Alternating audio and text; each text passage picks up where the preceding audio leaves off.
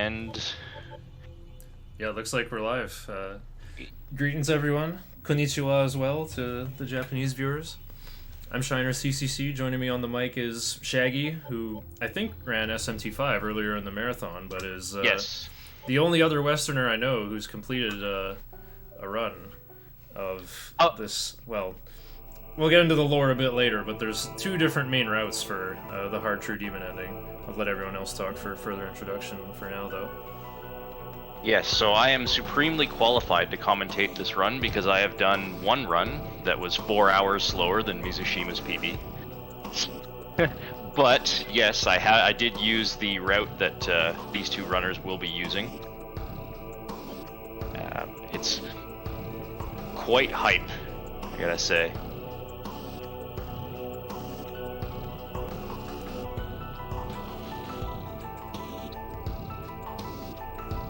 Yeah, I guess we just need the start signal over to Mizushima and we'll be ready. Mizushima's not in the call with us anymore. He was earlier, though. We might be able to get Pink Pajamas in to be an interpreter for us at the end.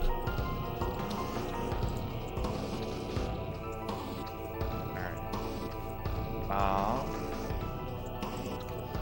So yeah, we're gonna have to do the countdown in the Discord chat then for Mizusima-san.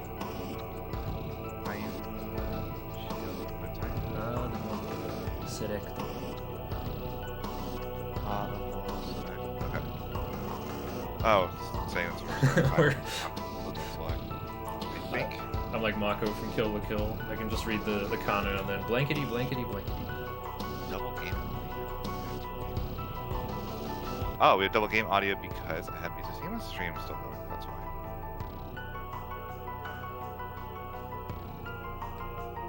There we go. That should have just single game audio now, so we should be fixed on that front. I'm just keeping my eye on Discord here. Change the stream time. I thought I did change the game. We got capital L instead of the capital colon.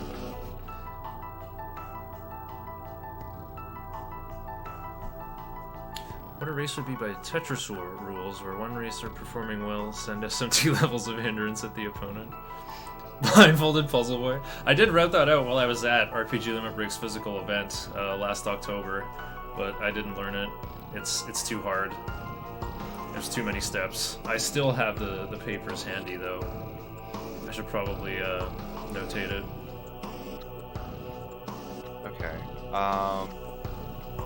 I will probably, for Mizusima-san, I will use the Discord chat to actually... Could just say we start at like 44 or 45 on the dot. I think it'd be easier to just literally type it in Discord and go like 3, 2, 1. Yeah. Just count down from 10 or something. Yeah. Do.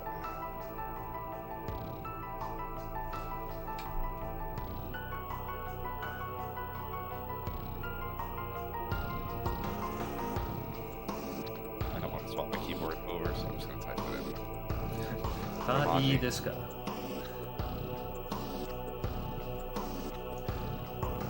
Yeah, it's always I've done this before for the Dragon Quest IV community races, where it's a Japanese community running Dragon Quest IV, but pretending they're running Dragon Warrior for, you know, the limitations of the Western version.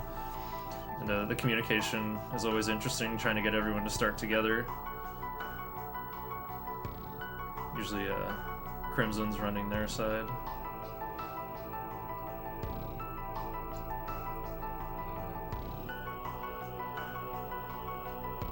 Go to Mizusima's stream chat maybe as well.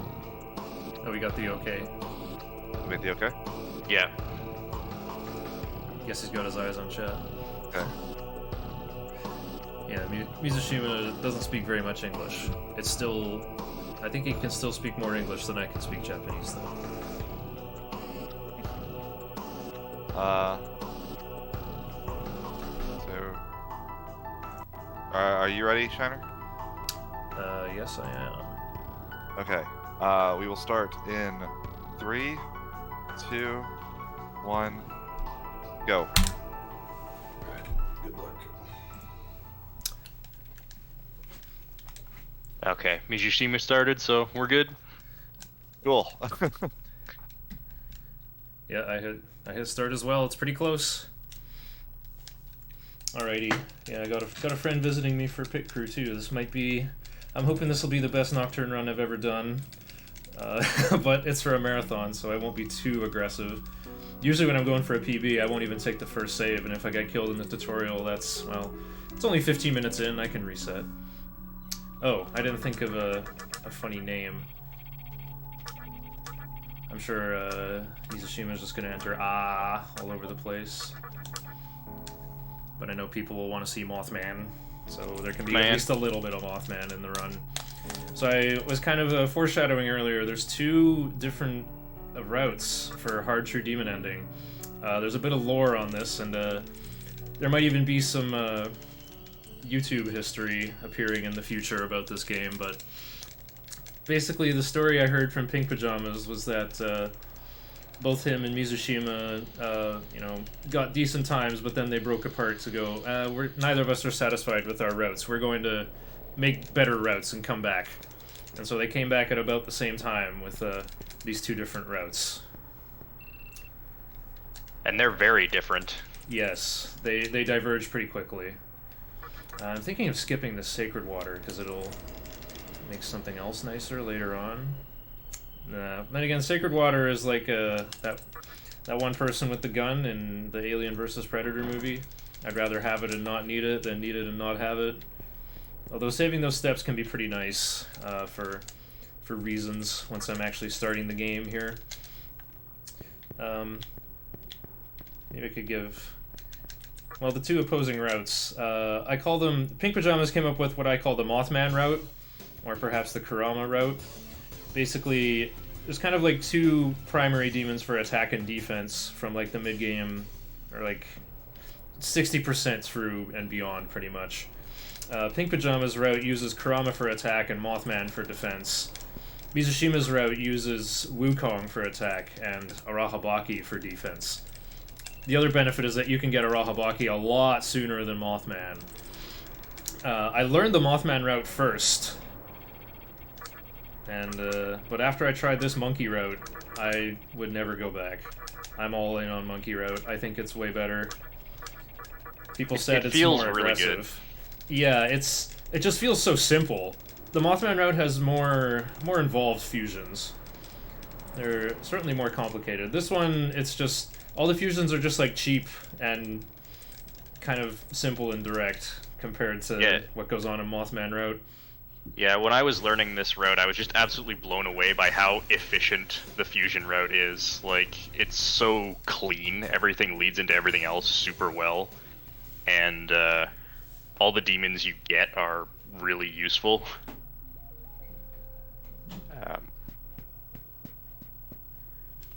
But not that the other route is bad or anything. It's still a very good route, and it's probably overall... There's trade-offs. Yeah, it's overall probably safer, and a lot of the fights are easier, because it doesn't use quite as risky of strategies in a lot of places. Yeah, I would say Pink Pajamas route is more... It's more like a tank. Like, we're gonna fit out our team with like Mothman and like a Daisojo with Mazionga and a Lek boost. We get to have Kurama with Tornado, so you can blow away a lot of random encounters. But this route is a little more like building a dragster instead of a tank. This is more, we're building like a sleek triangle-shaped thing to just like cleave right through the game in a very precise way. We're gonna have this monkey assassinate everybody in their beds overnight. So, but you don't have Kurama with Tornado. You don't have... Your Daisojo doesn't have a Lek boost. And you just kind of run from every random encounter using Uzume with Troffery and Mana Refill. Even though on hard mode... yeah, Nocturne on hard mode is quite interesting. You might have played some hard RPGs like the Seventh Saga or Etrian Odyssey. Okay, Etrian Odyssey is actually harder, let's be real. But in Nocturne hard mode, your chance to run away from random encounters is 0%. The only way you can run Yeah. from an encounter is if all your foes are incapacitated by status effects such as bind or stone, freeze, shock. Charmed enemies can still, block your escape, though.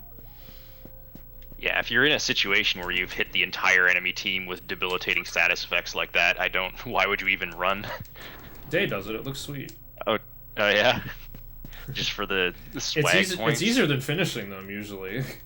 Oh yeah? Okay. Yeah, especially because we're not going to have Kurama to blow them all away with a tornado. Yeah, but this run kind of does less grinding anyway. Like, most of the grinding is going to be in the first half, and then it's just going to be all coasting toward the end. Actually, no, there'll be, like, we'll take more fights in the final dungeon to sort of get caught up, or to sort of prepare our final team's experience. Like, we're going to sacrifice our Wukong to make our second Daisojo as strong as possible for the end of the game. So we'll cram some more experience onto him at the very end. Yeah. So it's worth noting what is different on hard mode. You take double damage, your run chance is 0. Vendor prices are tripled. Oh, yeah, vendor prices are tripled. That's the other big one. That's a very big deal for Magatamas, because some of the late game ones can be absurdly expensive. This is the biggest difference between the two routes, actually. PPJ's Mothman route spends all its money on fancy fusions to make more resilient demons, but this run just keeps that 225,000 Maka and just buys the Vimana Magatama, which can teach your main character Endure. It's like Second Chance from Kingdom Hearts. And, instead of dying, you go to 1 HP.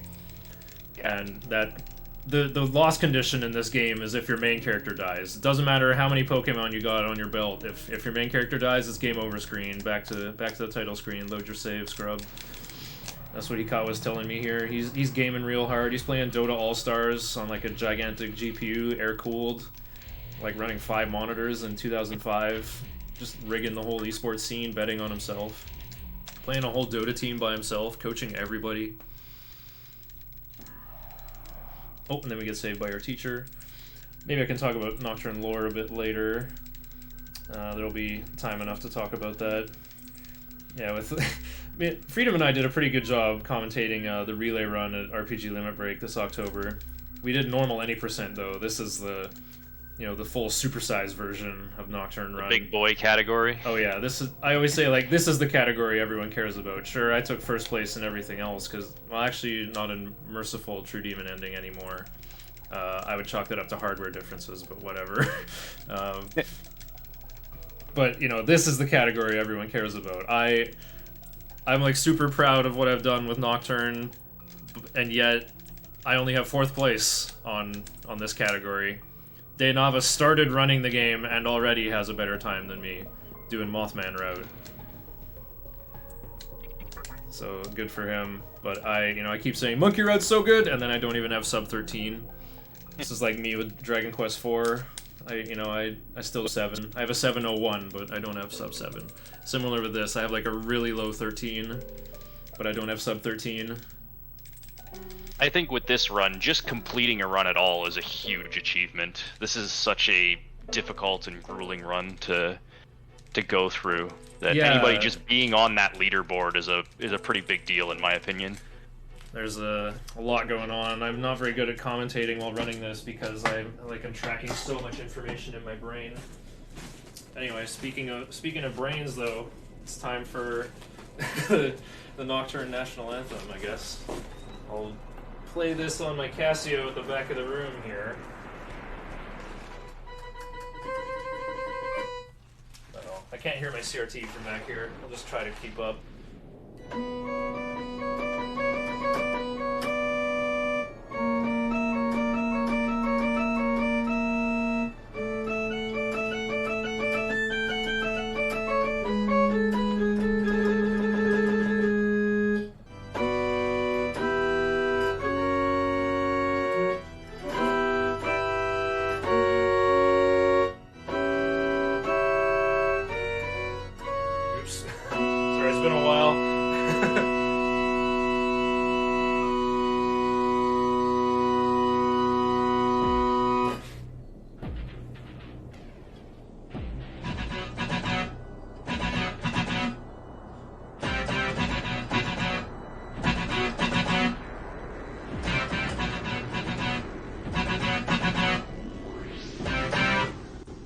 Oh yeah, the automaton. I was supposed to play the lead on automaton, of course. Yeah.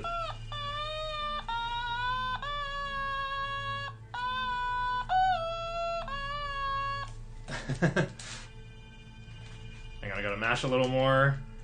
Then we'll get those other 4 notes. Music feels weird, I guess.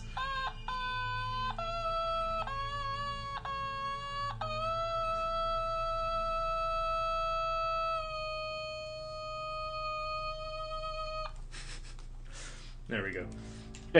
I've got a webcam feed on the corner of my stream, if you ever want to see the Shiner cam. My call for my pit crew. I got one member of the Elite Four of Kanto helping me out. Did you know that together, demons and humans can train together and become stronger than ever? Hey, you know, watch out for whose blessing we're asking for here. Remember, this is the most blasphemous JRPG there is. We're here to attack and dethrone God. Well, not specifically God, but perhaps one of his tools.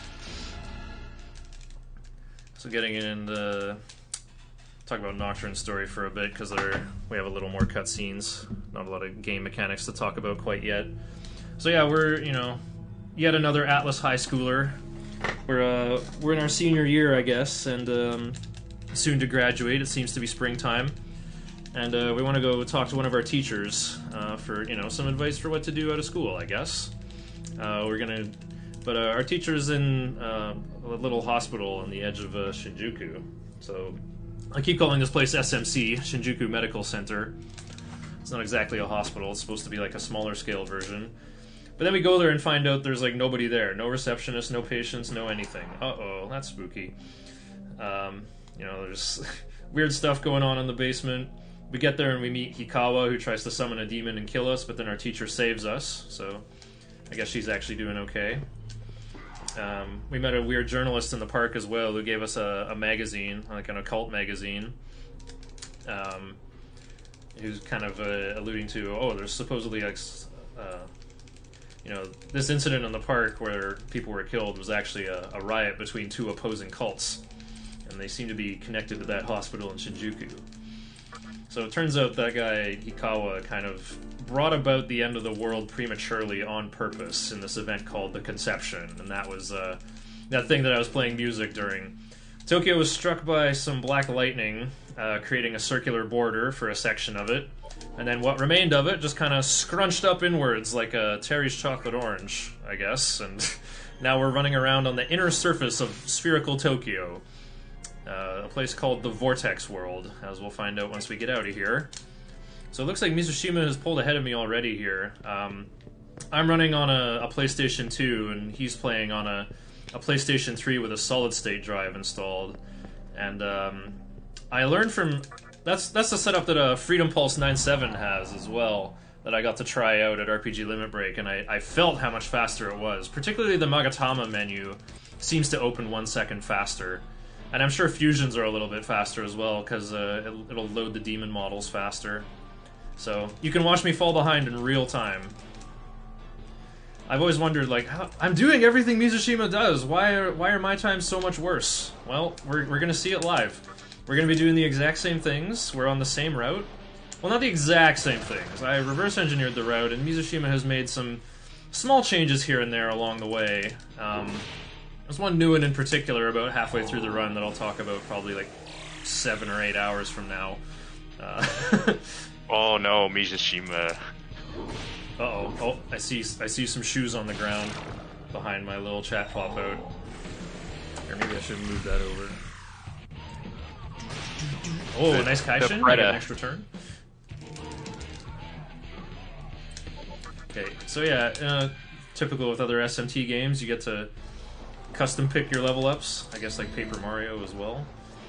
We gotta crank up Vitality so that our main character doesn't die quite so much in the early game. We got a couple points of magic, just because magic is good in the early game. Having more magic raises your max MP as well.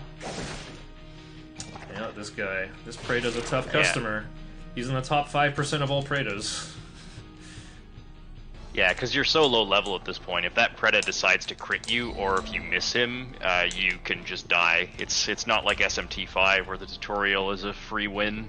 This one, they throw all the mechanics at you right away. Oh, you think that's hard? That's just a tutorial level! That's the next level over there! That's what we're going through. Everyone talks about that tutorial Preda, but these paired Kodamas are much scarier, I think. They have higher agility, they're more likely to dodge you, I find. Ooh! Finally everything's coming up Shiner here. Yeah. Wow. Almost two-turned him. Yeah, even Mizushima's notes recommend using a medicine before you go for the final swing, because if you miss, you die. Oh, and sometimes your Magatama will quake when you level up for usually beneficial effects. I know which ones are likely to have a not-so-beneficial effect, and will probably deny that. Yeah, I think your base critical hit chance is only 5%. So that was yeah, it's really low. Real good luck. Well, just like that, I seem to have pulled into the head. It's just that easy, gamers. Yeah, just don't die to the Preda. So yeah, I was talking about skipping the Sacred Water earlier. It's for this room in particular. That little clock in the corner there, you could call it like the moon phase, like we saw in SMT1. It's not actually a moon, although it is an object floating at the center of the vortex world called Kagutsuchi. So I will probably just, refer to like full o'clock and new o'clock mostly, or right now it's rising 7. So 16 steps later, it's going to say full. And I would like to get an encounter with Will-O-Wisp when it's full o'clock, because Willy is a dumb undead demon, and you can't recruit him normally. But at full o'clock, he's tripping out and is able to communicate for some reason. And I want to try to recruit Will-O-Wisp because he learns... Actually, no, I don't need him for Makakaja. I just need him to get Ribarama early on. Yeah. Yeah, the Will-O-Wisp is kind of the first really nasty piece of RNG in this run, because you either need to force him to beg for mercy, which you can sort of manipulate by getting him to really low HP, then spamming Analyze on him, which counts as an attack, but doesn't do any damage, which has a chance of him then just begging for mercy and being like, I'll join you if you don't kill me. Or you can try to get an encounter with him on full o'clock. Demons who can't normally communicate you might just force themselves into your party on full o'clock if you talk to them. And those are... Well, the other way you could potentially get him is when you encounter him, he might just come up to you and join you, just randomly. Yep. So you have to get one of those 3 things to happen. I'm probably gonna miss it here. Yeah. I was looking... The radar on the bottom right changes from yellow to orange to red, and that kind of tells you when you're gonna get an encounter. It takes the same number of steps to go from yellow to orange, from orange to red, from red to your encounter. But I kind of saw by how many steps it took for yellow to change to orange, and for Rising 7 to change to full o'clock. If I'd skipped the Sacred Water, I totally would have met those 2 Willies at full o'clock, and would have had 2 chances to recruit them, and that would have given me a huge lead. Yeah. But for the sake of the marathon, I've gone for the safety of having a Sacred Water that I probably won't need. Yeah, I usually grab the Sacred Water. I think this is useful the only to have category extra. you need it for. Yeah. It's mostly useful for waking up Uzume if she falls asleep. Well, anyway, we're past the difficult stuff. Oh, yeah, sometimes you get reinforcements in battles. I'm looking for Kodama, but I'm not seeing any. So here's what I'm going to do. I'm going to pass to Pixie twice. She'll hit it for 4+4. This Willy has resist physical and 10 HP. So yeah, I had like a 5% chance of him begging for mercy. But now that he used Death Touch and restored his HP, he's toast. Get rid of him. Get him out of here! Okay, time to learn Analyze. Which I have nothing else to spend my main character's MP on, so I will probably just try to Analyze Recruit Will-O-Wisp. People think like, Shiner, how can you run Nocturne? Isn't this game truly hideous for RNG? And I say, no. This game is nothing compared to Dragon Warrior 4 for the NES. But recruiting Will-O-Wisp is truly the most random thing in the run. That's the most frustrating part. Luckily, it's at the very beginning.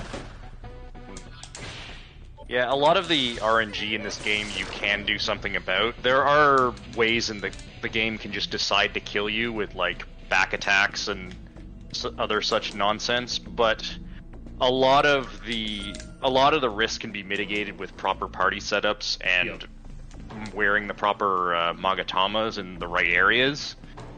And the bosses most of them are relatively consistent with a few exceptions. Yeah, pretty much every boss fight will be scripted.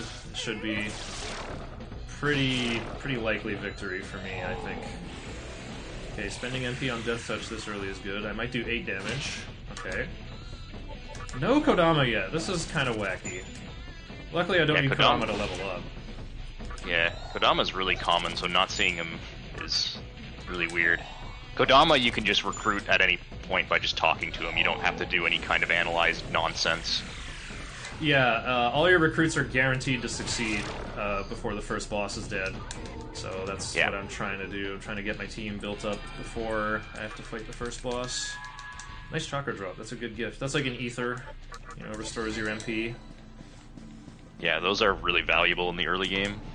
Remember, with vendor prices being tripled, I can't just buy them. 1,800 Maka a pop for those is too expensive. Way too expensive.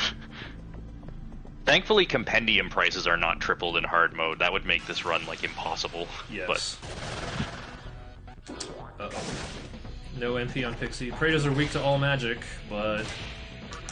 yeah, if you don't have any magic. Fortunately, you're higher level at this point and have some more vitality, so they're less likely to just nuke you. Those Praetors have 30 HP, so I had to swing with MC twice for 15 plus 15. Can I see Kodama? There he is! Finally! Oh, let me do your strength! Long animation. If I was going to make a Nocturne task, I would prevent this. Just give him items instead. Nocturne tasks would also have very ridiculous skill-changing stuff. Probably change counter into retaliate and then retaliate into debilitate. That kind of stuff. Fusion accident nonsense, too. I imagine you could do a lot with that. Ooh, I wonder. Just get a Tyrant on your team way ahead of schedule or something. Yeah. And I'm not sure how Nocturne's RNG works, but if you could manipulate enemies to only miss and you to only crit, then all of the fights would become pretty trivial. Yeah, I wonder if this game's RNG is like really sticky like Etrian Odysseys is, or if it's like really dynamic like Dragon Warrior 4 is, where it's seeded with like how many processor cycles it just took to compute the last action. Okay, so yeah, this is the part where I gotta recruit Willy. I saved at Rising 5. And I'm kind of running around. Okay, this looks good. Yeah. I also forgot to this looks summon like it'll Kodama. work. Yeah, it should pop the encounter at full o'clock, and hopefully we meet Willy. Oh, falling 7! And I can't run away! No. I have to win to get out of here. Yeah, so unfortunately the strategy here is going to be just save slightly before full o'clock, run around and hope to get an encounter on full with Willy, and if you don't get it, load your save and keep going until it happens. Yeah, the number of steps it takes for your encounter doesn't change if you just load your save. You have to get an encounter, or, you know, or win an encounter. Well, I see my thing turned orange already, so... But it also resets if you exit a terminal room, so I might, like, load my save, go in, and then back out. Which looks weird, I know, but... Now I gotta watch my radar here. Oh, it's turning orange again already. Yeah, it's already red. I might as well load. Yeah, this is kind of the problem. With getting here at Rising 5 is like kind of a big gap. You kind of want Rising 6, I think. If you get Rising 7, then it's kind of too soon. My pathing was too good. Okay. Yeah, too good at the game. Waddling around near the terminal there, just to sort of check. This might pop too soon, but that's like, you know, only a couple steps into Rising 5. See, it's Rising 7 already. This should pop right on time. Remember to summon Kodama. I didn't do that before saving. Here we go. Meet Will-O-Wisp. Yay! Alright, now I just have to talk to him and hope he doesn't get mad and leave. Yeah, it's pretty likely to succeed if you can actually get into the encounter on full. Yep. The hard part is just meeting Nice. Will-O-Wisp at full o'clock. Yeah. Okay, we got that taken care of. Not sure what Mizu's up to. I should probably... Mizu's still struggling with the Willy recruit. Okay, good. He might hit this encounter on full. Oh, he did? Is it? Okay, he got a encounter with 3 Willies on full. He's probably good. Yep, that should work.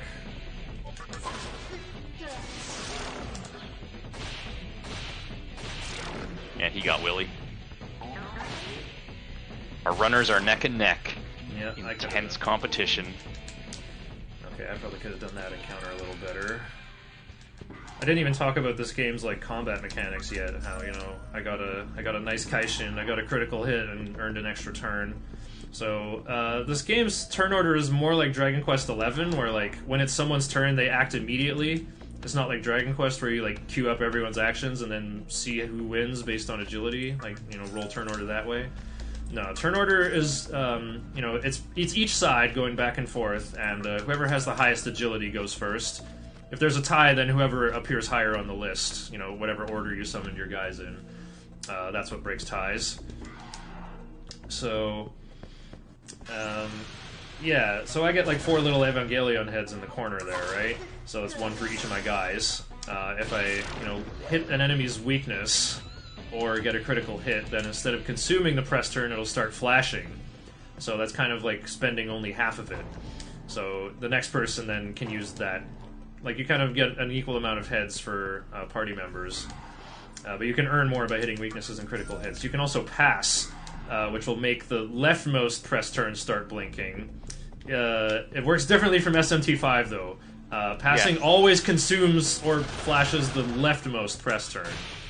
You know, you can't like just bank extra turns that way. Passing is slightly worse in this game. They buffed it for SMT5, and also summoning demons is worse in this game because it consumes a full press turn instead of half. With the press turn system, the best you can do is to have everybody in your team get 2 actions in 1 turn. So obviously that's what we will be going for wherever possible. Yeah, taking 8 actions is pretty sweet. There's at least 1 boss fight where we get to do that. The one very unfortunate and frustrating thing about this game is that your party's turn order, you don't have control over it, or you don't have that much control over it. It's decided by agility, so whoever has the most agility goes first. If 2 of your demons have the same agility, you can control the party order by summoning the one you want to go first before the other one.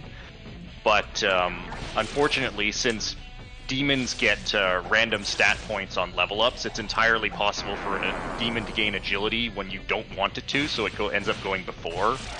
And that might be bad because you want your press turn generators usually to go earlier so they can, you know, give you the half press turns. Or sometimes with setting up buffs, it's pretty important to have a very particular turn order in order to get your buffs out efficiently.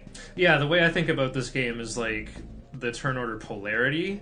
Like, you know, if my guys are 1, 2, 3, and 4, you know, that's an obvious turn order, but you could do, say, 2, 4, 2, 4 by passing with your first and third characters, or 1, 3, 1, 3. Or more advanced maneuvers like 2, 3, 4, 2. You know, you see where I'm going with this. Yeah. Oh yeah, you also, you know, this isn't like Pokemon Emerald where you can just have 5 Zigzagoons and call it a day. You can only have 1 of each demon on your team, like per name. So I was able to talk to that Shikigami, and he's like, "Oh, my buddy's traveling with you. I will leave. You know, give him my regards." So I was able to talk him away and get him to leave. Normally, if you try to talk and there's multiple demons fielded, they'll like interrupt you and be like, "How dare you! Stop trying to negotiate with my comrade!" Which is very annoying because it's not guaranteed, so sometimes it's best to just try to force the conversation through it. Cheerio. But, yeah, being able to talk away enemy demons that you already have is sometimes really helpful if you don't want to fight things, especially early on when you can't run from fights. Oh, speaking of taking 8 turns, we got it right here. Ornius is weak to Elec. So I just have to pass Kodama's turn and weave in attacks with everybody else. Or I can get Shock, which is a status ailment that lasts for the duration of my turn. Makes physical attacks guaranteed criticals. Yeah, Shock and Freeze can both do that. And they are both very good if you happen to hit those effects, because you know, doing more damage with physical attacks and getting more press turns is real nice. Demons that are weak to them are more likely, or weak to those elements are more likely to be hit by the relevant status ailments. You know, this guy is more likely to be shocked due to his weakness to electricity. You can kind of see in this fight what I was talking about earlier about how you would love to be able to control your own turn order, because if you could have Pixie or Shiki go ahead of Kodama, then you wouldn't have to pass with him, you could attack with him instead. I think passing is fine. Okay, it's fine, it's just you could get... Yeah. Konama doesn't need experience, so I'll give some bonus experience to Plato here. It's nice if she can learn Rakukaja early. Nice. Did you already get Riberama on Willy? Yeah, I did. Okay.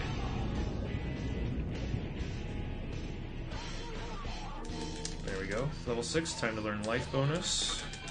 10% more max HP. I'm trying to get Pixie to transform into High Pixie as well. I got a new Magatama. These are kind of like your badges in Paper Mario, I guess. Well, maybe not quite, but... Yeah, they're kind of like an equip, like armor or something in some ways, because they give you stats and resistances. So the one you start with just has normal resistance, you're not weak to anything, or you don't resist anything. The one that Shiner just got nulls ice and is weak to elec. I said that right? Yes. Weak to elec. Yeah, yes. It gives you elec weakness. It's also going to teach me Ice Breath, which will be a very helpful group attacking. Well, not group attacking, it hits random targets. If there's only... It can also hit the same target more than once sometimes. The mechanics of it are a little bit funky. So usually, usually if I cast Riberama immediately, it's... Nice chakra drop. Yeah, Shikigami can drop those. I also need to recruit Preda at the next full o'clock. Luckily there's a terminal right here, so I think after this encounter I'll just cast Riberama. Oh, here's back attack. Let's see how back attacks work. Never mind, Shikigami saved me from that entire turn. Do you want to talk about back attacks? You know how they work, right? Okay. Yeah, so back attacks, it causes any physical attack the enemies use to automatically crit, at least until they've used one attack.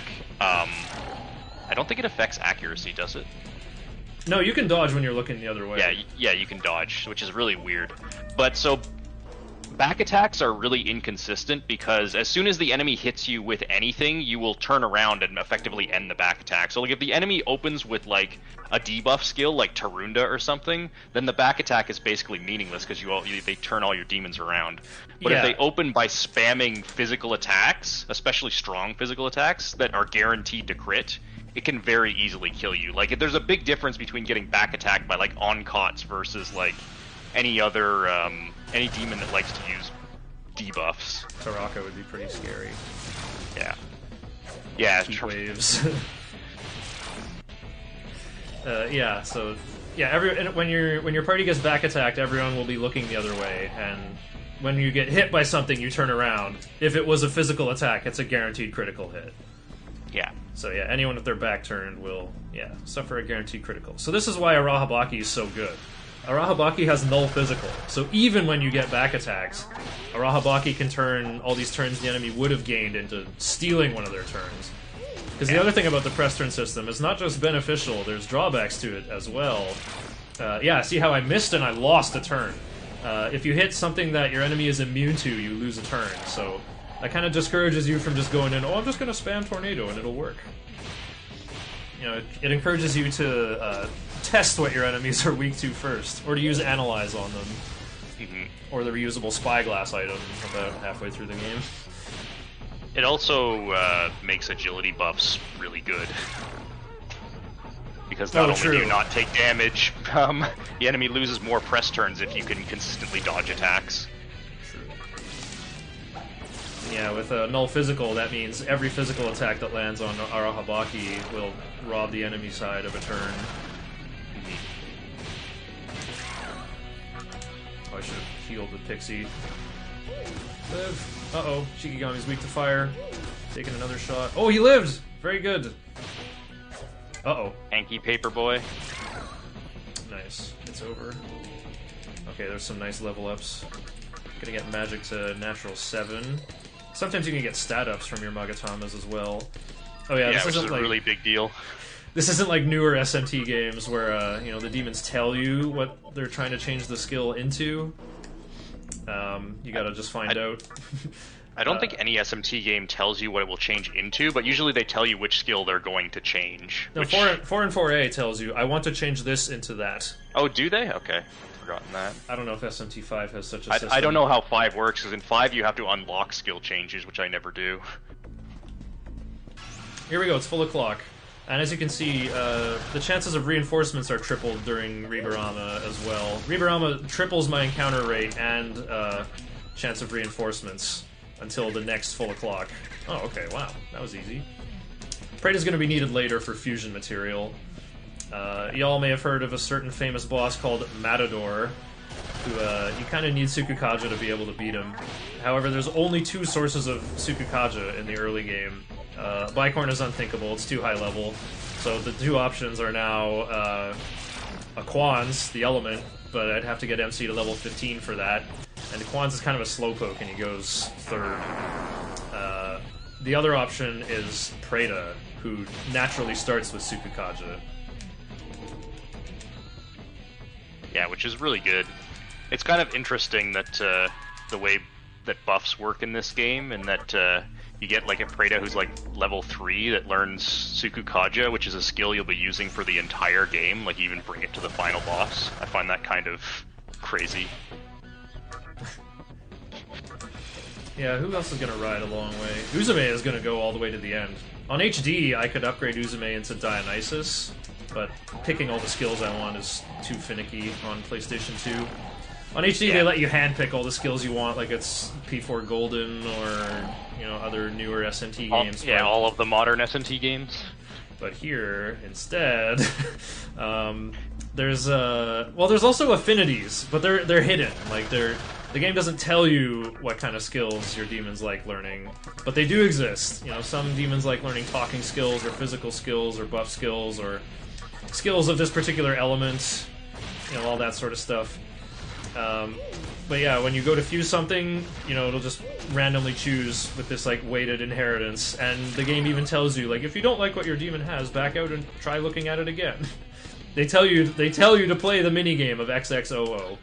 Yeah, which is a really kind of not fun mechanic, but thankfully... I think it is, actually. I actually think this game is too easy in HD. I actually think that. I think that your demons should not just strictly get stronger generation after generation. There's always like a little bit of a trade-off. It's like, okay, I can keep this good skill that I want, and maybe not all the amazing skills. I get like a slight downgrade in skills but in exchange I get a better demon, you know, with better stats, better resistances that I might need. That's kind of how it goes. But when I casual play on HD, like, my guys just get absurdly strong. It's also different for me being a speedrunner because I know everything that's going to be happening, right? I know every boss that's coming up and what they're weak to, and I'm planning accordingly. So that, yeah, I guess that's a fair point. That also makes the game easy for me. You know, just be a speedrunner and know everything about the game. Yeah. But HD has the option, you can just press, I think it's the square button, and it'll just like re-roll in 1 frame instead of having to press like XXOO. If you want the PS2 experience, they at least give quality of life to re-roll faster. It also makes it nice, you know, if I'm like routing the game and I'm like, okay, is this reasonable on PS2? How many tries does it take to get this pair of skills that I like? Uh-oh, Wafu always uses Rakukaja when going first. Yeah, buffs and debuffs are quite powerful in this game. Yeah, so buffs and debuffs can stack up to 4 times, and they last for the entire fight unless you remove them. It's not like a lot of the newer games like SMT5, where they will fall off on their own if you can't get rid of them. If the enemy buffs up their defense to max and you can't get rid of it, that can severely hamper your damage. Fortunately, reinforcements don't get buffs, but if you get debuffed and then reinforcements show up, like that Sukunda that just happened, yeah, those do stick. I was thinking I should have talked away that guy. because that would end the fight. You don't get reinforcements ever if you just talk away the last foe. I can't talk away these guys because they're haunts and fowls. You know, they're undead. Too dumb to talk. Okay, here we go. I'll talk to you. Oh, she gave me a chakra drop. That's real nice. Nice. Yeah, when you have a demon talk to the same demon, you might get an extra benefit out of it. Looks like I'm almost done the grind already here. Oh, your magic increased by 1. That's great. Ooh, yeah, that's really good to get early on. Yeah, that means I get my vitality 1 point higher ahead of schedule. I just need like the natural 7. It actually will end up mattering like very, very farther into the game for the Trumpeter fight. I need like a certain amount of max MP on my main character. Just to have enough to to do all the debuffs and then use mana drain and then do taunt. Basically. What do you give me? Will you let me go for unknown Maka? I'm glad the game didn't crash, you know, and spit out like not a number or something. A little JavaScript error or something.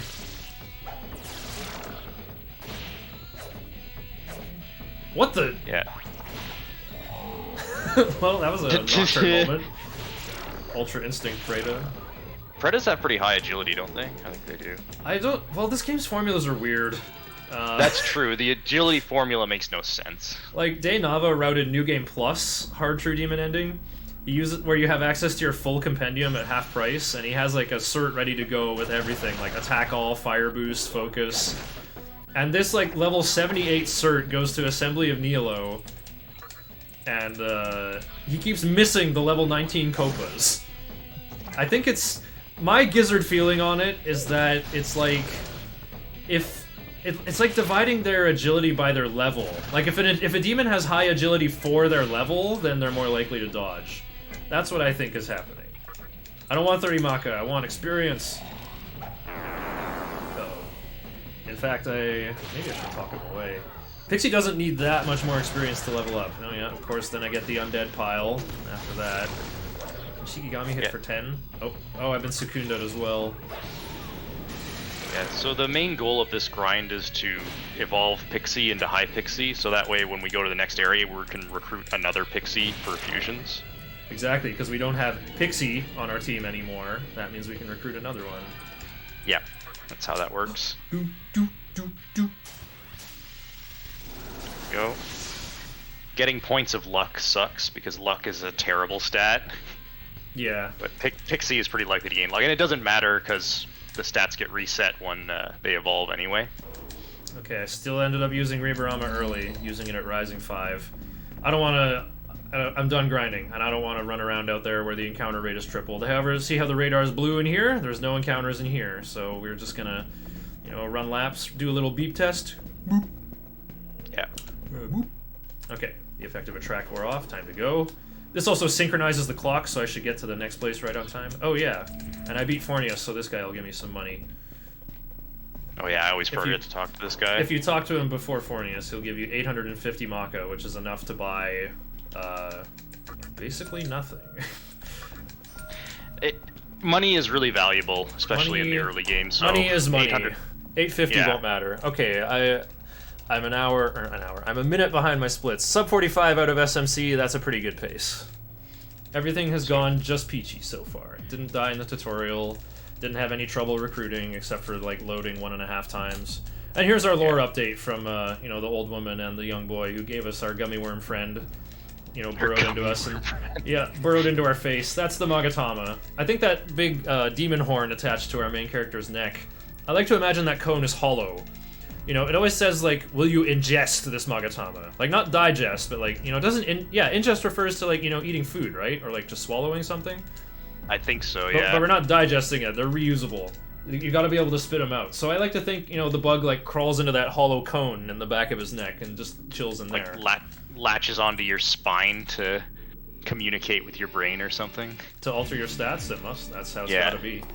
Who's this mysterious man? This foreigner, really tall foreigner in red with a cool-looking sword. I wonder who that could be. Oh yeah, and let me switch back to Marogara now that I'm done grinding with magic. I don't need the +3 magic stat, and I don't want to be weak to Elec because the pixies attack with Zeo, and I don't want them gaining extra turns to make these battles take longer. Not taking the encounter out here. The demon is stored in the horn. Okay, so you gotta be careful here. You do have to stop at Yoyogi Park to advance the plot. This is not goodbye, and I do need you. I hate how those were changed to just yes and no in HD. Because, like, you know, lay off the pixie dust. That's so charming! That's like, you know, some Atlas localization right there. I probably don't need this disc poison. I think Mizusima skips it usually. It might throw off my moon clock a little bit, but I'll probably be fine. It really surprises me that you skip that disc poison because the Nisora grind, they're kind of valuable because you don't have Poison Moody usually. Oh yeah, that's true. Yeah, on the Mothman route you would have Poison Moody. Not even gonna go to the fountain. Okay, where's Pixie? We must recruit Pixie. I'll kill one of them and try to talk to the other two. Yeah, so now that Fornius is dead, we're back to normal SMT recruiting mechanics where you might just get scammed. Give them a bunch of stuff and then they're like, oh, I had something to do today, see ya. Oh, they ask you a question? Oh, there you go. Yeah, the questions are funny. If you're playing on emulator, you can just take a save state and see for yourself. You know, answer either question, you get the same result either way. It's, you know, the demon has already decided if they like you or not. So it's just like real life. Yeah, recruits in this game are purely random. There's certain nothing you skills can do to help, manipulate though. them. That's true, there is. Which, yeah, there's one particular recruitment skill that, well, actually there's two of them that get used quite a bit in this run. Yeah, I gotta check. Where do I want to go in? Enter Shibuya at new if possible. Well, I'm gonna miss it by a little bit. We'll see what happens. That's why I would want to skip the disc poison. Because I left SMC when it was new o'clock in the healing room and I walked directly here and now I'm 2 cycles behind. If I didn't get that disc poison, everything would be all synced up. Well, anyway. What do you need Moon Clock here for? I just want to pick up the amethyst, ideally. Oh yeah. What does the amethyst get? I never remember these gems. You can trade it for a Soma droplet or for a Nigi Mitama, but I don't need it for Nigi Mitama. I will just be getting an early Soma droplet, which could be helpful versus Matador. That's it. Yeah, okay. But all this really changes that you do this part first and have to do a little bit of circles outside, right? Which not a big deal. It takes like a minute or two. Well, it takes like 2 minutes to do a full day of Kagetsuchi indoors. I guess it's like 1 minute outside where the clock passes faster. Uh-oh. I've never seen a miss on Nekomata. This could hurt. Uh-oh. I've been afflicted with the charm. Wait, why am I passing? Now she's gonna get another turn! She's gonna get another turn anyway. Oh, never mind. I also need these 2 Aquamarines from the Nekomatos, that's why I'm fighting them. These discharms are kind of handy as well. I might have to use one while fighting Clotho, the solo Clotho fight. Yeah, it looks like getting in here at Rising 2 is not so bad. Should I spin around where there's encounters? I probably shouldn't, actually. Yeah, I was gonna say, I don't know if you should be taking encounters here. It's kind of... Because it's possible to get too much experience.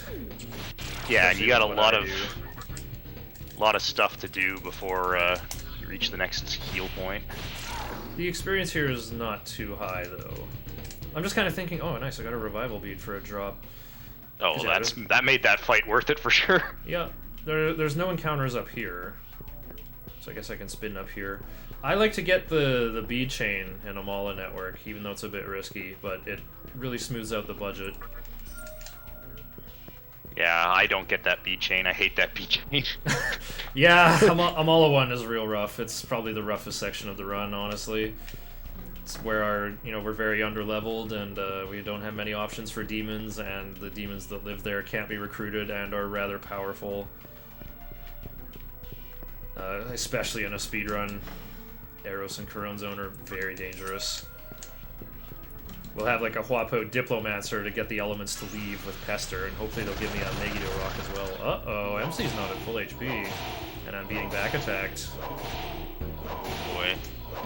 Uh-oh. That was a raw crit on, yeah, that's... Pixie there. A back attack with a raw crit is real dumb. Yeah, this is a pretty dangerous encounter. I'm supposed to recruit Datsueba as well. I think I will heal my guy who has the thing that they're weak to, though, and just hope for the best. See if I can hold them down, maybe.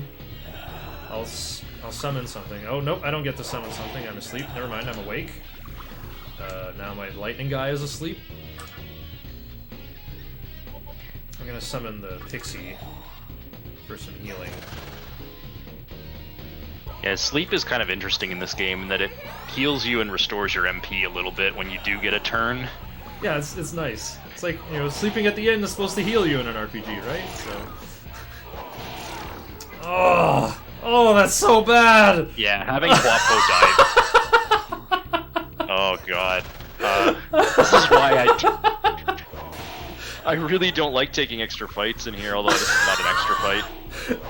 Oh no! This is a required fight right here.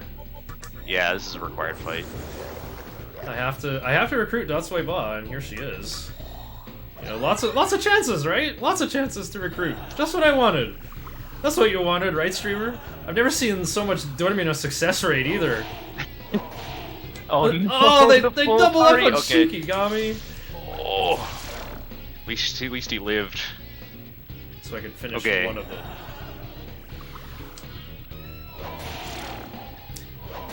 Reviving demons is very expensive, by the way. I am not going to pay to revive anybody. Yeah. As you can see, I keep losing heads for losing demons, so I'm trying really hard to not lose anymore. Okay, 2 Tsukukajas not making anybody miss. Very funny game. All I have left is Kodama. This is just awful. Definitely a SMT moment. Oh, Dia's so weak. Oh, Tsukukaja's starting to do stuff. Okay, we're gaming. Summon Willy for one more head.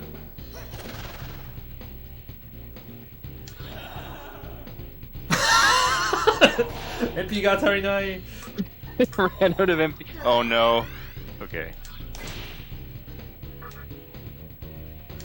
Okay, MC's the only one who can talk. I'll get them down to 1, I guess. How am I gonna beat that Nekomata with no Zeo users? Might use my revival bead on one of them. Actually, I'll just really talk. Oh! Oh, nice. Full healed me. I kinda needed that. Okay. The one situation where that's kind of useful. I can heal for free if I can just make it into the Amala Network. But even that is looking a bit grim. Yeah, I was gonna say, can you come back for that Nekomata later? But not really, that's kind of slow. No, that one leaves. Okay, I got that's my Bob recruit. Oh, that's helpful. It is. Willy's a liability, he's weak to all magic. I'm trying to think who needs experience in the long term. Just Shikigami and Huapo, I think. So yeah. maybe I revive Shikigami here. Actually, Yeah, with that extra revival bead, maybe you could. Oh, I looked over and Mizushima very much ahead of me. Yeah, he's pulled quite far ahead. He didn't have a back attack that took 2 straight minutes.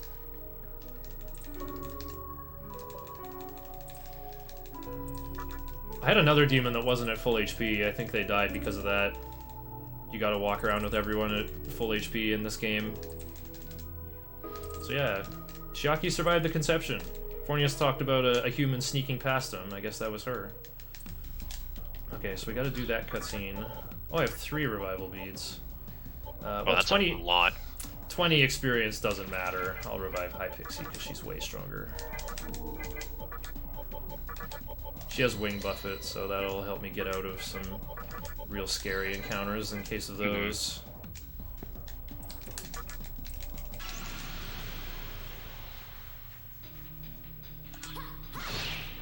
Alrighty, I got 1 Zeo attacker. Well, it takes 2 rounds no matter what anyway. Oh wait, Shock Proc. That's We're saved. Let's go. nice. The game taketh away, and the game giveth a little bit back. Yep. We're given. Always Montan.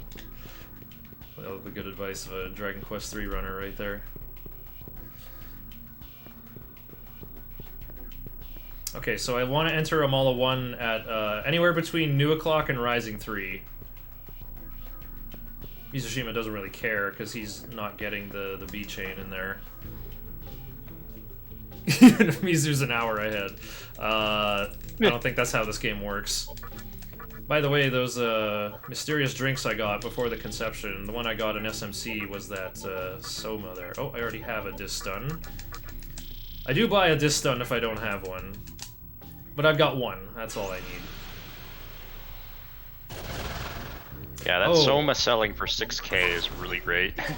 I need Huapo alive, actually, so I can pester the elements. So I'll just pay to revive her. Yeah, as I was saying, reviving is very expensive. I don't want to do that. It's like 400 or... It's about 400 just to revive a demon, and the price of... Oh? Oh. No, I still need these demons. Okay, I'm about to learn Fire Breath early. It's kind of risky. Weak to Force is a bit scary here, because Morio can use Zan and Mazan. So I just have an exposed weakness to Force. Giving them an extra turn will definitely be the end of me.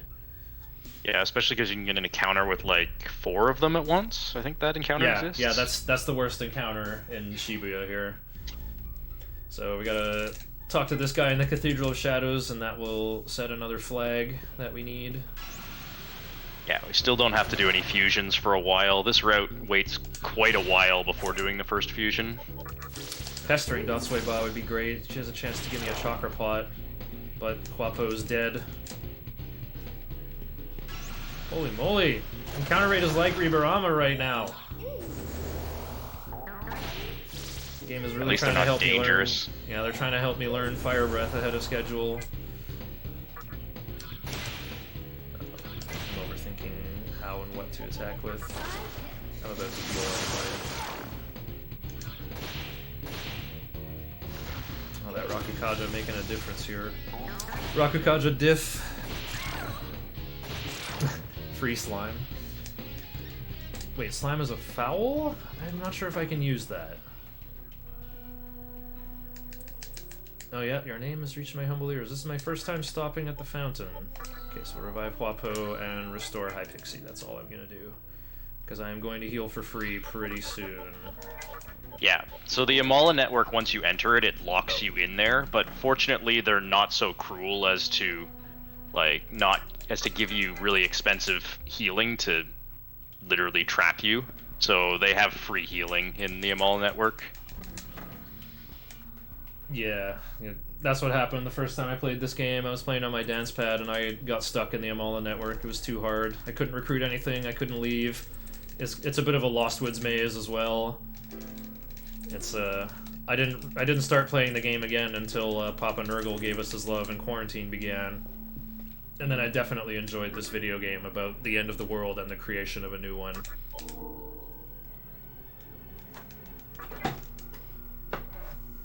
Okay, I see Mizu fighting some Morios, because, well, you have to. Yeah, the Amala Network is particularly nasty because a lot of the enemies are fairly tanky, and you still can't run away from fights. And a lot of them have, like, the Eroses have healing, they have Marin Karn that can charm you. Worst of all, they have resist magic. Yes. Their Dia heals for 45. Their Dia heals for 45, and my guys are hitting for about, like, 15 to 20 damage each.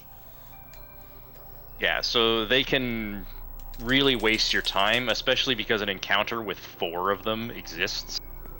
I don't think it exists everywhere in the Amala Network, but definitely if you go for the beat chain, it exists. Triple Arrows is definitely an encounter even in these early rooms. Not like this early, but like once we're past the terminal. The first terminal, the Hall of Records. Here we go. So yeah, this is Earthus of the Element Clan. These guys are intelligent and noble. They refuse to join you, but we can pester them and Yeah, give them money and items, they'll give you money or items back. Sometimes you can just give them money and get more money back. You know, there's a sale on money. It's a secret to everyone type of vibe. Yeah, the skill Pester is basically like initiating a conversation and asking for money or items rather than asking them to join you. And what they ask you to give them is random, and what they give you back is also random, and the game has no logic for having trades that actually make any sense. So they could ask you for like 300 Maka and then give you 700. But the biggest thing we're looking for here is a Megiddo Rock, which they can give you. If you get a Megiddo Rock, you can use it for the next boss fight, which saves a lot of time and effort. So yeah, these are the Eroses that you really don't want to see. You can pester them as well. Just had to make sure he wasn't going to eat again. There's the Mazio Rock. Yeah, they like giving you Mazio Rocks. They're not all that useful. They could be useful, probably like walking through Underpass after Matador for hitting groups of Nozuchis.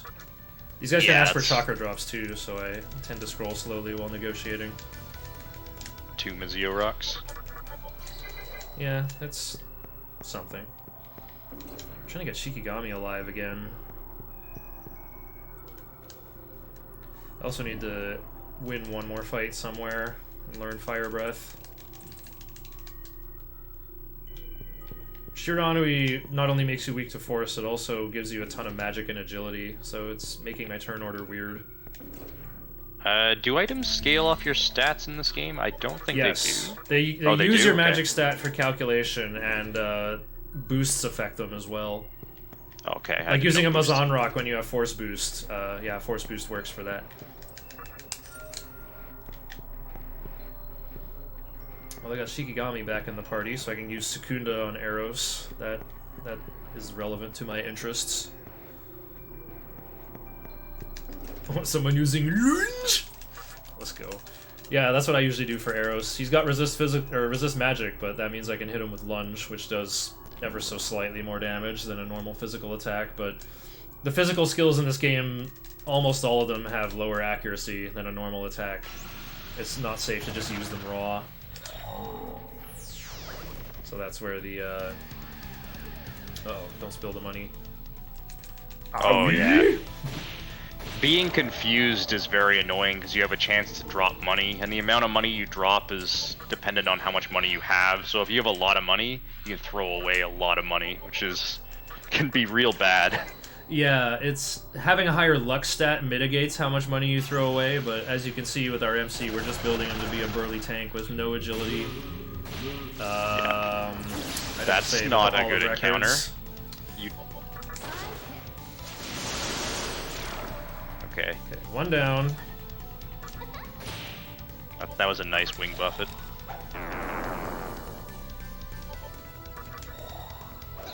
My HP's not high enough for life stones to be worth it yet. Yeah, so medicine heals you for a flat interrupted. 50 HP, and life stones heal you for, I forget what percentage it is. 30%. So once you get high enough HP, life stones become much better than medicine. And healing skills in this game are based off the magic stat as well as magic buffs. So demons with low magic are going to heal for a really punsy amount. I got the Megiddo Rock! Oh, that's good.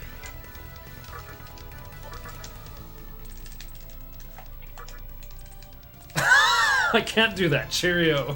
Okay, I've never seen that. That guy was real snooty, but he left sooner, so it's all good. Okay, I'm gonna heal first, then save. So if I die again, I won't have to heal again. Wait, again? I haven't hit the game over screen. I have game over less times than Tiger Sensei. I'm doing great. Oh, he's fighting the boss already. Yeah, he just got the Spectre one. No, how am I gonna catch up? Well, he didn't get the Megiddo Rock. I'll save like a minute. Yeah, my PB had a ridiculously high encounter rate throughout the entire early game. It was so ridiculous that I ran out of healing items for a long stretch, and it was like clawing through the mud, like just trying to proceed through the game. It was just difficult. Like, you know, wrinkling my wrinkly brain as hard as I could to just try to figure out how to progress without losing time. So I can probably save some time in the early game by having, you know, average luck instead of freak luck. Okay, so yeah, for this Lost Woods maze, we gotta go here, and then here. Yeah, a lot of speedrunning this game is learning how to, 1, mitigate bad luck, and 2, capitalize on good luck. Because there's so much that can happen that you kind of need to be good at making decisions on the fly. Yeah, even like random demons joining you, you can be like, wait, you're part of the same family and a low enough level. I can use you as fusion material for something I was just gonna have to buy from the compendium anyway. It's pretty rare, pretty rare to be able to take advantage of it, but it's an example of something that can happen. Okay, just one element is no big deal. We can pester to get rid of them. Also making my money build up is good. Actually, if my money's looking good, I could skip the B chain. It's not looking good enough.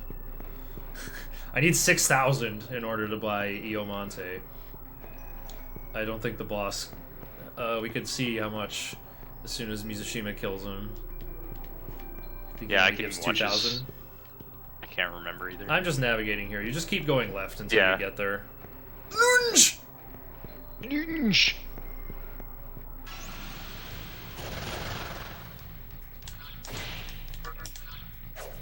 Uh-oh. Well, fine. Take out one of them. Yeah, there's like I said, there's always a lot going on in this game, even here in the Amala Network.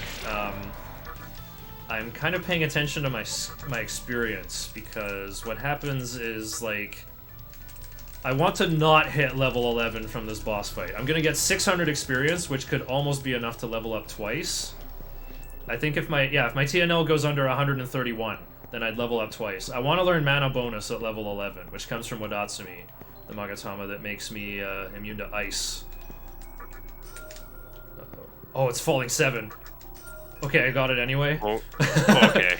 we didn't explain these mystical chests, or yeah, you explain it. Yeah, I can explain them. So, the mystical chests have 2 possible contents in them. One of them is, it's always a lifestone, right? The crap one? Or is it? Yeah, it's always lifestone. It's always lifestone. Yeah, so it's always a lifestone or an actual good item. In that case, it was a bead chain. And how it decides what to give you is based on the Kagetsuchi cycle.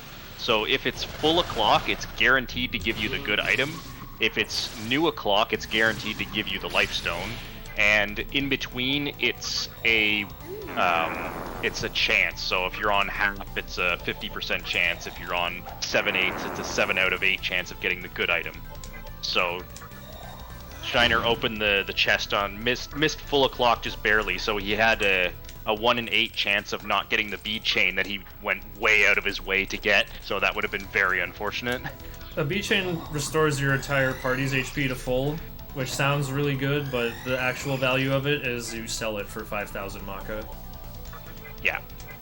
The really high level items sell for a lot of money, and they're way more beneficial in the early game to just sell instead of actually use for their intended purpose. We're gonna have a doggy friend to heal our group anyway. Oops, I pestered the wrong one. I pestered the one that I already hurt. Well, that's fine. Ooh, an extra aquamarine. I can't do anything with that, though. I need 3 aquamarines to get a bonus bead chain. And 2 of them are reserved for an Aquans that I'll be buying like 5 hours from now. Another aquamarine? Don't tease me like this game.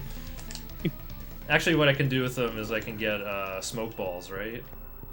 They cost an onyx and an aquamarine, I'm pretty sure. Yeah, I don't know the gem shop. I'm not good enough at this game. Right. I don't think I have enough onyxes anyway. Like, you don't get any for guaranteed drops. You do get a guaranteed, what is it? What's the... Turquoise. You get a guaranteed turquoise from Fornius.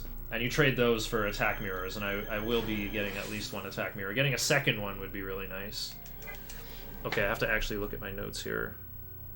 For if I have Megiddo Rock, okay, just start with. Oh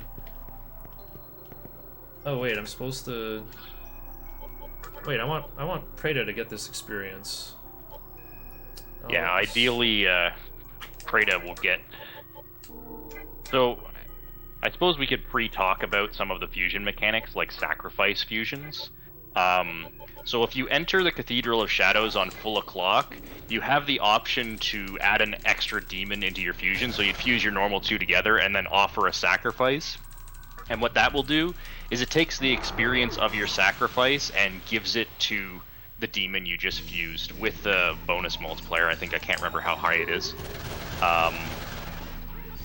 So that sounds really strong, but there is one limitation in that you can't fuse anything above MC's level. So if you take like a super fed demon and use it as a sacrifice to fuse something that would be higher level than MC, the game will just not let you do that. So you do need some fairly careful experience control in order to use sacrifice fusions effectively. But in this case, we want to use Preda as a sacrifice, and the demon we're fusing won't be anywhere close to MC's level, so we're pretty good with giving him tons of experience.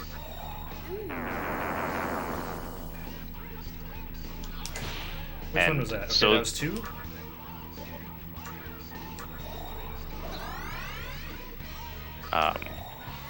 Just trying to soften them all up here. Probably throw my Mazan Rock as well. We saw they combined into one guy on Mizushima's stream, but I'm going to kill them all right now instead. Yeah, so because he got the Megiddo Rock, it does a lot of damage here, and it can allow him to finish this fight before they fuse together, which normally you can't do. Like, see, look at how much damage that did. Yeah, Unfortunately, they got resist magic, but Megiddo Rock is almighty element. Oh, I should have summoned. Nice. I should have summoned someone over High Pixie. High Pixie is the one who doesn't need experience. Well, too late now. Yeah, that's not a big deal. Got my burst of experience on Preda. Yeah, which is pretty nice. You don't really need to put him in on more fights if you don't want to. I saved 40 seconds. Whee! Big time save. Yeah, magic is really good in this game. More so that, like, strength can't do anything until you get to Asakusa at, like, level 42. It's embarrassing. Yeah. Actually... Magic MC build in this game is particularly strong, mainly because you get the breath skills really early, which are pretty strong, especially for fighting random encounters. And you're given a particular magic skill really low level that is... They probably shouldn't give you at that low level, which makes magic just much better than strength in the early game. Yeah, we're not there yet, but you've probably noticed I get Ice Breath and Fire Breath on MC. You know, I get these cute little weak random hitting magic attacks.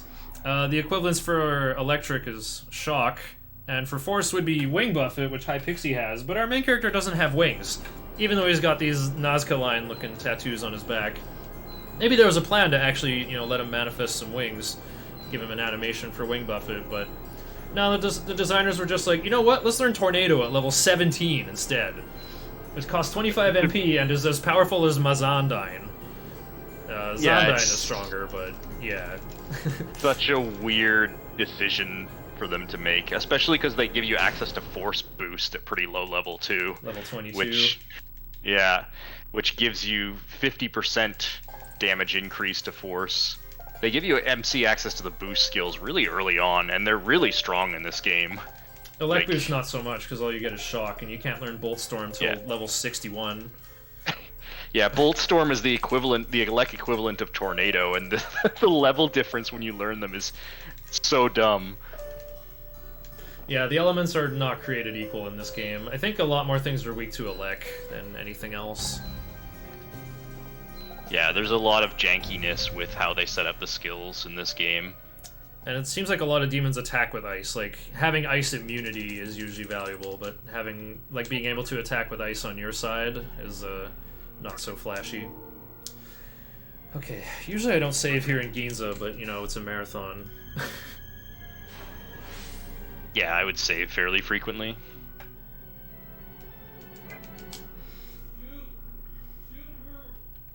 Yeah, do that.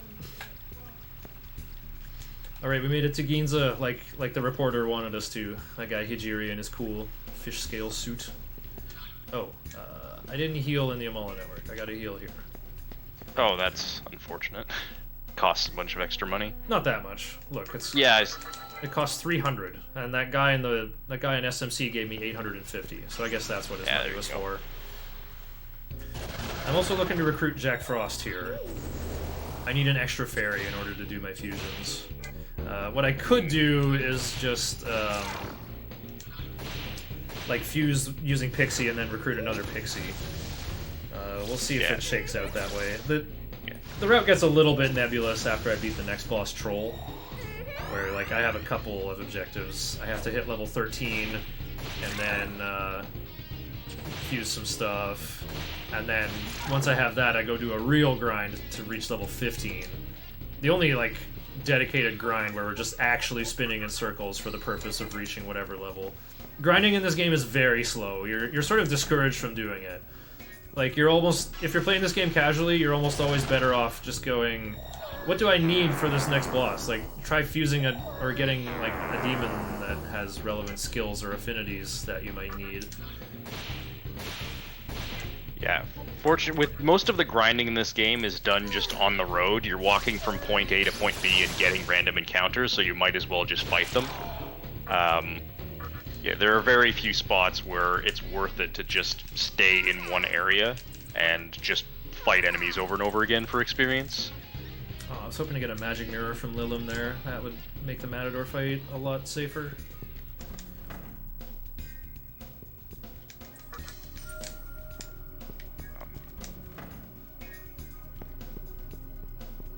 So the next area we're going to head to is Ginza Underpass, where...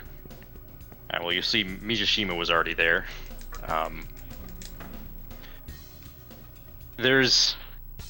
The encounters in Ginza Underpass are not too bad, but there is some nasty stuff that can show up, like Chatter Skulls and Tsudamas who have Kamikaze.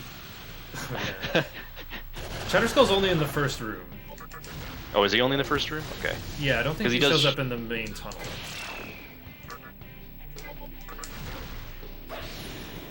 I'm not super familiar with what shows up where in this game. It's kind of complicated and there's a lot to memorize. It's taken me like over a year to learn it all, down to like the gizzard level. And then I found PPJ like has a paste bin that just like dumped the game's entire encounter table.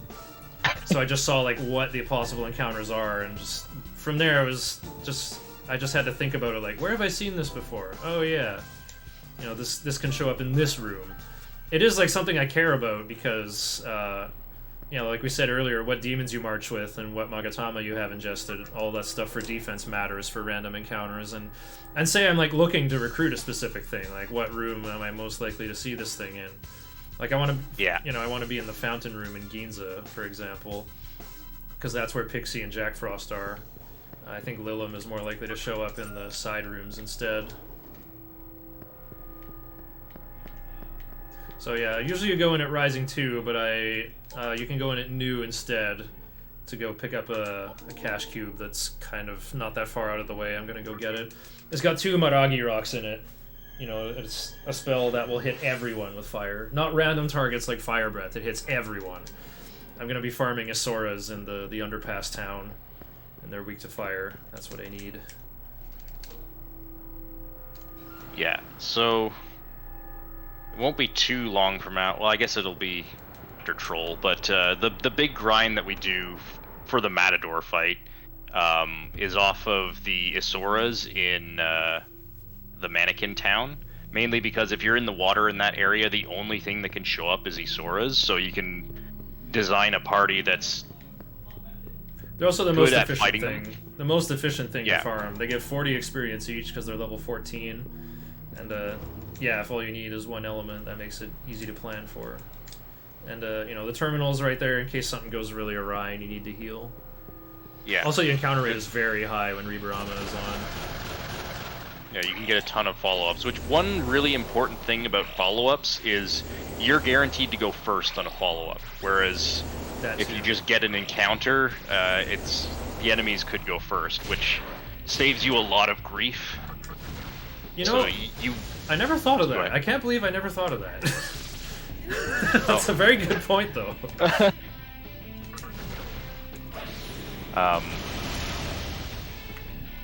Yeah, so that's why when you're grinding, you ideally want to see as many follow-ups as possible, which, I mean, the only way to control that is with Reaper Ammas that you're using anyway. These guys have resist force, but they have, like, less than 99 HP, so I figured Wing Buffet would clean them up. It didn't work as well as I thought it would, but it did, I guess. Slimes have resist physical, but they take double damage from all forms of magic. Yeah, the Sudamas there have Kamikaze, which is a suicide skill where the demon will kill itself in order to launch a really strong attack. And it's particularly dangerous because it can crit, which is kind of hilarious. It's a weird almighty element, as PPJ call it. I call it Yeehaw element. It's the Yeehaw cannon. Yeah, because there are some bosses that are immune to it. So it really is its own element. But otherwise, for all intents and purposes, you might as well consider it almighty. Yeah, like who... I think Dante nulls it. Yeah. Aciel nulls it. Yeah, and Pale Rider absorbs it. Yeah. And Spectre 3 is immune to it as well. Yeah, that's right.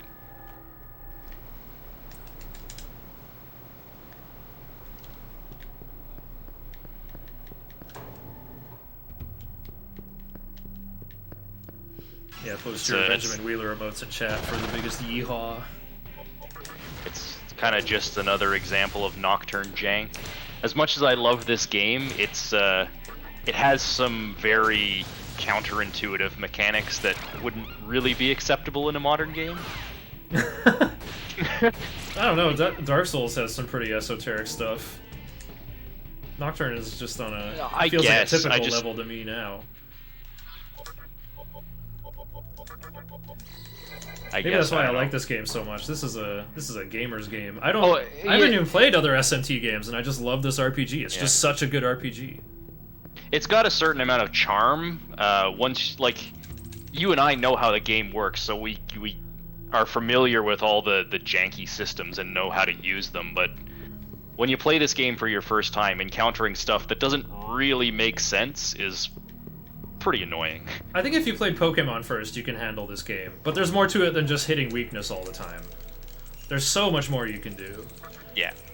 And also, I played the Final Fantasy Legend games on the Game Boy, so that was like my other experience with like a monster collecting RPG. So I was sort of prepared for a game like this.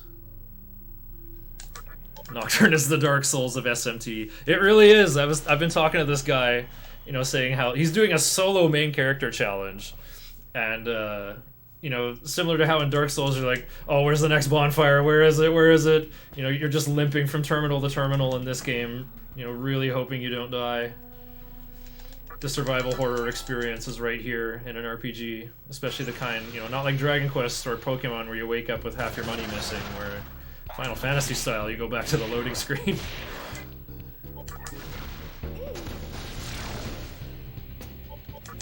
Well, I just wanted to come back to Shibuya and heal. These guys came and harassed me. Now I'm just gonna heal again.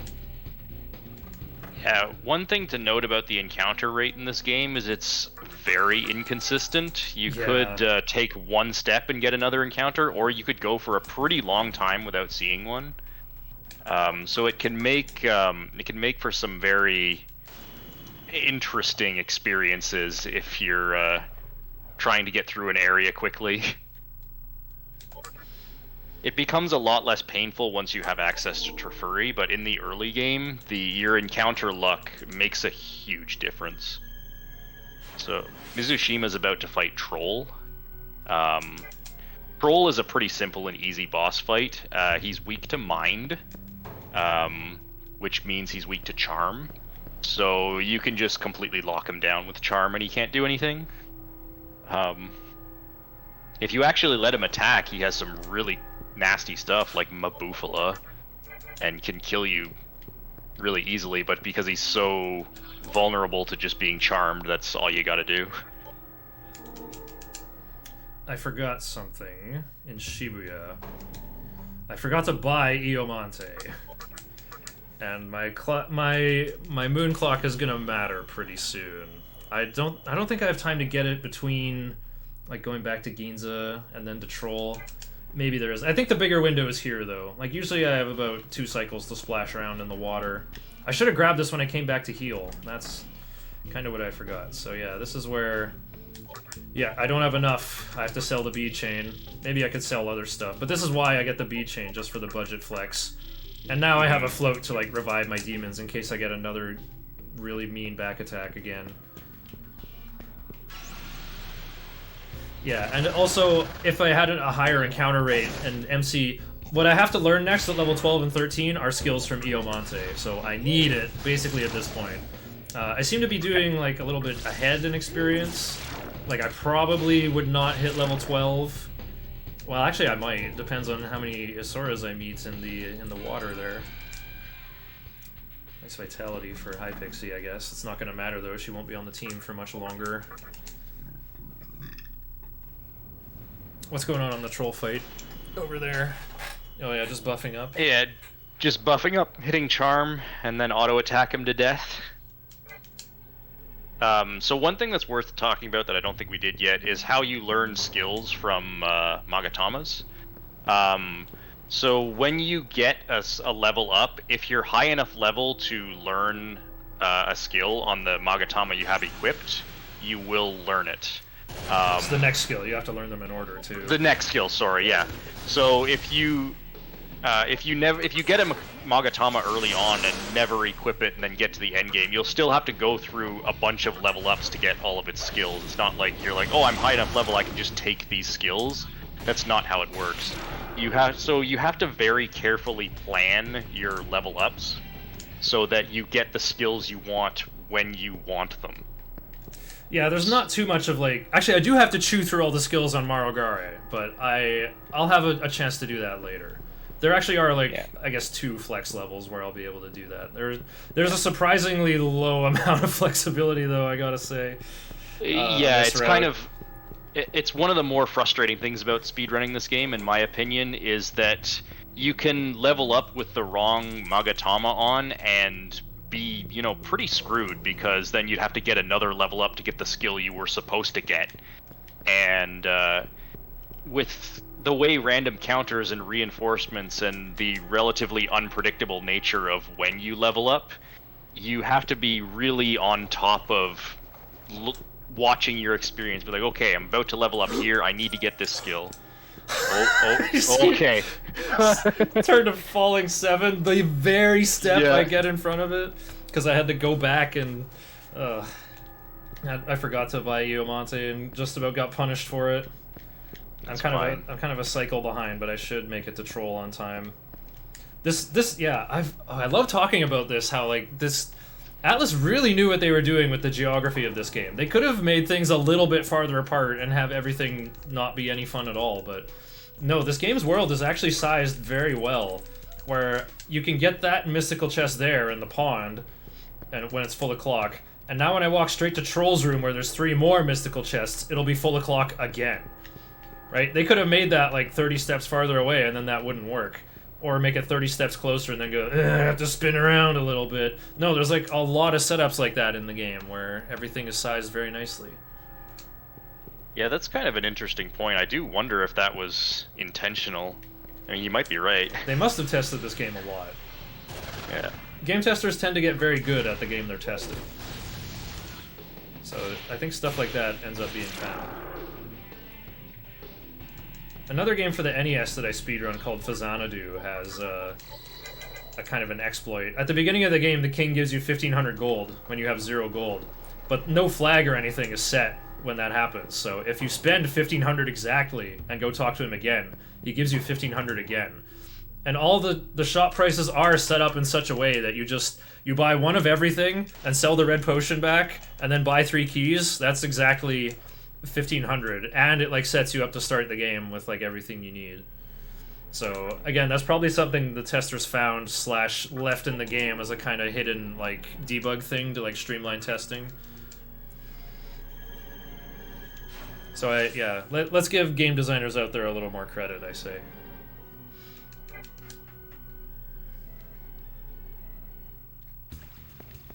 So Mizushima is doing the first fusion of the run, which is fusing Piranzan, and doing a sacrifice fusion.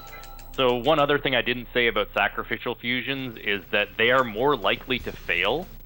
I don't know the exact chance, but I think it's 1 in 16 on a sec. Yeah. Or sorry, it's you can only do sacrifices on full o'clock, and fusions are more likely to fail on full o'clock. I should specify that. It's not the sacrifice itself. And new o'clock.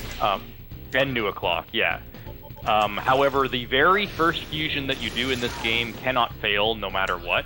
And it's an unskippable cutscene, that's why. Yeah. So doing a sacrificial fusion as your first fusion is pretty convenient. Yeah, another beneficial feature of this route that I quite like. Nice, I got 2 revival beads. I will say I'm looking under-leveled, though. It's nice to be level 12 already at this point. And the other thing, I'm looking for Huapo to hit level 9, so that... Because as soon as she has Rakukaja, she's viable as fusion material. I also need Shikigami to hit level 8 and learn Tarukaja. I'm actually going to take this encounter in order to set that up. Rising 5? Okay. Oh, this is cutting it close. What am I doing? Come on, how long ago did it turn red? Oh, it's not even a big encounter. Well, that Yaka at the end is kind of powerful, but it's no big deal. I'm not going to use Wing Buffet here. I want Pixie to have enough NP to use Rakunda 4 times. Okay, and then I press triangle. Nice, I got a double hit. This should take him out.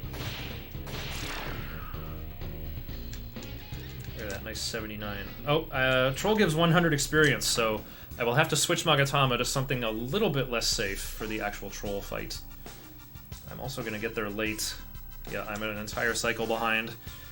I am probably going to have to open one of the chests at Falling 7. It takes 16 steps. 2, 2, 3, 4, 3, 2. Yeah, 6 steps later it's going to be Falling 7. Okay, this is the Sapphire. That's less important. The Emerald is the most important. I got the Emerald. Do I get the Pearl? Nice. Ugh, no Pearl. Wait, is that gonna matter? It's not gonna matter. It's not gonna matter. It's one less Bomb of Rising for the run, though.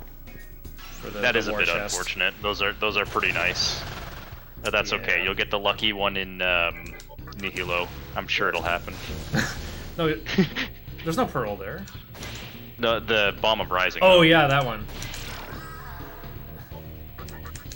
Wait. I want to pester this Apsara. She'll probably give me a revival bead.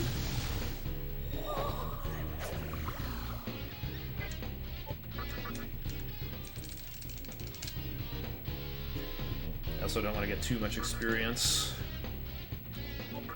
Well, I'm not going to get that much. I'm not going to get 84. That's what my TNL is at. My 2 next level, TNL. So you'll probably just hear me say TNL really fast, and that's what I'm talking about. My remaining required experience to level up. Well, yeah, the Kaiwans can drop Bomb of Risings too, can't they? Yes. Okay, can you get 3... Sorry, go ahead. If Troll breaks out of the mind lock, then he might use Mabufala and wreck my party, because Huapo is weak to ice and I don't have the ice coverage. I also brought in Preda for this because Troll is kind of high level. He might dodge my Sexy Gaze attempt. But with 2 agility differentials here, I should be fine.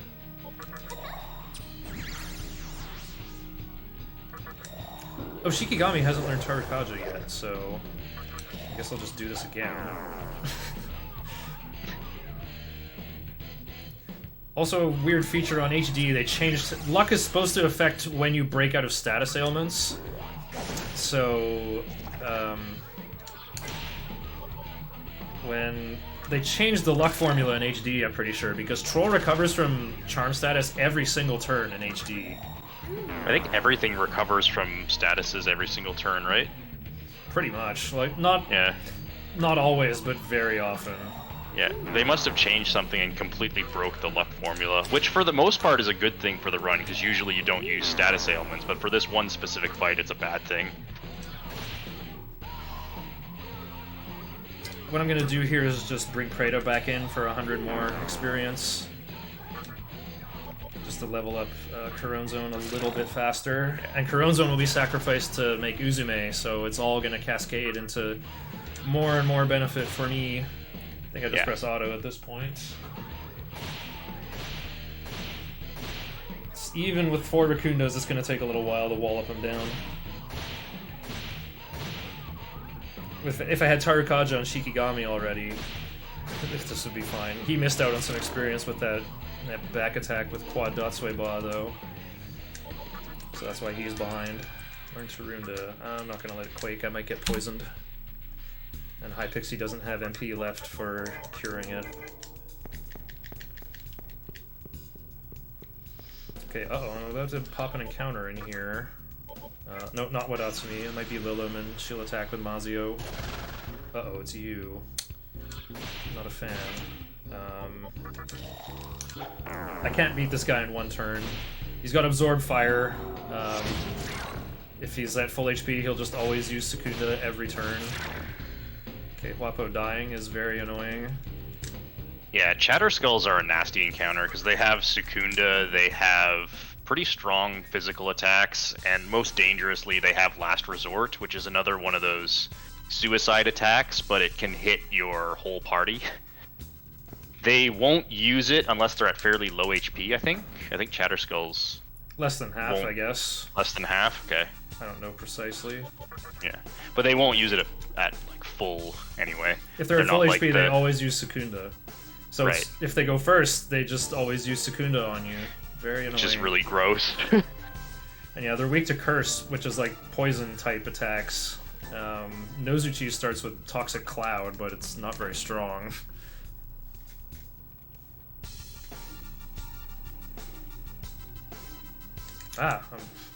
Radar's building up quickly here. I'm spinning around outside to prepare full o'clock once again.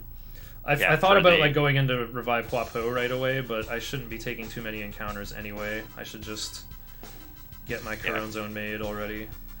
So what he's doing here to not get encounters is just going in and out of this area. When you go in and out of the world map, the encounter rate resets. So if you need to cycle Kagetsuchi phases, you can do it without encounters this way. Yeah, like I said, it takes 16 steps for Kagetsuchi to proceed one cycle, so I should have, full o'clock right about here. I can spend the rest of Pixie's MP. I can do Riberama, actually, before Willie is gone. I think I'm going to duck out for a little Toide Taimu while this unskippable cutscene is happening, though. Okay, so High Pixie and Willie sacrificing Preda.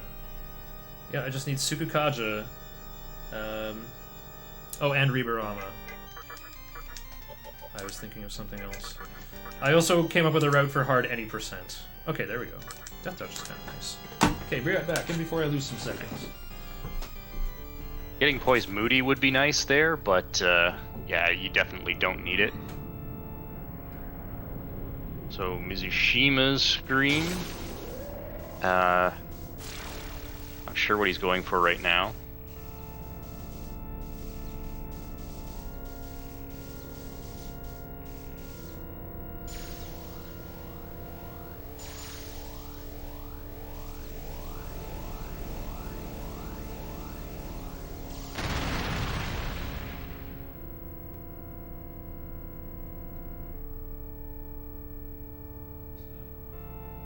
No. The very first fusion you do can never be an accident. It was a sacrifice fusion, which is why it looked a bit different than normal.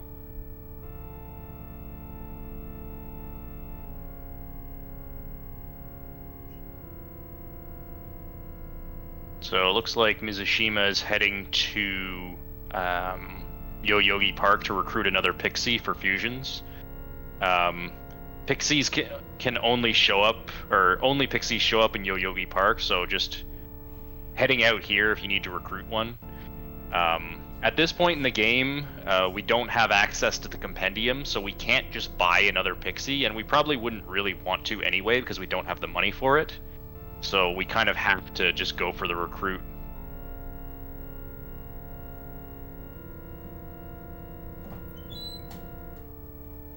There, you got the pixie. Ah. So Mizushima is gonna probably head in. Didn't lose that much time.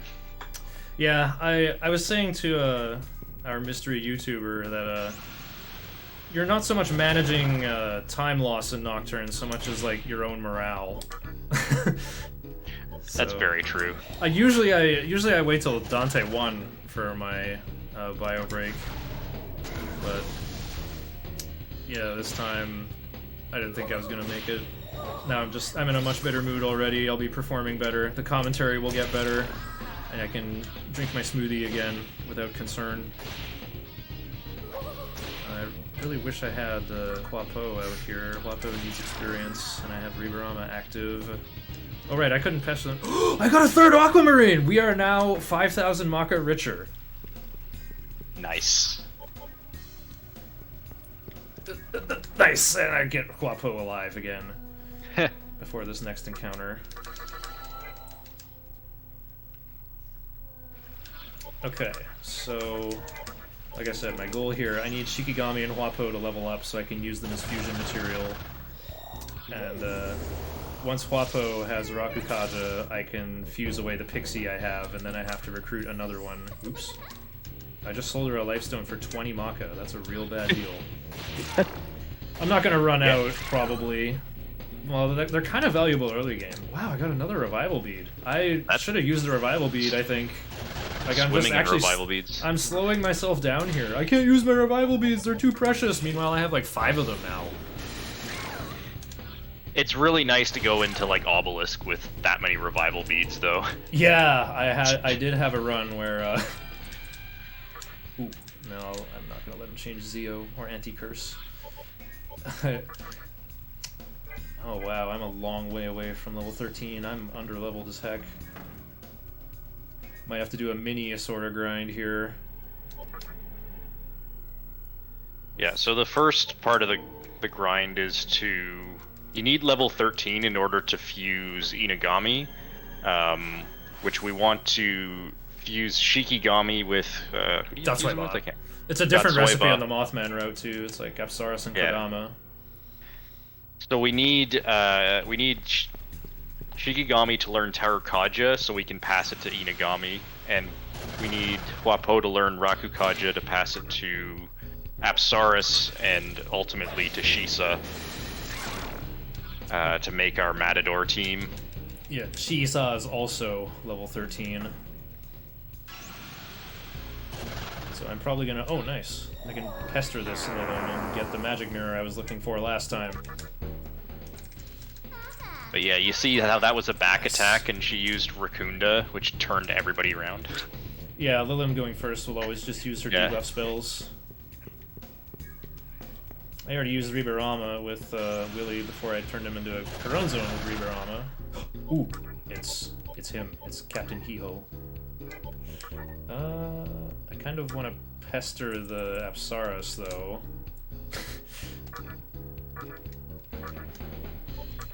You might interrupt me. Oh, nope. Yeah, even a child needs to beg these days. Take this free revival bead. Oh, I gave him a chakra drop, and then he scanned me. Well, rip. I'm not loading for that, though. I've already lost enough time not using my excessive revival beads. I have a ton of revival beads, but... Oh, only 8 chakra drops? That's actually a decent chunk. Yeah, you should be fine. Pink Pajamas once did a marathon run, and I commentated with him. He did a marathon run of this, and he got 20 chakra drops, and we were just like dying laughing the whole time. And then his Assembly of Nilo went so poorly that he spent all of them. That's Nocturne. That's insane. I'm supposed to be gaining experience, but I keep... Oh, I got a chakra pot. Okay, and yeah, now we're good for MP recovery items. Have this full MP restore.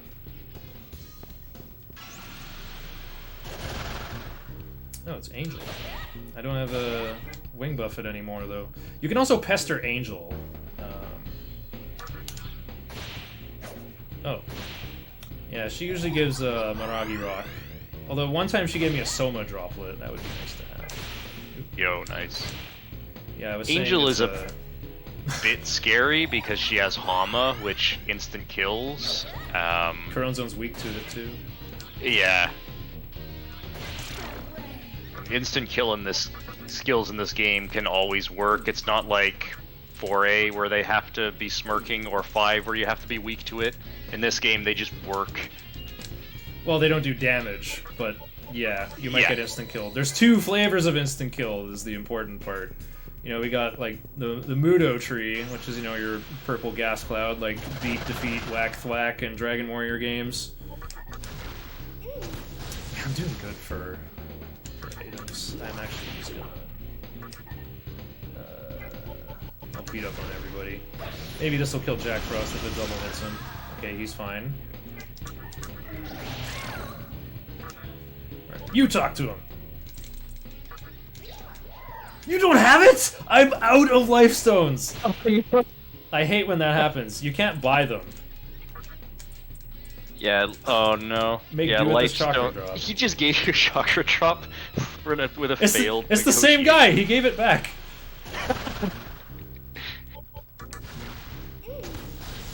I might have to go back to Yoyogi Park to recruit a pixie then. Well, that doesn't matter. They can ask for life stones too. You can get a life stone as a drop from any encounter. 3. Okay, I got the life stone though. You got a life stone. Important. Gotta watch when I'm mashing while talking now. Including with you. Wait. Okay, there's another Miragi rock. That'll help for the Asura grind. 3 experience though. I should quit wasting time. I need to get Apsaras at least, and then I can work on the next part of the grind where I recruit a fairy.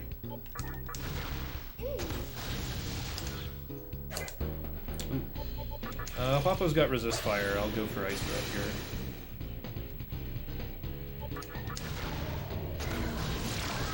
here. Coron Zone's a homie. Did you know Coron Zone has a butthole? There it is.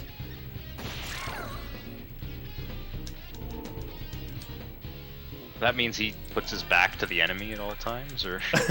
He's like a cat. His objective is to show it to everyone in the room every time he comes in. I guess he has faces everywhere, so he doesn't really have a back and face however he wants to.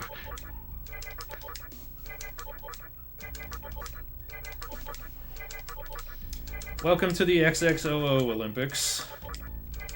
Mizushima getting kind of slapped by these Isuras. Crit venom bites are pretty nasty. Yes, they are. Everyone watching did just see me learn Rakukaja, right? I mean, it's like a level 7 skill and that much less likely to pass, but it's a bit ridiculous right now. I guess, well, actually I would say the issue is the fact that I'm using Pixie as fusion material. You see, Apsaras, you know, she wants to learn Mazio, right? And she has Absorb Elec. So she sees Pixie has Zio and is like, ooh, an Elec skill, I want to learn that. So that's always like jumping up way higher in priority over Rakukaja. Yeah. Fusing with really... Jack Frost for step 1 would be so much easier. You can really feel the weighted skill inheritance on something like this. Thankfully, you only need 1 skill here, so it shouldn't be that bad. It was that bad. It was that bad. It can happen. Alright, so, yeah, PPJ's Mothman route is... I think the early game fusion, or the recruits, I should say. The recruits are kind of annoying. You do need Jack Frost, specifically Jack Frost. You also need to recruit Angel, which is not easy. One of her lines literally is, I am not that cheap. And, yeah. Double Secunda. I don't have a smoke ball yet. That's painful. Should probably summon a 4th helper here. But yeah, instead the annoying part of recruiting in this run is having to get another fairy to combine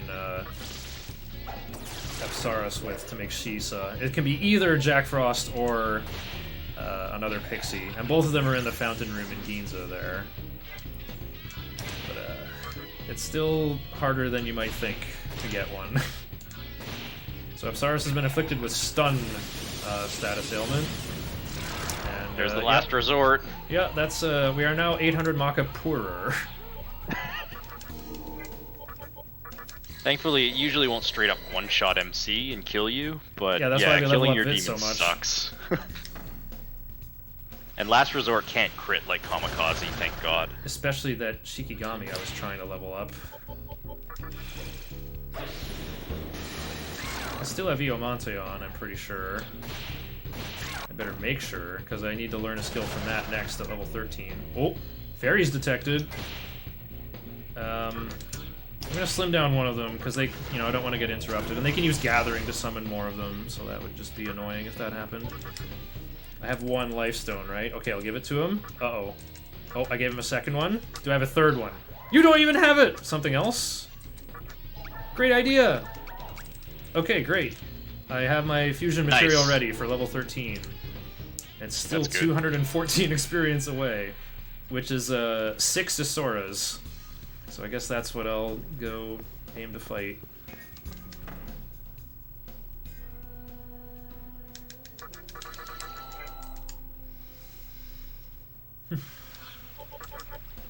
I personally like trying to recruit another pixie here as well, just because road Yeah, healing that saves is... money too. Yeah, exactly. It saves money once you get to Ike Bukuro. So usually when I'm doing the, when I go back to Shibuya to do the fusions after the first set of Isoras, Oh, there she is. I spin for a bit, or you can find one here.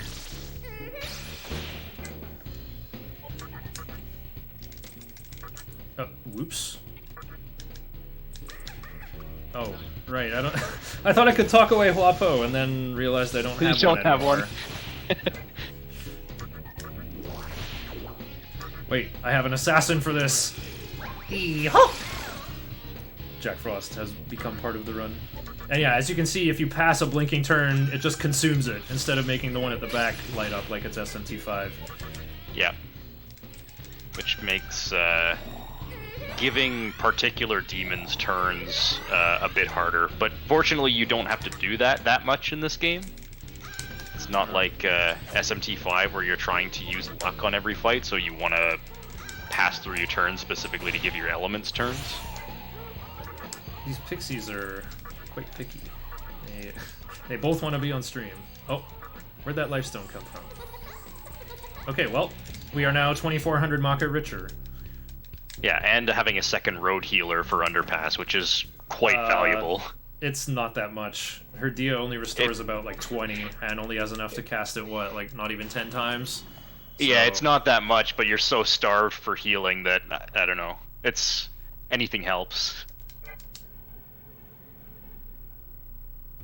It does help, though. Absolutely. That's another, yeah, the people who have run Mothman route often remark that, they don't like how your team is, like, really condensed after Matador. It's just, like, your 3 guys in Kodama. So if your demons die, you don't have, like, any substitutes. You just gotta make it all the way on those few. Yeah, Underpass is particularly brutal in this route if you get bad encounters. Yeah, they don't call it the Great Underpass for nothing, especially playing this game for the first time. It's really long, that second half. So, luckily, I think the Inugami Shisa Current Zone team is pretty good. They have the stuff, they can make it. Yeah, look, she only has 24 MP. Can cast Dia 8 times. Oh. Wow, miss. That's some Nocturne luck.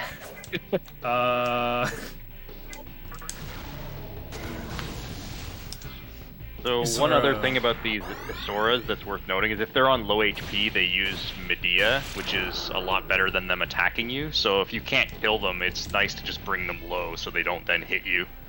Because, Well, if there's multiple, they'll heal each other, and then the third one will attack. yeah. So you gotta watch out for that.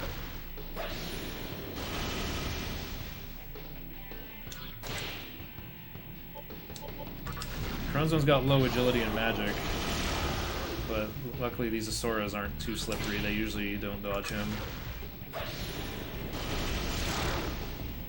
Alright. Yeah, Coronzone has like 1 base agility or something like that. Yep, 1 base agility, the slowest demon in the game. I'm having a little problem with too many reinforcements right now, though. You know, I don't need this much experience on Shikigami game. Can you let me out of here, please? I'm not level 14. I can't recruit him. And I don't have a Huapo to pester him away either. I just have to keep fighting until the game lets me out. Okay, they're letting me out. I do still have Iomante on, that's good. You have been poisoned! Lol. Well, I'm going back to heal anyway. Good thing you're going back, yeah. It's time to go fuse my level 13, guys. And I'll switch to Wadatsumi here. It will be a little bit risky. So yeah, it's kind of going back to what you said earlier, how like you might have the wrong Magatama on when you level up. Nocturne speedrunning is so funny, where sometimes even when you win, you lose. Yeah. You might have the wrong skill.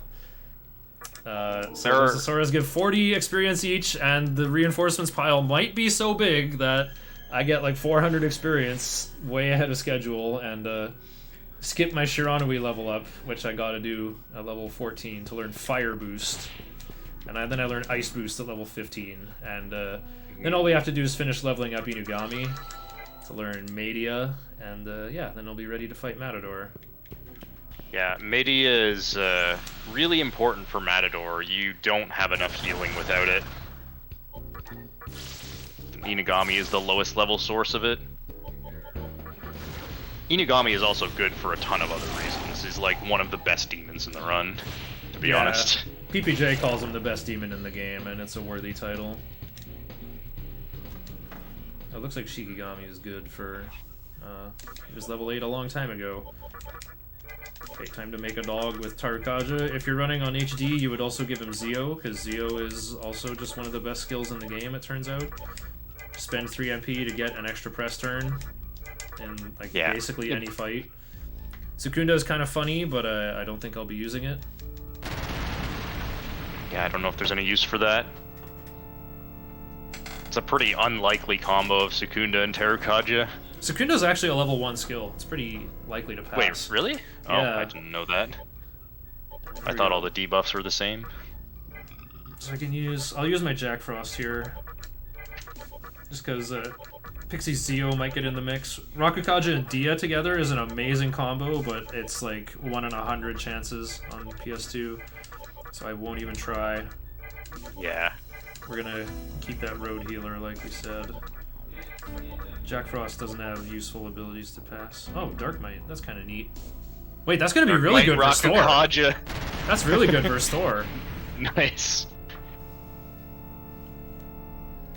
Not gonna be using Dark Might versus Matador, but that'll be handy versus Thor. Pretty much the only other place Shisa will be featured. Actually, he's gonna be featured throughout Assembly of Nihilo. Okay. Back to the grind. Mizushima is just coming up on Matador. Yep, he's just that good. Yeah. The Matador fight is pretty interesting. It's fairly consistent, but he can easily kill you. So the first thing he does is immediately buffs his agility up to maximum, which is really bad. So we need to do a few things. One is buff up our defense a lot, so that way he can't kill us. And 2 is lower his agility down to... You can't bring him back up to normal, otherwise he'll recast, or he'll rebuff his agility. But you can bring him down to, I forget what we go to, +1? +1. +1, yeah. And then you can buff up your agility because he won't cancel that. And at that point, you're well ahead of him, and you can easily hit him and dodge and stuff. And then it's just a matter of killing him, more or less. You buff up your attack a couple of times and then just pound on him with physical skills. Because most of the bosses in this game don't have weaknesses, which generally means that using physical skills is a good idea, just so you can get critical hits, for the chance of critical hits. There are a couple of exceptions to that. Obviously, once MC learns Tornado, that's much better than physical skills, but don't have that quite yet. And Matador nulls Force anyway. I'm in a weird situation here. My Inugami is poisoned and has 17 HP left. So I think I think I have to win on this attack. Because Shisa doesn't have Dia to heal him. Please win. Oh no. Nice! No reinforcements either. That was a calculated risk. There's my one disc poison from... Yeah, there you go. Picking it up was Yoyogi worth Park it. West. Yep.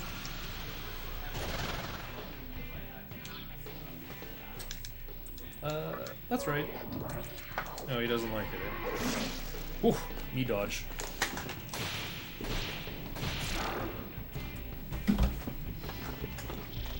Alright.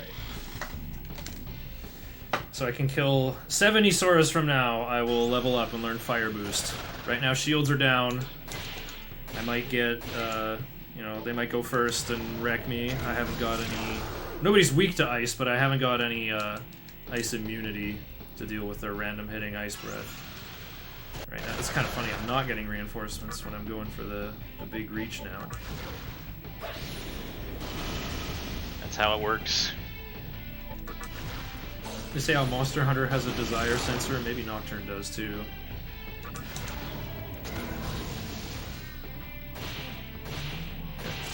2 hours. Mizushima has started Matador. I think you can reach Matador in under 2 hours.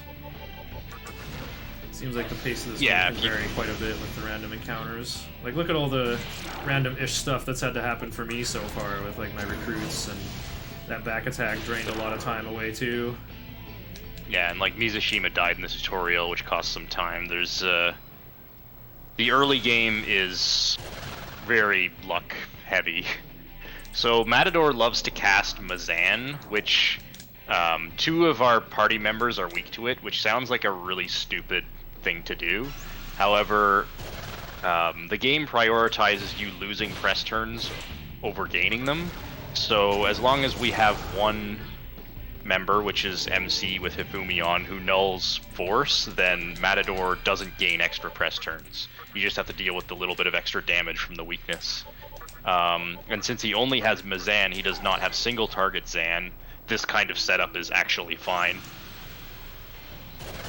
Yeah, Hifumi, best Magatama in the game. That's where you get Tornado and Force Boost and Warcry, and later Anti-Force and Void Force. We're gonna get all the skills from it eventually.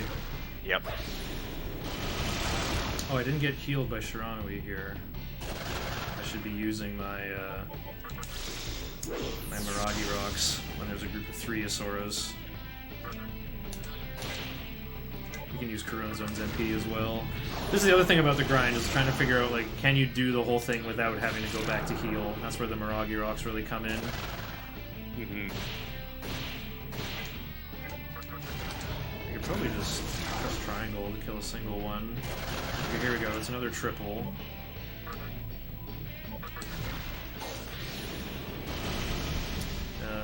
Just talk about Mizushima's Matador fight while I do boring grinding.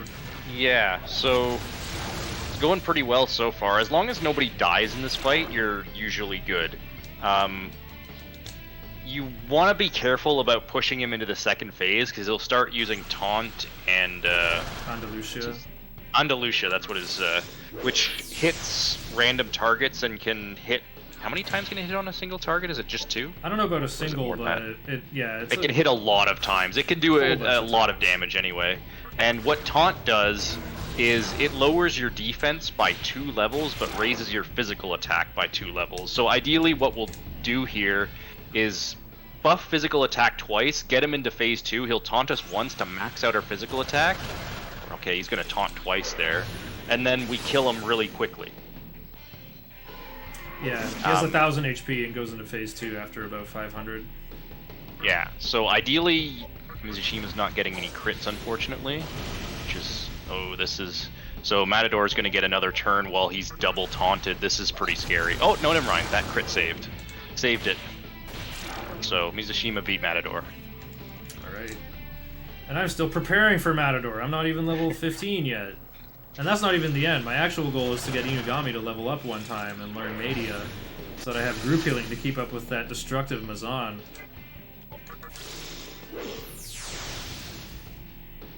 And Mizushima learns Tornado off that fight. So Oh. at this point, He's overleveled, kind of, then. You're supposed to Yeah, hit 16. well- you do learn Tornado next, like, while walking through the tunnel. And you yeah, I even don't need think he's it, that but far we'll have it over ready. leveled. Yeah. But yeah, as strong as Tornado is, it's basically unusable right now because it costs way too much MP. Yeah, it's not efficient without Force Boost, kind of. Yeah. It becomes a lot better, particularly once you get Mana Drain, which isn't until level 28, yeah, that you can do that. That's great. Oh, Shisa died. That sucks. Mizuchi Poison Cloud. Like, having your demons die during this march through Underpass is pretty scary. But you can take the terminal and go back, which he'll have to do, because Hifumi can heal you after Matador, but he didn't get that, so he will have to go back. Yeah, it's pretty unlikely. I find Hifumi is like 25% chance to heal your team, otherwise it'll just stun you. That's what the one disc stun is for. Yeah. Ooh. He gonna make this beat chain? Yeah, I think so. Yeah, as long as you fight Nice Matador shot at from- Yeah, he made it. Rising Half, you'll make it. Yeah. So now he just needs to make it to the terminal so he can go back and heal. The unfortunate thing is that this terminal that he's going to warp back from, you can't warp to it. He'll have to go back to the one in the mannequin area and walk all the way back here, which is why the heal from Hifumi saves a lot of time. Yeah, it's You at can, least 2 minutes. Yeah, it's a decently long walk. Yeah, some of the encounters here can be rough, especially if they go first, but this one isn't too bad.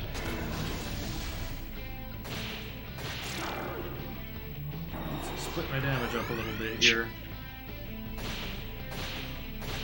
Getting into some spooky territory here. I hope Wadatsumi heals MC. Ice boost goes over Tarunda or Lunge? Yeah, it does. It's Tarunda? Yeah, it's over Tarunda. Yeah. I might get to use Lunge versus Matador. Yeah, I don't think Memsi has any use for Tarunda. Yeah, which is surprising, because you use it versus Thor and normal any percent, and hard any percent. Okay, Mizushima made it to this terminal, so he's not going to have to redo Matador. It would be really horrible to die on this way to this terminal. Yeah, it's pretty spooky, because, you know, your demons are, like, out of MP afterward, and all you have Yeah, is you're- Kodama, or Pixie in my case. Yeah, you're really limping. I've got enough chakra drops. I plan to do 4 Tarukajas on Matador, and I could probably use Okay. a few more, if I have to, just to go to the small terminal, or S terminal it's called. Okay, I just need 45 experience, so that's this Isora plus anything. We'll see how many reinforcements I get, even though I'm, you know, just barely there.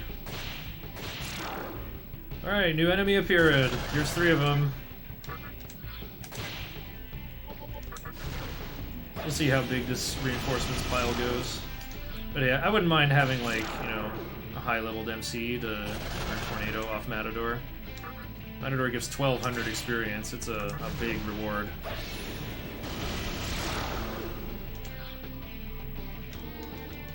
Okay, that was perfectly sized. Warcry on Shiso looks really good, but he's actually never going to use it. Ooh, the ruby. I can turn that into a Megiddo rock. Okay, I'm gonna spin in here a little bit to take away Riberama, because I'm supposed to depart for Matador at Falling 5. I see.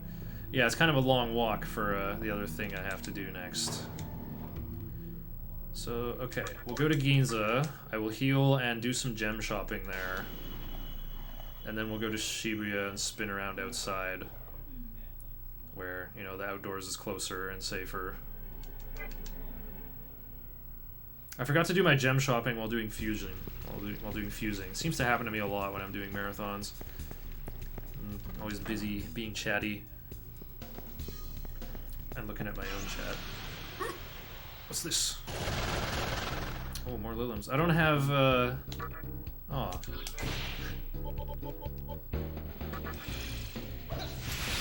don't have Huapo anymore, though. But I do have Ice Boost. And Berserk!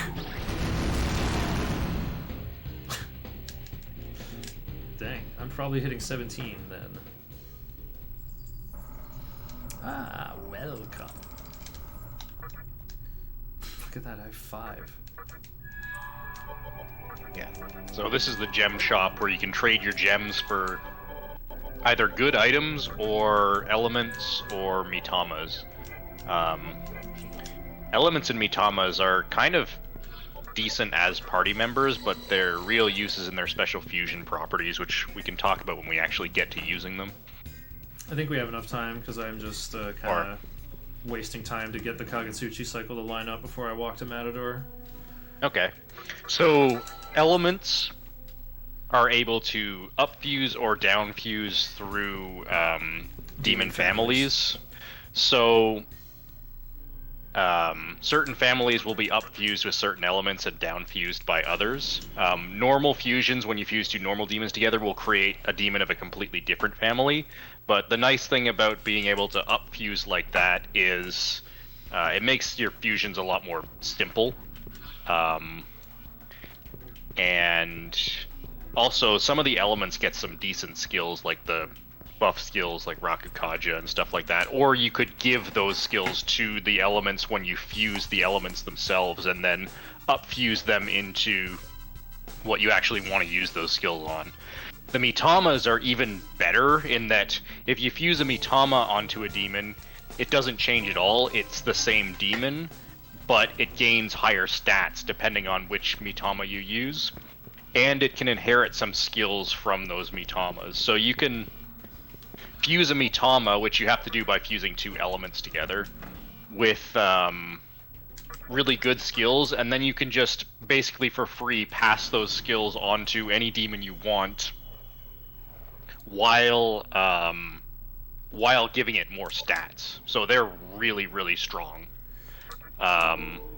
There is a limit to how much you can buff your stats with mitamas. I think it's double their base stats.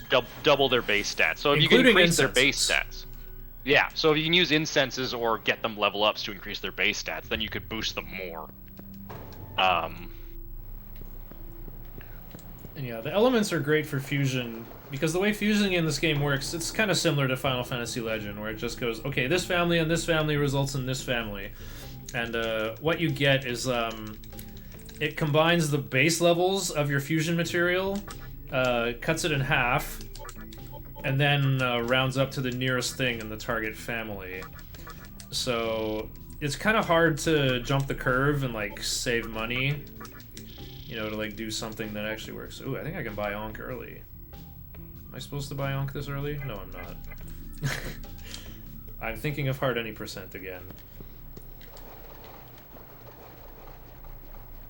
But yeah, so using elements is usually a much cheaper way to diffuse nice stuff, because the elements are mostly low level and cheap.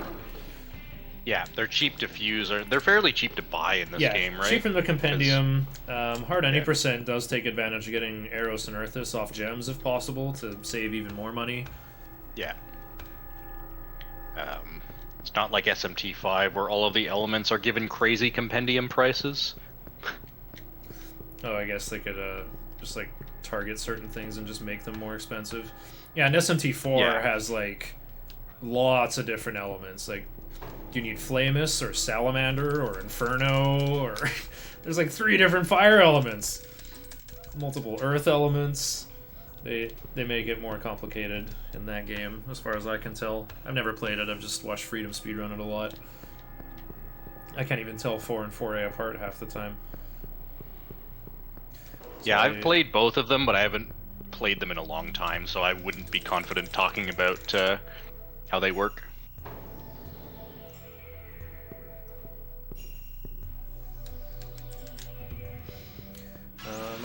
My moon clock is looking a little bit wacky. I should make it to Matador in time, but we will see. I need 48 MP on Shisa, so I can throw shock at these guys. Okay, that's looking good. There's a A bunch of those Mazio rocks. I told you they were good. Oh wait, I should just be using. Oh, I can do Agi as well. I think Berserk is just better though.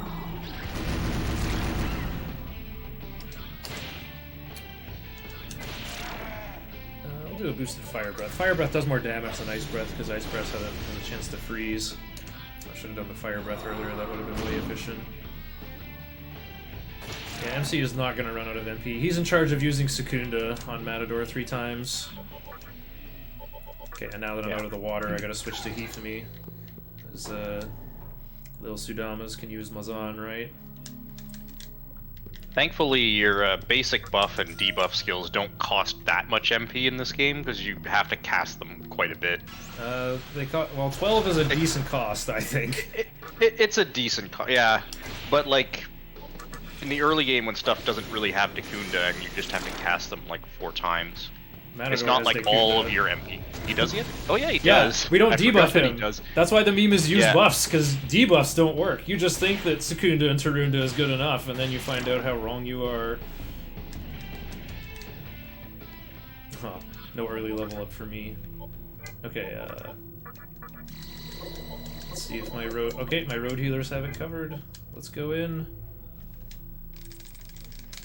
So I can use the magic mirror that I got on turn 1 to block his early Mazans while I'm setting up Rakukaja. A big difference between the 2 routes that Pink Pajamas and mizusima40 came up with. And Pink Pajamas route, you have Rakukaja on Couronne Zone and Tsukukaja on the Quans.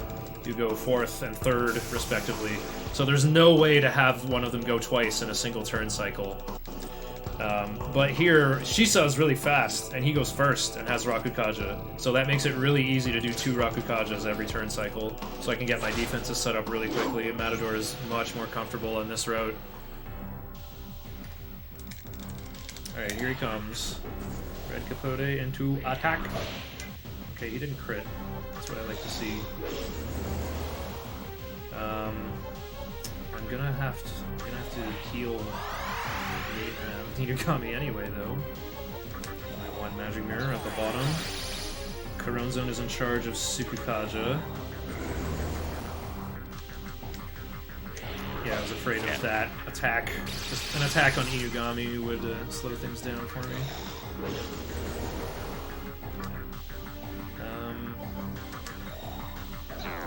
Lowering his agility doesn't really matter until later. Okay, well... Yeah, not... 1 more Rakukaja and I'm done, though. Maybe this is risky for Inugami, though. Oh, yeah, that's very risky. Yeah, it worked out. I'm gonna do Media here, because that'll be efficient, and I'll toss a medicine on him.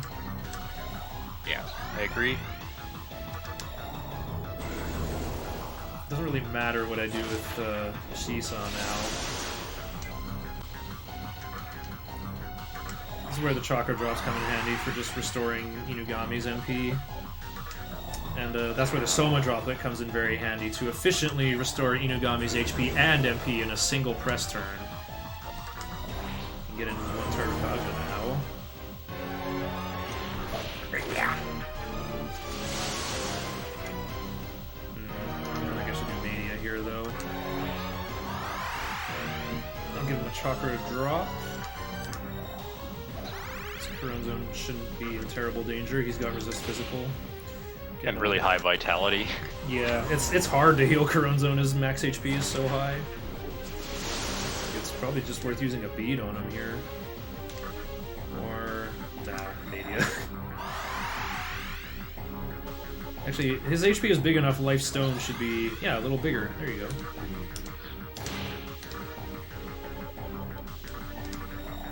I can think about starting to attack. I've hit him twice, I think. You should have like something like 100. Oh, I gotta do the 3rd Secunda too. I don't want to do 4, but if I get that 3rd one on him, I might start dodging some attacks. This should be setting up a good Soma droplet. There! Told you I got some dodges. Nice. No, just a chakra drop.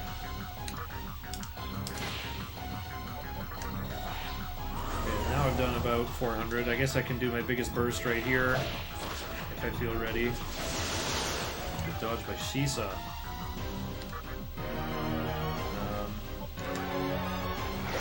Ooh, nice Kaishin. We're going for it. And I got Needle Rush on Corone Zone, right? I did. He slump? Bark? What do you think? Let's go for it. Wow, phase 2 skipped. Nice. That was a really good Matador fight. I didn't get Tornado, but that's funny. Oh, 44 40, recovered. 60, you know. Ooh. Gaining time. And Kronzon already has Trifuri. So Trifuri is the skill that lets you run away from encounters, which is really good. However, it costs 25 MP to use. Which, Kronzon is a pretty lousy wizard. He doesn't even have enough MP to use it twice yet. But he won't be in charge of it for the whole game. He's gonna be sacrificial fusion fodder fairly soon. Yeah, he's just the initial source of it. Yeah, fastest way to learn it. High Pixie also learns it, but High Pixie is too squishy to level up, like, from now on. Like, yeah, even, like, getting to the next town, she's, like, a little squishy to be using. So I'm glad I got rid of her already. Would be really nice to have her in the back line for healing, but... yes, for Pozuti and Paralati, healing status ailments. Oh, I wish I had one more Miragi Rock again. I think I can clean this up with my 3 fire attackers, though. Yeah, should be fine. Woo! Yeah, no kidding. Just triangle and clean this up. These guys have less than 100 HP each. Here's Tornado. Just keep increasing vitality. Goes over lunge. Don't lunge anymore. I gotta scroll my notes down. That's the other hazard of running this game. It's a lot harder on HD too, where when you like click away from the game or task out, the game just holds. So frustrating. Just waits for you to task back in. Yeah. So Mizushima's made it to Ikebukuro. It's gonna now. Once you get to Ikebukuro, you have access to the compendium. So any demon that you've had before, you can then just buy with money. Which obviously saves a lot of time over recruiting stuff, and you can also register demons in the compendium, which means when you buy them back, they will have the same levels and skills that they had. Yeah, you it just will make you them more update the record expensive. of them. Yeah, it'll make them more expensive, but still. If they've leveled up, yeah. Yeah. Or maybe if they have more skills from Mitamus. It kind of varies from other games in the series. I'm not sure if adding skills with a Mitama makes a same level demon more expensive in the compendium. I imagine it does. I'm not exactly sure though. Yeah, I thought skills added cost, but I don't know. The other nice thing about this route is you don't have to worry about registering anything until the very end of the game, pretty much. Yeah, it's like one thing. You register Hanuman, and that's it? Yeah, you register Hanuman, exactly. And then you register the second Earthis you make with Debilitate. Oh, yeah. Which is like, Two you just saved before you got there anyway, so like... Yeah, so if you mess that up, it's not a big deal. Forgetting to register Hanuman would be pretty nasty, though. Yes, it would. That would be, I might even call that run ending. Well, I guess you would just have to try the final battle without Life Surge. That's what it would be. You don't get Life Surge on your demons. They're only going to have, like, I don't know, 450 or 500 HP instead of 700. Awful. Yeah, that would be pretty bad. They wouldn't have Endure either if you're playing on HD. Yeah.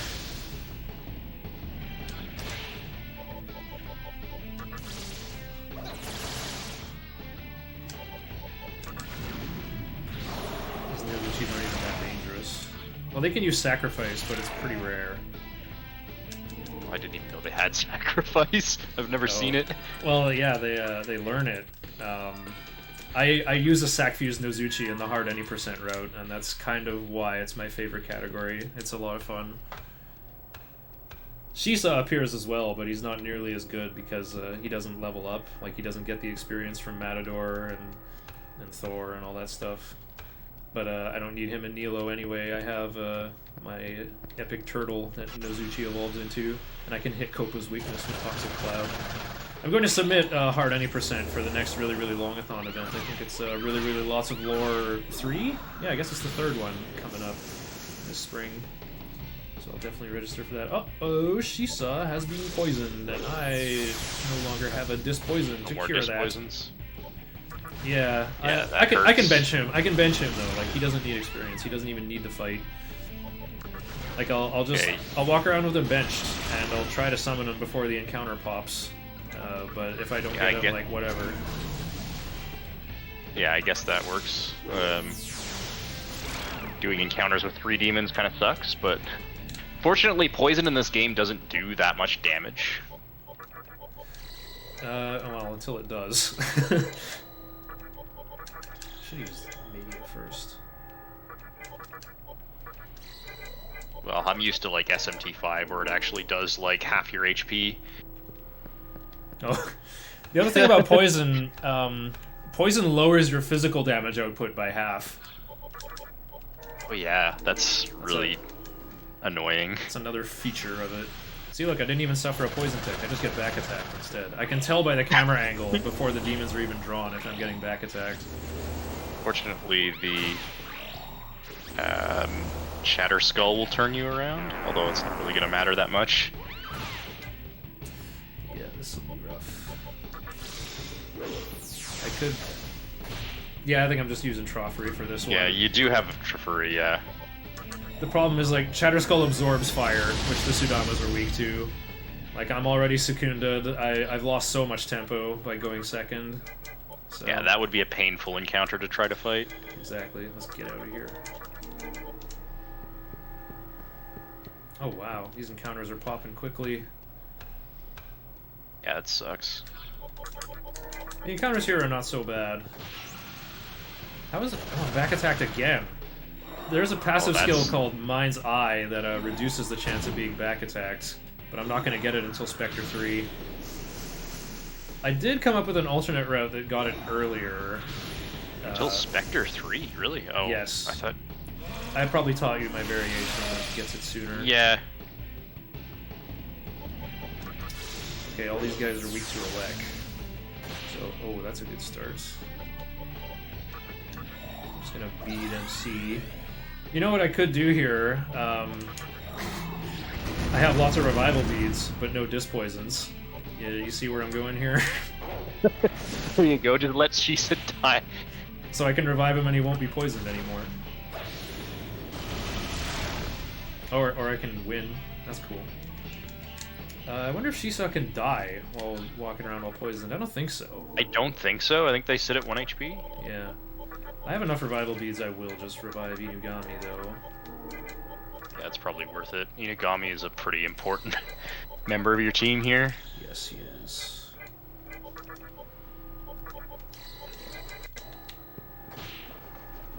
Oops. Wait, what am I doing? Third poison tick? Well, the encounter radar is already orange. This is not the remaster. We're running on the PlayStation 2 version. We have 2 4x3 screens in the windows. What are some other ways to tell? The lighting in HD looks really weird. It's like super bright. It's like we're on the, the set of a film or something. Yeah, they just increase the brightness. Yeah, Demifiend's tattoos really pop out more on HD. Another thing, or I'll show this off. If I let me win here.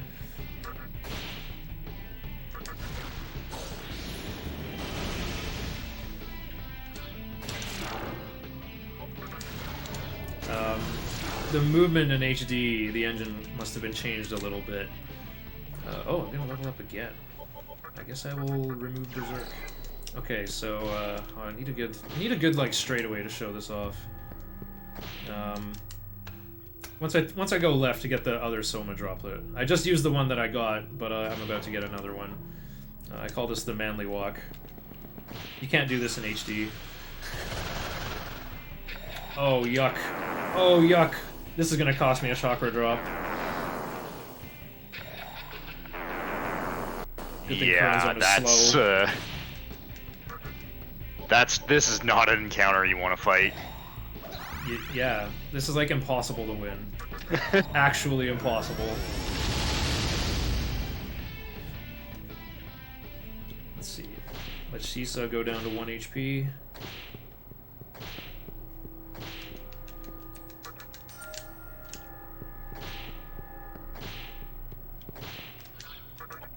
I'll use a bead, I guess. Always considering how to save money too. I might be able to one-cycle these guys now that I have stronger demons. Yep.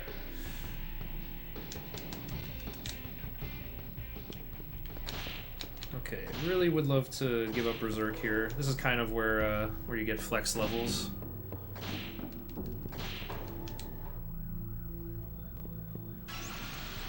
Ooh, it's full of clock. I do want it to be full of clock when I get to the surface.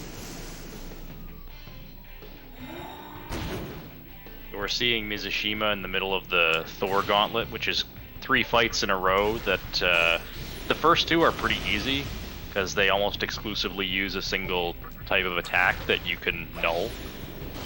Thor himself, though, is a bit more challenging. You can't null a Lek on MC at this point, and he likes to use that. He also has pretty strong physical skills. Killed him with Feral Claw. Nice. Let's proceed in a forwardly direction. Oh, there's one of those quick encounters, though. Yeah, that's 1-step encounter. Oh, with no. This again. Well, this cost me another chakra drop. I do have a smoke ball as well, but I would rather save that for my Troffer user being dead. Yeah, is this gonna smoke restore ball enough? is Barely enough. If you have to do it again, you're gonna lose 2. Oh, well, there's no way you'll get that encounter again. You're like right at the end. Yeah, I'd rather keep my revival bead than save money. Okay. I'm probably getting to the surface at falling 7, which would be annoying, but not terrible. What I'm hoping to get in Zoshigaya Cemetery on the surface there is a magic incense, which you could think of as kind of like a rare candy. It permanently boosts someone's magic stat by 1. I think I either give that to MC. I need at least 1 in order to finish the run. When I get it doesn't really matter, but this early one I usually give to MC. Yeah, I think this early one you throw it on MC after jumping off of the mantra roof. Mantra roof. Heal. I do give him the strength incense for sure, but the magic incense will help his max MP stat. Okay, I did get the magic incense at falling 7. Nice. That's great. I should have time to go get the bead in the corner of the map here.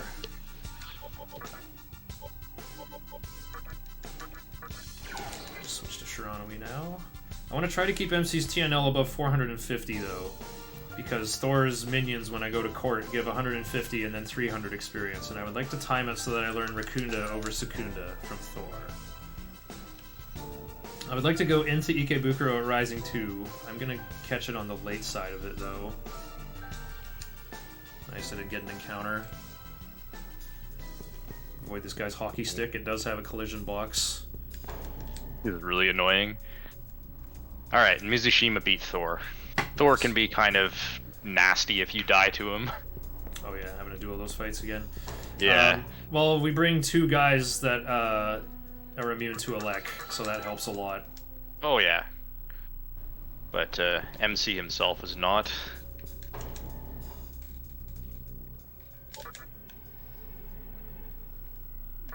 Okay, we made it. Finally made it to Ikebukuro. Okay, I like to save right away. I wonder if I can afford all my fusions right now, though. Usually I go... Let me see. It's rising half. I think I have time. I'll sell what I got and see if I can afford all my fusions. Oh yeah, the extra bead chain from my extra aquamarines. Okay, I can definitely afford them then. This will save me some steps, I think. So yeah, we have the compendium now. It's like a Pokédex and a cloning machine. You can, for an exorbitant price, you can repurchase demons that have been on your team before. Oh, I already have the Pixie, that's right. Okay, so let's just get Preda and Shikigami then. Thought Preda was at the bottom. There he is. Okay. Fuse Prado with a Fairy for Lilim with Sukukaja. Again, Lilim is null elect and really wants to learn Zeo. Okay, that was quicker than usual. Nice.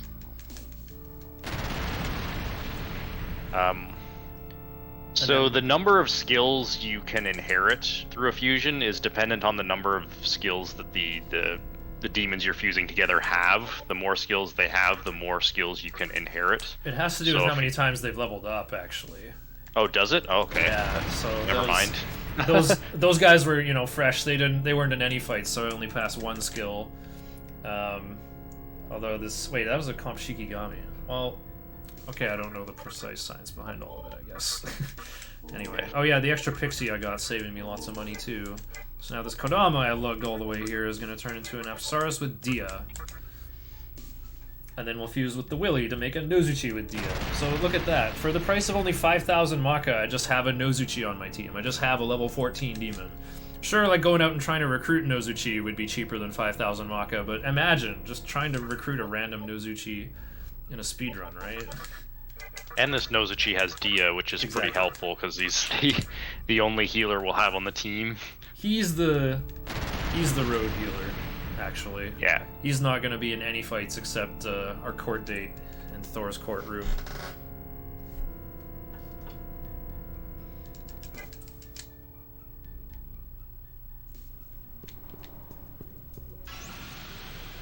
Have I seen the Bing AI? No. I think these Momonofus here are pretty Bing chilling right now. Overthinking MP requirements right now. Pretty sure I'll have time. Yeah, wait, there are no MP requirements. I will, however, summon Minakata because he's strong and I need him. Yeah, these three are going to be my main fighting demons because Coronzone and Minakata will be sacrificed to make stuff. And Inugami is Inugami and just needs a ton of experience to transform into Makami and then fully level up and learn all his abilities. Yeah. Both Inugami and Makami learn tons of useful skills and have really good resistances, so they can be used in a lot of places. And yeah, Makami has Repel Expel and Null Fire with no drawbacks. Yeah, no weakness. And learns Null Mind. That's a big one. It's really big one. It's kind of crazy. Best demon in the game candidate, for sure. I think Flamus is the best demon in the game, but no speedrun levels him up all the way. Except this weird normal TDE route that I came up with that goes all in on Dante. I kind of made it for HD only.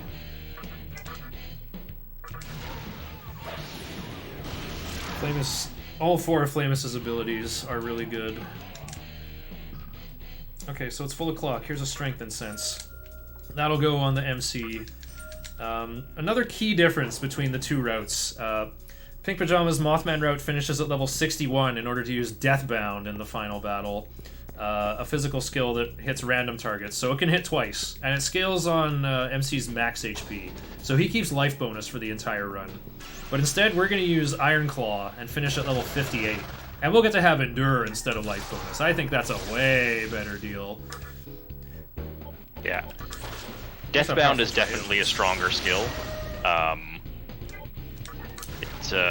It basically will do the same damage as Iron Claw, but it can double hit. Iron Claw supposedly has a high crit rate, but mine never crits. Yeah. Uh-oh. He lived. Ah! What are all these double misses? I've had so many double misses today! And then he dodges. Just a clown fiesta of misses. Oh, here we go. Learn this over Agi to make my Uzume fusion cleaner. Yeah, nothing I'm going to be fighting is going to be weak. Oh, change a skill. What could he be trying to change? Needle Rush. Let's go for it. It got upgraded to Toxic Sting! So yeah, generally in speedruns you should always refuse skill changes, but I've been running this game for more than a year, but yeah, I've found the wiki article finally. I figured out how it works, and the wiki article explains it well. Basically, there's unstable skills that have a potential to upgrade to like an upgraded version.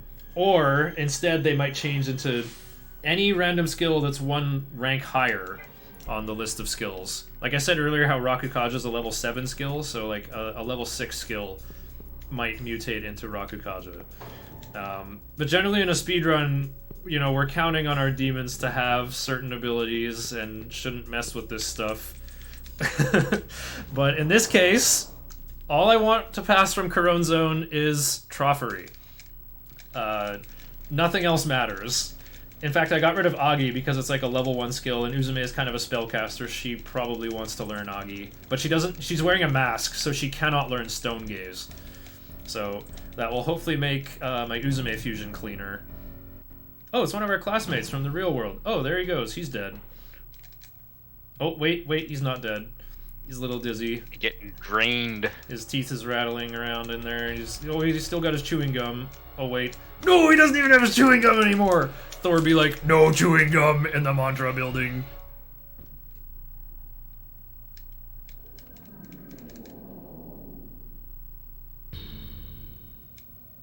And Mizushima is just starting the first Dante fight. Ooh. This fight is 240. really scary. Beating Dante before 3 hours is a good pace. Although, Yeah. like 2:30 or maybe even faster is doable, so I guess we're on average pace here. Talk about the Dante fight for me while I go to court.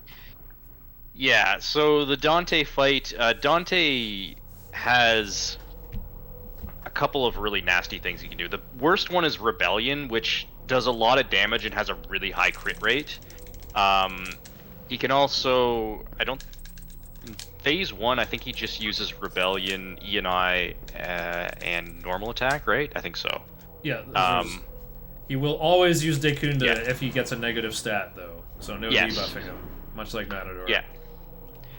And when you push him into Phase 2, he starts using Taunt, just like Matador, and he gains access to a skill that Bullet can time. panic you. Yeah, Bullet Time, that's what it's called. It hits everybody and can inflict panic. The idea for the fight is very similar to Matador. It's buff up your defense as fast as possible, then hit him down to just before he changes phases, buff up your attack, and then just go all in on physical damage to try to skip as much of the second phase as possible. Because you really don't want him to drop your defense low, because he'll just destroy you.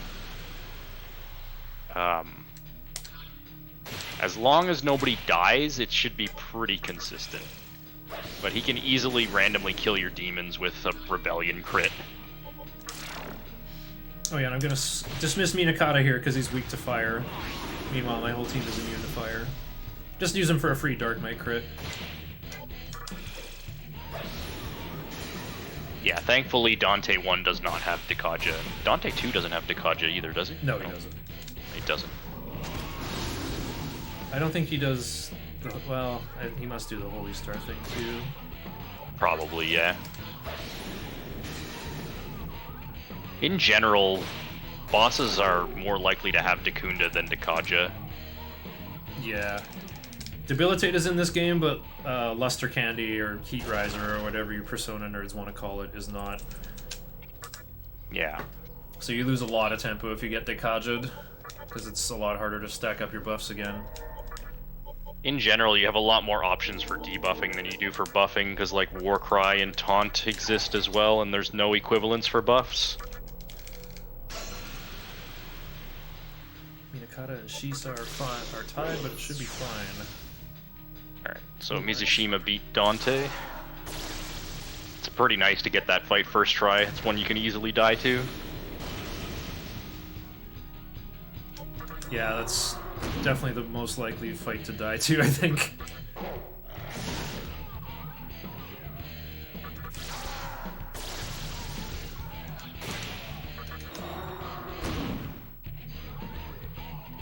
Below 24 minutes. Huh. Alright, my Shisa has Dark Might, so... Well, the shot can miss, but that's on normal any percent. Anyway, I gotta dismiss my guys who are not immune to force right here. So that'd be Shisa and Minakata. I'm enjoying using Mizuchi's lunge for like 10 more damage just for the long animation. Wait, I killed her?! I'm supposed to just sit here with triangle! They could have gotten the 300 experience. That's unfortunate. Oh well. Alrighty. Oh, I gotta make sure I do this agility tie. Minakata and Shiza should be tied at 9 agility, so I gotta summon them in the correct order.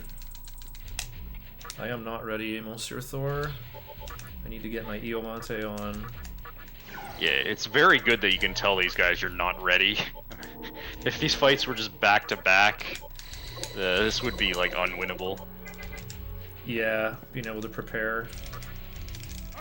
This fight is supposed to be like the Magatama tutorial.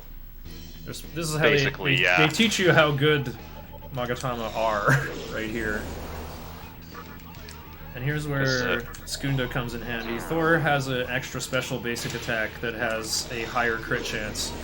Pink Pajamas wrote a randomizer for this game and he told me that, so Sukunda should help our odds of not getting wrecked by that. Yep. Priority 1 is getting Max Rakukaja here.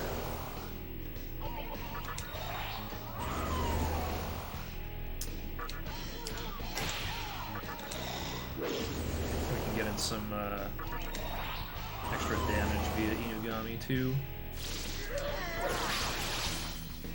Having Dark Might on Shisa is going to be a good time.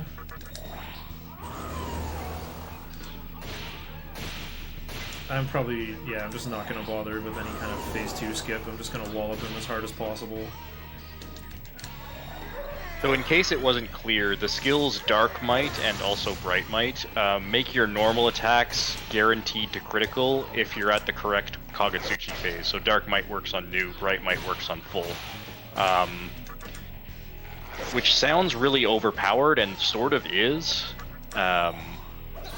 So it's really helpful in certain situations like this one.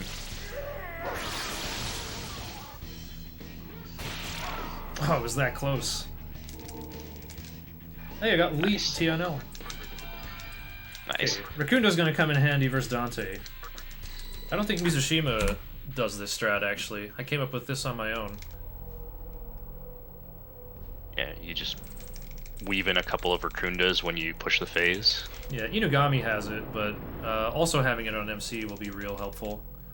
On HD, it's possible to give it to Minakata as well, because Lilim naturally has it. Although I think having Zio on Minakata is pretty nice. That's an extra chance for Arahabaki to get it too.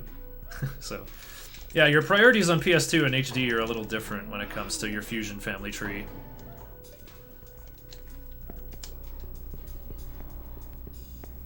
Okay. Oh yeah, now this is the part where I go beseech Isora.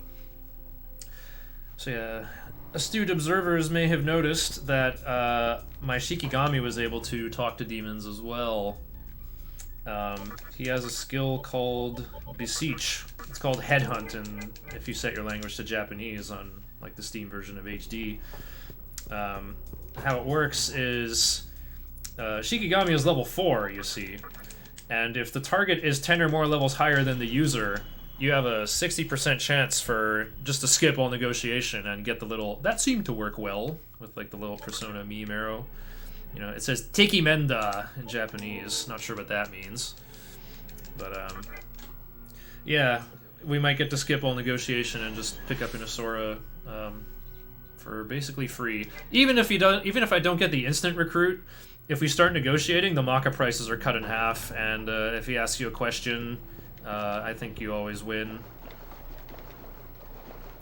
Yeah, Beseech is by far the best recruitment skill in the game because... Seduce. Well, actually, Soul Recruit is the best, and I plan to put Soul Recruit to use too.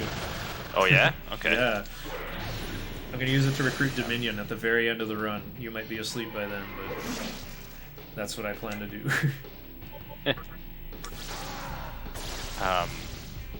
But yeah, Beseech is really good though because you can just stick it on, or well, Shikigami gets it for free.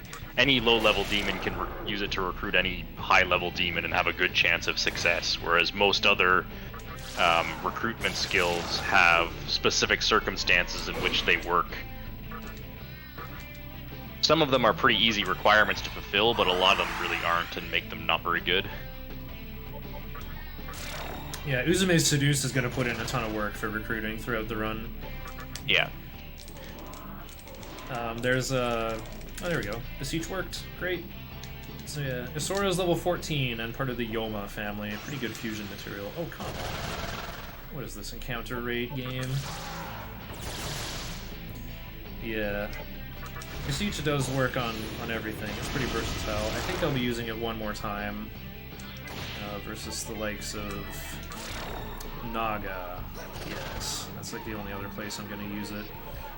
Oh, I got rid of Agi. That's funny. Or come in handy there, I guess.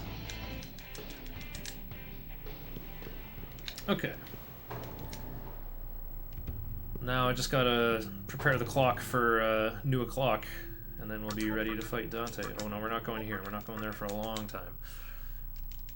What about Wine Party? That's a passive negotiation skill, isn't it? I think it is. I think if demons get mad, then Dionysus throws a wine party, and they become unmad, and negotiations resume. I actually fused Dionysus in hard any %, and if I was running on HD, I'd be doing it in here as well. It's pretty easy to upgrade Uzume to either Horus or Dionysus with the right fusion material.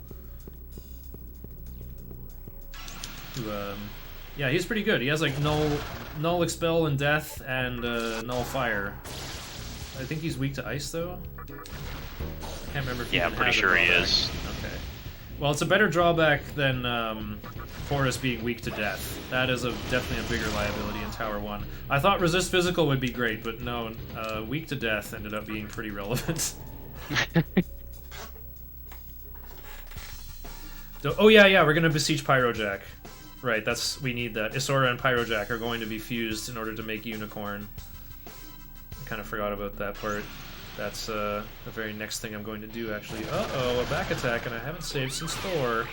Since before Thor. Okay, here's a crit lunge on MC. Now he's facing forward, it can't be crit again. Here's Makakaja. That'll power up Toxic Cloud if they go for that. Lunge? No, lunge not even making me cost money, eh? Silly game. Nice. Mazio is bait, because you think it's going to gain you a press turn, but if it misses anybody, you lose a turn instead. I was trying to cancel this encounter, but I was also being greedy, because I want to go back in at, like, falling half to time this well. Oh good, another level for Inugami. Whoa, really early Fog Breath. He's probably trying to change Feral Bite, but I actually would like him to have Feral Bite. It might upgrade to Venom Bite, but who cares? That's not even that good. It's like not really a worthy upgrade. Not worth losing the physical skill I'm going to beat up Dante with.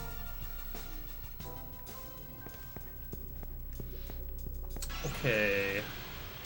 And for Dante, yeah, we're sticking with Diamante just so MC doesn't get panicked by bullet time. Need him to be able to use Sacred Water if someone else gets panicked. It's kind of the best option. If I had Ankh, that would be the second best option just because it would boost my Vitality the most. A single point of Vitality gives you 3 more HP, but I also have Life bonus for 10% more overall max HP, so I guess Ankh would increase my max HP. Well, Iomante gives me +0 right now, so... Or does it give me +2? It gives you... I know it gives you 2 strength and 2 agility, and 2 something else. It gives you 2 more magic or 2 more vid. I think it gives you the vid, actually. Okay, so... Yeah, I guess Ankh would only give me like 10 more HP. Whoopee. Hang on, I want to organize my team to actually be fighting Dante. So it looks like I was AFK for a second, but it looked like Mizushima died after talking to Gozu Tenno. That's a pretty rough death. Oh, disgusting. Minakata first, probably better. I don't know if it is actually. Might get the Rakukajas up. Okay, I'm gonna need you to commentate Mizushima's actions while I'm fighting Dante because I have to keep track of damage in my head. Yeah, no problem. Mizushima's just in a cutscene right now. It's,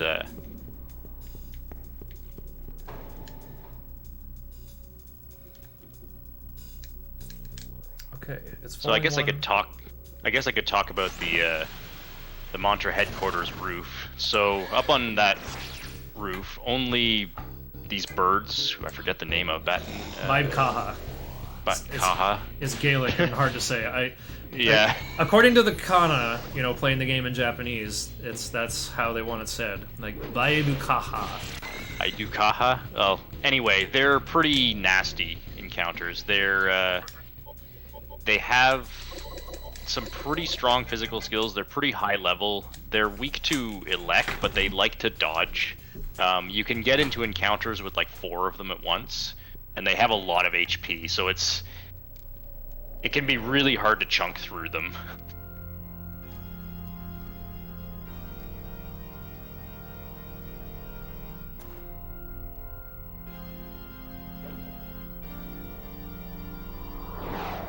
They're the only thing that show up here.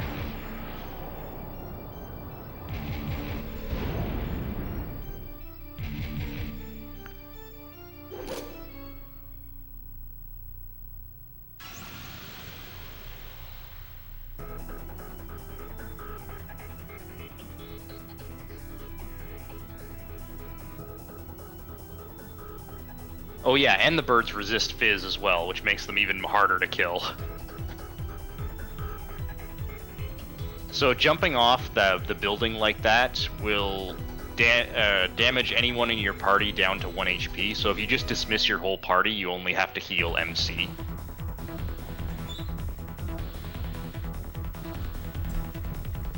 Oh, we made it to the start of the music.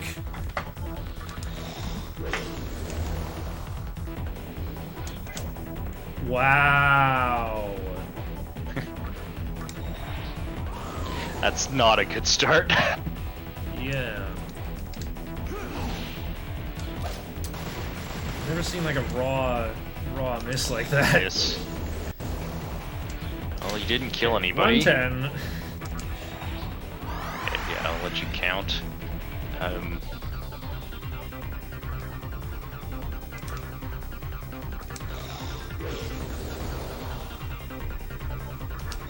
Four Sukukajas as well.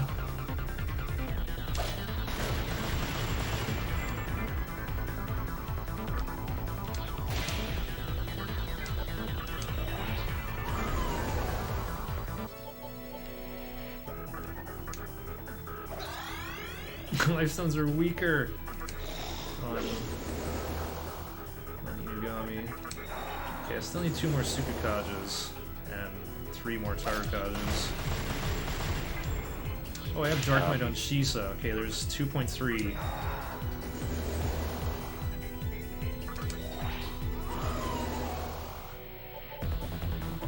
So the next place Mizushima is going to go to is Assembly of Nihilo, which I think is the worst dungeon in the game. It's got the most annoying random encounters. It's really long, and you still can't run away from fights for most of it. So it's a really frustrating dungeon to navigate. If you end up, it's one of the most painful places to get really high encounter rates in.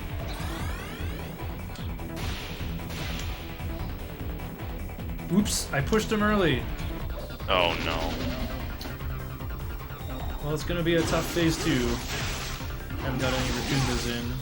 Oh, just raw crit on MC. Alrighty, alrighty. Luckily I have 2 Dark Miters, so still make pretty short work of them here.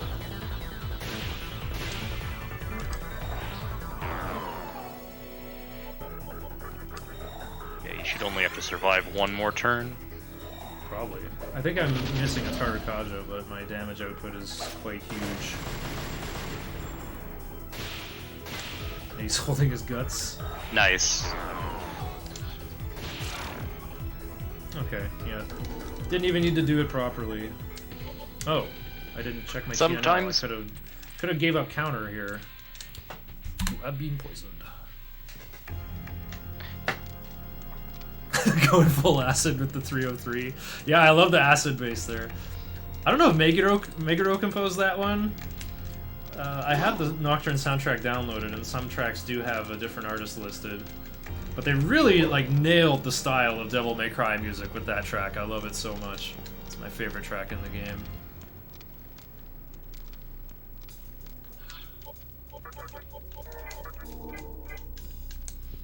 well, time to go back, heal, and save. We'll do the manly walk on the whole way there, because we can't move like this on HD.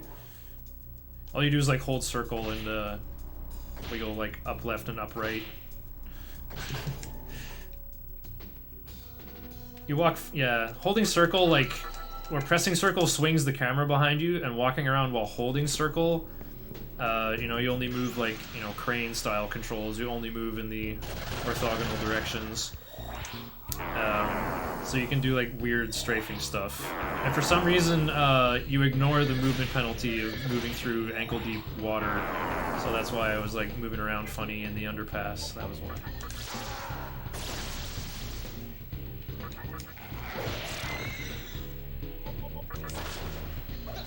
But yeah, as we saw, Mizushima died up there.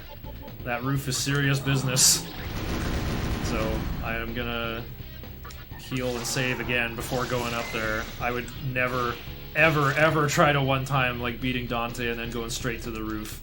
Yeah, that would be crazy. Not even I would do that. I try to save as little as possible, especially, well, not on a marathon, of course, but, you know, saving costs 15 seconds. So I skip 4 saves, I saved a minute. I skip 8 saves, I save 2 minutes. Whatever it takes to get sub 13. This is, I kind of feel like I'm going up against the DBZ villain, where I'm, like, trying my very hardest, and Mizushima has, like, died twice and is casually, like, 8 or 10 minutes ahead of me. We're doing all the same stuff, we're on the same route. Yeah. This will be a really good VOD to go back and watch to see just what kind of difference there is on either side of the Pacific Ocean. What are they putting in the water there? Sire, it's the Pacific Ocean. I too am on the West Coast. I'm drinking the same salt water. But I can't pull it off. I just can't even get sub 13 when this route is world record material stuff. This route's supposed to get you sub 12. Mizushima just casually got 2nd place. He did a practice run last week and got 11:43.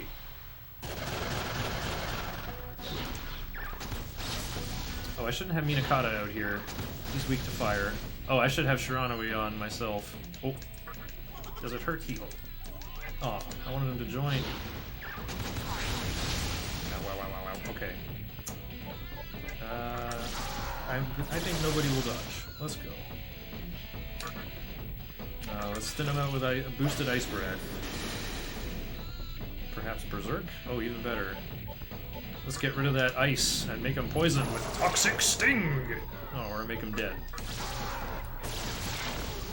Okay, 2 left.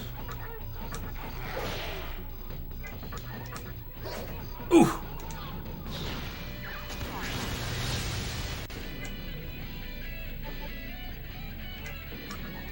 There's no point in dismissing him. I'm just gonna summon Shikigami on top of him. Here we go. Shikigami is also weak to fire, though. This is a bit dangerous. I will just, the Beseech will simply work, and I will have Pyrojack. Oh, you made a bad impression. I'll pound the something out of you. Shikigami is dead. Okay. Feels bad. I'm going to beat MC and revive Shikigami and try again. In the meantime, let's do some Fog Breath insurance. Is it not worth just talking with MC if Shikigami dies? No, I'll just get scammed. He might leave, and then I have to look for another Pyrojack fight. Oh yeah, I have to... Oops. I missed my chance to actually summon him. Okay, well, 2nd Fog Breath. Inugami simply does not need MP. I won't be using him on the bridge. Yeah, I wasted that turn. I could have done the revival bead last turn cycle. This is taking too long. Why can't I beat Mizushima's time, he says, wasting press turns. Nope, we're still negotiating. I'm giving him the chakra drop. We really should get rid of all the stupid kids. Pyrojack is content. Pyrojack joined your party. Nice. And now Shikigami is level 5 and cannot beseech level 14 things. Oh, I can't remember what happens to his Zeo. He gets fused with an Arthas who already has Zeo. Okay, so there's potential, but I don't want to introduce clutter. Well, potential? Is there really? Wait, why am I healing Shikigami? He's not involved in anything. Alright. So yeah, that recruit is out of the way. The moon clock doesn't really matter here too much. Our next appointment is fusing Uzume at full o'clock after defeating Berith, which is just going to take some amount of spinning no matter what. Yeah, it's pretty far away. That's the next. Yeah, that's the next thing that like synchronizes the clock. I could say. You know, I'm gonna walk the same amount of steps, right? I have to walk to the top of the mantra building and then go to Ginza and walk outside. You know what the place looks like. You know it's gonna be the same amount of steps every time. But still, the next thing is gonna be fusing Uzume at full o'clock, and however long it takes to recruit Isora, and like Isora before that, and the Pyrojack now. Yeah, it's a little hard to predict. Uh-oh. Okay. Yeah, that's a rough encounter. Don't use Mazio. These guys are pretty slippery. They're level 23 and have resist physical. So Minakata has a low magic stat as well. That really hurts his magic accuracy. I'm surprised you didn't just Trumpeter this. I guess it's fine. No, I'm a Greed Lord. Like, watch this. It's gonna be fine. I will simply bead MC. My last bead, but I don't think I need any more, honestly. I'll just go for Fire Breath. It won't matter if anyone dodges. Okay, Yugami is probably dead, though. Arrgh! Probably dead. No, Minakata died. That is a weird choice. Well, I'll give this experience to Kuruma. It'll be fine. And I will not be here for very long. I'll just summon the demons I'm supposed to summon. We got Nozuchi with Absorb Force. That'll be pretty good versus Wing Buffet. And Shisa with Shock to, hit all their weaknesses. Still have one Force weak, but, the faster I level up Kuron Zone, the better. Mm-hmm. Actually, leveling Minakata, there's like not that much of a hurry. Like, Minakata eventually becomes Arahabaki, and then he's part of a very long walk. So he'll have that chance to level up. Ooh, another magic mirror from Shisa. That is a little bit nice. I need at least one magic mirror to win the second last boss fight of the entire game. I came up with a more bulletproof strat that uses 3 or 4 magic mirrors, and there are enough along the way that I can get them just from cash cubes along the way. Ooh.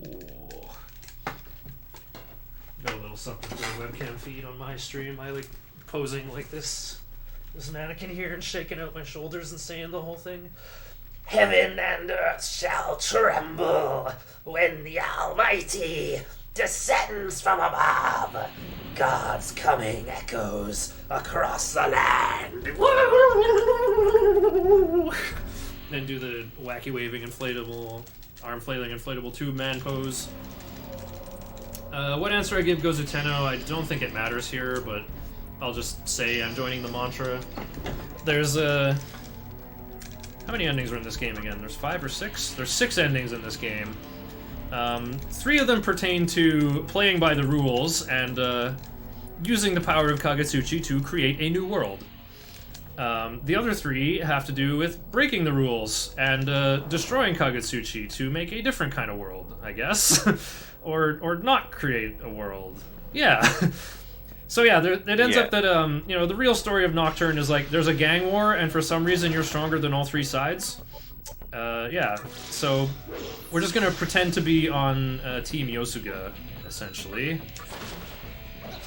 Yeah, there's basically 3 factions that form around wanting to create sort of different types of worlds, and you can choose to side with any of those 3, or you can choose to return the world to its original state, or you can choose to do nothing and just leave the Vortex world as is, or you can choose to side with Lucifer, which is what this run does. The true demon ending. Yeah. Yeah, that's kind of getting the spoilers. We're a little ahead of the plot in terms of describing this aspect of it, but we're getting close. Mizushima is gonna catch up with Hikawa in the basement of Assembly of Nilo pretty soon. Yeah, you'll get introduced to kind of the first of the reason, Yeah, he says something about, I'm creating my reason of Shijima. And you're like, huh? What's a reason? Well, after getting the Magatama stuck in her neck, you know, that big glowing disco ball said, you know, who are you? Show me your heart. You have nothing in your heart. Not even a hint of a reason, with a capital R. So I guess there's been, like, little hints dropped here and there about the reasons. It'll become more clear right after Assembly of Nihilo, I think. I'll do the magic incense here. Yeah, these 3 goofballs. Now I can hold 2 more demons, thanks to Gozu Tenno. He gave me 2 more notches on the Pokebelt. Okay, up so next, these mini... I gotta learn Shock at level 21. Yeah. So these mini-bosses that Mizushima is fighting, Elagor and Bareth, are not super challenging. They're, it's kind of just debuff them and hit them with their weakness. The main challenge, so you gotta have it. Yeah. The main challenge is MP management, just because you still can't run away from fights, and a lot of the enemies in this area are kind of tough, so you have to use a lot of your MP to fight them. So you have to, and obviously you don't want to waste chakra drops, you never want to do that. So you want to try to sort of get away with using as little as possible for these kinds of fights. So you kind of want to be greedy, but you also don't want to be too greedy. Is the challenge of this kind of the whole Assembly of Nihilo is more about. Oh. It was possible that focus Momonofu could have hit MC. Ooh. I was afraid of that. Oh, what's Inugami's EXP at? Probably not enough now that he died on the roof. I'll check up on him in a bit. You finished talking what you were talking about, though. Bareth fight. Yeah. Yeah. So Bareth, you kind of just spam Ice Breath and try to kill the succubi with physical attacks. Bareth has mostly fire skills, which unfortunately Minakata is weak to, so he can easily die in this fight. He also has Heat Wave, which is not a terribly threatening skill. It's a physical that hits everyone. Yeah. Also, Minakata shouldn't be in terrible danger because you have Corone Zone to absorb fire. He won't ever get more than 1 turn unless he uses Heat Wave. Yeah. So if he spams Miragi constantly and you greed and decide not to heal Minakata, then he can die. But that's not super likely. You should keep Minakata healed in general. Yeah. On that fight. Mizushima, did he fight him with Hifumi again? It looks like he did. What a goofball. He wants to learn Force Boost before Taunt when the order really doesn't matter. You can learn Taunt at level 20, you can learn Force Boost at 22. But you should just go in with Shiranui on MC so that you don't have to worry about healing him. You only have to heal Minakata that way. I guess he like really wants Force Boost for random encounters in B12 because you don't need to use MC's MP on anything. Like the next boss, Kaiwan, is immune to magic, so all you need to do on MC is you just need enough MP to use Taunt once. You just need 20, so you can burn the rest of it on random encounters. But like, I don't know, boosted Fire Breath and not boosted Ice Breath should still be good enough. Wait, maybe Mizushima's onto something here. He's taking the random encounters that much more aggressively. I don't know, it's never been an issue for me. It's never been like, oh, I sure wish I had Force Boost. I just, like, prefer to go for the simpler thing. Bareth can use Hellfire when his HP gets lower, and that can double hit. I don't want MC weak to fire when that happens. Yeah. I like how I have all these differences of opinion on how to do this route. Like, I had to kind of teach it myself. I just, like, Google translated Mizushima's blog and studied his VODs. There's been, like, a couple changes to the route since then. Like, just really small things. But it's, you know, we got these differences of opinion, but look who's got the better time. And it's not for safety. I have aggression in mind most of the time.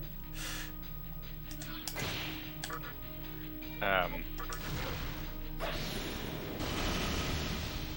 shouldn't sit there looking at the menu though, with that in mind. Here we go, execute faster. Get that boosted Fire Breath in on both of them. Win on turn 1, easy. Ooh, Minakata gained magic. That's good. Another magic mirror. Okay, I will not... Tons of them. Is there any extra places you could use them? I could skip the one in Asakusa at this point. Oh yeah, that saves time. Yep. Remind me to not do Puzzle Boy, chat. I can do Puzzle Boy in 8 minutes, but like that's 8 minutes. That's humongous. That would for sure take me out of the race. It could save me 6,000 Maka, but the budget on this route is so good that I don't even have to worry about it. It is like a good marathon safety thing, though, I have to say. If you like wanted to save 6k instead of buying Ankh, you can just get Geish for free. Well, free. It's 8 minutes though, and you have to do Puzzle Boy, and I can only do it in 8.5 minutes because I'm good. Can we ask Mizuchi to do Puzzle Boy? Maybe in your best Japanese, your best and politest Japanese. Or you don't call him Tiger Sensei. Every time I ask him, like he says, Tiger Sensei is away training in the mountains.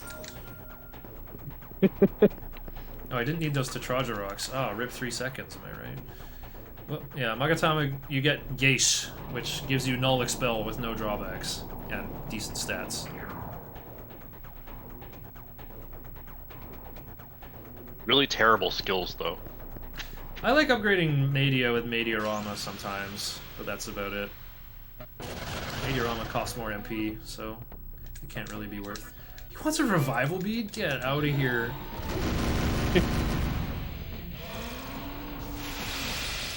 Uh-oh. Oh, I'm right. I'm weak to ice due to Narukami.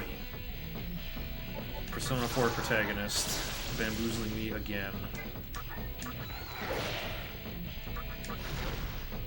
Shock is really good. Almost everything here is weak to Elec. So, Mizushima just fused a really important demon, which is Uzume.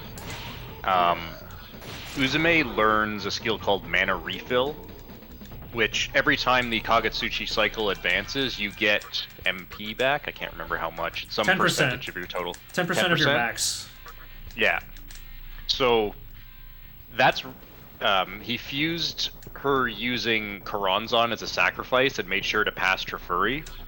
So once she learns Mana Refill, we actually now have a reliable source of Trifuri that can be used, not infinitely, because Mana Refill has some limitations, but you can actually use it without immediately running out of MP, which is very, very helpful.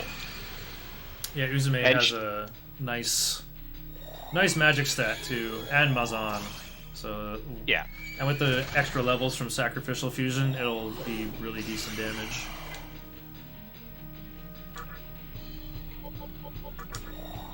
Right, I have to not use Inugami's magic. I need him to use Fog Breath on the other Eligor that's coming up. So I'm supposed to be using Ice Breath, but I guess I want the extra turn. Oh, look at that, I shocked him, so now I can do Borzork. And yeah, I have to do Fog Breath because Minakata's low magic stat just makes him really bad at spellcasting.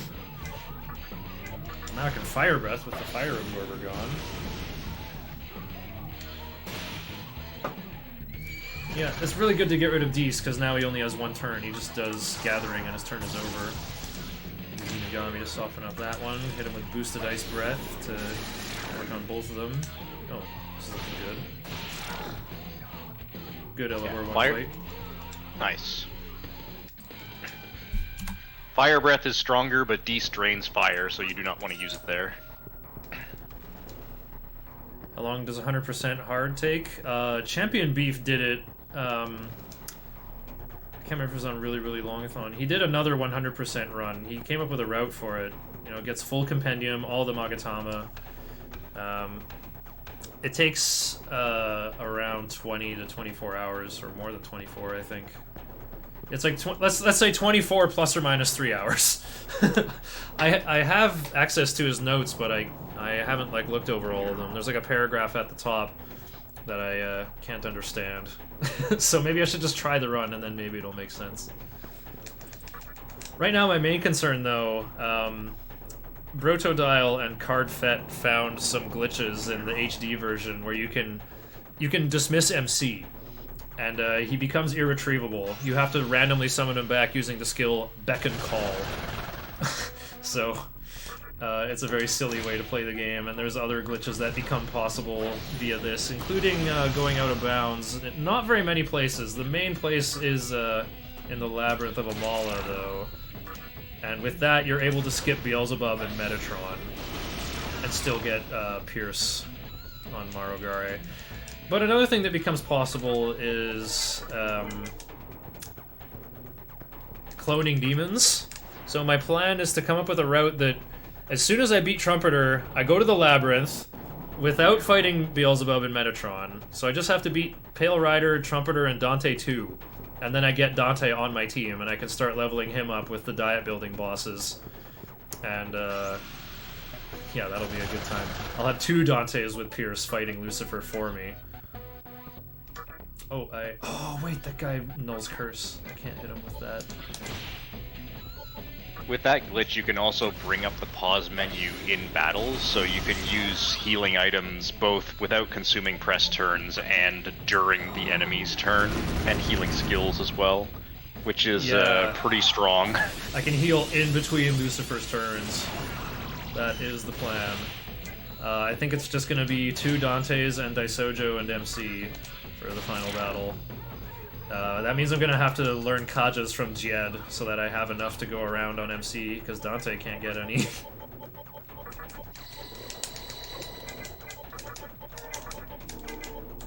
I'll keep Narukami on just because it gives me better magic stat. Oh, it's full o'clock right now. Well, I guess I will just fight Vareth at new o'clock so I can use Minakata's Dark Might.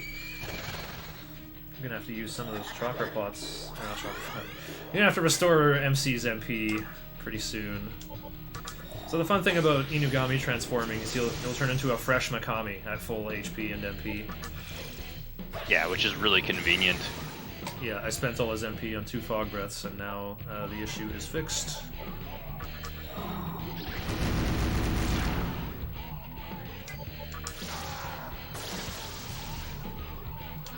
Having Zio on Minakata, sure.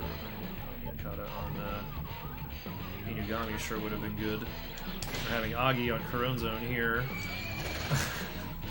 I noticed how low MC's MP had become and decided to save my MP for this Ice Breath. Yeah, I'm using menu memory, so my cursor remembers where it is on everybody's menus, but if I was using auto memory, which I will be later in the run, pressing triangle just has them repeat whatever action they did previously. Yeah, you can actually change what triangle does to either just continuously auto attack or repeat the previous action that you did. It's kind of unfortunate that you can't use both of those things at the same time. The PS2 controller has more than enough buttons that they could have just assigned them to 2 different buttons. But yeah, unfortunately you can only use one at a time. Oh, true. Yeah, we could have used L2 and R2. Yeah. Okay, just gonna switch to Kifumi for a little bit, just because Copa's wing buffet is scary.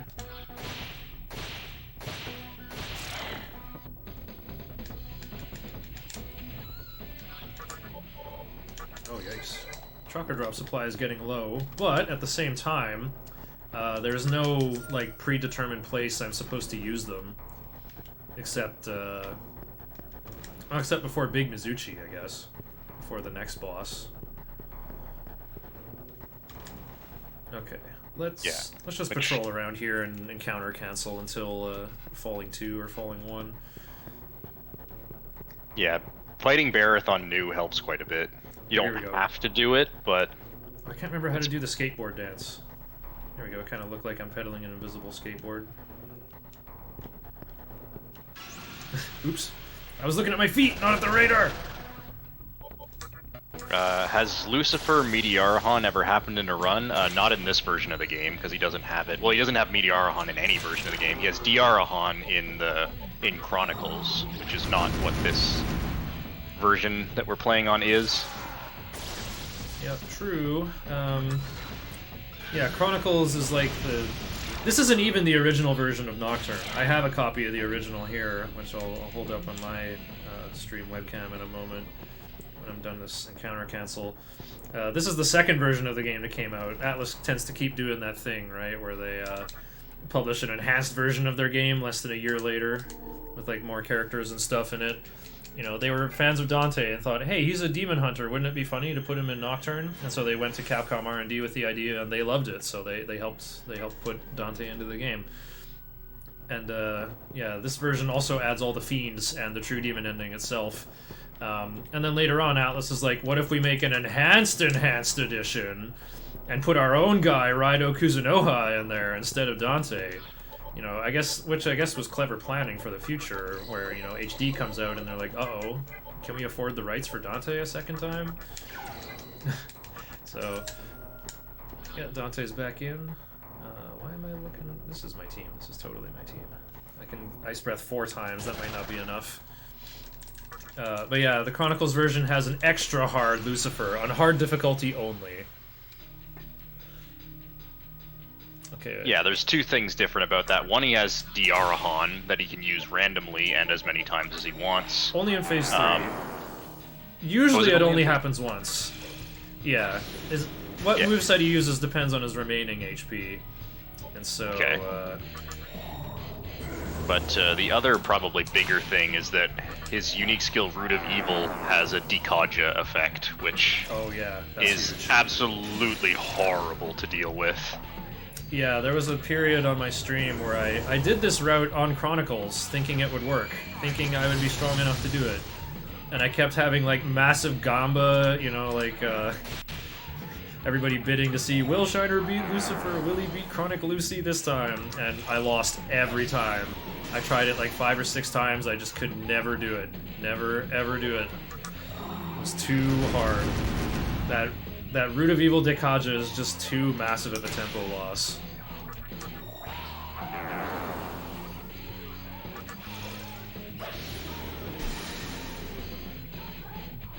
Oh right, I'm supposed to keep Minakata alive. I haven't been doing that. Heat Wave? Oh, he dodges. Easy every time. Nice. Not even a problem. Oh, and yeah, now he's toast. We're done here. Got a revival bead. That's good.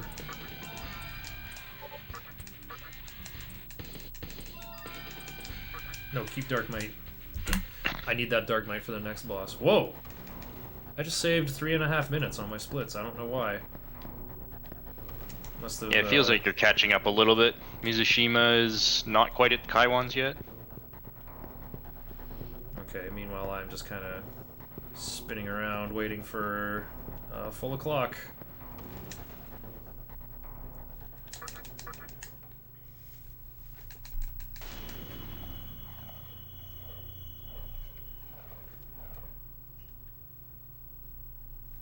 Mizushima is getting trolled by Dis Makajams. No kidding! Makajam has such a low activation rate. It feels like 20%. Maybe even less. It was much higher in the Vanilla Nocturne in the first release. Vanilla Nocturne is actually quite unpleasant. I really don't like it. The main thing I hate about it... Well, okay, there's 2 things I hate about it. Actually, I'm going to end up listing more than 2.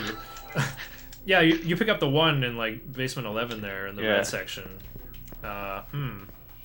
I usually buy 2, although that's probably more than I should be.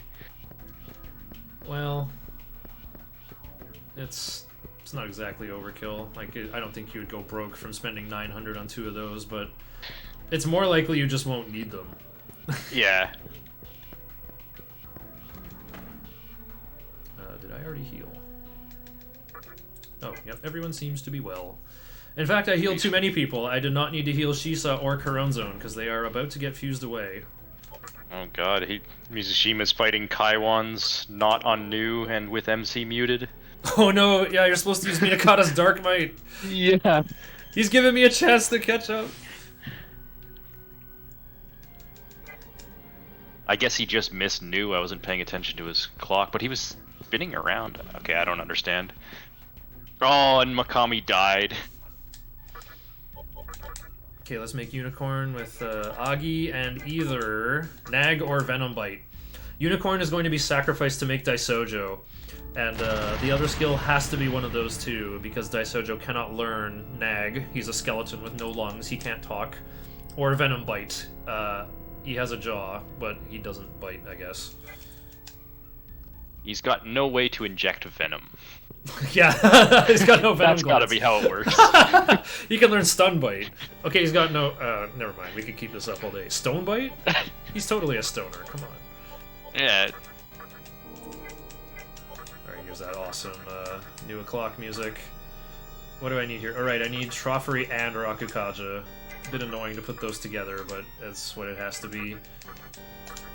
Sadly enough, the Rakukaja is needed in one fight, just for Spectre 3 and nowhere else. Yeah, but you really need it for Spectre 3. You really unfortunately. do. You know, next time maybe I should learn over Sukunda instead of Agi. Oh, I might be fighting this fusion boss longer than Mizushima was. Yeah, he got it pretty quickly.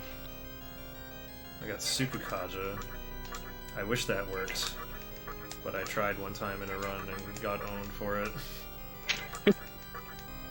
I think I did still beat Spectre 3, but it was excruciating. Oh, she likes to learn Brainwash, too. Shisa has too many skills. You'd think this would improve my odds. No, it just increases noise. I like how she likes learning Zio, even though she's weak to Elec. And it's also really nice when Uzume has an Elec skill, honestly. There we go, Troffery and Rakukaja, and Zio, and Dia. And very nice stats. This is actually the best Uzume I've ever fused on PS2. Yeah, nice. Yeah, having Dia is really nice for targeted healing. It's Yeah, it low saves MP MP. cost. Yeah. It is gonna matter. You know, I still have to level up Uzume. So yeah, Unicorn has to stay out of fights. Unicorn's HP, or XP, is very tightly controlled. So that, because it's... Yeah. Daisojo's gonna have something like 330 TNL, so if I remember when you sacrifice a demon, their experience total is multiplied by 1.5, so if that Unicorn got even 200 extra experience, my Daisojo would be too high level and would take way too long to level up. It would be a miserable time. Yeah, so the reason why that's relevant is because when you do a sac fusion and get a demon much higher than its base level, it doesn't immediately learn its skills. It's not like SMT5 where they just immediately give you the skills. You need to get one more level up and then you'll learn all of the skills at once, which is another example of Nocturne's jankiness. But how that affects the run is you want to control your experience so when you sac fuse a demon, it will be very close to its next level, so you can just quickly get that and learn all the skills. Daisojo is particularly important so you can get prayer in time for Albion, Yeah. because otherwise you have no source of healing for that fight. Yeah, it's true. Maybe a Rahabaki would have Dia. That's it.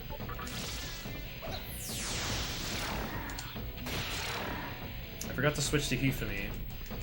Never punished. Nice. Yeah, see, like, I'm gonna learn Force Boost immediately! Do you think I needed Force Boosted Tornado to win that?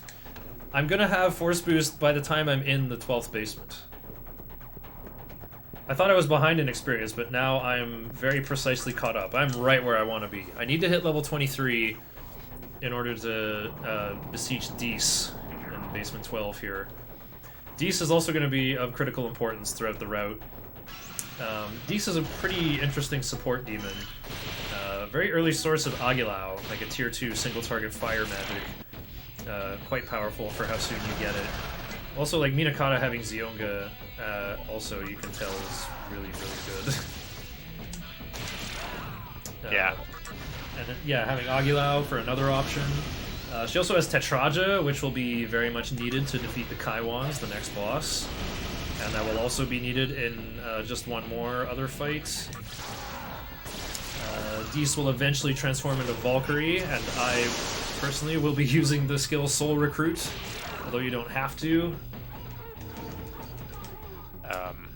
Yeah, Valkyrie is a really good demon, and Dis as well. Dis drains fire for no weakness.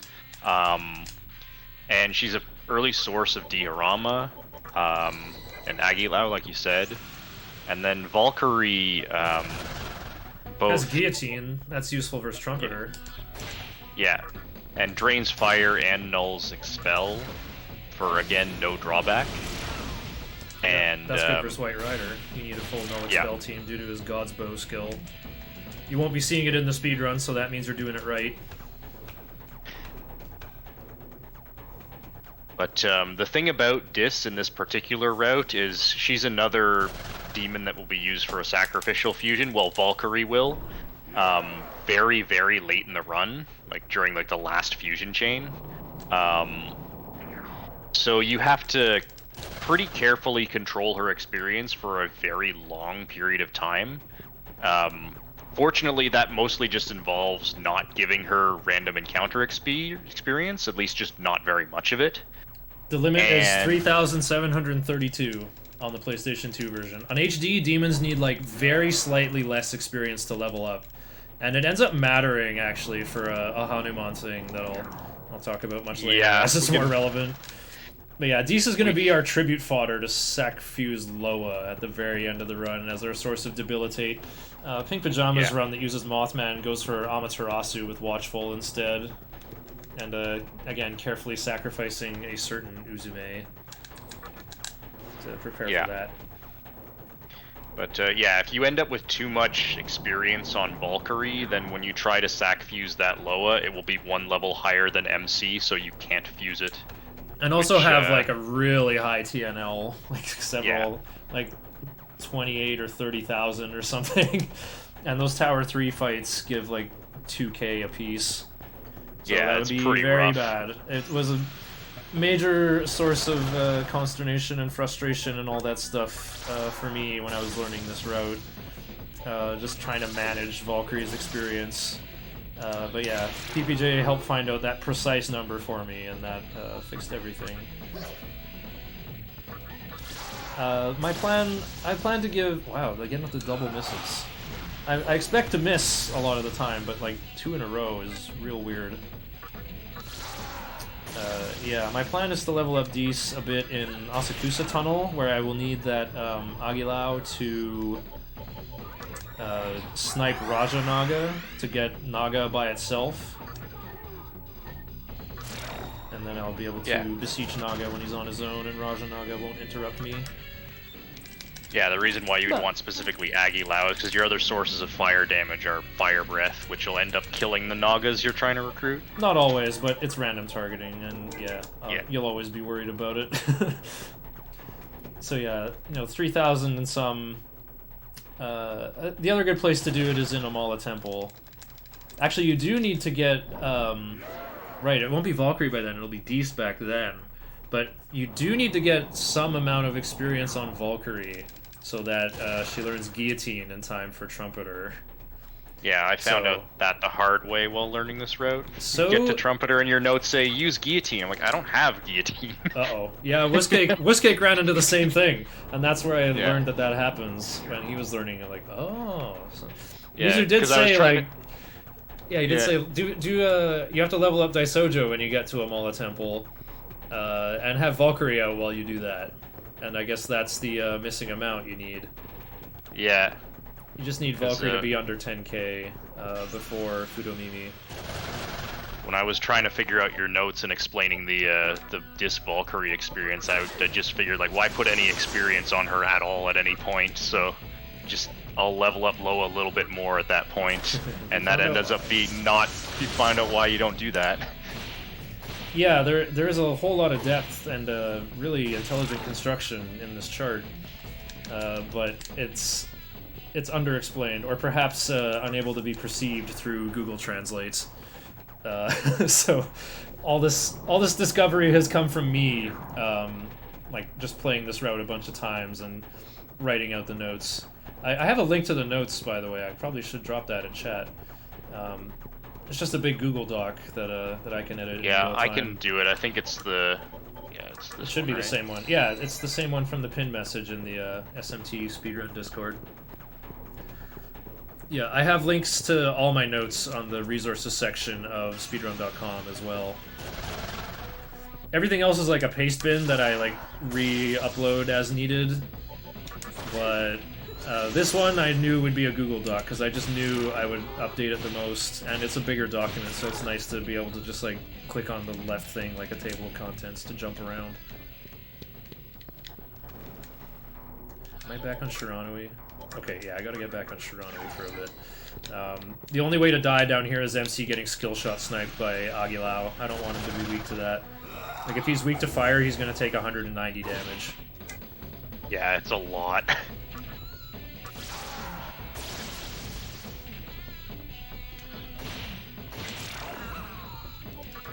And Mizushima is in the middle of the Osei fight now.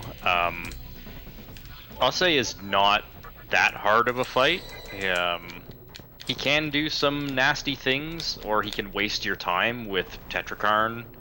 But for the most part, he's pretty easy. You just buff up and then hope he doesn't use Dakunda.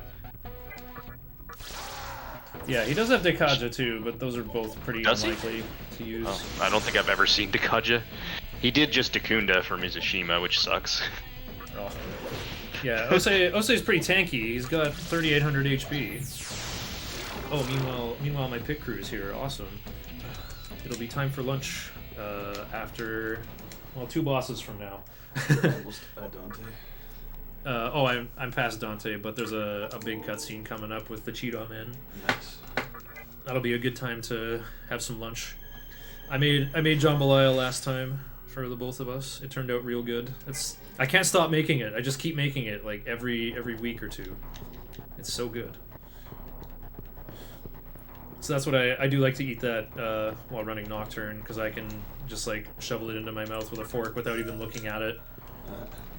Even some fork food like that, you have to like look at it to, you know, balance a big piece on it or something. But no, this is just like continual forkage.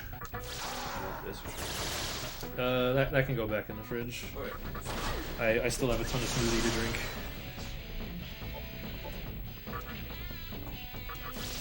Yeah, this is my first time having a pit crew for Nocturne. I got a friend visiting town, and he's like, "Can I stay with you?" I'm like, "Well, I did tell you I was doing this, so if you want to hang with me all day, it sounds good to me."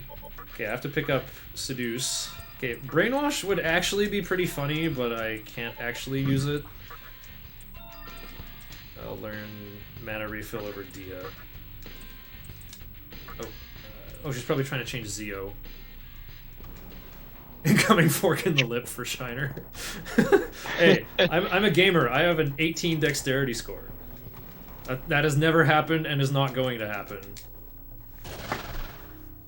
It's him! I'm Kaiwan! What the...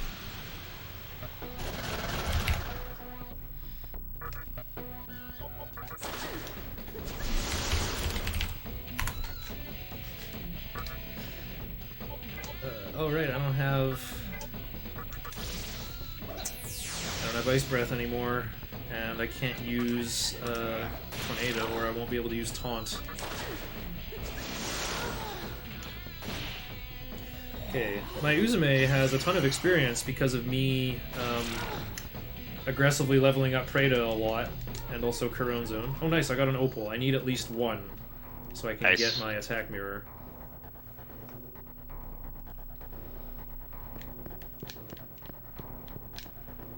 Oh yeah, there's also tripwires here. That's why I'm hugging the right wall. Uh-oh. No fire, let's go! I'm saving time. Uh-oh. I'm out of here.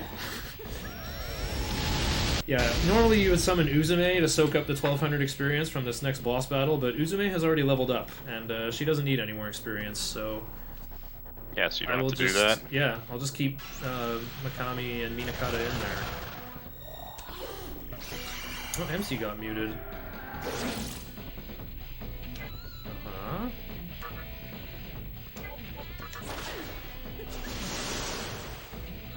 Okay, I'm gonna talk away Dees so I can fire breath them on the second lap here.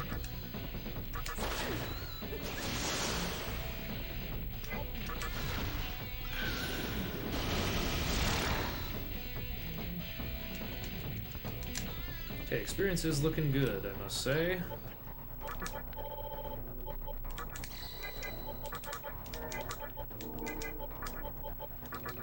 Still use Mizuchi for healing everybody.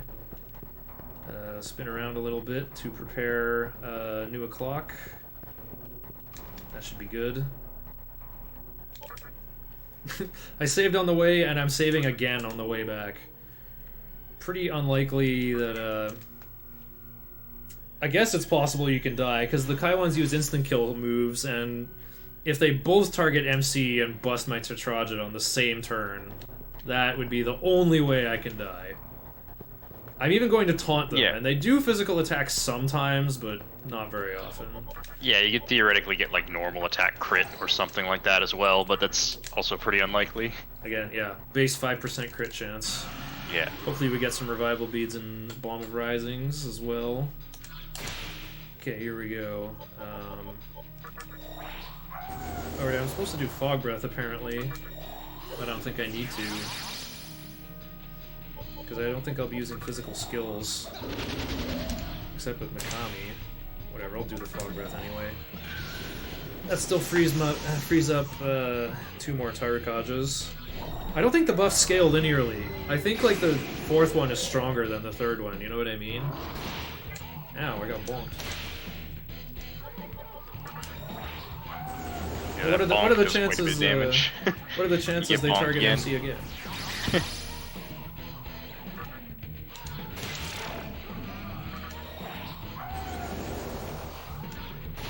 If only Dees could heal me already, but she needs 5,000 experience for that.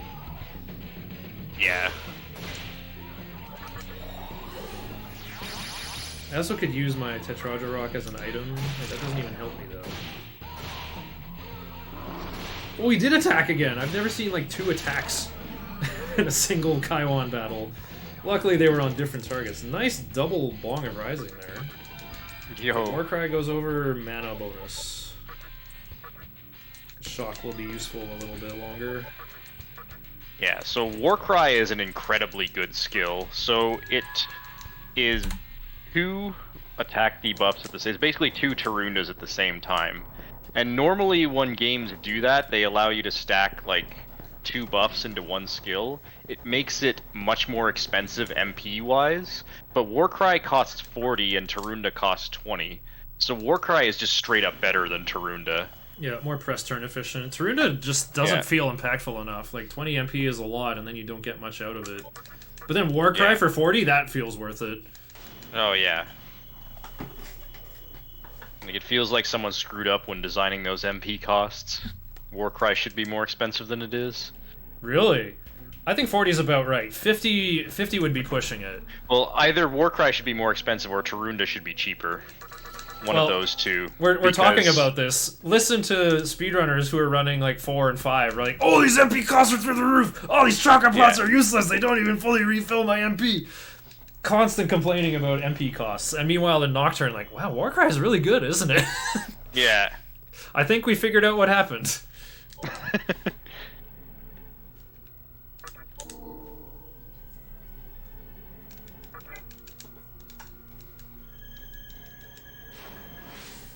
So both of us got 21 base vitality on MC, I can see.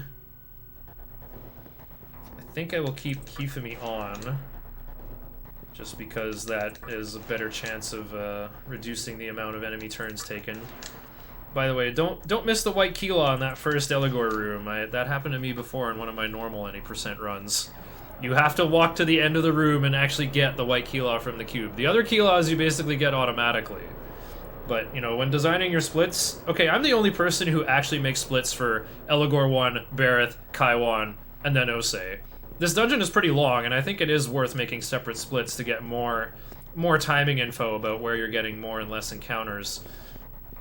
But you should just call your Eligor 1 split White Kila instead, and that way you'll remember. Like, don't hit the split until you actually have the White Kila. There's the strats. Yeah.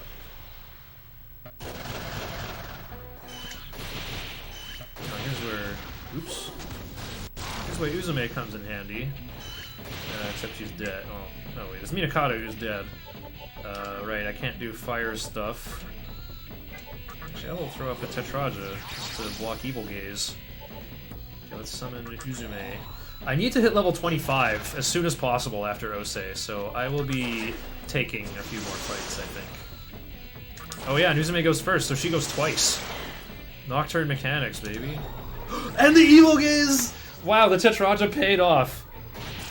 Get wrecked, everybody. Oh, Dees is getting 300 extra experience. I have to remember that. I have a ton of revival items. I will just simply revive Minakata. All experience I give Minakata will speed up leveling up Arahabaki later. Also, Minakata is just pretty good in this dungeon, because lots of things here are weak to Elec. Although his fire weakness certainly ended up being a liability there, but he got bullied. Everybody ganged up on him. Poor guy. I want to fight Osei at New O'Clock, so I will apparently go out of my way to get this mystical chest at Falling 6. Also contains a Bomb of Rising, which, the way things are going, I might just sell for 1200 Maka, if I keep getting so many items.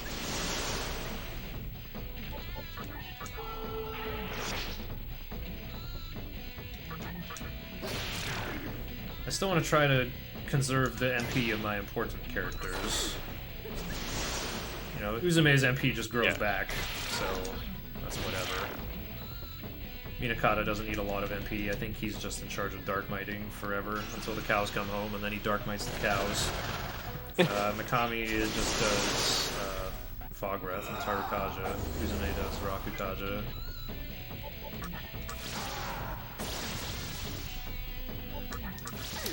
Can't do Mazan here. Kopa blocks that. Where the Zio comes in. Yeah. Or MC's boosted Fire Breath. Look at that, took out both of them. I'm not even actually doing a magic build, and just that those incidental points of magic got me this far. Ooh, I got Stun Gaze. That's Daynava's special attack. He's got a very stunning gaze. You look at him and he says, "Rush B," and then you're at Site B planting the bomb before you know it. There we go, I got the Bomb of Rising at Falling 6. That's your chance of getting from the Mystical Chest, by the way. It's 6 out of 8, so 75% chance I got it. The favorable luck has been there, except for getting the Pearl. Rip the Pearl. But I'll be getting another Pearl soonish anyway. Uh-oh.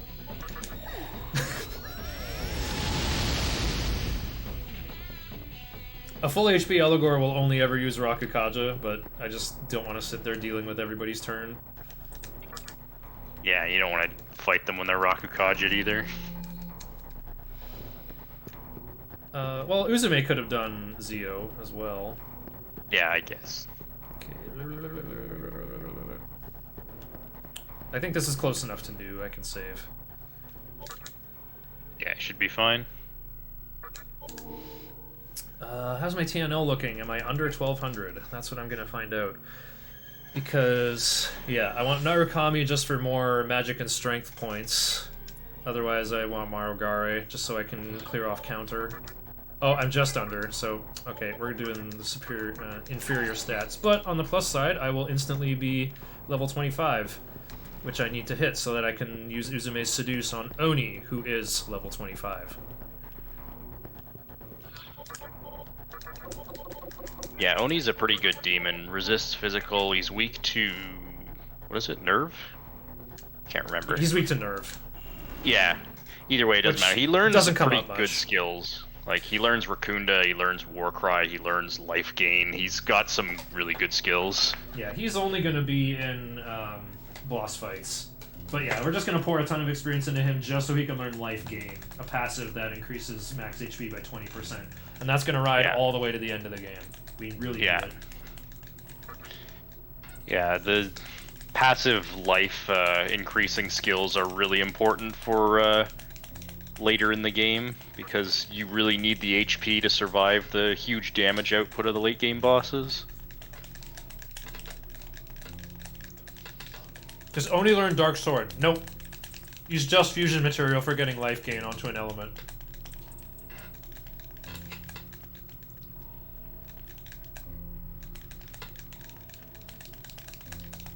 Dark Sword is pretty darn good, though. Alright, time for me to activate the Nightmare system. Oh, it looks like Mizushima's having trouble recruiting Oni. Yeah. Oof. Oni Berserk is really strong. Oh, he died. Oh, no way!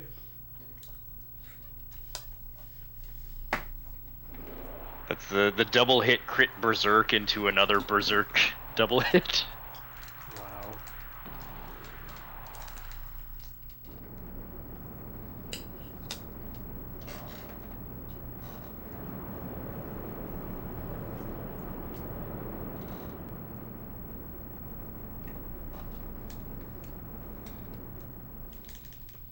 Yeah, Berserk is a skill that feels pretty weak when you use it, but feels really strong when the enemy uses it. No kidding.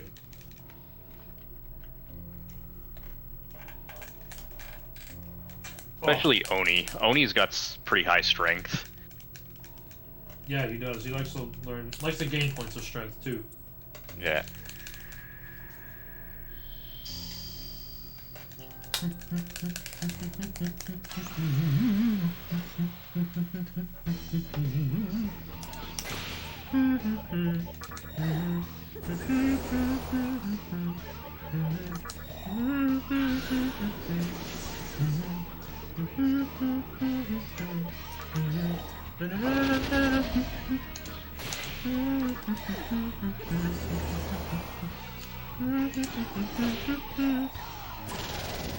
Ooh, this is where using an attack mirror would be really funny. But I need them more elsewhere, unfortunately. Yeah, there's better places to use them than here. Yeah, Day makes a good point. Berserk is really strong against your speakers. Yeah, the sound effect layering on top of itself. Oh, nobody dodged through the one fog breath.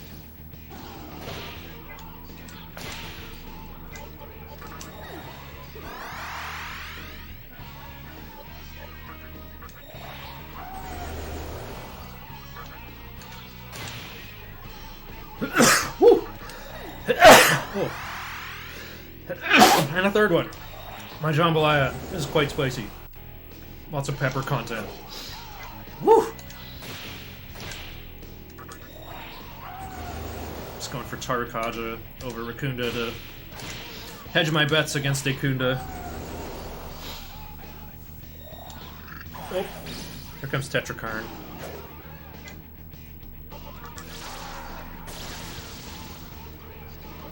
Tetrakarn kind of just wastes your time. Yeah, I'm a little bit punished here. If I did Rakunda first, then this tornado would hurt him real good.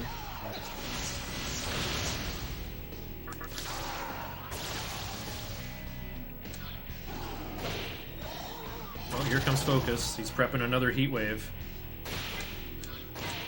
Yeah, so Focus, if it's used with a multi-target skill, will actually only deal the bonus damage to one of the targets. Yeah, this is the tutorial, because you'd probably have the Kamado Magatama by this point, which does teach you Heat Wave and then Focus. So, yeah, this is your tutorial that shows, like, oh, I can focus and my Heat Wave would explode so good! No, it actually works like this. Osei is here to teach you.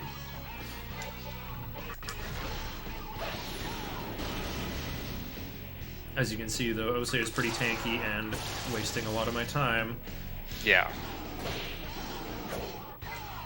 Oh, he didn't focus. That's weird. Oops. Why did I Zionga? Whatever. That was the winning turn. Alright, let's go. Nice. We're done with our Marogari skills already. That's always good. Lost a minute and a half. I'll blame my sneezing. Okay, now thinking ahead for where I'm going to go next, I will just go back to Shiranomi. So, I will have Uzume out here, just in case I get a lousy encounter that I would prefer to run from. Or I could meet Oni in this very hallway and just seduce him right there. That could happen too. But yeah, I'm going into the Mantra HQ basement. Wait, I'm actually going to the Mantra roof next. I think just turned red. Never mind, I'm not going to wait for an encounter here. Let's keep moving. Why is Mizushima faster than me, he asks, while standing there for 2 seconds making a decision. Instead of hitting buttons. Oh, I forgot to enter Ginza at Rising 3. Huh, well... I don't know what's going on with Moon Clock now. I think it should be closer to full. Yeah, I think I was supposed to spin around outside a bit longer. Yeah, Mizushima died while trying to recruit an Oni. He got double hit crit Berserk into another double hit Berserk. Yeah, Uzume died while trying to seduce him, and he only had 3 demons out and was a bit exposed.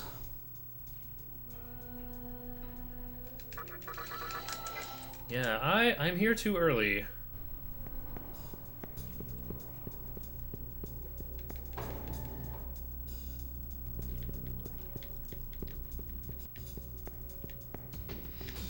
Yeah, there's 2 things I gotta do now that I'm back at Mantra HQ. I have to meet with Gozuteno a second time on the roof. Oh yeah, also Cheonki Kong is here. And she's got like really tiny feet that are floating a centimeter or 2 off the ground. And meanwhile our main character has like humongous like Sora-sized clodhopper shoes. Like just look at their feet in this scene. Her shoes could fit inside Demi-Fiend's shoes. Her arms could fit in his legs. Chiaki's like got really skinny limbs, hey? That's Megaro's high fashion influence right there. Was there a safety save? Well, I just safety saved, having just finished off Osei. No, unfortunately Mizusima had to watch the Gozuteno cutscene again. Well. He's letting me catch up? Yep. Throwing. Throwing for content.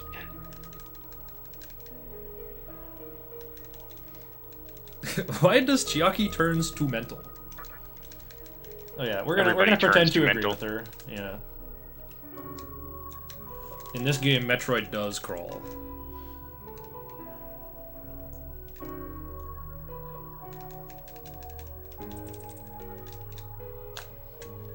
Yeah, this game's plot, it doesn't really have much of a plot, but what little it does some nice things with what little there is.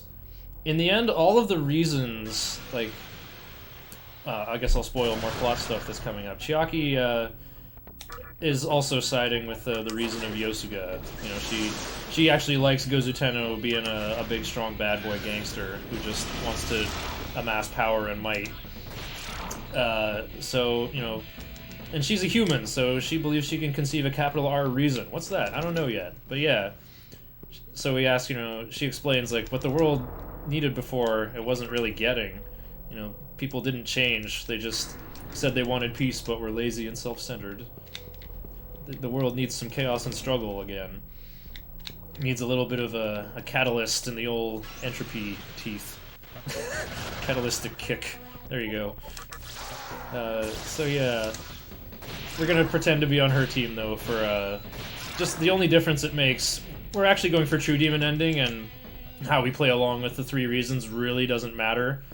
But there is one boss where you have like 2 choices. You can fight these guys who resist magic. We want to fight the guy with resist physical instead, because he's quicker and easier on the route we'll be taking. Oh, yeah. It's the thing that I need to recruit. Yeah, in terms of alignment, none of the choices you make matter, but there's a couple of choices where you get you can get different boss fights depending on who you side with. Trying to intimidate the Oni. You got balls, I like that! Nice, we got the only bisexual character in an Atlas game on our team. Yay! A long time ago, I did a run for really lots of lore, you know, which is like the lore cutscene percent themed marathon that really longathon does. And so I did what I call a normal TDE run, audiobook percent. You know, Nocturne's cutscenes are already unskippable, and so because HD was about to come out, I was like, you know what? I will rehearse the script. I will read all the dialogue out loud.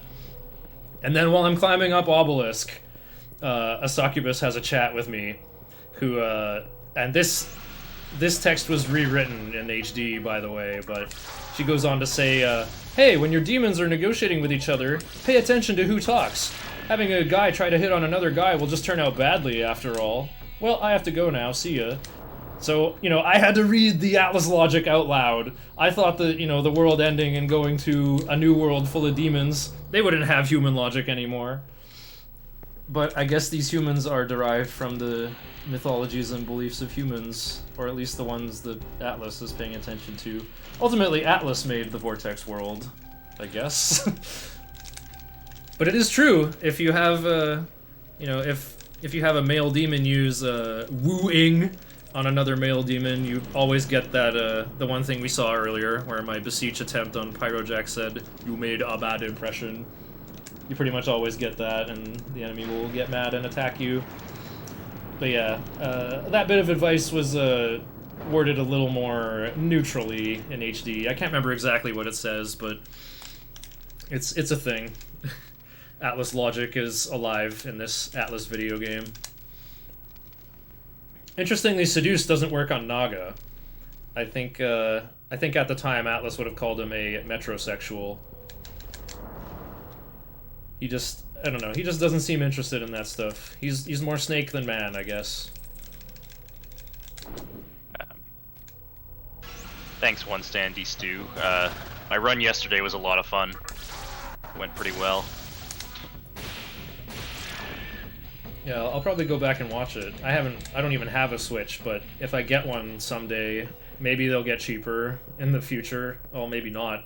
Maybe they're like expensive now because they're new, and then later they'll be expensive because they're a collector's item. Or maybe SMT5 will just come out on other platforms. Cool. Yeah, the Nintendo that would be exclusivity nice. Contract will just run out. Yeah.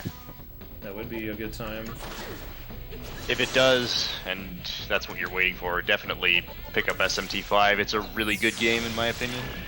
Yeah, I've definitely watched people play it. I think I'd really enjoy it. I haven't played one of these new, like, the world map is really, really big kind of games. I think I would enjoy that aspect of it while also being an SMT game. I've heard hard mode is even harder than Nocturne, so I would really want to play I disagree with that, but, I mean, everyone's got their own opinions. It's different. Instead of being just a couple of things that are changed a lot, it's everything changed a little bit. Well, for sure the level scaling seems to be the biggest issue with it. Yeah, the level scaling you can work around once you kind of understand. The game does a good job of giving you a lot of different ways to get experience, especially on your demons. So once you figure out those systems, the level scaling becomes far less of a problem. Oh yeah, now that I know how the statues work. Oh no, I know too much. I know what the speedrun does, right? Like, you leave every single statue alone, and then at the very end of the game you do this world power-up tour where you have, like, Choo-Choo and Fortuna, no, what's her name? The little flappy girl who uses, luster candy and he'll move on you. No, it's... I don't think it's Amanazako? Or Amanazako, the one fairy you have for, like, the whole game? Or at least as a partner? I mean, the speedrun doesn't use her. Speedrun, No, who am I thinking of? Oh, no, it's, Idun, I think. Little golden apples basket. Oh, okay. I think that's who you, like, power level with all the statues. Or maybe you you can do that. Maybe just give them all to, what's his name? Yoshi. Yoshi probably gets them all.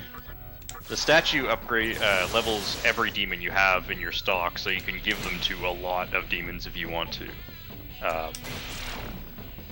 But yeah, the speedrun doesn't use any of that. The speedrun goes all in on... well, you can watch it yourself if you want to see what it does. Oh yeah, you did I'm also more familiar with normal.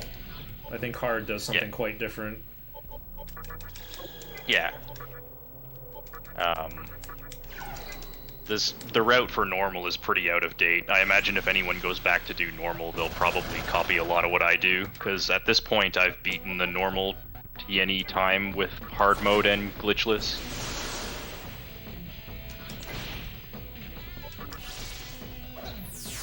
Oh yeah, that's the other thing. There's two different endings. I think any percent and true ending are.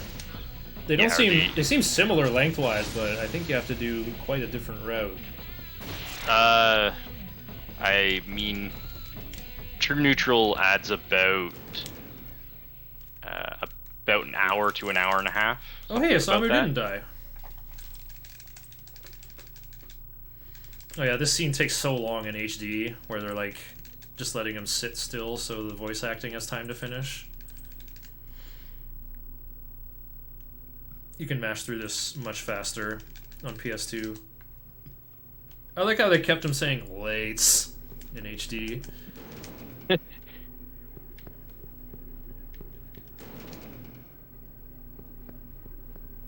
So yeah, as you can see, I did get here too early. It should have been full o'clock. I was supposed to spin outside for 2 cycles. It would have been much faster. Get out of here, big guy.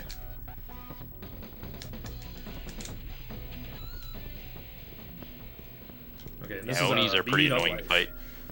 Yeah, I was kind of looking at my experience too. I don't think I need any more. At least, like, the fights down here are like a little bit too tough anyway. Uh-oh. Back attack, Borzork. Crits for everyone. Dubs on Megami, but we live. It's full of clock, so I can't talk to him. Luckily, I have Troffery. Yeah, so the Beat of Life Shiner just picked up is like the best item in the game. It's a full party HP and MP heal, and more importantly, it sells for 10k. 10k, yeah, which is a lot.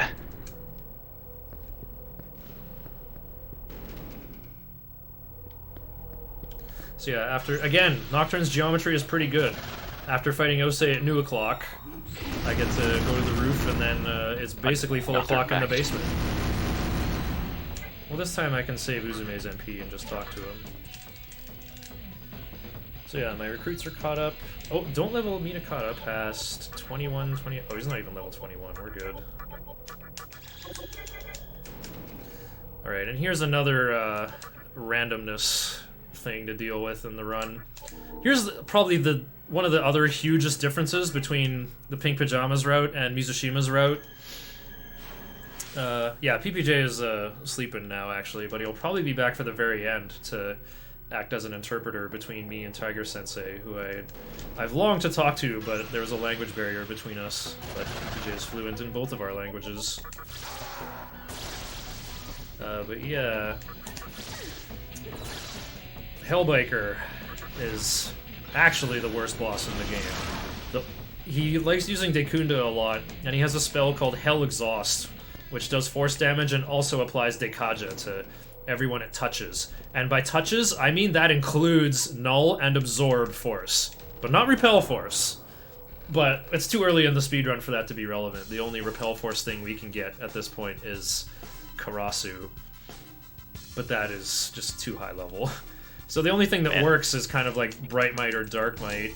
Oh, nice. Looks like we'll be able to get away.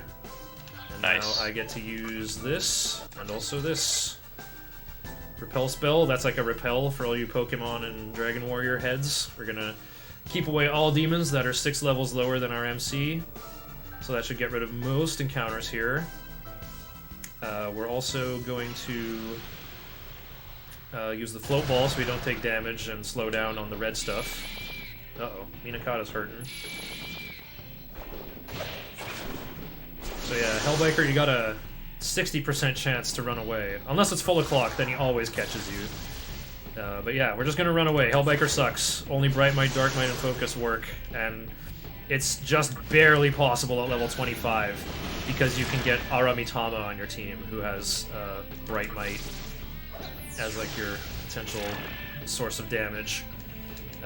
You need Mikami for Null Fire. You need Hifumi on MC with Null Force. You need Unicorn just for more healing. Mikami's busy doing Fog Breath and Rakunda. MC's busy doing Warcry, or maybe Focus. He might have it already. And yeah, even still, even if you use your Beat of Life in the middle of the fight, Hellbiker's got probably... was it a 2 in 3 chance of beating you, brother, yeah! or whatever the whatever the guy with the funky Dugonomics math says. But, you know, here, Hellbiker's lame. We're just gonna keep trying to do the 60% runaway. That's why I saved at the S terminal. Okay, looks like Mizushima's just a little bit ahead of me. Yeah, you've caught up. That death hurt him a lot. Should be rising 1/8 once I am done healing here. When do I go back and buy Kamudo? Is it after prison? Oh yeah, it's after prison. Oh yeah, I can afford it. I can afford it if I sell my Beat of Life. 6,000 plus 18,000. Yeah, it's rumored to be 60% chance to flee Hellbiker. According to my gizzard, that's what it feels like. It feels damn close to 50. I would actually say it's 50 plus or minus 10%.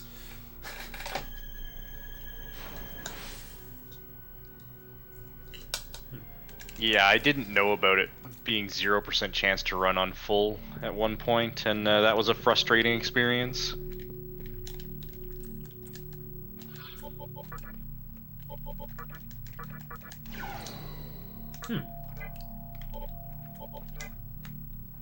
Okay, good. I was checking, can I learn Elect Boost at 26? And I actually want to.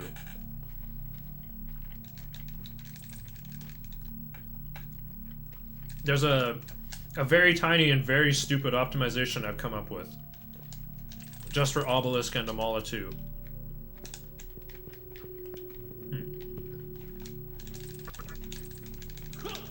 Sorry, I'm working on another mouthful of jambalaya here.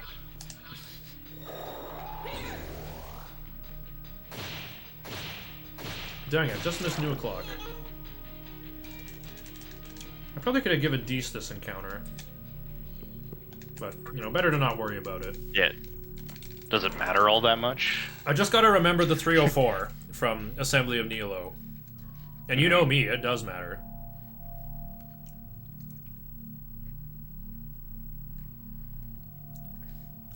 Oh yeah, I love Macho Man Randy Savage. The guy's a inspiration to me.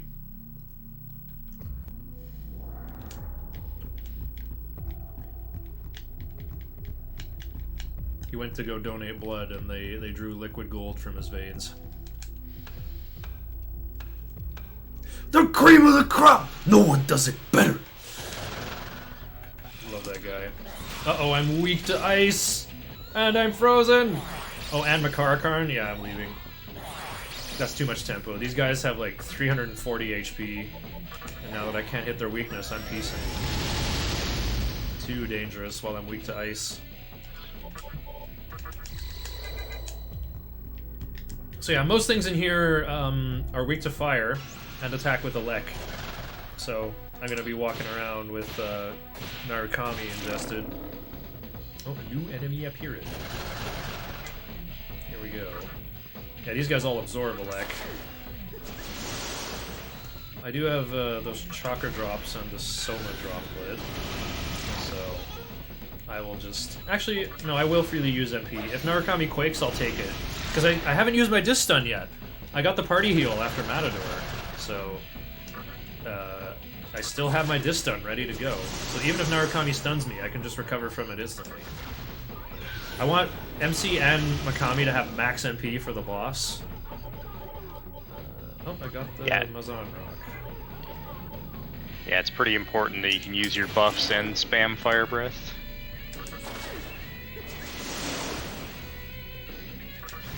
Well, I think even with that magic instance I used, I think you have like just enough MP to cast like 2 War Cries and 2 Fire Breaths. Oh, look at that! Everybody leveling. Yeah, looks nice. So yeah, I want to remove Elec Boost here. Okay, no Quake. Don't need Petrati. Agility up looks silly, but I'll get rid of Makajam. Oh, nice Soma droplet. Timely healing items. Okay. Oh yeah, then we're going in here. So the mechanic of this area is that you can go in and out of the Mirage, which sort of changes the layout of this area, and you have to kind of go around and open a bunch of doors so you can move around easier, and go and get a spoon for this one mannequin so he can dig a hole that you can then use to reach the boss. Yeah, the Mirage thing here is so cool. I don't know if it's actually implemented correctly, but what it's supposed to do is just multiply the whole place by an inversion matrix that like inverts the layout vertically. So all the ladders that go down go up. Like you've noticed on the Mirage, like I'm walking on the ceiling. Well, Jack Frost is standing on the ceiling in the real world, so he's apparently on the ceiling of the Mirage. Oh, maybe I should watch Unicorn's MP. Well, actually, I don't think Unicorn will run out of MP, but I shouldn't use it frivolously. Unicorn is gonna actually fight the boss. Yeah. Okay, so here's Unicorn... the guy digging out here. No, my spoon broke. Oh, Mizushima's almost at the boss. Oh wait, I can't drop down yet. I have to unmirage first. Good thing I have some steps to burn. I got here a bit early.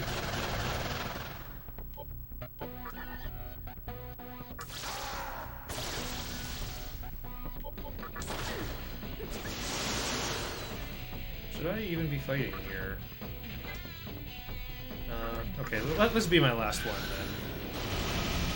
I'll use the Soma drop that I got on Megami, and the thing I got on MC or a chakra drop should be good enough for MC.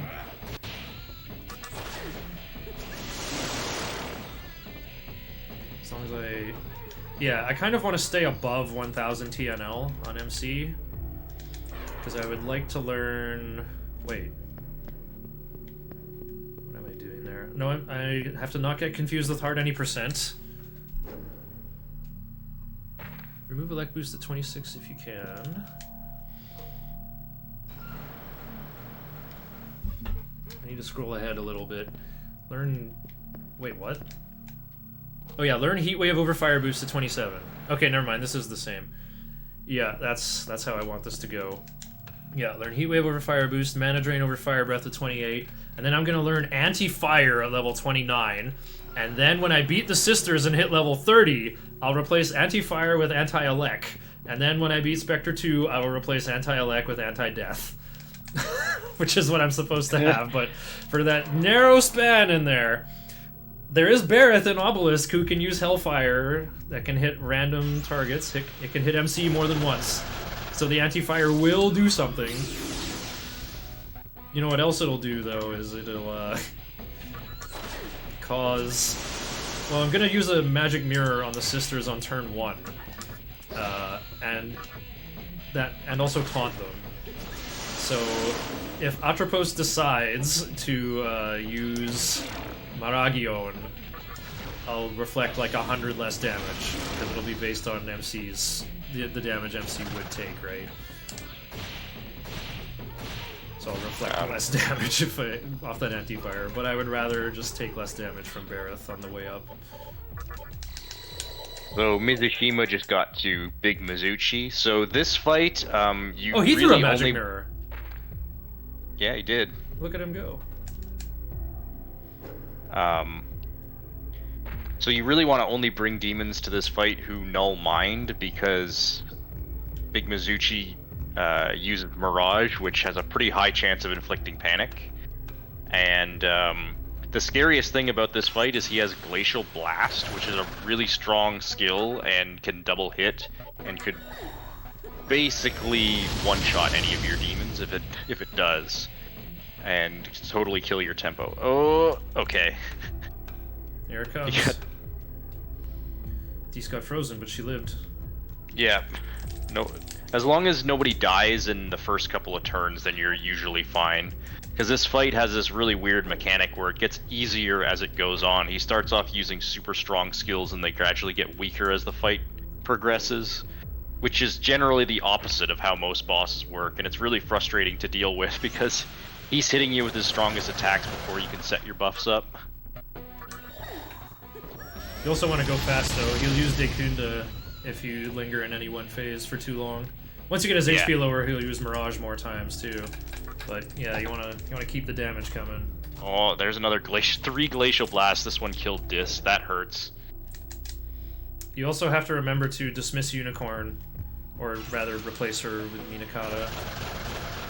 Because the otherwise 1000 experience will be too much for your Daisojo that you're gonna sack fuse later.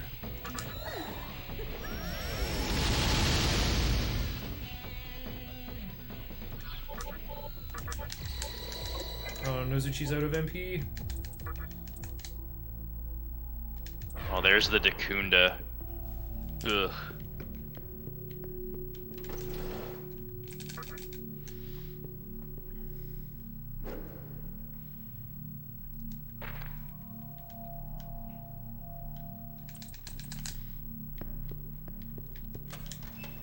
Okay, hole's been dug. I'm almost there. There's no time for the safety save because there's mystical chests in Big Mizuchi's room, so you gotta get there at full o'clock. Minakata's Repel Elec is really saving my butt here. Uzume is weak to Elec.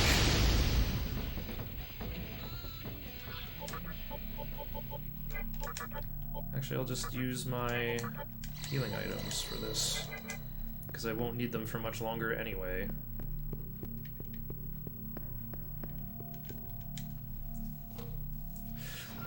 Yeah, there is a safety save in Big Mizuchi's room, but in the real world, you have to fight Big Mizuchi in the Mirage.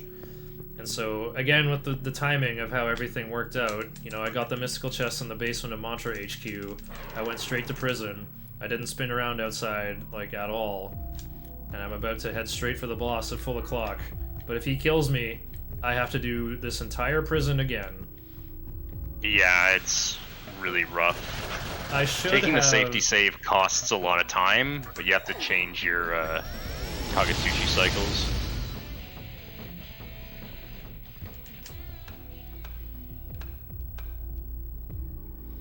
Can it still kill with 2 war cries?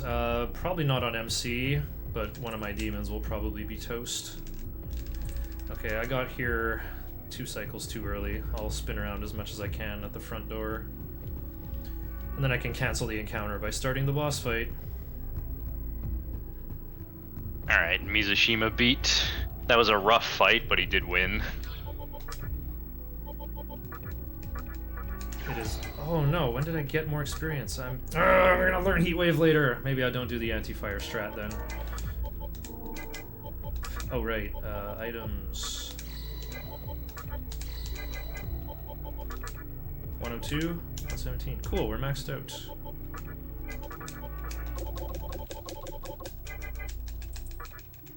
I don't actually need Bright Might. I just need... Yeah, there's a bunch of chests just need to be in ready this for room. the chests. Yeah.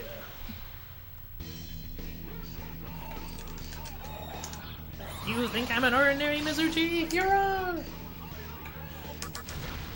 So yeah, we gave Unicorn Agi to generate more turns. But she also has good healing moves that will be needed.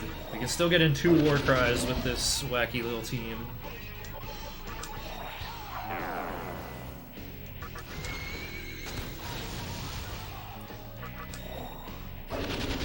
Yeah, and as you can see, I have just enough MP to... Oh yeah, sometimes he'll just attack and whiff. Yeah, that's Okay. definitely the best thing you can do. Cool video game. Okay, now that the Mirage has come and gone, we can summon Dees. We'll take just as much ice damage as everyone else, but bam, check out how hard this Agilao hits.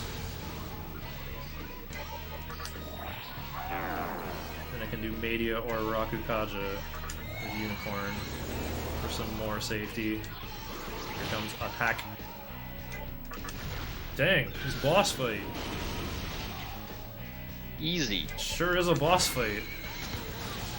Maybe I should have turned on auto memory, because everyone just gets to do the same thing over and over now. Okay, here comes 4 press turns.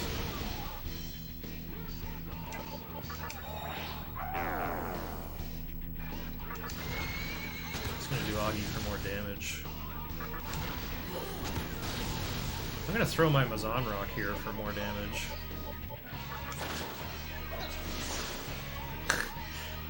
Can't generate a press turn with Fire Breath because I'm out of turns.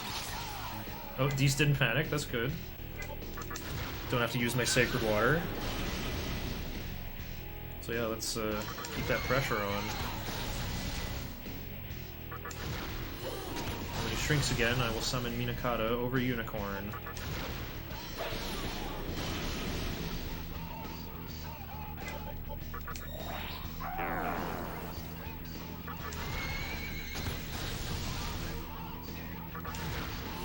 I could throw my Megiddo Rock, actually. Yeah, I can't even think of a better place to use it. Wait, this might kill him.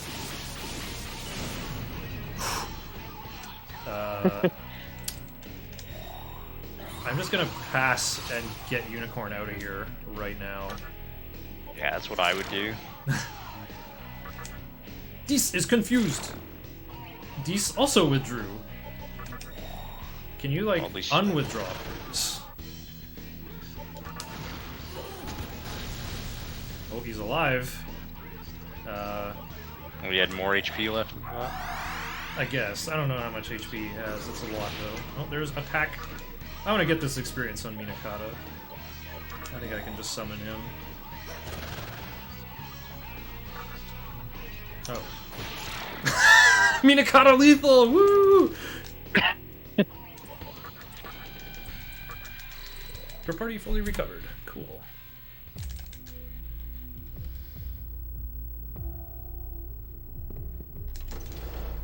I'll get the chests on the way out. So yeah, that 1,000 on Dees is planned. It is part of Dees's diet, the meal plan, to get something like 78,000 experience total throughout the game. Pumpkin Fit? Absolutely. The way you get sent to the game over screen in this game is if your Pokemon trainer dies. Doesn't matter how many guys you got on the belt in reserve. You need to keep that main character alive.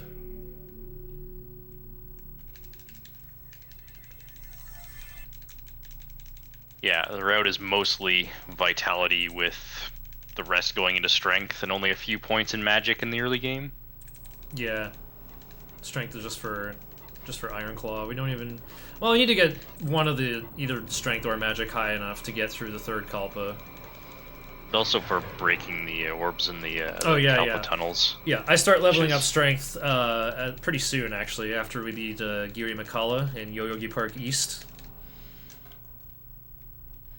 Isamu has departed for the demon internet for good. There's a sapphire. Uh-oh. Okay, I got the Vid Incense. I need that pearl. Okay, the pearl's been secured, and the jade has been secured. Got all of them on full. Nice. With more than 3 steps to spare. Yeah, both have pros and cons. Let me drop the link to my notes in chat, actually. Because I have a giant preamble at the very top comparing the pros and cons of Mothman Route and the Rahabaki chart. Okay, so this is going to be a little weird. I'll be learning Heat Wave at 29, I guess. I guess I won't learn Anti-Fire, so Atropos can go ahead and use Maragion on turn 1 when I fight the sisters as a trio. And don't forget a man at Ginza. Day knows all about that. Yeah, I learned Pink Pajama's route first. I did learn the Mothman route first. But then, you know... I was like, there's no English notes for the other route that has world record. Someone has to go learn it. It might as well be me, because I am currently obsessed with Nocturne, and want more people to run this great game. So, I wrote notes for it, based on Google Translate of Mizushima's blog, and from studying the VOD. Mothman Road has, more like, I don't know, I think Nocturne is like, it's in fifths. And so, I think the Mothman route has the easier 3rd and 4th fifths, but I think the final battle is easier on this route because you have Endure. Yeah, Endure plus the little bit of extra damage from Wukong, even though you get more damage out of Deathbound. Yeah, I like the Wukong help out, I really do. Yeah, it feels like it doesn't do much, but over the whole course of the fight, it adds up to a decent amount. But Endure just makes such a huge difference.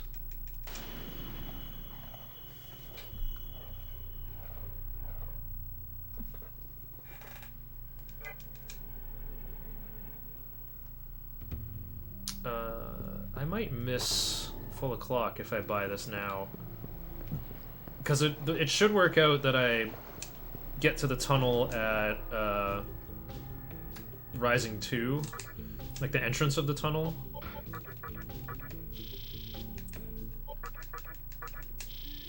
I'm not going to be able to afford Prada. I do have to sell... Oh, I'll sell the beach.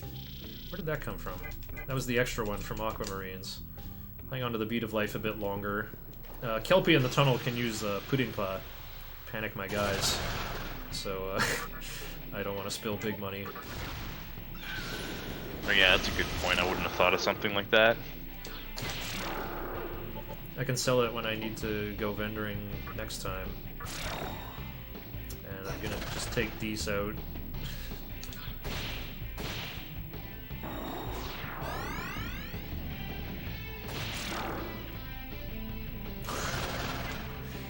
Silly game. Using reinforcements of these worthless lads. They're gonna give me less than 40 each. Why am I even fighting them? Yeah, I got 110 instead of the 200 I was supposed to get. Yeah, this game does have some experience scaling, which is, I mean, yeah, almost pointless because you don't want to be fighting low-level stuff anyway, but it just makes it even less useful. Yeah, that's the offensive trade-off of the other route. You get Jikoku sometimes reflecting Mabufudain or Glacial Blast for 150 damage. But Monkey does 1,000 with every 2 turns with Focus and Brutal Slash.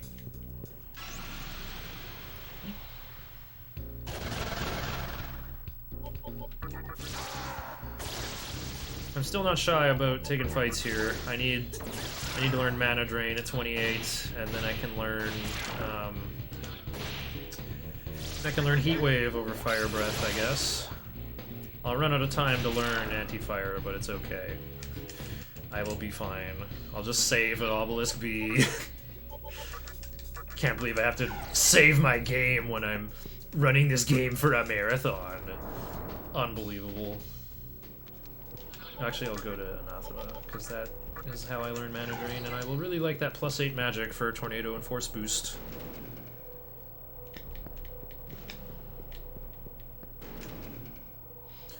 Yeah, Ikebukuro Tunnel is a really good place to level up here. There's really high-level demons that are easy to beat, such as Mothman, who I will... Sorry, Mothman lovers, but I will be killing Mothman on purpose, because Mothman drops Opal, and the more Opals I get, the more mirrors I can trade for. Very useful gem to have. Oh, it's Rising 5. Holy crap. I missed it big time. I was not kidding about my notes. I should have gone straight there. Oh, Mizushima's Momonofu is transforming right now, and yep. I am gonna miss my chance to make mine. Because this tunnel is too big. We're gonna miss full o'clock. Just watch it go by.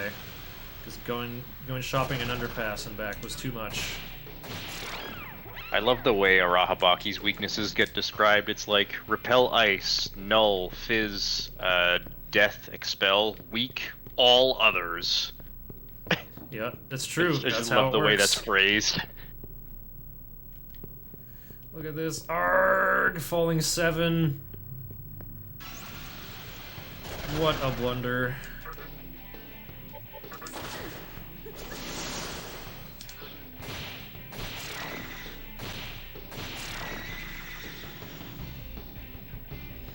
Should have gone shopping afterward.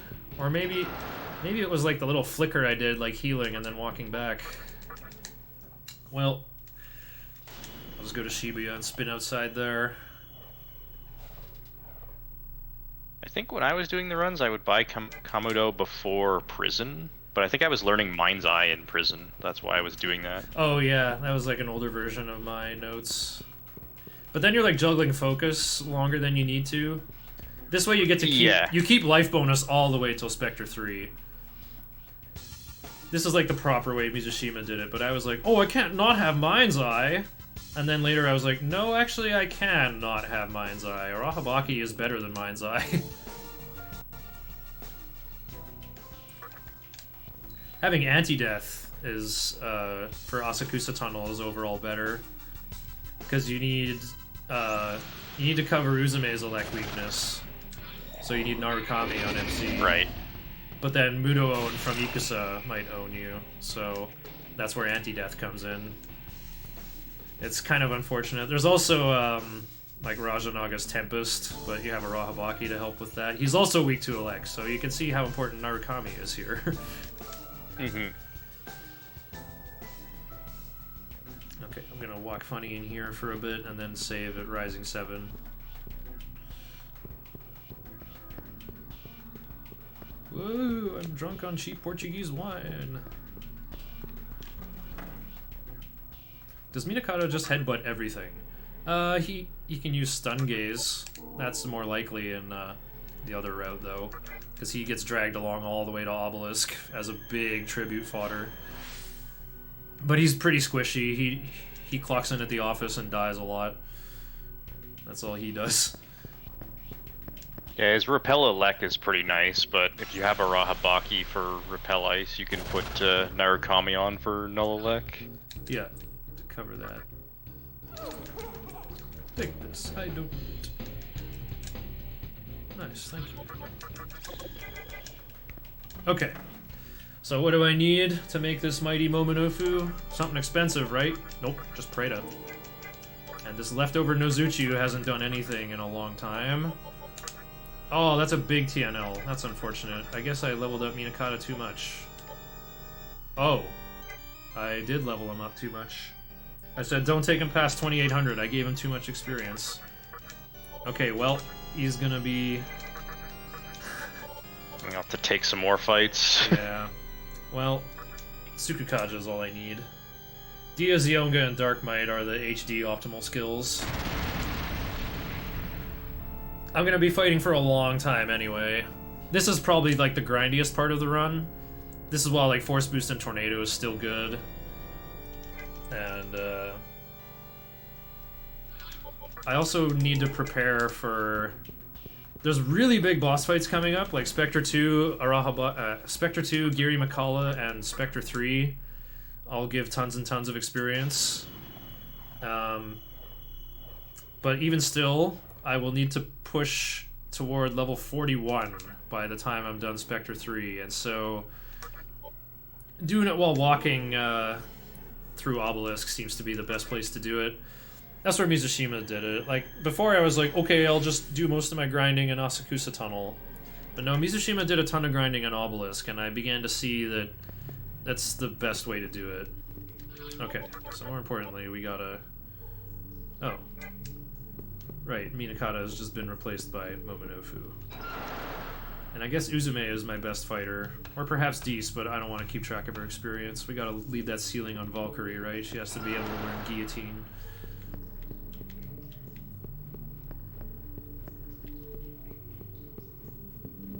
Right, she starts with like 12,700 level, like TNL, I think. So I guess I have to get her under 10k. Oh, there's Mothman. There's our first one. Take him out. Get him, boys!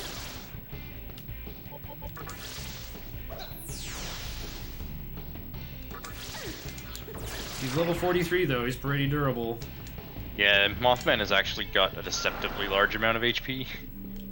Yeah, level 43. He's got something like 340. Not terribly dangerous. Well, until he is. Just those raw stats. Yeah, RPG Limit Break doesn't have the Mothman Franker Face Z emote. I think we need Mothman or Insurrection in chat. By the way, this is Rock Tunnel in the dark. You're supposed to have Lightoma or a Light Ball. But I can find my way through here in the dark. Oh yeah, some demons have special interactions that can happen once per game. Uzume and Sartohiko are canonically married in Shinto mythology, so they have a little conversation where, you know, Sartohiko's like, "What are you doing here, babe?" And she's like, "Oh, I'm hanging with a new crew now." And he's not even mad about it. He's like, "Oh, that's nice. You're having fun with new people. Why don't you take it all off and dance like that one time?" Again, this refers to something mentioned in the compendium of this game where Uzume did some kind of dance at the entrance of Plato's cave in order to lure a hiding goddess out and restore the world or something. And so, yeah, Sardihiko's chill with Uzume hanging out with an 18-year-old, and he gives us an emerald and leaves, which is good. He's level 35, and he will use Dragon Eye if he's by himself, which is a move that just gives him 4 flashing press turns, and he can use Focus, Hell Thrust, and Berserk. He does immense physical damage. Very scary lad, for sure. And it's even worse if he's alone, because my Tornado and Fire Breath are less likely to double hit him. It's kind of hard to hit him for all 350 of his HP, so I'm glad we were able to just get rid of him that way. That's my once per game. And the Emerald is also a very useful thing to have. The only thing you can do with Emeralds is trade them for a Pot of Death at Rag's Jewelry, which is a consumable item that will reduce all foes to 1 HP. And we need 2 of those to finish our Loa grind at Tower 3. Tower 3 enemies are honestly more powerful than bosses. So we'll just use 2 Pot of Deaths to win them for free. Kinda wish I kept my Megiddo Rock for that now, actually. But yeah, I was just thinking ahead a bit, and like, you know, normally a Megiddo Rock is real nice, but like, MC is busy like all the time in every fight. He's like always busy doing Warcry, pretty much. So he won't have any downtime to toss the Megiddo Rock. I thought it might be good versus Moat, but Moat is just gonna die to our Yeehaw cannons instead of elect damage. Don't need any help from MC there. We're not fighting the Seraphs either, where it would be good. Uh-oh. Oh boy. Here it comes. Who's eating the focus? Borzork? It's on MC, but it didn't double hit him. What do you want? Do we need emotions? Not really. Aha! I knew it. Again, it's 50-50. He was gonna react that way no matter what. Kind of hilarious when demons go first, use Dragon Eye, and then just immediately talk to you. Yeah. Osei's the funniest. He likes to ask in between every single turn. He's like, hey, you got a life stone? Cool, thanks, take this! And then he gives you a life stone. Okay, I'm really watching the radar here. Principality can show up and use Hamaon, and MC is weak to that right now. I do have to recruit Principality, but I'm not level 28 yet. In fact, I got very few encounters in that tunnel, and I am underleveled. But again, we have until like the fountain and Obelisk to get our level caught up. And I'm gonna have to skip that Asakusa magic mirror to catch up to Mizu. I did get one as a gift, so I think I have enough of them. Again, I only need 3 or 4. I think there'll be a faster one in Mifunishiro closer to the end of the game. You know the one I mean, right, Shaggy? It's in the first room. Oh, yeah. Yeah, I think I'm the only one who knows about that one. But after doing a casual playthrough, I was like, whoa, there's a magic mirror here! That's awesome!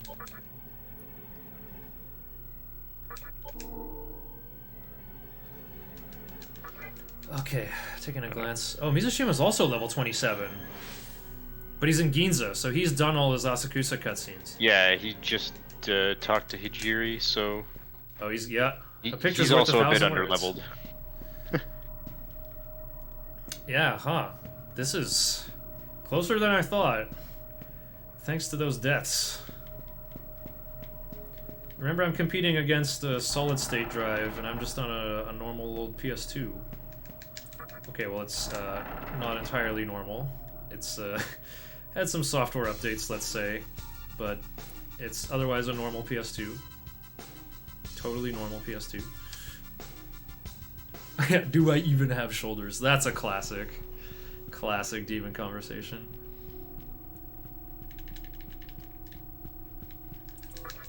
The funny thing about Asakusa, though, is when you're indoors, you do want Anathema on, because Nue, that tiger yeti looking guy, can use Mamudo on the later turns. So both kinds of instant kill are out there. Yeah, not in the exact same place. You don't have to start dealing with both instant kills at the same time when you until you run into Shikiujis. Oh yeah. Mizushima hates Shikioji. Every time it shows up, he's always like, ma. Shikioji has both Mahamaon and Mamudoon. a single demon with both flavors of instant kill. There's nothing you can do about it. It's too early in the game to learn Endure. You can't learn it till level 51. Yeah, you can't null both of them realistically. Not, at least not, they start showing up in Mifunishiro first, I think. It's the place where they first show up. Yeah. Yeah. You can find them in the second Kalpa, actually. It's a rare encounter, though. Yeah, it's in the first basement where the brutes are. Yeah. Oh. Well, if I had a 10-minute lead, I probably would do Puzzle Boy. Wait, no, I wouldn't. I already bought Onk.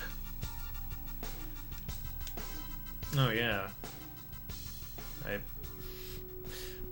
I would have had to buy Kamudo first to learn Heatwave at 27. Yeah, I guess there is no way... I would have to commit to, like, I will not buy Onk. I am just gonna get Geish for free instead. But not anymore. Yeah, Uzume is kind of good in these random encounters, too.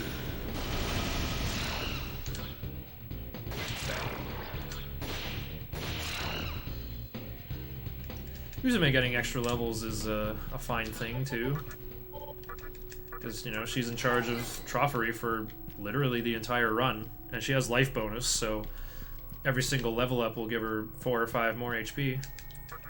Well, more like 4. Uzume goes all the way to the end of the game, and by late game she's pretty squishy. Any extra health is nice. Yeah, on HD I could upgrade her to Horus, or particularly Dionysus. Because Arahabaki no longer has a purpose after a certain point in the run. And so... Yeah, you actually end up parting with him, so it actually does make a lot of sense to just fuse Uzume and Arahabaki together, but you have to be able to pass mana refill and Trofuri, which is kind of a pain.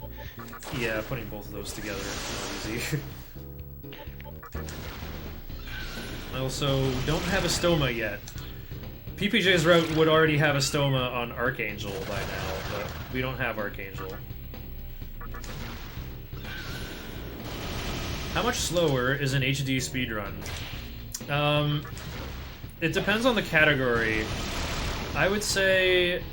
Oh, what's the math on this? Like, I think I've gotten sub 14 on HD before. Okay, let me put it this way. I have world record on normal any percent, 707 on PlayStation 2. I can consistently get under 730 on HD. And, like, consistently. And that's second place on the leaderboard.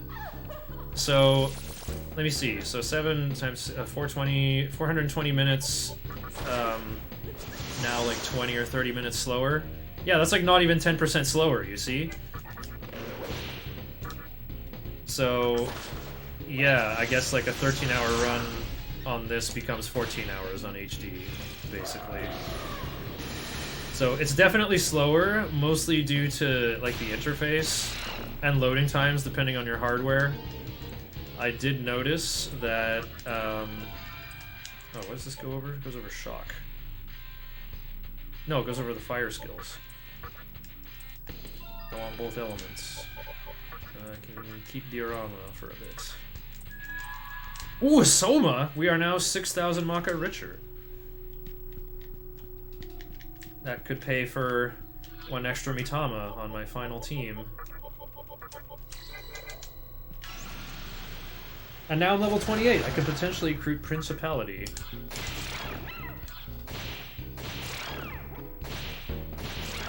Could recruit him here, or he also shows up outside of Obelisk, which is a slightly easier place to recruit him.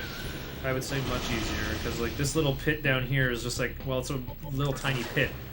I don't want to spin around in circles doing nothing, because when I get to Obelisk, I have to go all the way to the other side, like 180 degrees, and open that cube with a bunch of money in it. Oh, right. Nice, another turquoise. If I got an extra opal, that's another attack mirror for me. Yeah, no encounter here. It didn't even change from yellow to orange.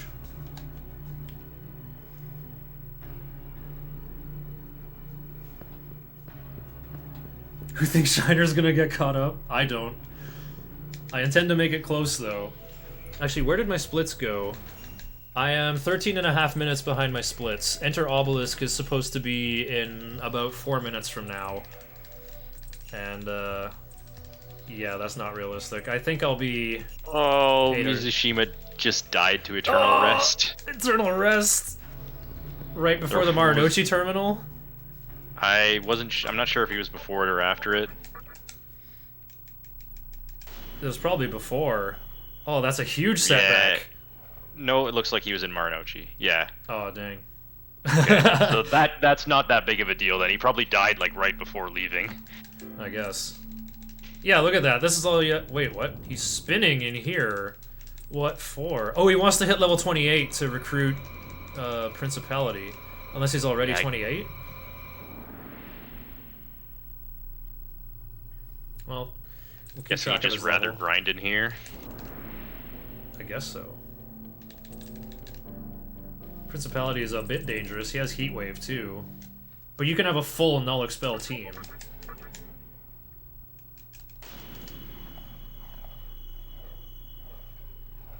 Like, he should have Ankh by now. It's not that expensive. You would have bought it at the same time as Komodo a moment ago. Oh, I missed what level he was. He's just barely off level 28. He's like 217 TNL. Okay. He's burning through his MP already. He's probably just gonna go back and heal anyway. Yeah, Or no, wait, he can mana drain. He can mana drain back to full while on the road. That's a good skill to have as a speedrunner. If he didn't buy any more dismutes, then he might want to go back to cure that mute on Uzume.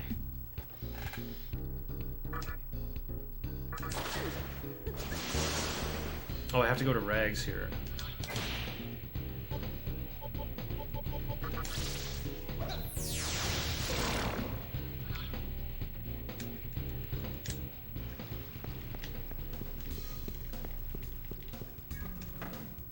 I didn't know I'm getting a Quans already. Well, I gotta do it at some point. Okay, get the Chakra Pot. I can get Soma Droplets. Need to keep the Pearl. Get... sure. Extra attack mirror. I'll get a Repulse Bell. Oh, that's what my extra turquoise is for. Perfect. Ooh, I can get...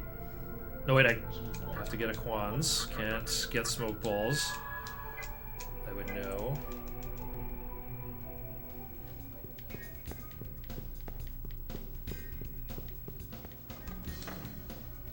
Save one pearl and one coral. I should have a ton of corals. The Sora's and Taraka drops those.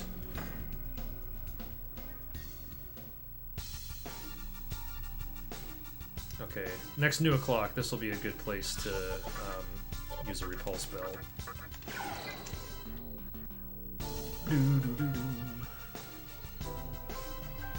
Yeah, this is a ton of overworld movement with low-level enemies.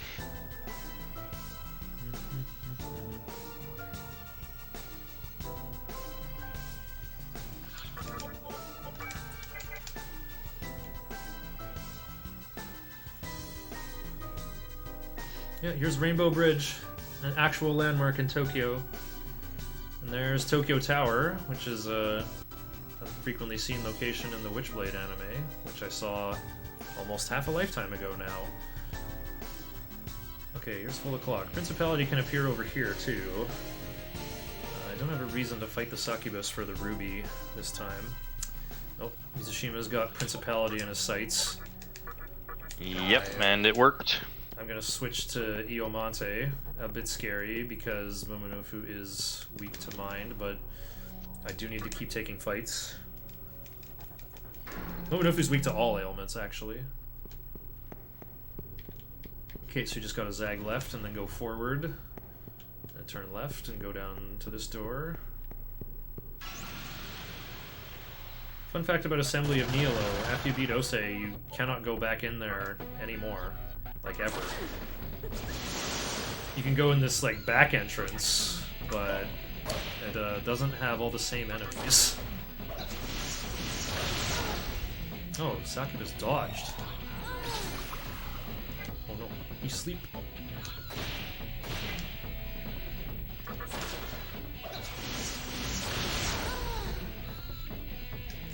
Another opal. Wowee.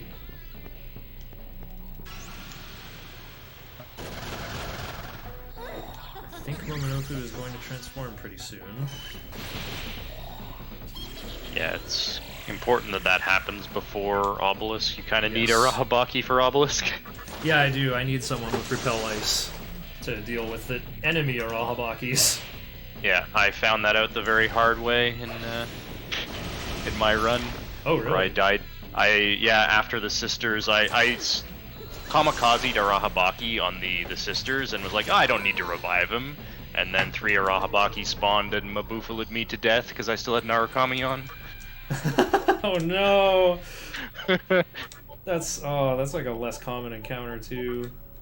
Yeah, that hurt. Painful. Yeah, kind of everything can kind of show up on the top floor of Obelisk. I plan to kamikaze Arahabaki too, but Mizushima never does it. I guess that's why. Well, Mikami should have Recarm by then, though. In my case, Mikami had no more NP, and I was just being greedy and didn't want to waste an MP item. Right. Sounds like what I would do. If I was watching you, I would have told you to do all that, and that would have happened to me too.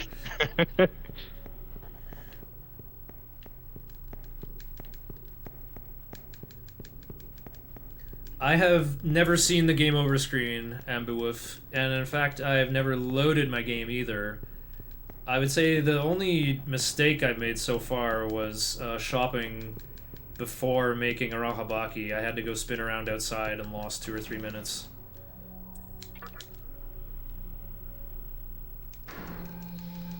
Everything has gone just peachy, honestly.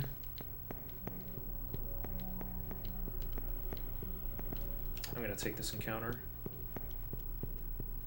Famous last words.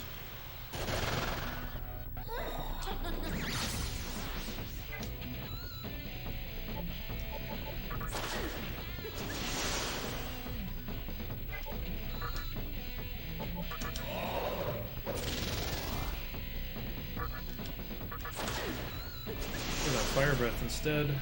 I'll kill one of them for sure.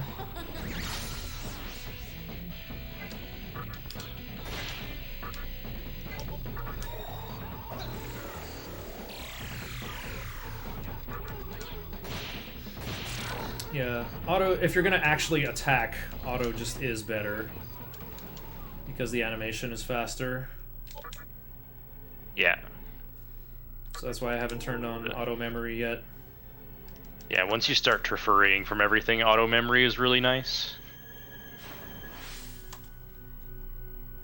3 steps from being safe and not safety saving. My encounter was about to pop. If I go in the terminal room, my aggro resets. But I need Momonofu to transform so that my team is fully immune to Principality's Hamao. Okay, well now I'm level 28. Principality can be seduced by Uzume, so should be an easy recruit. There he is. Let's hurt them equally, I say.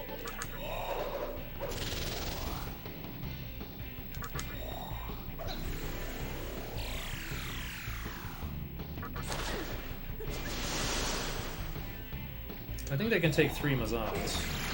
Okay, I blocked that. Oh, dear armor. Okay, you're eating the focus now, buddy. What?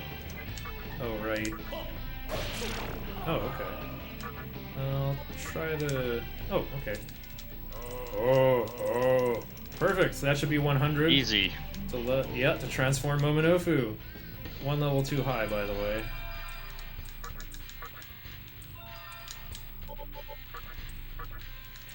Arahabaki can't hold weapons. He's got tiny little hands. He can't learn Brutal Slash.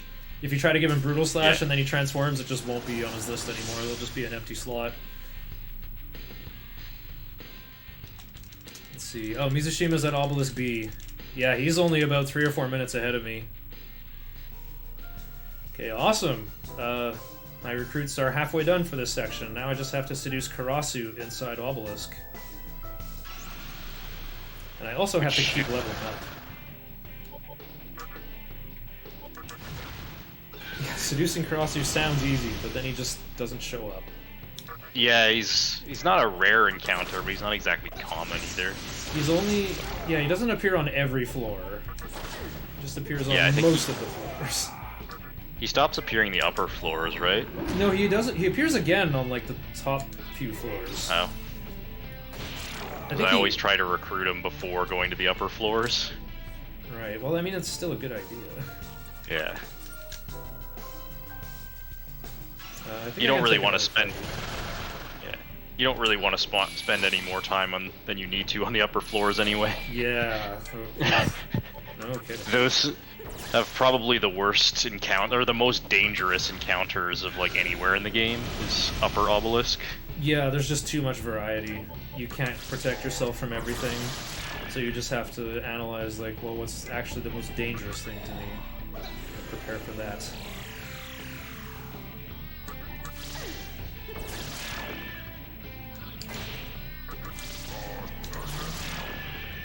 Dang, Mazio and Arahabaki putting in work. Okay, I refuse to switch to Kamado until I'm inside. Okay, we're inside. 5:05:49, enter Obelisk. I saved 6 minutes somehow? Nice. Even with all that extra XP needed on Momonofu, which I guess didn't really matter because you needed it anyway. Yeah, Mizushima usually pushes for level 30 inside Obelisk, but I think 29 and change is enough. It won't hurt to go over.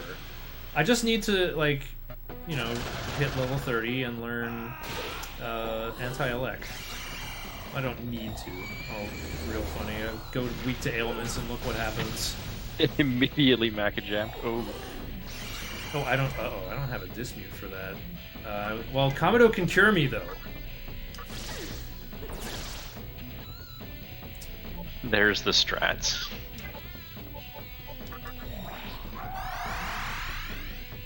Otherwise, we gotta go all the way to the fountain. I'm not gonna have any tornado or mana drain.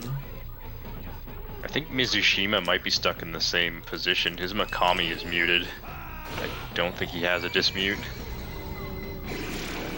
Ooh, my dog. Yeah, the one disadvantage of transforming into Megami, you lose null death. Yeah, in exchange for Recall Expel. Yep, no dismute. I could have summoned somebody.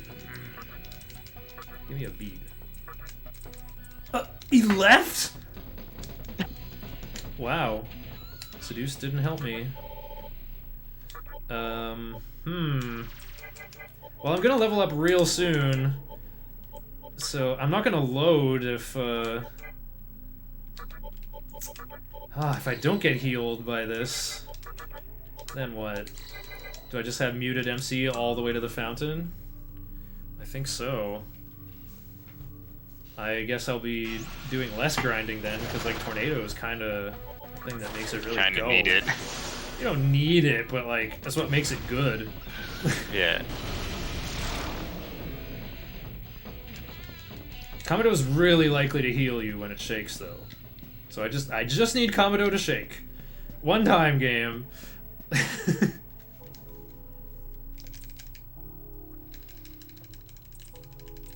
No, I'm 7 minutes behind my splits as of right now. That's pretty good for a marathon. Well, at the same time, it's like I feel like I'm not doing anything wrong. But I'm sure I'll go back and watch the VOD and just go, oh, come on! What are you sitting there staring at the menu for? This game can really give you a brain static. It's so fun. Yeah, especially when you're trying to give commentary as well. Yeah, like I said, there's a lot going on. I gotta keep track of decent Valkyrie's experience. I have to pay attention to what Magatama I have on for the sake of leveling and for the sake of defense. Uh-oh. Well, usually they don't attack twice. They can use Maragion, but usually not until a much later turn.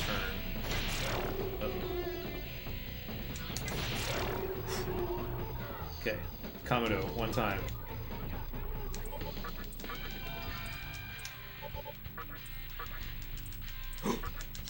Yay! I'm unmuted. The big brain plays. It's all about the enormous brain. Okay. Yeah. Got it just in time here. Succubus can start appearing 2 floors later, and I do not want to be weak to ailments. The only way you can die in these early floors is to Succubus, or maybe like a double hitting Hellfire from Bareth. But yeah, Mikami has Null Mind, but there's a triple Succubus group, so even if Mikami catches the Dormina, MC might fall asleep. And then he could die to Eternal Rest from the 3rd Succubus. Yeah, I mean, the big issue is both Uzume and MC can be put to sleep at the same time, and then you can't run from the fight, and you're vulnerable to Eternal Rest, because you usually can't finish them with 2 of your guys asleep. Yeah, Succubus is level 37, kind of tanky for this point of the game. Or, well, I mean, for a speedrun, I should say. You saw that exact same thing happen to Mizushima earlier? It happens today all the time, too. Where, like, Uzume falls asleep and then she gets killed by Eternal Rest. Well, also he runs the Mothman route, where you don't have a Rahabaki, so you're forced to use Wadatsumi for ice protection versus enemy Arahabaki. But here I have my own Arahabaki, so even if a solo one shows up and uses Dragon Eye, I simply will not care. Because my Arahabaki will just end his entire turn.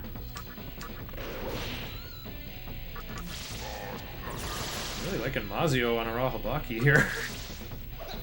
Yeah, both of you have it. It's putting in work in both streams.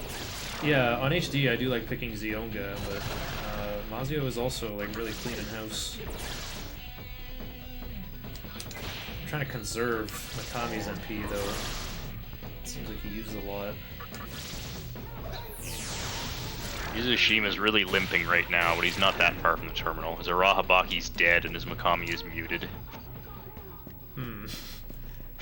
He might be lacking in revival items, hey? Yeah, I think he is. Oh, there's Phantoms. Okay, right. Narukami. He put Narukami on, he's not making that mistake. Yeah, once you get to the 97th floor, you gotta change. You must be there already. Yeah, he is. Yeah, he does have like a, I would say between a 4 and 8 minute lead then. Yeah, Evil Gaze seems to get dodged a lot. Uh-oh. Oh, I guess it's okay if he gets moved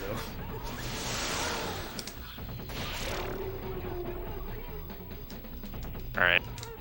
Mizushima made it to the fountain.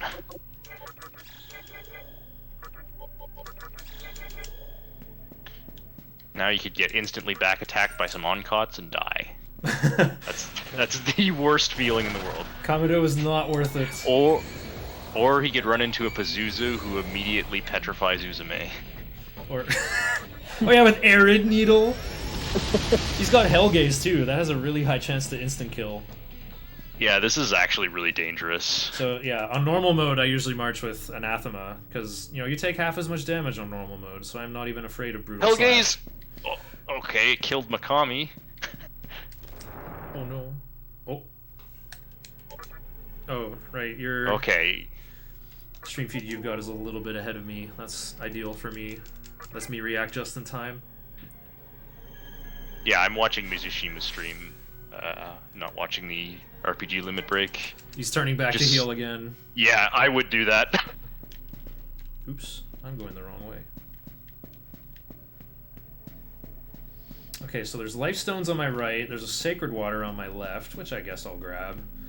There's a Dekaja rock, which I do like having on certain routes, but like other categories, but not this one. Oh, it's this guy I still need to recruit. How am I gonna... Mikami!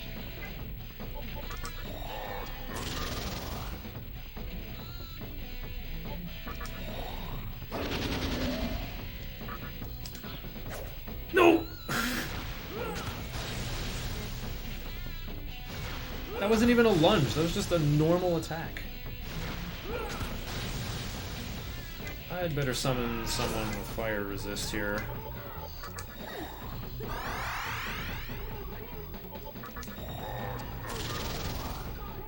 Or I just start going for the YOLO seduce. Point. So I guess I could talk about the enemies that appear in Upper Obelisk. So you saw Pazuzu, who has Hellgaze, Arid Needle, Wet Wind. He's got lots of nasty stuff. There's Oncots who have Brutal Slash. There's Phantoms who have Zeodyne and Mazionga. There's the Arahabakis who have Mabufala. There's Succubi who have Eternal Rest. Did I get everything? Oh, and Tentar. Oh yeah, and Pazuzu has Tentarafu as well. Yeah, it's a strong spell that Like- inflicts panic status. It's mind element. Yeah, the enemies in Upper Obelisk are like super stacked. There's just so much, and they're all so strong. You really just kind of run away from all the encounters and pray.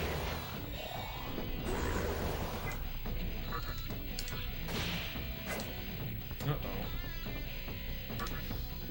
Well, I was gonna mana drain before leaving, but some jerk of a statue had to miss.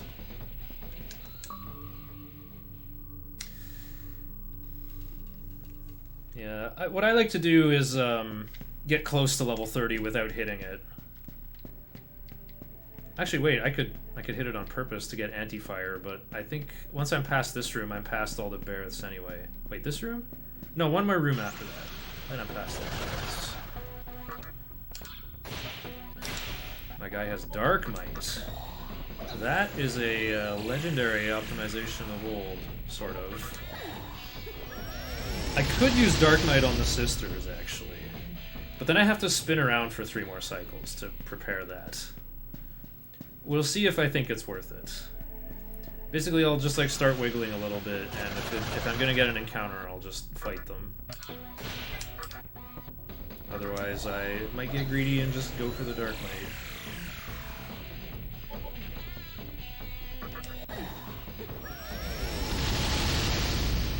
Yeah, kind of what I like to do is, like, if Uzume's at full MP, then I'll use Troffery, but if I'm getting a lot of encounters, then, like, she's spending it faster than mana refill can recover it, then I'll just fight the encounter instead. I'll spend MC's MP on Tornado, and then I can refill it with mana drain on other fights when I run away.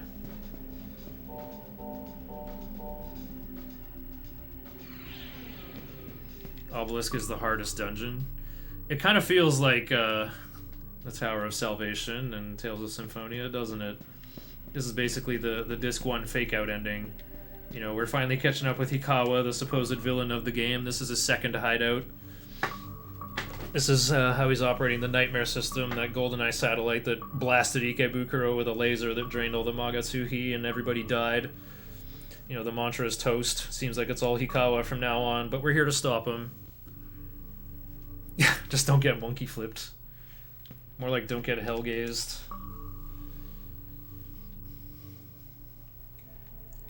Don't get Uzume booty blasted by Phantom. So there's a Maka Cube on the right, but the budget for this route is so good that we don't need it.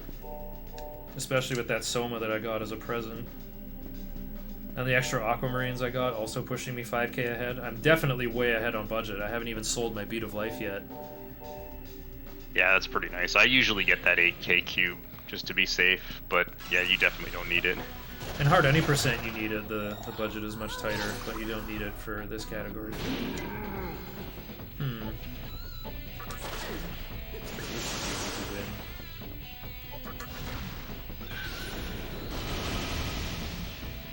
Rahabaki can have a nap. Oh, she dodged. She's probably gonna dodge this too. Oh, nope. Go me. 504. Oh wow, Mikami's experience is looking great. He's gonna learn Recarm early, honestly. Yeah, that's pretty nice. I wonder if that means I could do something different. No, there's nobody I can give 5k to. Keep Rahabaki alive? There's no reason to, though. My next washroom break is coming up at just the right time here. Sisters is a nice long cutscene, and if I was playing on HD, I could put my beard trimmer on the tab key on my keyboard to clear the dialogue for me. I think having a pit crew hit buttons for me makes this a co-op run, though. It's like, I doubt anybody would complain, but you know. If I PB, I would complain. No one will complain Fair. except me, but I will complain.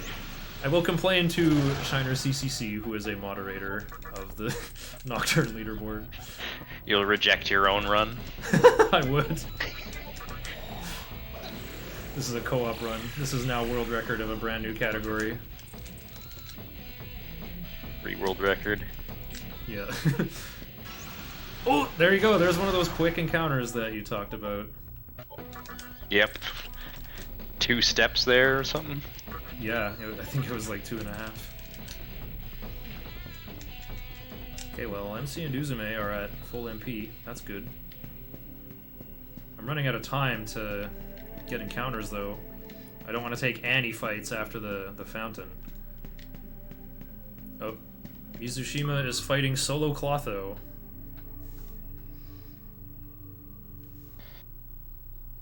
Yeah, the Solo Sisters fights aren't too bad. They're kind of... I mean, Clotho is a bit annoying because she's Marin Karin. But it's not all that dangerous. Lachesis can potentially be dangerous if she's allowed to Raccoonda you down a bunch. But she really just kind of spams buffs and normal attack. And Atropos isn't too bad either, because you can... You have all the elements covered. Yeah, you can cover everything she can do. Yeah, Atropos is a black mage, but we have Arahabaki for ice, Mikami for fire, Uzume or Karasu for force, and then you just ingest Narukami on MC to cover Elec. Yeah. So unless she single targets whoever's weak to something, then you're good. Even if she does, you debuff her double war cry immediately, so it's not that bad. This is probably the part of the run where I should turn on auto memory. Yeah, as soon as you start preferring from every fight, I would do it. Yeah, I mean, I'll have to auto attack the first 2 Solo Sisters, but we'll accept this. Mikami, no! Well, the fountain's just around the corner. I will summon Deist for my fire protection. Or... No, I don't even need fire protection. What I actually need is mind protection. Nothing uses fire on this room. But Succubus can still show up, I think. Or Pazuzu with Tentarafu. Never mind. The game is doing the thinking for me. Made it anyway. Bring Mikami back. Oops, not a Quans. There we go. I kind of... The top 2 things were already summoned. That's why I menued down too far 1 slot. Yeah, see, my muscle memory is just not good enough to compete with Tiger Sensei. Oh yeah, and every time you change your party, everyone forgets what they were doing for the sake of auto memory. Their curses will be set to attack. So, you gotta manually input what you want them to do. So, remember to do that if like someone dies and you revive them and bring them back. Yeah, it's weird and annoying. It's not weird. It's think about it from the perspective of programming the game. It's what you would have to do. Wait, what do you? It depends on how you're doing it. If you're doing it like on an individual demon, like each demon remembers what they did last. If the ones that are in your party are still in your party, then they could just do that, do what they did before. I wonder if it remembers. It might remember based on slot, though. Like, you know, whoever was summoned 2nd, 3rd, 4th. So when someone dies... Yeah, I could see that. You know, they're not on your list anymore, and then you summon them back, now they're in 4th. And you're like, well, I want to put everyone back in the same position, while they're not where they were anyway. But if that was true, then if your 4th slot demon died and you revived it, then the other one should still work. You wouldn't have to mess with 2 and 3. But that's not how it happens, so I don't know, unless they just... Maybe auto-reset it every time they change your party or something. Maybe there was a way to, like, you know, read garbage memory. That, you know, like, auto-memory tries to remember something that's uninitialized, and that would create very bad behavior.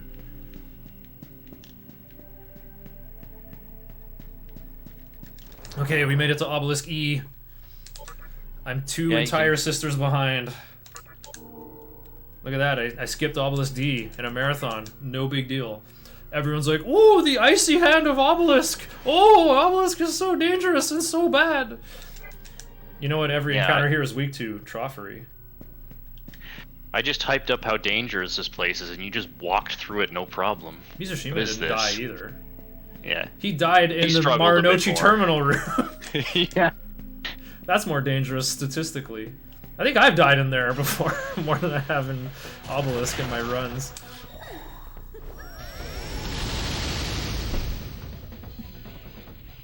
Alrighty, we got one more Soma droplet for the war chest. So there's two different ways to go for Clotho. She likes using Marin Karin to charm your guys, but also likes using Mahama. So, you either gotta have Iomante to stop MC from getting charmed, but that just ends up being really bad. You are constantly maintaining Tetraja with Dees that way. So instead, we're just gonna summon Unicorn and go in with full Null Expel. Oops, I was supposed to go up the middle. Okay, I'm gonna lose a bit of time with the walking around here then. Yeah, so Arahabaki's weak to charm, whatever, we can't help it.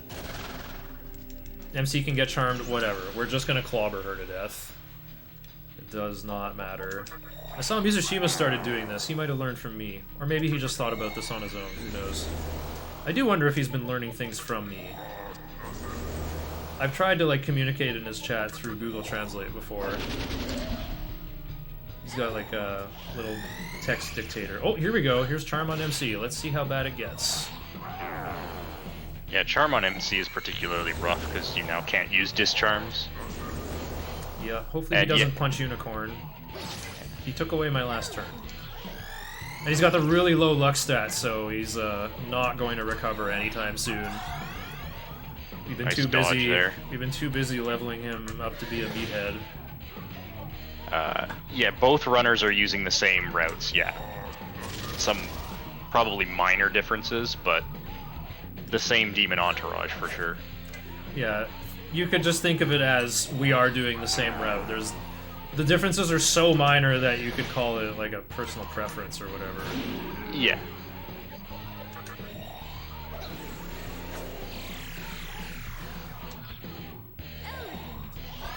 I should maybe do another Tsukikaja. These sisters are very high level in the solo fights. They're like the level that you fuse them at, which is like 60-something. So they have a really good chance of dodging Mana Drain, like especially Mana Drain. For some reason they get hit by Tornado, but not Mana Drain. Yeah, for whatever reason, Mana Drain has an especially low accuracy against the solo sisters, which is really weird and really annoying because mana draining them is kind of important. You have to get out of a lot of war cries and taunts.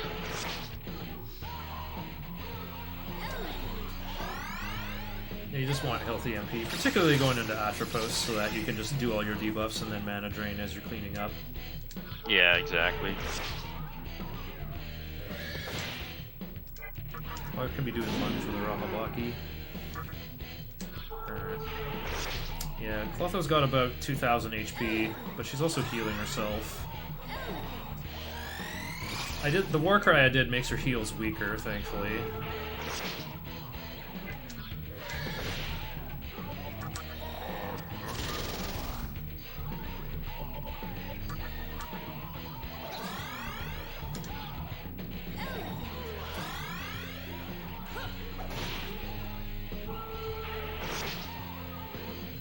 Oh, Daisojo will be in this route. Oh yeah, he's gonna be in here twice. Yeah, he's very important in this route. I can't really imagine making a speedrun route of hard TDE that doesn't use Daisojo. Yeah, same. Like, the game wants you to have them. There's like over 100 recipes that can make Daisojo, and you can fuse them for like Rising 5, 6, 7 and full. There's... You have to... There's so... I don't think you could, like, avoid seeing Daisojo, you know? Like... Yeah, and there are so many unique things about him that are so strong. Like the drain ailments, repel death, and meditation, and his easy access to prayer, and like... It's kind of crazy how good Daisojo is. I don't know if my turn order matters here, but I'm just gonna go with what my notes say. I saw there was a tie at 6 between Oni and Arahabaki. Actually, wait. No, it's totally gonna be better to do... No, wait. I think it'll be better to do Oni second. Get those Raccoondas done first. No Fiends category. Oof. Yeah, you could do a no fiends category. That'd be doable, but it'd be pretty slow. What? He missed. How did he miss? Principality missed. I'm getting... This is the theme of this run, is just completely unexpected misses. Oh yeah, I have to pay attention to Karns here. Alright, try again. Maximize Sukukaja, and then use Manager.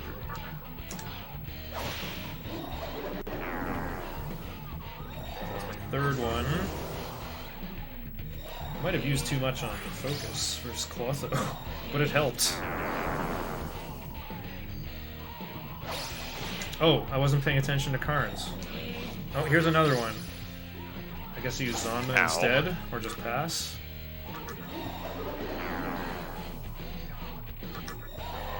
I'm gonna use a bead on Principality. This Clotho Falcon punches pretty hard. Get the last Raccoonda in there. One nice thing about Nocturne is they hand out beads like candy. You get so many of them. Yeah.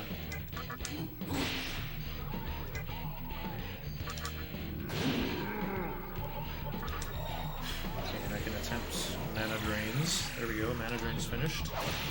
Oh, I should plug in Lunch for Arahabaki's action, because Lachesis only ever does physical attacks. She, oops, I did it again. I cannot harm... Yeah, Arahabaki cannot get harmed by Lachesis. So I can just spend HP on Lunch all day long.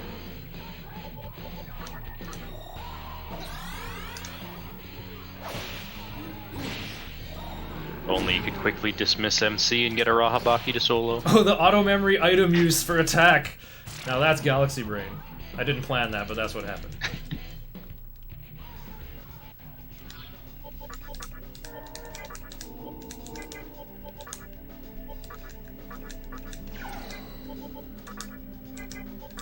I can just use Unicorn to heal. Alright, Arahabaki doesn't do anything but sit there and look good.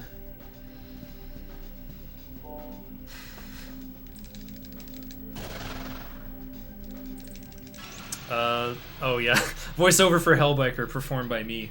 That's right. So yeah, Atropos is a black mage who you really have to respect the damage of, so we're just gonna go full debuff on turn 1.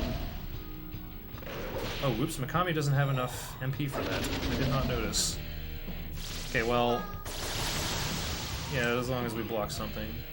No, we don't need the second Fog Breath. Yeah, you can probably live without it. Okay.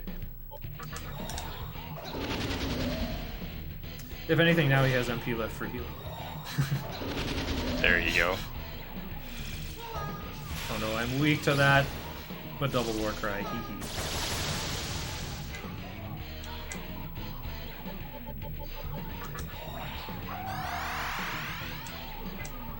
Okay, now I Mana Drain. Kind of weird having Heat Wave under Mana Drain. Oops. Well, okay, there goes my MP for healing. No big deal. Now I... Wow! Oh, that second Fog Breath was needed, wasn't it? Okay, well, I guess Uzume can heal now. We're gonna have a yucky turn order.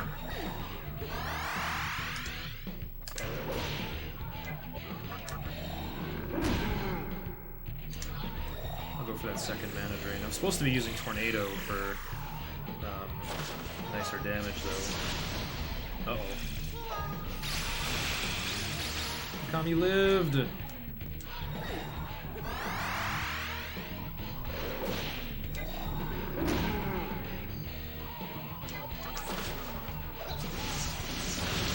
Oh, dubs. No! Mizushima died to eternal rest. Did he die after the sisters? After the sisters.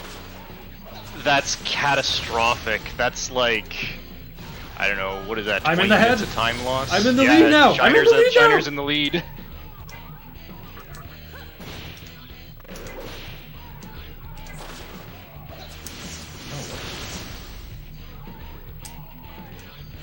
I was supposed to do mana drain. Well, I got healing items. We'll figure it out. A death like that puts you on tilt really hard too. Mizushima is immune to tilt. Is he immune to tilt? Okay, he's a lot better than me.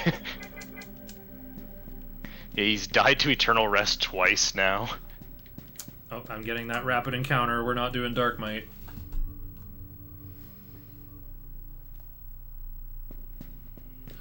Do you have shoulders? Yes. Oh, well, that explains it. Or is it, do I have shoulders? Do I have shoulders? Do I Just got that line of dialogue. I got enough to focus a couple times. Yeah, 4 focuses should be all I need. And yeah, still Narukami, still the same 3 goons. Actually, I might want a little more on Uzume. Wait, do I? All she has to do is heal. Do I win for healing 4 times? I think I do. Alright, let's see if I beat the sisters. PS3 lags on that elevator.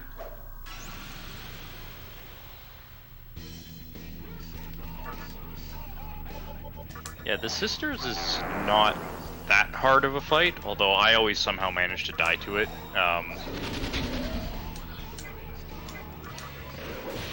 One thing that's important here is Lachesis likes to use Makakaja a lot, which will make Clotho's healing magic stronger.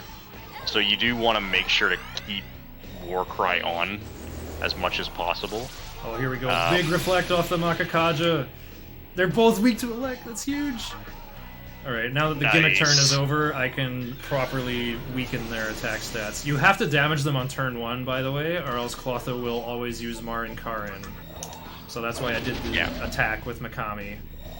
Otherwise, you know, I would just repel the Marin Karin with Magic Mirror and that, and then the turn would be over. But now that's a free 1,000 damage on Atropos on turn 1.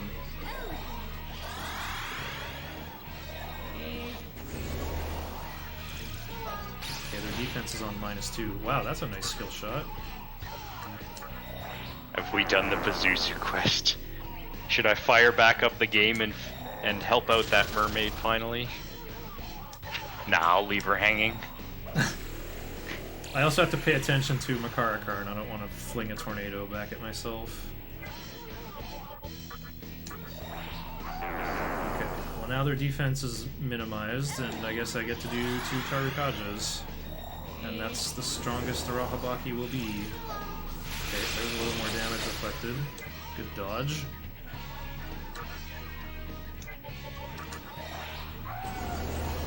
Okay, focus was used. Take out Clotho first because she's healing them, and if you don't kill her first, well, she'll use Dekunda. Okay, Clotho has been dealt with. And then we get focus recharged. You all know what's coming next. Well, Mikami's experience is looking pretty good, I have to say. But I want to give this 5,000 to others. So we'll just use the Yeehaw Cannon. Rahabaki doesn't need it. Now we'll get Oni in here. He's got resist physical, he'll be fine. Slap.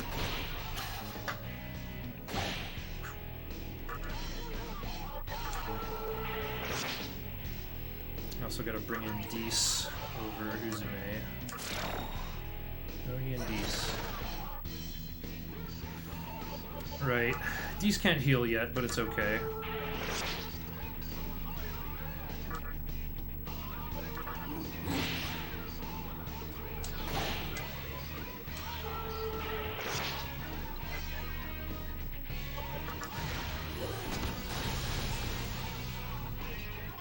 Just gotta finish this off with Tornado. That's pretty good damage. That was the cleanest sisters fight I've ever done. Nice. Now to learn anti-elec over shock, like I promised. Wait, I still have the disc stun. Do I? No, I just won't even risk it. Another 5 seconds wasted on pointless decision. Mizushima just instantly gave up Feral Bite last time. Oh yeah, I saved 3 minutes. Told you it was the best sisters fight ever. Okay, I'll be right back.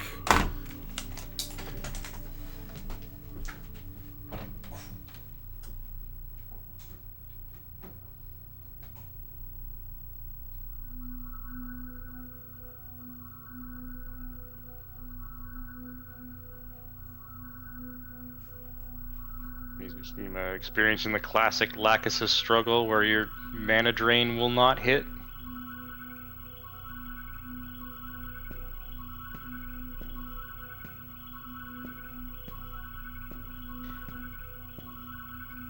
Yeah, no. Unfortunately, you don't go back and save after doing the solo fights, so that death means redoing all the solo fights and the triple fight. It's probably the second worst place you could die in the run, with the worst being Beelzebub.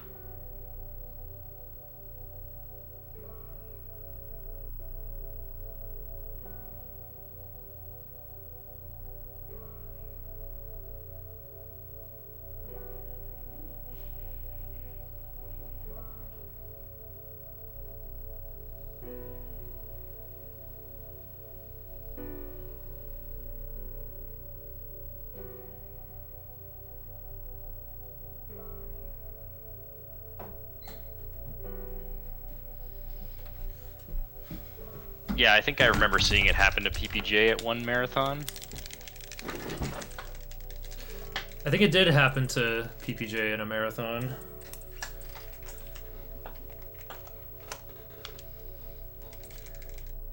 I know, I think the first SMT Marathon where he ran this, his Minakata was dead after Sisters, but he had a Shikigami with him still, so he just summoned that to have elect coverage.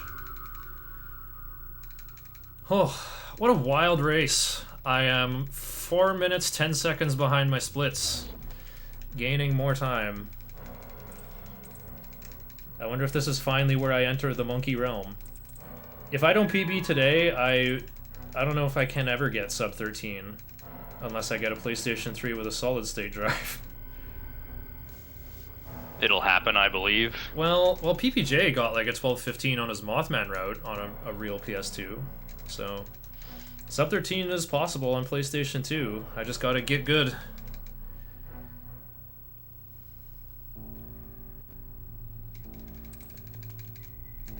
I'm sure if I got like a football coach, or you know, like Metafy lessons or something, someone to just like watch my VOD and yell at me, I would get better. Yeah, Day got 12:23:30 on PlayStation 2 emulated, which I think is slower than a real PlayStation 2. So, yeah, there you go. Just get good. Okay, before I take any more steps, let's bring back Uzume. And who else will be good to march with? Well, Rahabaki, of course. What's more valuable? The Chakra Pod, honestly. Because now I have Mikami to revive my guys. Yeah, once you have Recarm, revival beads become far less valuable. Yep, and we'll keep Narukami for the walk downstairs. I yell at you to get Dante all the time. No, I'm gonna max out my team so that the talking to Dante cutscene is shorter and I can just mash without thinking.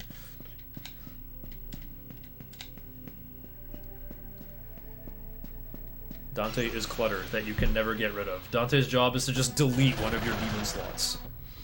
That's all he do. Please don't die. Thanks. No death. Wells just volunteers to yell at me all day long. Hey, that's the spirit. Who needs wages? Volunteering is where it's at. Gordon Ramsay my runs. This Uzume is raw! Uh-oh. Freaking raw. Oh. Winged Dragon of Raw. Okay, it looks like we made it. That's the reason for not running on HD being explained. Not directly, but HD is slower. That's all you need to know. Yeah, HD is mainly slower because menus are slower, cutscenes are slower, the voice acting slows down all of the dialogue. Yeah, the interface is slower. Like every yes/no prompt that comes in, like it flies in from the side of the screen instead of in this game where it just appears underneath the text immediately, ready to interact with. There's just less lag in menus. It was even worse when it came out. Probably because it was like a two-layered virtual machine. Like it's Unity running on Java so it can run on the Switch or whatever.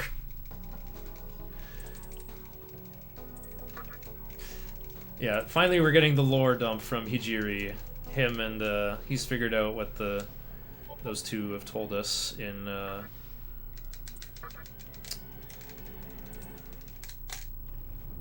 at the top of the tower there. I decided not to save, by the way. This walk isn't dangerous anyway. But yeah. So they kind of explained the plot by now. So here in the Vortex world, it's inhabited almost entirely by demons. However, there are some humans. Our two classmates and Hikawa, and now our teacher. We just rescued our teacher. So there's 4 humans who have survived in the Vortex world. And so Hikawa brought about this cosmic event called the Conception on purpose, ahead of schedule, in order to hasten like the end of the world. It's basically a natural process. Every world like grows old and dies, but then is reborn into a new one. So Hikawa has hastened this process, and now is like, well, I'm a human here in the Vortex world, and I can petition Kagetsuchi, this disco ball floating in the center of the Vortex world. If I gather enough Magatsuhi and can come up with a capital R reason, basically a single, like, simple ideology to become the governing force of the new world, then you can ask Kagetsuchi to create a new world based on that reason. And so by now, we should have figured out what everybody's up to. Well, 2 of them, actually. We know, well, actually, we just know about the reason of Yosuga so far. That being, you know, a world ruled by the strong. Hikawa's trying to create the world of Shijima, but we don't know what Shijima is yet. Maybe if you speak Japanese, you would know. But I don't really know either. So yeah, Hijiri figured out that lore himself. Why am I fighting this encounter? These guys are just too tough. I'm too busy talking. Yeah. So, when you gather a human... The thing is, demons are not allowed to create a world. Only humans can come up with a capital R reason, and then ask Kagetsuchi to make that world. Oh, this is lame. I'm a little short on MP. I have to pay a chakra drop to escape. If I didn't use Mazan in that last encounter, I would have had enough. So yeah, that's the rules. Only a human can create the new world, and it's kind of interesting to be the main character who is half human, half demon. So he's technically not allowed to conceive a reason, although there is an ending that kind of plays with that idea anyway. So you kind of have to just pick one of the human reasons to side with and, you know, help them make their world. Yeah, or just rebel against the system completely, which is kind of what the true demon ending is about. Yeah. So there, I guess we're kind of caught up on lore. The other thing, remember how Isamu disappeared into the demon internet? You know, when we kind of ended up here in the early game because, you know, we walked from Shinjuku Medical Center all the way to Shibuya, but Hijiri was already there, and we're like, what? How did you get here before us? Well, it turns out the terminals, the Drum of Amala, these little cylinders, they're not just save rooms, they're also 3D printers and Star Trek transporters, I guess. You know, Hijiri mailed himself through the demon internet to go straight from one terminal room to another. Wait, is this? No, this is the Lifestone. Magic Mirror's the next one. Gotta make sure I have that, though. Alright, Mizushima has taken down the sisters for a second time. So yeah, we're back in the Amala Network, and Isamu went into here permanently. And Hijiri's like, I heard about this guy named Isamu. Have you heard of him? Like, rumors are that you know him. And so we're like, yeah, we know him. And he's like, well, I figured out where Isamu is. I'm gonna send you to where he is. Go talk to him. He's being weird. Humans aren't supposed to stay in the Amala Network. It's kind of, the writers talking about the perils of spending too much time on the internet back when this game came out in 2004.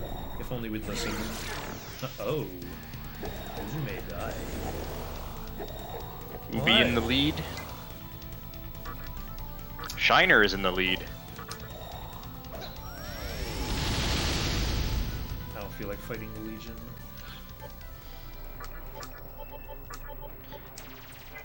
Yeah, it's kind of painful to not have a second demon with Trifuri. We will eventually get one. Yeah, a couple serious plot battles later we will. Yeah. Very unfortunate for Uzume to get sniped there. And the whole reason I got anti-elect was just because Phantom lives here, who can still use Zeodyne and Maziunga. So that'll protect MC just a little bit. I don't have actual elect resist anymore, because I'm doing Anathema so I don't get sniped by instant kills.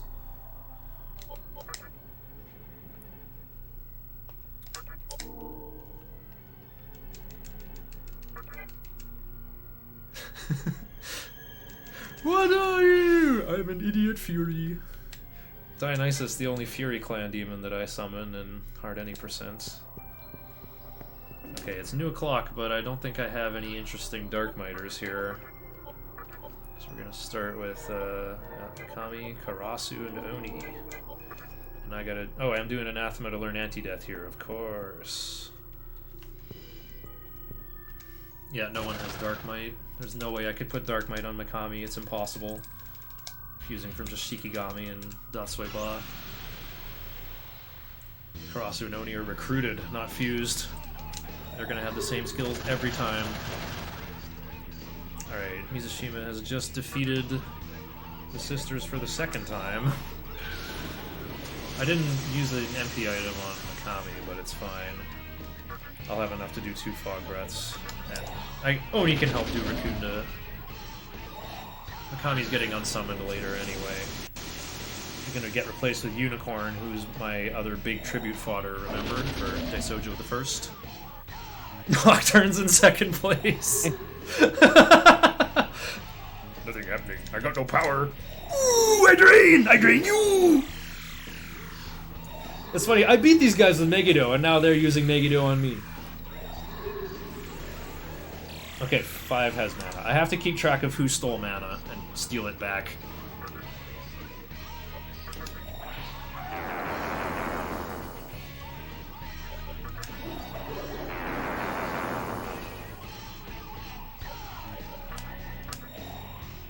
Because yeah, these guys all start with 29 MP, and Megiddo costs 30. So I gotta keep them down. Well, there's 3 Rakundas already. 2 has mana. Just threw 2 Fog Breaths. Oh, 2 and 3 have mana. And 4! Uh-oh. I guess I am gonna have to eat a Megiddo now.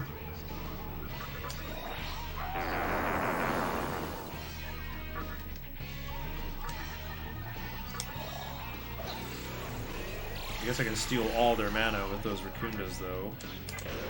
Oh, 5 getting attacked? That's not the right one to attack, but this is what happens when you just activate attack again with auto memory, and Mikami never targeted anybody. Well, he targeted everyone with Rakunda, so I guess it picks one of those targets at random. Defeating! I have power! No! Mikami died! Well, no big deal. Let's bring Unicorn in so I can start my next turn with 4 press turns.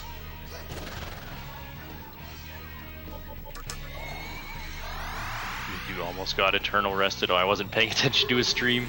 He did make it out, though. Now 1 has mana. I think 4 spent their mana. Dekunda costs 10, so I should keep track of this stuff. You know, it's really good to, like, actually mana drain all of them. or at least if you're gonna, well, when there's 4 left, they'll try using Dekunda. Is that my 4th Tarukaja? Karasu's missing a lot of MP, but he got hit by a mana drain, so I shouldn't be using that method to tell. Oh yeah, Unicorn is getting Tarukaja, so that's why I wouldn't say limit reached. Well, Berserk is looking good here, though. I think if I just kill 6, then I should be good.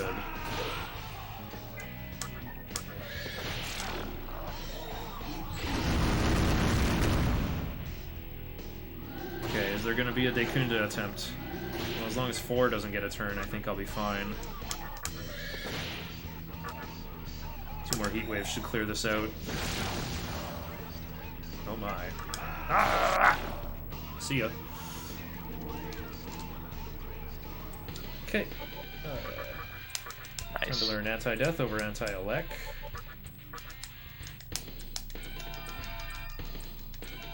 Oni has a stoma, that's good. Please keep mana gain, Karasu. Well, actually, that's not necessary, but... My splits are in the green! What happened? Oh. It was a pretty fast Spectre fight. It was, actually. It was really good. Everyone's, like, delicate here. Just have Dees. Because that's the only one who gets a tangible benefit out of getting experience. Or, actually, no. Tangible drawback. Because I need to get Valkyrie under 10k. Yeah, I only have, like, a 700 experience window. Okay, maybe I don't use Dees in Asakusa Tunnel. Not, like, generically. Maybe I'll just, like, summon Dees to assassinate Rajanaga. Mana gain, go mana surge. Dude, the only purpose it could have is if I get super lucky and it gets passed to Onkot along with Focus. And Focus is kind of a high-level skill already. Yeah, Deathless and suddenly green. Maybe Spectre... I think Spectre 2 took 2 tries in my PB. Evil gaze on Uzume woke her up. Wow. That's super lucky for Mizu. Good luck to fix the bad luck. Oh, Isamu doesn't have his cowboy shoes anymore. He's barefoot. I would say like cowboy shoes because like he has really long pants. We don't know if they're like cowboy boots that like go halfway up to his knees or just like cowboy shoes. Anyway, I'm gonna tell him off that it would not be nice to create my own world, even though I'm lying. Musubi is my favorite of the reasons. And part of why I liked normal any percent so much. I really did want to create a world of Musubi. I was motivated to take that record from Pink Pajamas. They still got the WWF belt. Wait, I forget if the WWE name change went through by 2004. Okay, and now here's a whole bunch of stupid talking where Jiri tells me blah blah reason blah blah. Oh, I'll go after Isamu. No. Oh, what are those mannequins up to? You know, now there's kind of like nothing happening in the plot, so we have to talk to random beings to activate triggers, basically. Yeah, the random Huapo you have to talk to. Name change was required for the 2002. plot. There we go. Yeah, you cannot finish the game unless you talk to this Huapo in this hallway.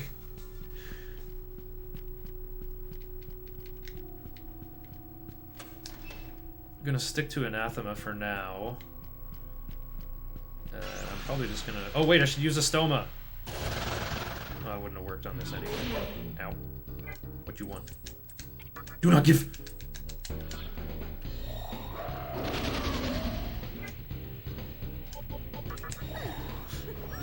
Yes, I have more fighting in my future. I have to hit level 34 with 3,500 TNL remaining on MC. That's not a maximum, it's a minimum to make sure that I will reach level 41 by the time I kill Spectre 3. Watching the radar here to make sure I don't get an encounter with Principality, who zaps me with Hamaon. I may have anti-death, but I don't want to be weak to Expel.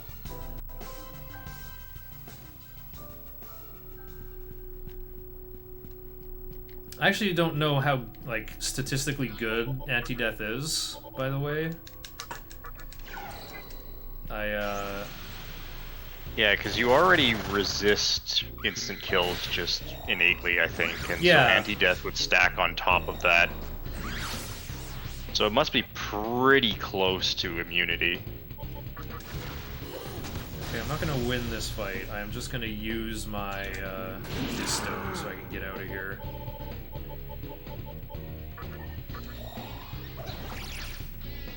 Otherwise, I might have taken this fight with Megami. Yeah, I've been directly doing this instead of going to a fountain to heal. I didn't even want to step outside and load Asakusa to use their fountain. I wanted to do this first.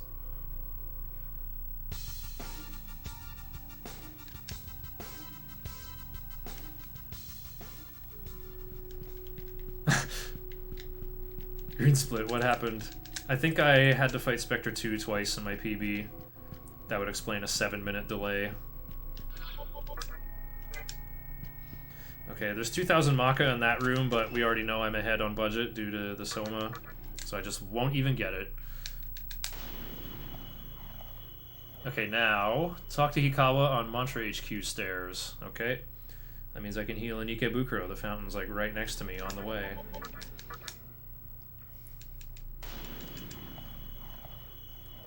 Mizushima's already got Unicorn out.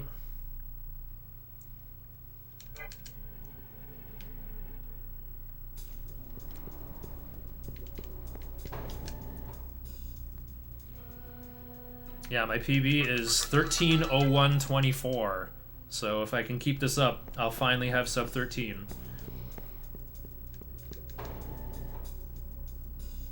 Okay, so finally, we've learned about the reason of Yosuga, the world of the strong. Isami is trying to make the reason of Musubi, the world of solitude, where everyone is a lotus eater who just runs their own Minecraft server with a solar panel. No one can affect anyone else, at last.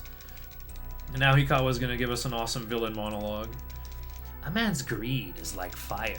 While small, it is warm and comfortable. But fire soon grows into flames, devouring all in its path. What is desirable? What is undesirable? It is not man who makes the distinction. It is the world. He's basically, I guess you could say it's like, you know, universal scale environmentalist. He wants to create a world that resonates with the universe instead of rattling against it to coast as long as possible against entropy, I guess. Maybe it's a little bit Uncle Ted vibes, but yeah, it's the chill version of transhumanism is what it is. Okay, what else? Oh yeah, I have to go back to Mifunishiro. Here's our other famous cutscene. So after both of those are taken care of, something else happens. Where, you know, when we first go to Mifunishiro, we met Fudomimi there, the mannequin prophet we rescued from prison, who was like, "Ah, thank you for rescuing me. I will tell your future as a gift." So he's got the gift of foresight. So now he's been meditating in Mifunishiro, where we're not allowed to follow him in because it's their holy ground where mannequins are born. He says, "What I'm about to say is critical to our future." And yes, the world of mannequins will surely come. Farewell. What did he say? I think he said, "Blessed are the cheesemakers." Okay, all my stupid chores are done. Let's save. Now we actually get to do something again? Yes, we get to progress somewhere. We get to walk back to Yoyogi Park, finally. Well, when we were there the first time on the west side, there was a big construction site and the door was locked from the inside. So, okay, we can't get in from the west side, but apparently a big evil power is gathering in Yoyogi Park. What if we went there from the other side? Ooh, Dark Souls one-way shortcut. Ooh, let's go.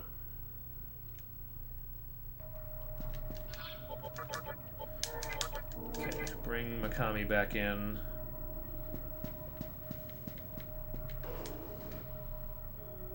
So this way is a big square. If you go left, there's a junk shop that sells some nice stuff, but we can't afford the stuff we want yet. So we'll go the other way, where there's a revival bead waiting in a cube which I am actually going to skip because I don't need it. I have so many revival items, and also Mikami has Recarm.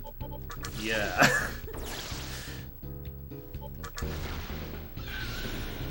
Is there any skill fanciness I can do? I don't think so. Alright, I got the slow attack animation. Again, I'm just only going to bring in Dees if I need to assassinate Rajanaga. Kinda wish I kept Agi on Koronzo now. It'd be nice to have Uzume for exactly this purpose. Oh, he doesn't have Mabufula yet. He's not leveled up. Okay, well... Orthros is level 34 and has about 330 HP. He's kind of a tanky boy. Yeah, pretty justified use of Tornado. Absolutely. Ooh. That stun claw is actually kind of strong if it doesn't hit someone who nulls Fizz. Yeah, well, it also misses a lot.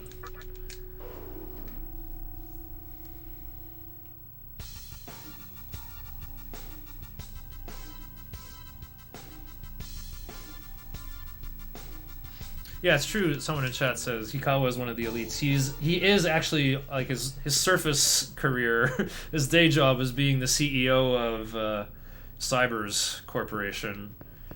If you walk around in the, like, you know, in pre-conception Tokyo, you can see like a giant television like displaying a news broadcast about him. So the lore does exist. It's in the game somewhere. There's an 8K cube somewhere on the right, but we're rich. We're not going to get it. We're going to make sure Narukami is on, because I have null death. Or not null, I have anti-death to hopefully protect me from Mudo Own, so I won't get Mudo owned. Okay, here's regular old Raja Naga.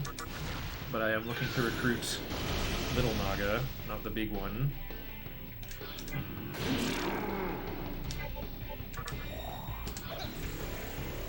I like that triple hit on the Fire Breath.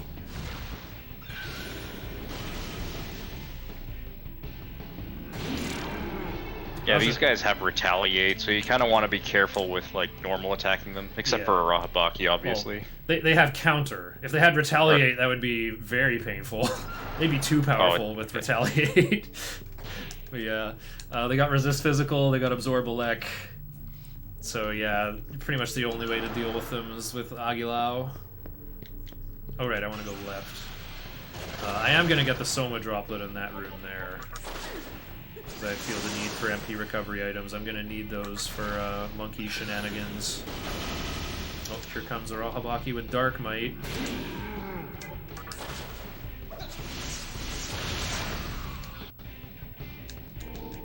Levels... Okay, I think this is exactly where I switch to strength. Nice Mamadou Rock Bay. I will sell it for 150 Maka. Actually, I probably won't even do that. That's not even worth like menuing down to. I know this game is really long, but I treat it like DQ3 SFC, where like every single thing I do matters. Try to save frames everywhere I can. Because I still... If I don't, I won't get sub 13, am I right? I mean, the little optimizations do matter over the course of an entire run if you do a lot of them. Allow to join. I just don't want to sit through this entire enemy turn. But I am gonna have to part with him to make room. You kind of need that room pretty soon. Yeah. Am I forgetting someone? I gained 2 more demon slots after the Obelisk cutscene. Naga is one of them, but aren't I supposed to, like... I don't think I'm recruiting. Oh, I comp another Aquan's back. Yeah, I was gonna say, you fuse Mizuchi and then buy an Aquan's. Thanks, Shikome. I think Day has that, just added that soundbite to his stream if you drop channel points.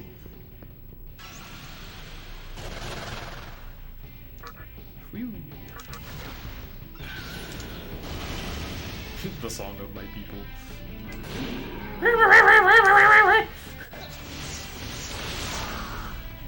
That's a good one. What was it? Yeah, I gotta get under 3,500. I need another 1,000 experience. That's unfortunate because fighting in Yoyogi Park is, yeah, not a thing. Completely unrealistic. I didn't even see Naga! He does appear in this room. Let's keep looking for him here. Oh no, but not at full o'clock. God double damn it.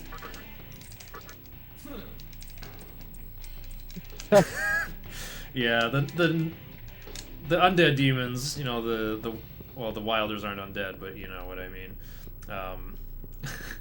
I was gonna go up here where there's no encounters, and then when I come back down, the aggro is still high, but right when I got the idea, the encounter popped. Okay, here we go. I'm gonna fog breath him, just in case the negotiation doesn't work and he sticks around. He thinks he can beat your party. That seemed to work well. Okay, great. Alright, off we go. We'll have to do a dumb encounter in Yoyogi Park. I hate fighting there. I really hate fighting there.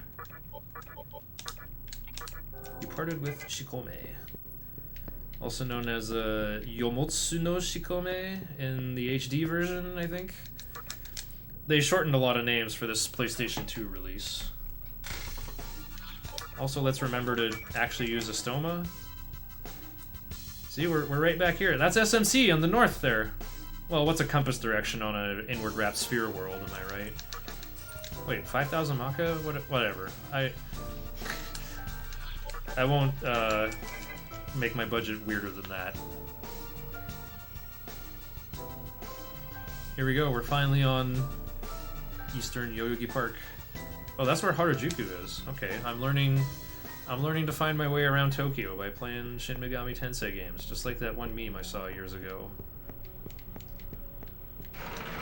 I'm in Place Vortex World. Oh!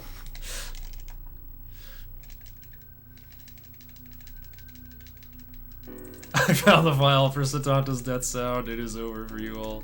Yeah, Daynava loves that. I'm probably not going to be able to kill Satanta because he repels force. He'll throw Tornado back in my face and instantly kill me. But, yeah, if I can beat him, if that ends up being what I do, we'll hear him go, "Ah!"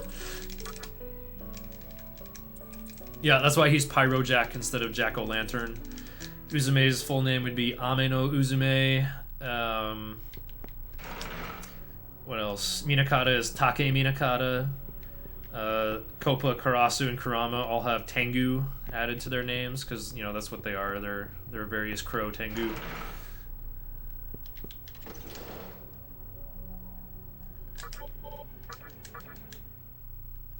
Okay, we're gonna go to Asakusa because their cathedral is closest, and I'm also not far enough in the game that Asakusa is closer to access from the bottom of the list.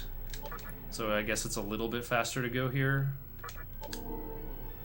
Yeah, I guess it's a character limitation thing, but I'm pretty sure none of the demon names are anywhere close to bumping into the UI.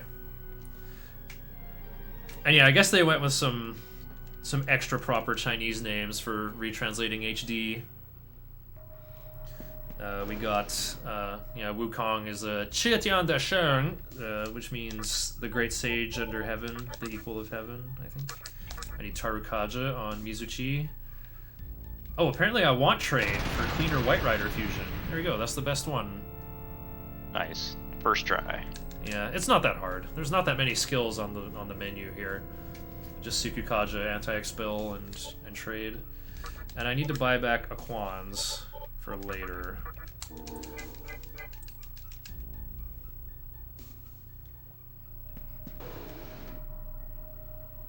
And yeah, Xuanwu is different. He was called Guixian in this PlayStation 2 version.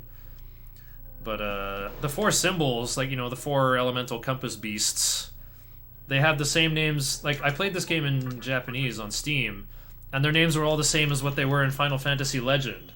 Right? Genbu the Black Turtle, Seiryu the Blue Dragon, Suzaku the Red Bird, and Byakko the White Tiger. But he's called Baihu on PlayStation 2, and he might have yet another different name on HD. Okay, freaking... Oh yeah, no more marching with Megami. He's too precious. We'll do... Wait, I can't do Unicorn either. We'll do Mizuchi. He's got Null Ice. Someone with Null Mind would be nice, but, you know, we can't give Unicorn any extra experience. No, he's still Baihu in HD. Okay. So yeah, Yoyogi Park has a bunch of teleport mazes in it. All these walkways overhead. Some of them have pixies lying in wait over them, and if I walk into the wrong one, they'll pick me up and drop me off somewhere I don't want to be. Okay. Titania has resist magic. So we're gonna do this.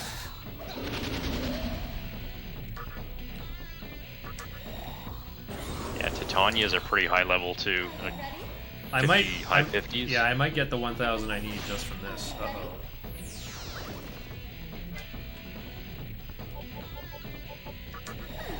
Oh, Rahabaki has focus ready. Please don't hit MC. I'll have to fuse Mizuchi again. Oh wait, no, I'm thinking of Charm. Okay, he just spilled the money. That's an acceptable amount, I guess. Guess I'll just use one of my Sacred Waters. Just hope he doesn't get hit by that again. He got hit by it again.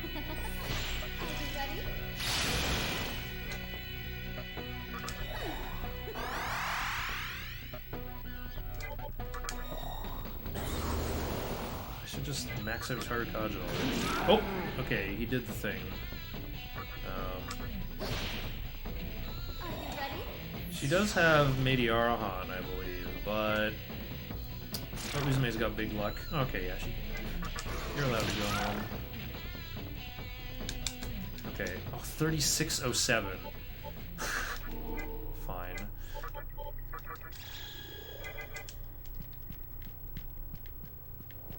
Yeah, having like random Null Mind is quite good. Because Titania and Kelpie use Puddingpa.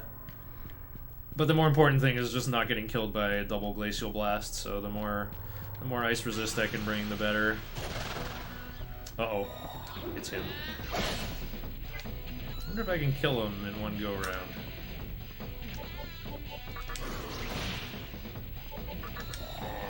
This is for you, Day.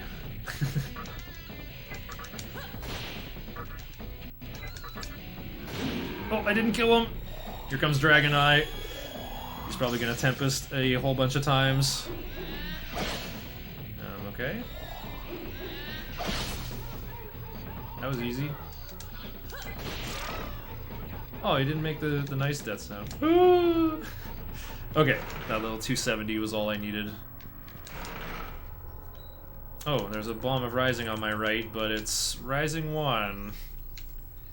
I think a lot of demons have multiple death sounds, and we got the shorter one for Satanta there. Okay, so recently at RPG Limit Break's physical event, I went over here, or I tried to get Freedom to go over here to find this luck incense, but we got a little bit lost. And then, yeah, there's a luck incense in that chest, but as we know, luck is a worthless stat. And I'm not going to get it at New O'Clock, I'll always get the Life Stone, but I just wanted to show where it is. Okay, so the other thing I had to do, I had to make sure to use some of Arahabaki's HP or MP. And now oh nice, he's second on my list, even better. Uh-oh. Oh wait, maybe she's slower than me, we're fine. Yeah, I'll just leave. I already used focus while fighting Satanta, so we're missing some. Let's use Megami to heal. And then save the game. So coming up is the Muscle Drink manipulation. Muscle Drink is a consumable item. I picked one up 5 hours ago in Harumi Warehouse. You know, the first room that began the Great Underpass of Ginza. What it does is it restores a random amount of HP and MP and can also randomly inflict status effects, and I'm actually looking for the status effect over and over. See, the ailments in this game are kind of arranged in a priority system, where temporary ailments, such as panic, cannot override permanent ailments, being poison, stun, or mute. I'm not interested in mute, though, because I need a Rahabaki to use his cool abilities instead of just sitting there like a doll. The next boss we're gonna fight has Repel Physical, so Rahabaki couldn't even help me there. But he's just there to have Null Physical and use Tsukukaja, that's it, that's all we need him to do. Oh nice, the Muscle Drink healed his MP as well. Oh, that's not gonna matter, but it's neat. Yeah, the thing about the next boss is that he inflicts panic a lot. He loves to spam it. So if you can render Arahabaki immune to panic by inflicting a status ailment that doesn't stop him from doing what you need him to do, then that's a very good thing. Uh-oh. Oh, I still have my disc stun. We're saved. One disc stun from the beginning of the game. Yeah, the same one. How many Sacred Waters do I have? Never mind. It's enough. If there's a Sacred Water behind me, but any time I spend thinking about it is already wasted. Soon we'll have Daisojo the First, and just will not need Sacred Water anymore. Because Daisojo will be able to cure Uzume getting panicked. Yeah, Daisojo is so strong. Prayer is Meteorohan plus cures all ailments. And since Daisojo himself is immune to all ailments, you can basically guarantee that ailments can't really hurt you anymore. Yep, and my other Chopper user, Pisaka, has Null Mind, so Pisacha will never be disabled from using Troffery. Except with Bind status, I guess, like Binding Cry, but whatever. Pisacha's the backup option. I'm only going to actually march with Pisacha after we meet Thor again in Tower 3. Yeah, you generally want to march with Uzume, because mana refill only works if the demon is in your party. You can't stick them in the stock. They won't get MP back. Yeah, but Pisacha has Life Drain, and all my recovery items could go toward recovering Pisacha. I won't need them for anything else. I'm probably going to pick up that Chakra Drop in this last cube maze, though. Oh, Mizuchi is spinning around in Asakusa. I wonder what for.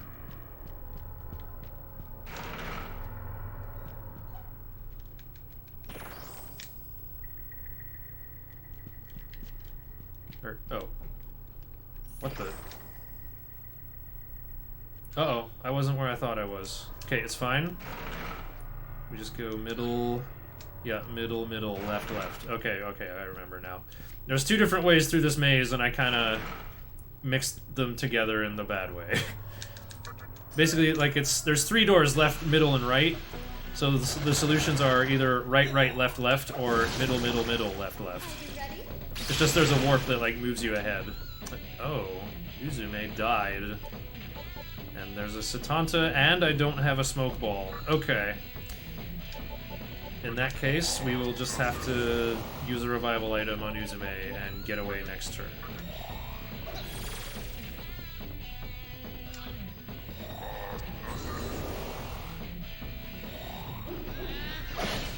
There we go, 2 Tsukukajas doing what they're supposed to. Immune to Puddingpa, because I'm already stunned.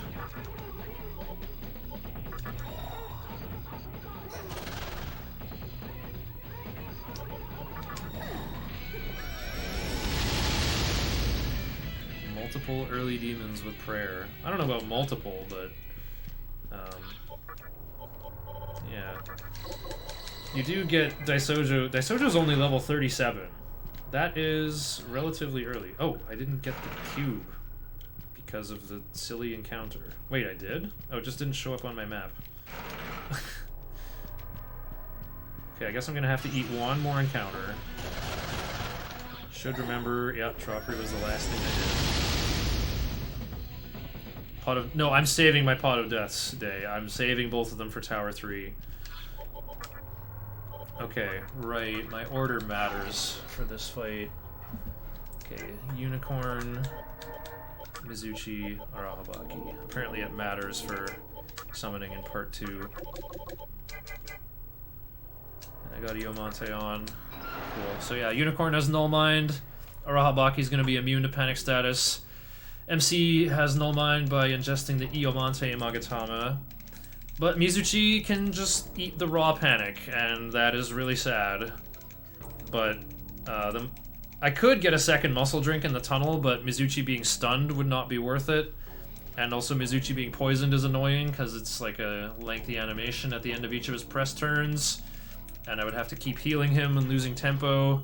He might die anyway. We're just gonna hope he doesn't get panicked by Panic Voice and withdraw himself from the fight. That's all we need. Yeah. Oh, MC is not immune to death wherever Mizushima is. He dodged that. Like, you don't dodge moves that you're immune to. Is he trying? Oh, he's trying to hit level 34. Oh, wait, is he doing the anti-elect thing too? No, he still has shock. He's probably never going to use shock, but he's carrying it around anyway. Alright. I have so many attack mirrors. I am super safe.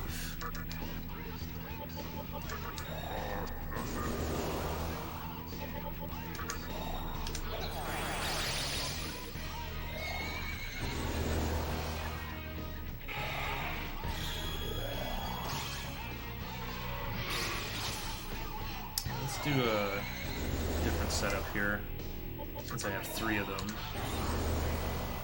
Gotta get Makakaja powered up. Like I said, this guy has Repel Physical, so all I can do to hurt him is Tornado and Mizuchi's Bufala, which is not bad, actually. PBJ's route would have Karasu with Force Boost. No, you're not Force Boost. You'd have Karasu with Zanma instead. Yeah, they're probably about the same damage. Yeah, Karasu... Actually, Mizuchi's a higher level and has a nice magic stat. But Karasu's Sacrificial Fusion... I don't know. Okay. Now I just need that.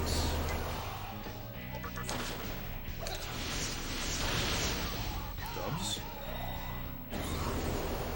Okay, I think I'm at full power now. Tornado should be doing about 400. And Bufala should do about 250.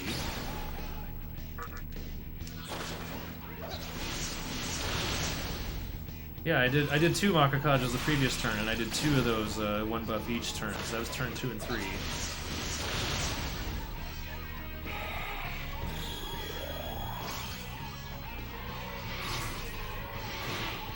Ooh, okay. Unicorn is in charge of healing you. Gonna have to mana drain next turn. Great thing about using Makakaja is it buffs your healing skills as well. Yeah, I think it stopped doing that in later SMT games. Media becomes Mediarahan, yeah.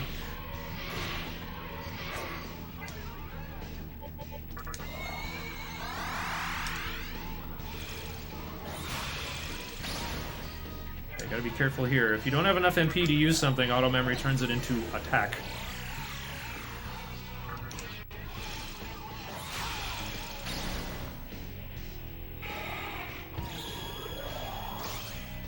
I gotta say, I did do a no MC challenge where I banished them for good at level 27, and this fight was one of the roughest of the run.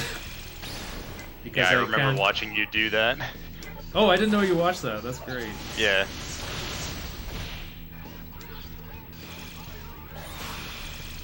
It was a super clutch Gary fight. It was. I think I remember so lucky. You needed Sakahagi to use Mabufala or you would have died, and he did. Yo.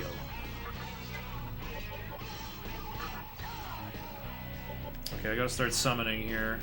Oh yeah, wait, I have to mana drain, that's more important. Oh, but I had Unicorn go first. Oh dang, I'm just gonna fall behind by a turn then.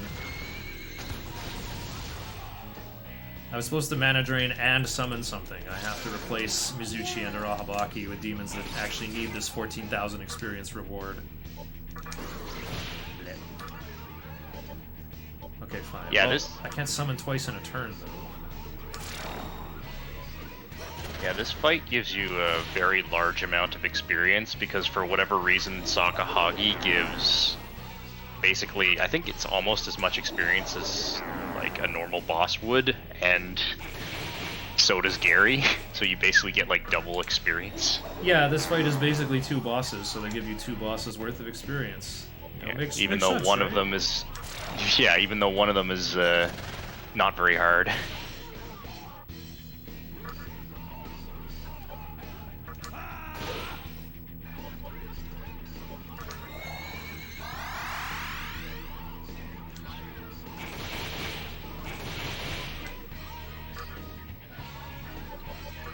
Agi putting in work here.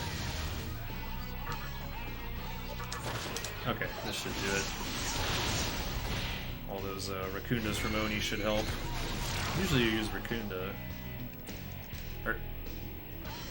Oh, okay, I was thinking of something else. I was thinking of hard any percent again. Okay, time to start leveling strength. Okay, life gain, do not change. I need that to be life gain. Yeah, you wouldn't even want that to upgrade to Life Surge. That would be kind of bad. Actually, that is really funny. Okay, I'll give up Agi, even though that would be good on Daisojo. He's a wizard and really likes to learn simple magic. Oh, one of the attack mirrors got refunded. My lead has shrunk to 59 seconds because I had to do more fighting in Yoyogi Park. No longer sub 13 pace.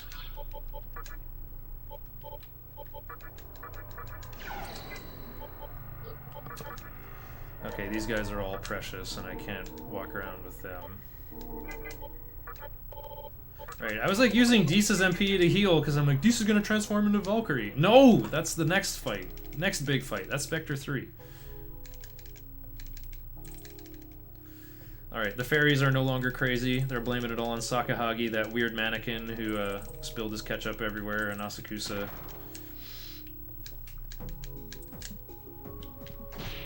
A funny thing I like to point out is, like, you know, remember we talked to Chiaki in the mantra building after beating Osei, and she's like, I'm gonna make the reason of Yosuga. And then it says, you know, the little Chiaki left, you know, the little persona narration arrow. It usually says, like, if someone leaves, you know, there'll be a little narration thing saying they left. But Sakahagi doesn't have one of those. It doesn't say Sakahagi left. He's not in the room anymore. I presume he just, like, is still standing there, but he turned invisible with his Magatsuhi powers. Alright, right, I want to be at Yoyogi Park. And I want to have Oni cast Estoma now that New O'Clock has come to town. Do that manly walk. Oh, I'm... right, when your HP gets too low, you can't use circle to move faster. Like if your tattoos turn red, then you're in critical health and you're stuck in stomach ache animation. You actually move slower. Dang, I'm looking over. Mizushima is right on my heels. He's just starting the same boss fight that I just did. You know what I think is gonna happen? I'm gonna be like, oh, I'm playing so good, that went so great, and Mizushima is just gonna pull ahead. He's just gonna play Tiger Sensei style and just pull ahead of me with the power of... It's not just PlayStation 3 with solid state drive though, he's also just that good at the game.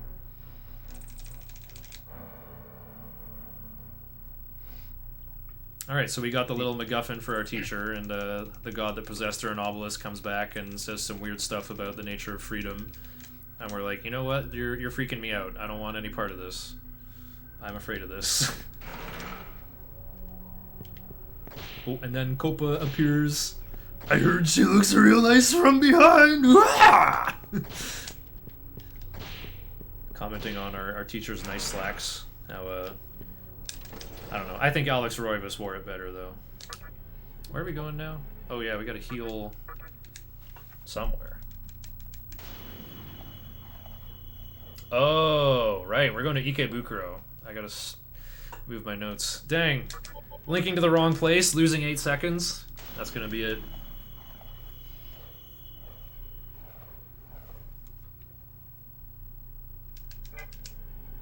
No time to save. This should all go perfectly according to plan anyway.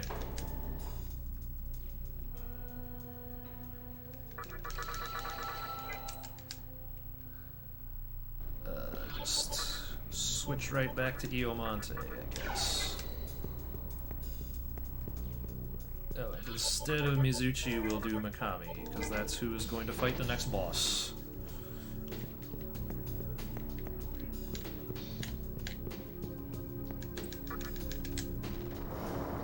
If you're championing the region of freedom, then why aren't you free to click the Kagetsuchi? Well, we are dealing with the limitations of the vortex world. We haven't created the world of freedom yet.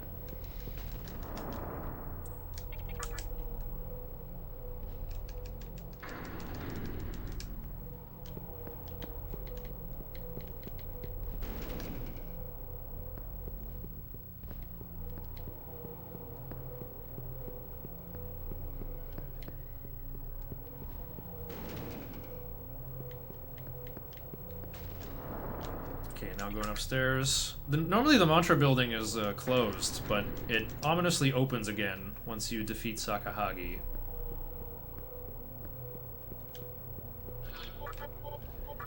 Oh, it's already in effect. Okay. I should be able to keep these birds away, being level 36, and they're all level 23. Yeah, after this cutscene, all the enemies up here change, and you can actually get encounters again. Well, yeah, well, they all change to divines. The only encounter I should see with Estoma is the triple dominions, which aren't even scary. The worst thing they can do is cast Violet Flash, which should only Just do not a threatening skill anyway. No, it's actually pretty powerful, but, well, I don't know. It's power. MC can learn it, and it scales from magic. I think it's actually kind of good, because not that many things null expel, and some things are weak to it as well. But them using it, I think it only does like 120, 150-ish damage, and you can see MC could eat 3 of those and live. Oh, I thought that was the skill that just cut your HP in half. That's not... Which skill is that, then? That's Thunderclap. Oh, yeah, right. And Holy Wrath is the version that hits everyone. So yeah, Sakahagi said that girl came by and I taught her a painful lesson, and I wasn't sure what he meant, but if you look carefully here, you'll see Chiaki does not have a right arm anymore. But she has a chat with Gozu Tenno, and they agree the World of Strength seems pretty cool, so they're gonna team up.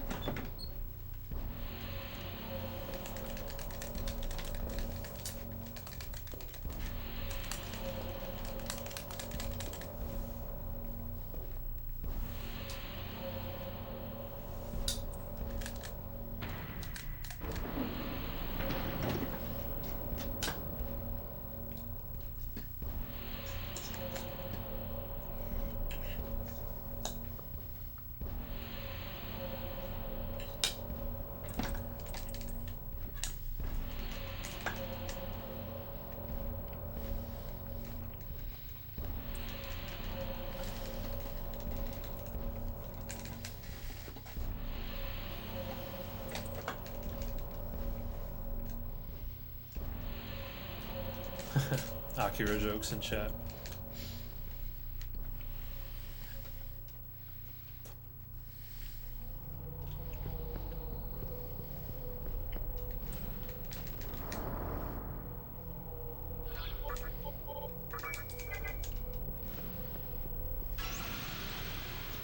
Oh, here they is.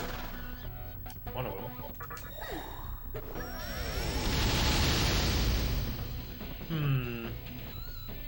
Maybe I should have beat him up, actually.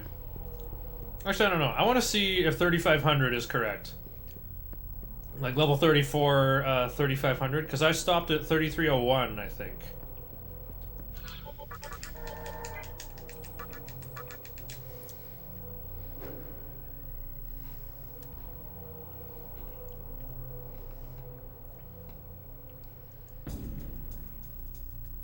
Alrighty, well, everyone who wanted to see Daisojo, get ready.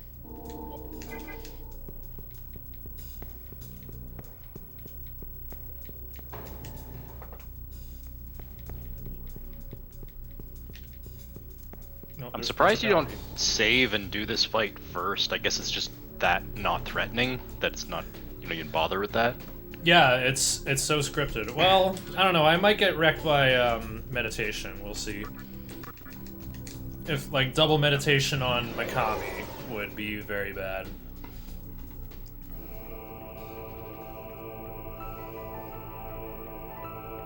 But if that happens, I guess I'll just like use a Soma droplet and have a turn 0, you know? Just do my setup differently. You should die halfway through turn 4 with landing nary a scratch on me.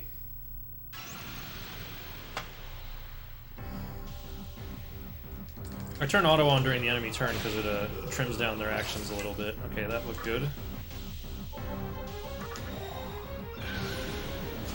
Alright, so we're gonna get a 5-point evasion differential, and hopefully Mikami won't die.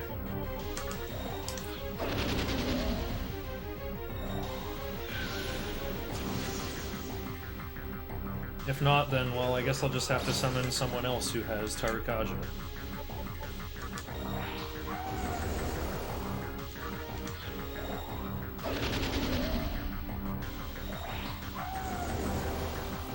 Auto memory makes this so nice.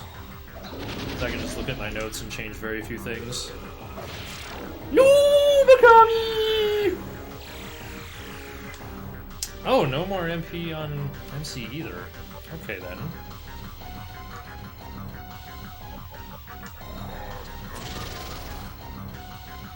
I do need 2 more Tarakajas, and okay, Karasu's too delicate. I'll have to use Mizuchi then. And I will also have to use an MP item on MC because nobody else has Rakunda.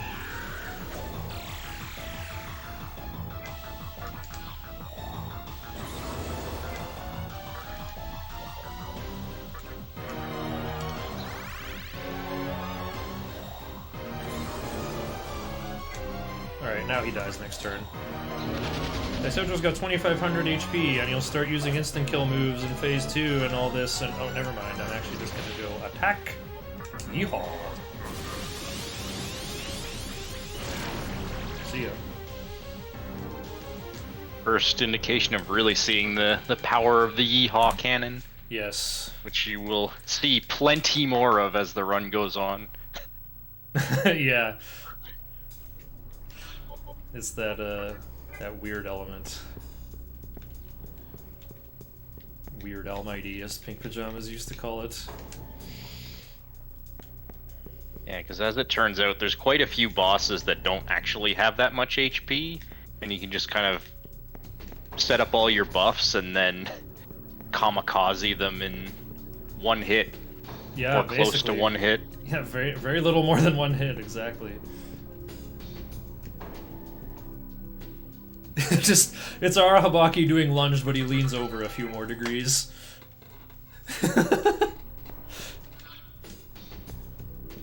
Okay, up next, we're going straight back to prison, and we're gonna save on the top floor, where it's a safety save that is very much needed.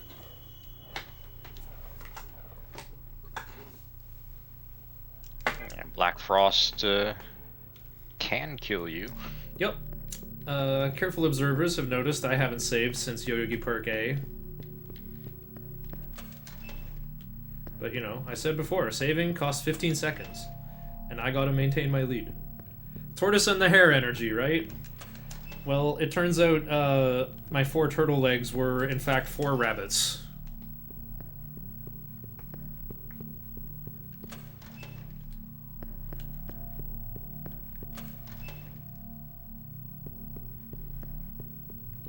Iomonte's fine for walking in here. I think Astoma should prevent everything except Mizuchi. Oh, and Yaxini. Oh, oops. Just go around the merry-go-round. There's my second mistake of the run. Also, I went to, like, the wrong place a time or two. Back attack from multiple enemies. Okay. MC's been turned around though. He should be good. Yeah, you should be tanky enough to survive this. Oh, this Makarakarn on turn 0. They really want to stop you from using magic. Yep, except that one. They forgot that one.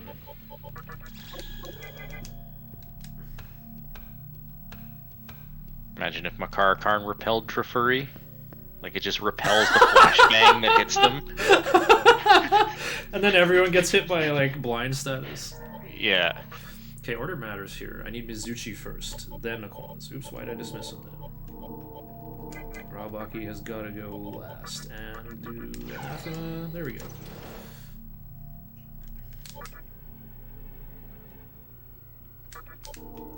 So yeah, Black Frost is entirely optional, but the rewards for killing Black Frost end up being quite large. In this case, the main benefit is that we just need 5,000 experience for this kind of mid-game point of the run. We're kind of... our team is kind of in a limbo state. We're kind of like getting everything all put together so we can achieve our full power.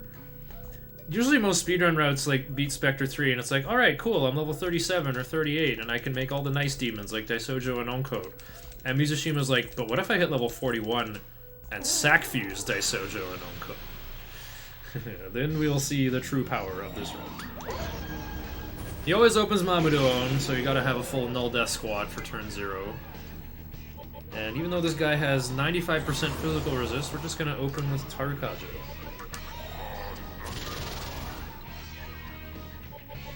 Beating Black Frost also gives you some really nice benefits in the late game. Yeah, that's the main reason. It's kind of Yeah. hard to explain what they are this far back, but that is the other thing, the other motivator. Apparently I want to use Tsukukaja with Aquans. Oh, I see, we're setting up auto-memory stuff. Heal MC with Bead. Don't heal him with a Life Stone because he might die to a double hit Berserk. Either does another Mabufudan or that, yeah. Okay, now pass. Tsukukaja. Pass. Taunt. Times 2.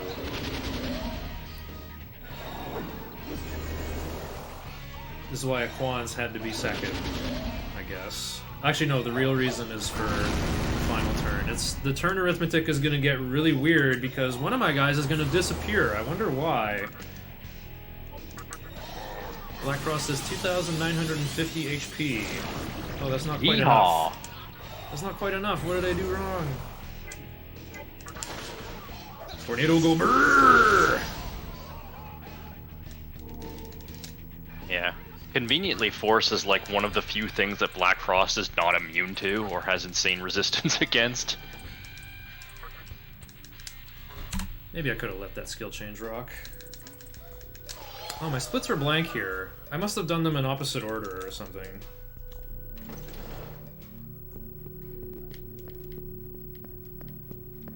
Or just I forgot lol. Okay, well now we're going straight to the Labyrinth. Because we're going to heal for free to get out of there. We don't even need to revive our Ahabaki. Oh yeah, Labyrinth's at the bottom. Where else would it be? Okay, so we're not doing... we're not really doing the Labyrinth. We're just here to pick up our little pizza princess. Pizza-chan, our little zipper on legs. And just open the door to the second Kalpa without actually going there. Okay, and because I've seen this tunnel cutscene once, I'm able to skip it this time. I'm going to nom on the rest of my cold jambalaya.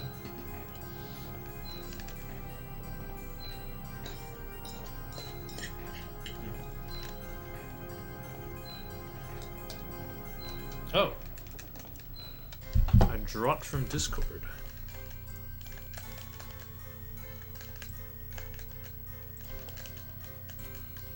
Oh, I've been...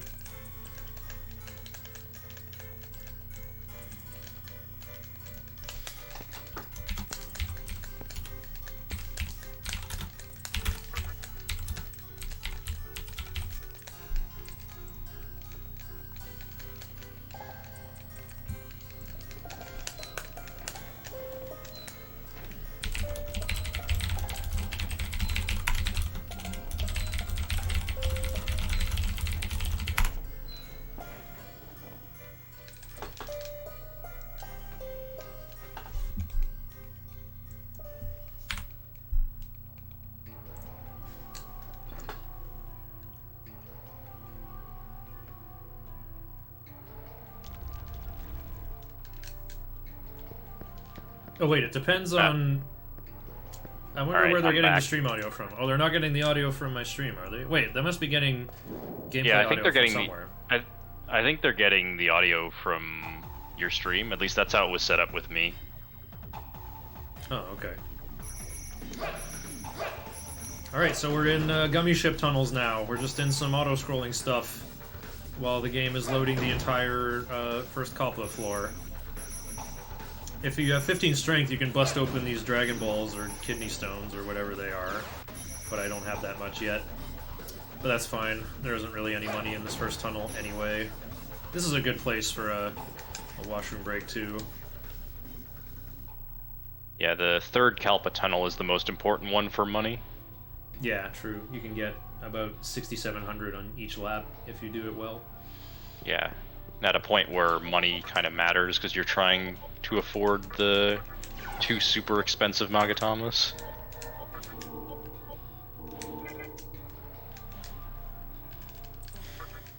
Alright, so here's the Candelabrum of Foundation. It's that prize that we took from Matador. The whole plot with the Labyrinth of Amala is that to get out of the Amala Network after beating Spectre 1, you get pulled sideways into the, that R-type looking room with all the biological stuff. And on stage, instead of the old woman and the little kid, it's an old blonde man and a lady in black. And they explain, oh, this is the deepest layer of the Amala Network. Humans call it the Netherworld. We call it the Labyrinth of Amala. But the flow of Magasuhi is too powerful for you to handle, so please take this silly candle. It will help guide you in your quest for power. And then you'll be able to find your way back here when you're stronger. And then, on our way through the Great Underpass of Ginza, out of nowhere, the Grim Reaper attacks us. Matador explaining, let us have a duel! Oh, and let us cast a stoma. I was really afraid that Saki showed up here. But nope, it's just me forgetting a stoma, no big deal. So yeah, I got the Pizza Princess of the Labyrinth now, who can cast a stoma and just chill at the bottom of my menu, make it really easy to cast a stoma again.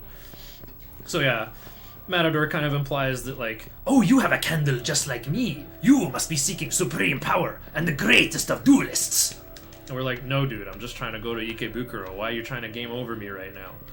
But we beat him and got his candle anyway, because we're pro gamers, and yeah, it's kind of implied that the candles attract each other. Oh, I'm gonna get this chakra drop over here. So yeah, that's the only candle we have. Well, we have Daisojo's right now as well, but we would need to beat Hellbiker and take his in order to actually go into the second Kalpa, and there's no reason for us to do that just yet. So there's a luck incense in here. I didn't get it. Never lucky. Don't need it though. Yeah, the only things we really need to get in this first Kalpa trip is the one by the Pisaka, and 2 is the Death Stone, which allows you to fuse Fiend. Yes. One Fiend. Yeah. Fusing a Fiend is never an accident. You have to... Basically, it just replaces one of the... some of the target families during certain phases of Kagetsuchi. We'll be fusing Daisojo as our first one. Okay, here's Liftoma, so we don't take damage from this red stuff. Oops, and then I gotta find my way out of here. Here's some table girls. Here, recover some more. Your party recovered some more. Have another drink. And then before you know it, oh, we're back at the entrance. For the price of only 5,000 Maka, or 5,500, whatever. Okay, oops. Recover some more to warp out. And then we are going to link to Asakusa for my least favorite fight of the whole run. Yeah. Actually, This fight is very annoying. Let me get set up for it, I guess. Yeah, start with Megami and Kamido. In this case, I actually need the resist physical.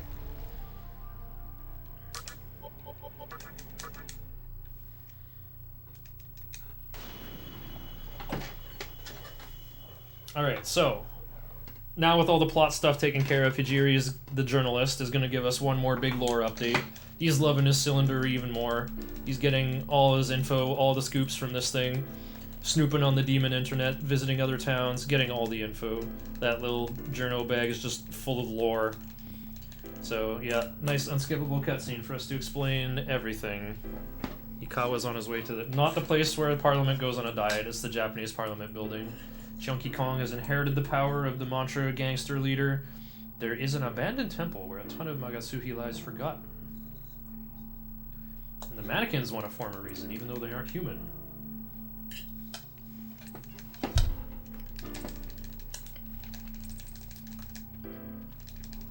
And, you know, he learned something we learned like 2 minutes ago. You know, that Chiaki absorbed the power of Gozu Tenno. He's really in the know, so he's like, I know the most! I want to create the new world! But then Isamu wakes up and gives him the yoinky sploinky. Takes him back into the demon internet. Okay, I don't like saving here, but we'll save. There we go. Haven't saved since Black Frost. I think it would be pretty ambitious to not save for Spectre 3. True. Yeah, this fight will take a fair large amount of focus from me, so feel free to explain it once I get it started up. Yeah, I can explain what's going on. So Spectre 3 doesn't seem that complicated on the surface. Basically what he does is uses Last Resort and then calls reinforcements. The way the game expects you to deal with that is to try to kill all of them at once, or kill them. They only use Last Resort after they've taken a bit of damage. So you're supposed to either kill them one at a time or kill them all at once. Basically, the game expects you to try to stop them from using Last Resort. However, because each one you kill gives you a lot of experience, it makes a lot... Yeah, 1500. It makes sense in a speedrun context to basically grind on this fight. So to deliberately allow them to continuously resummon more and get a bunch of experience. Now there is a cap to how much you can get, which is 20,000. Yep. And you would think, well, okay, we'll just go right to that cap, and then as soon as you hit that cap, they actually stop resummoning more and just all blow up and end the fight. And that would be a really simple way to do the fight, but there's one small problem with that, in that we want to feed that experience into Karasu, and 20,000 is too much. If we gave him 20,000 experience, then when we use him for the sacrificial fusion that we want to, it won't work. The target demon will be too high level. So what we have to do is kill one fewer than the maximum, so that we get it's 19,500. Yeah. We need specifically that much experience. So we have to count the summons and then finish the fight by killing all of them at once after we've got a specific number of them killed. Yeah, and 7 gatherings. After there's 7 gatherings, then there's 6 of them again. Yeah. But I'm just kind of sitting here waiting for them to do gathering again. Yeah, and one of the annoying things is sometimes they just don't use gathering. Like the first one will blow up and they just won't use gathering. And you just have to wait. Yeah, when I'm done getting all my buffs up here, I will just farm only one of them. Yeah, and you really don't want to kill another one because each new one they summon, of course, isn't going to have the debuffs on. So ideally you want 5 of them fully debuffed, and then they're just summoning one more that won't have the debuff. You don't really want to kill another one and then have them summoning 2 that will not be debuffed, because that's just more dangerous. I also gotta manage my healing resources. Yeah, again, because if you're just stalling for time and they're hitting you, then of course you're going through your MP to heal. Okay, that one's gonna use Last Resort. Then they should use Gathering to replace him, and then maybe they'll notice they're missing another guy and use Gathering again. Also, yeah, Gathering can fail. That's why I hate this fight. There's one Gathering, and I'll just keep killing the new one, so that there won't be a new one to worry about. I also have to mana drain MC back to full eventually. I think we're there. We're close to it. Yeah, instead of waiting for them to use Gathering, they can have the ceiling. Like, whatever. I can mana drain MC and debuff the new one too, in case they do it twice in a row. There's 3 gatherings! Great. So now there's 2 powerful ones for me to worry about. Let's take our time then, I guess. Oh, I can't Fog Breath the new one, but I can Warcry the new one.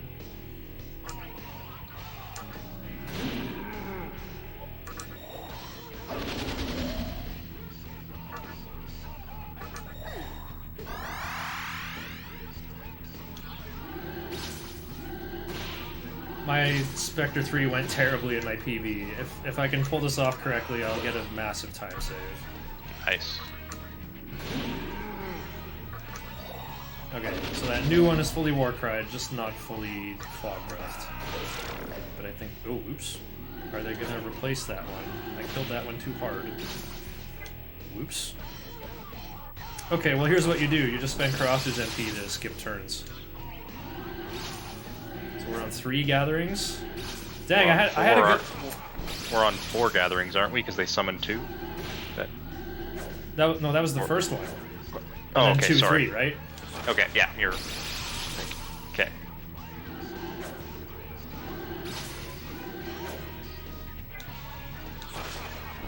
Dang it, I overkilled it. I had a good thing going. I'm already sick of waiting. Stick to the plan. Okay, 3 gatherings, so I'm not... That's why I hate this fight, I can't count. I think this guy's low enough already. I think I hit him once. Oh, nope. See, I'm still giving them a chance, kinda.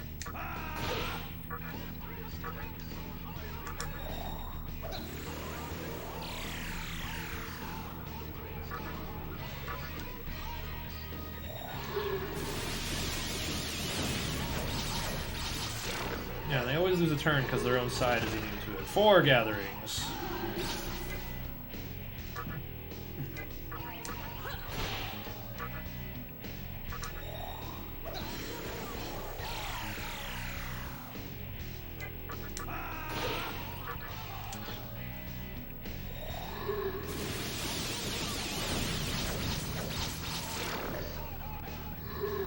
Five gatherings.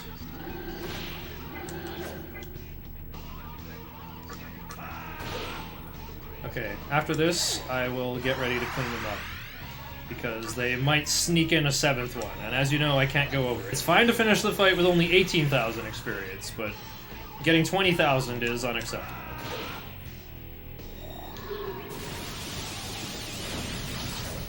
I can make up whatever I missed outside. So here's 6 gatherings.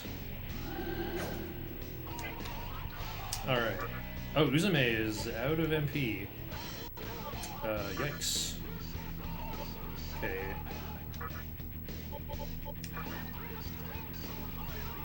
What do I do then? I guess I'll just, like, heal Uzume. Actually, I should have used a, Soma Droplet for that. Because I don't want that backup Media.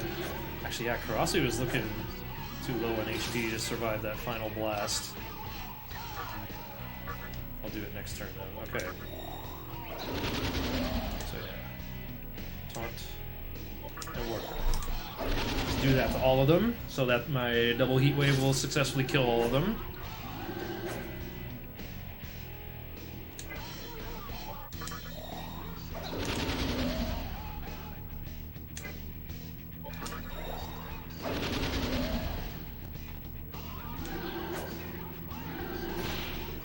Uh-oh. There's the 7th gathering. Okay. I also have to summon Dees while getting ready. Oh, what slot did it go into? It looked like you got stuck in the middle, but... Okay, well... Uh-oh. I think I hit the wrong one. It actually was the 2nd one there. Okay, well hopefully that one doesn't blow up and get replaced, otherwise I'm doing this again. Can I get Dees to go again? Perfect. As long as that one doesn't blow up. They have 750 each. I think you have to do like 300 to get them mad. Okay, good. Yeah, that's the fresh one. Woo! Okay, Fog Breath saved Dees. Okay, so the second one is the extra strong one. We gotta, yeah, lay up extra damage on that one. So I don't know if Double Heat Wave will actually kill it, but we're gonna try. Uh-oh. It's gonna be close. Oh, it worked! 19,500! And I'm level Nice. 41! Beautiful. Exactly what you want.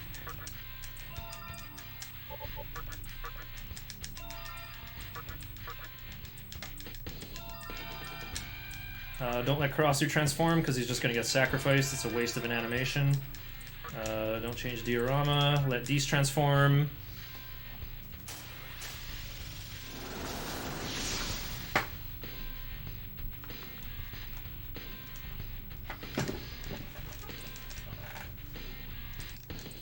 Oh, the Watchful Pisacha. I'm just gonna get rid of Watchful. I am sick of Pisacha interrupting me. I guess Mabufla is better than Mazio. Wait, I actually do need Stone Gaze. Well, it's better than Needle Rush. Don't change Dark Might or Life Bonus. Okay. Where'd my splits go? Oh. You're gonna like what my splits say. And also, what time is it? Nice. Can I get this and get there in time for full o'clock? Did I waste time walking somewhere? I should have skipped this Maka, honestly. Yeah, getting that Maka just cost me 2 minutes. Because I need it to be full o'clock, and it's full o'clock right now. So we're gonna have to spin around outside. Alright, I'm 5 minutes ahead of my splits. That was a very good Spectre 3, even though I goofed a little bit.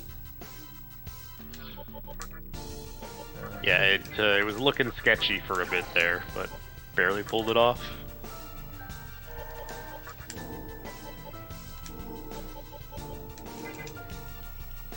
Just in case the encounter does pop, I'll just have my 3 tankiest guys out there.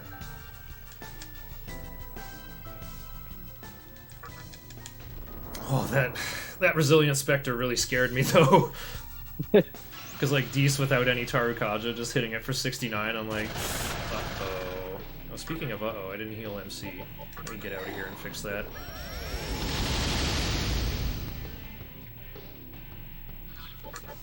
Yeah, Valkyrie has my favorite skill in this game now. She has Makatora. It's a skill that costs 10 MP and causes someone to gain 10 MP. So I can just freely use Valkyrie's MP as a battery to recharge everyone else. Okay, Rising 5 should be good. Do a bit of wiggle in here. This place looks like Rothko Chapel. I really like it.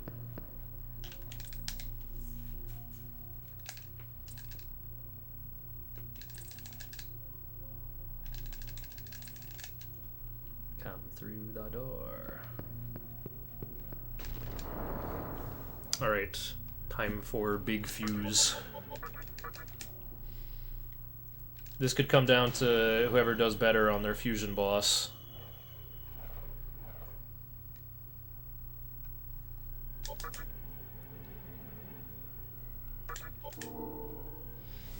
Alrighty, so yeah, I guess 3,300 or 3,500 or whatever was good enough to hit level 41. Just barely. Yeah. Okay, so I got some funky fusion to do at Rising 7, and then most of the good stuff happens at full o'clock. Alright, Mito telling me about Deathstones. Just gonna fuse Shikigami and Aquans together for a Momonofu with anything. Like we said, elements, when combined with whatever demon family, just make the next thing higher up in the family. So our Shikigami the Brute, level 4, became Momonofu the Brute, level 20. Big value. Demons I was using anyway. Just the Shikigami I was making easy recruits with. And the Aquans that I just simply used to beat up Jack Frost and do nothing else with. Now they have finally come together to fuse Momonofu. Now speaking of weird gaps in the fusion family tree of life, Because Koppa the Yoma turns into Karasu the Yoma, you can't fuse Karasu, but we're gonna skip him.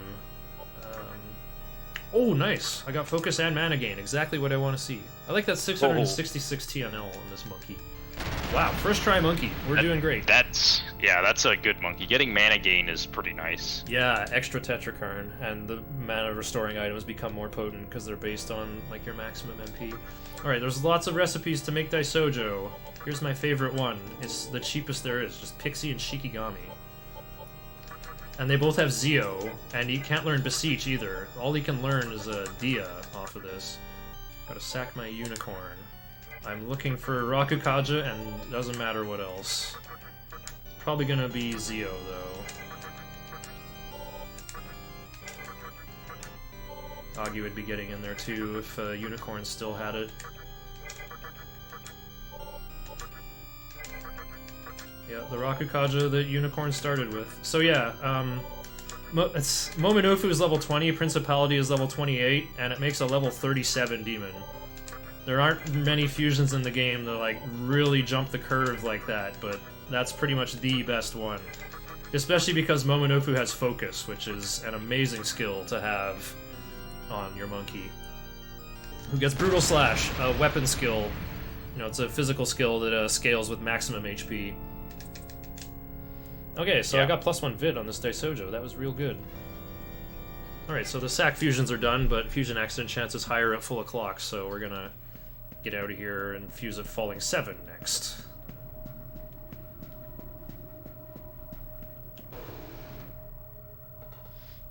Meanwhile, that Oni that I leveled up all the way, we're gonna get some use out of him too. Just need to get Aquans and Shikigami back. Real cheap stuff. Okay, yeah, Oni and Shikigami. When you put two demons of the same family together, you get an element. So, we just turned our Oni into an Earthus by combining my level 20 plus, like, well, starting at level 25 with level 4 Brute. Put two Brutes together, we get Earthus. And when you fuse two elements together, you get a Mitama, which will allow us to attach whatever skills we want to all these demons. So here's Ara Mitama. This will raise my demon's strength and agility, and also give them new abilities if there's room. Yep, and since we put life gain on it, that's a really nice ability to be able to pass on to lots of different demons.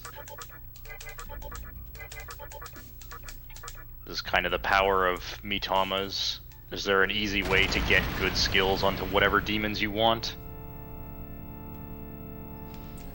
Okay, and then we're just gonna buy another one from Compendium, because, you know, we just made it. It's the only one that exists. For casual playthrough, is this game fun? Absolutely. Doesn't matter if you do it on normal or hard. It's amazing either way. Okay, this one will be a little tougher. We need Tarukaja and Life Gain together. It looks like my guy likes learning Anti-Expel.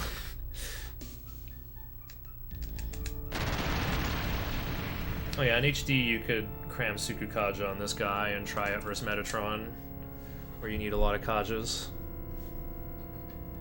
Yeah, if you like Pokemon or Dragon Quest monsters or Final Fantasy Legend, now recently released as Saga Collection, then yeah, definitely try this game out. Okay. So I'll have Uzume in there in case I get an encounter I don't like and want to run away. Fusion boss is done. Does it feature Dante from the Devil May Cry series? Well, you gotta pay for that DLC on HD. On that, well, in certain regions they get that instead of Raido Kuzunoha because of his sketchy uniform and hat.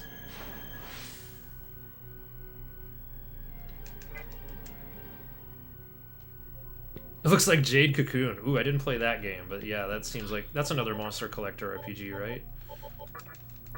That one's got like an element square. I'm aware of that. Yeah, HD also has voiceovers, but my voiceovers are better anyway.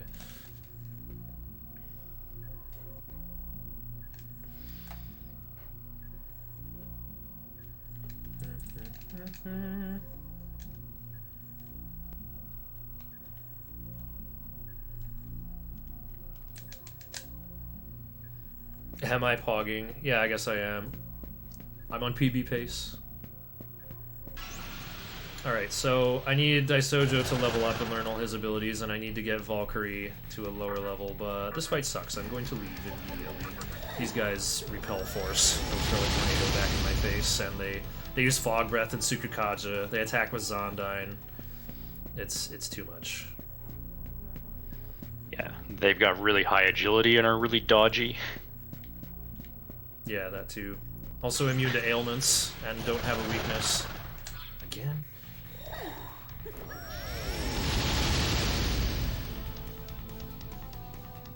I want to scroll ahead a little bit. Who fights Ashia? I thought Valkyrie fights Ashia. No, she doesn't. Okay. Oh, here we go. This is way easier. I reckon Stone Gaze one of them. Maybe get a press turn. Alright, I can do Mazan, get more press turns, and kill that one. Shattered. I can do Tornado and probably just kill them. And Valkyrie's under 10k. Alrighty.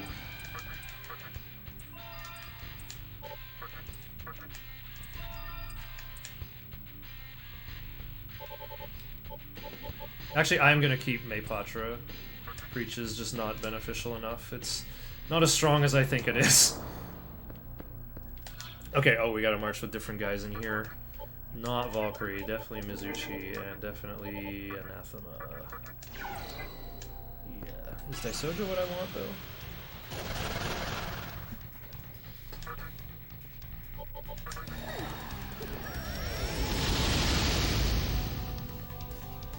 Yeah, Mizuchi, Daisojo, Uzume. That's what I got. So yeah, White Temple is a teleport maze.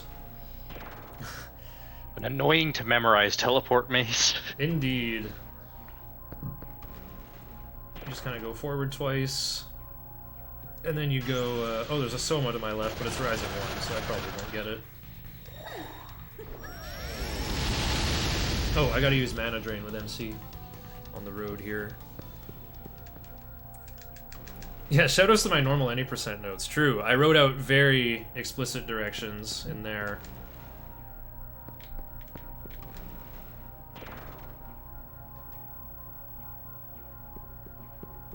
Least favorite dungeon? Oh, I think Amala Temple is pretty cool. It teaches you the value of, well, Avastoma first. No, it teaches you the value of Tetrakarn. Tetrakarn destroys all 3 bosses of this place. And by now you should have something with... Should have something with Tetrakarn. I'm realizing now I could conserve Uzume's MP if I just do this instead.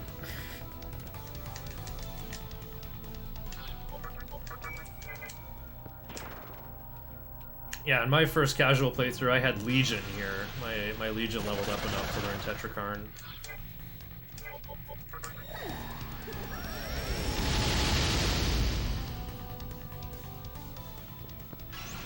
Wow, my encounter rate. I am gonna summon my Pizza Princess here, just to conserve Uzume's MP.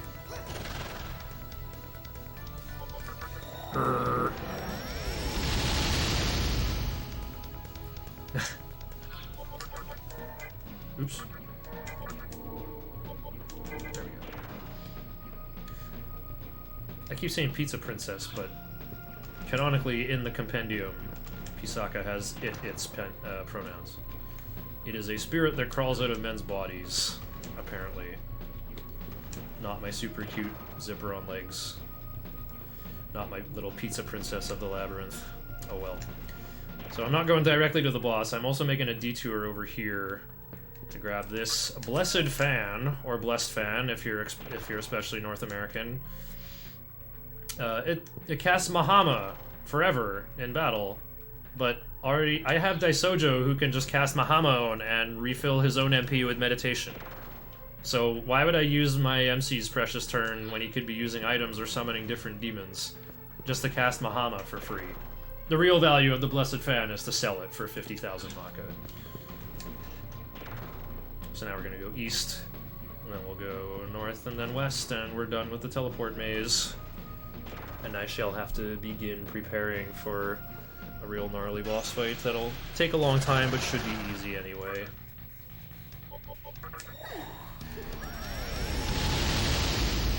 This is Albion, who's basically Culex from Super Mario RPG. He's a big guy who's gonna summon 4 candies of different elements. They're weak to one and they repel another one. You know how it is. Okay, can you go into more detail for me, Shaggy? Yeah, so this fight, Albion himself will always go first and always use a physical attack. So if you have Tetrakarn, like the other route does by this point, he never gets to do anything. However, we don't have Tetrakarn yet, so this fight is a bit harder. So each of these small guys he summons are weak to one element and repel another one based on their colors. So yellow is weak to, do I even remember these? Yellow's weak to force and repels elect. Yeah. Yeah, and they all, their colors are pretty clear. It's not hard to figure it out. Oh, lucky. So The other nice thing is the black one attacks with ice, and so if it goes Mabufudai and Narahabaki will end their entire turn. yeah, which is kind of what you want to happen. You don't really want them hitting your weaknesses and getting more press turns. The other thing about this fight that's really important is if you kill Albion but don't kill the others in the same turn, they will revive him, and if you kill the other guys and don't kill Albion in the same turn, he will revive them.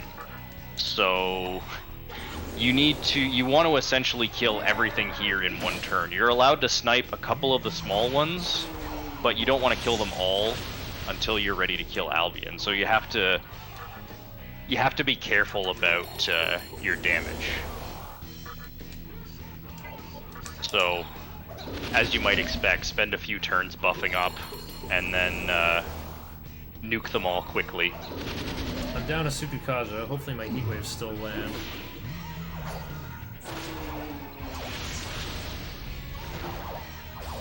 Might have an extra turn to set up too. Okay. Let's pass prayer, I guess. I can use Heat Wave because it's physical to lay up on all of them equally. Yep.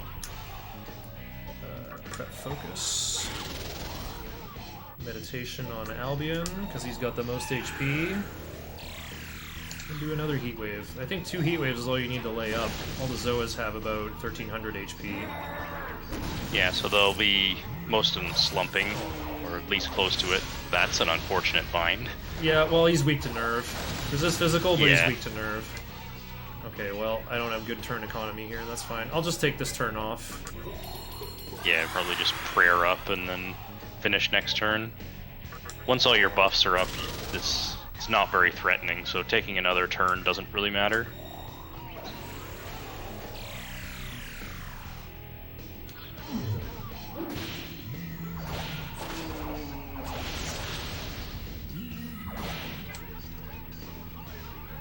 Alrighty.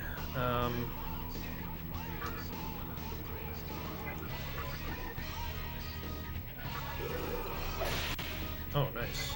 I'm just gonna attack Albion. Okay, he's gone. Heat Wave should clear out most of these. Or all of them. Yeah, it should clear out all of them, they're almost dead. Nice. I just kind of wasted a turn, I guess. Well, I don't need Heat Wave anymore ever, so we're just gonna learn Fog Breath over it and keep that for most of the run. Okay, and then we're gonna learn everything except Stone Hunt over the stock skills and stuff that I don't want. Yeah. Yeah. So Oncut will evolve twice, first into Hanuman and later into Wukong, and there are a lot of very good skills on this, on all of them, to be honest. Tetrakarn, Brutal Slash, Hanuman gets Well, Wukong doesn't. Kaja's. Yeah. Wukong doesn't get anything good. He just gets to be Wukong. Oh yeah, that's right. With null He's physical. just, yeah, you're right. Wukong is just I mean, he does learn Hasohaba, which is kind of nice, but Yeah, mostly it's just Hasohapa's Wukong. amazing. I think he's the only thing that can use it too. But like Oncot learns Tetrakarn, Hanuman learns Endure and Life Surge, Yep. and I think and Rakukaja. Rakukaja. Yeah, so there's just so much good stuff from Hanuman specifically that are very good to have on a late game demon. By the way, I saved 4 3/4 more minutes. I'm almost 10 minutes ahead of my splits. I crushed the fusion boss on the way here. Oh, Shiva gets Hasohapa. Well, I guess I'm not used to getting to level 95. I would not have figured that out. Also, I gotta be careful. I do have to have Ankh around when I'm walking around out here. Because those virtues, those green angels, they can use Mahama.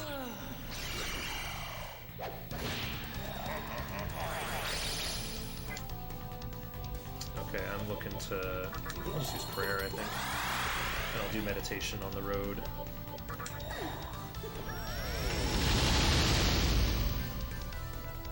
Yeah, Death Zero knows all the grinding and casual stuff that I would never figure out. Okay. March with Adama and Valkyrie, of course. There's some serious fire attackers in here, but there's also Phantom, so I'm bringing that Repel Elec just in case Phantom gets a turn off on me.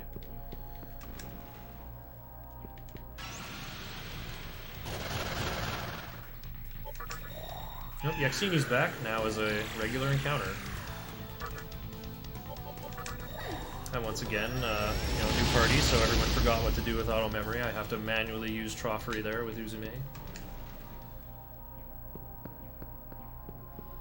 This place is also functionally a teleport maze. You just have to know the right way to go.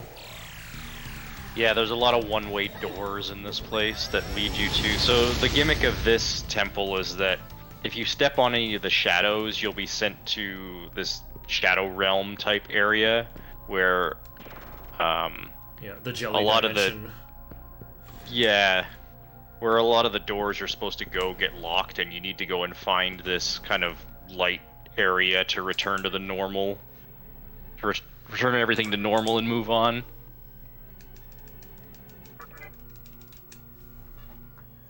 And it likes to send you through a one-way door immediately into a shadow that you then can't avoid. But if you just memorize the path through here, it's no problem.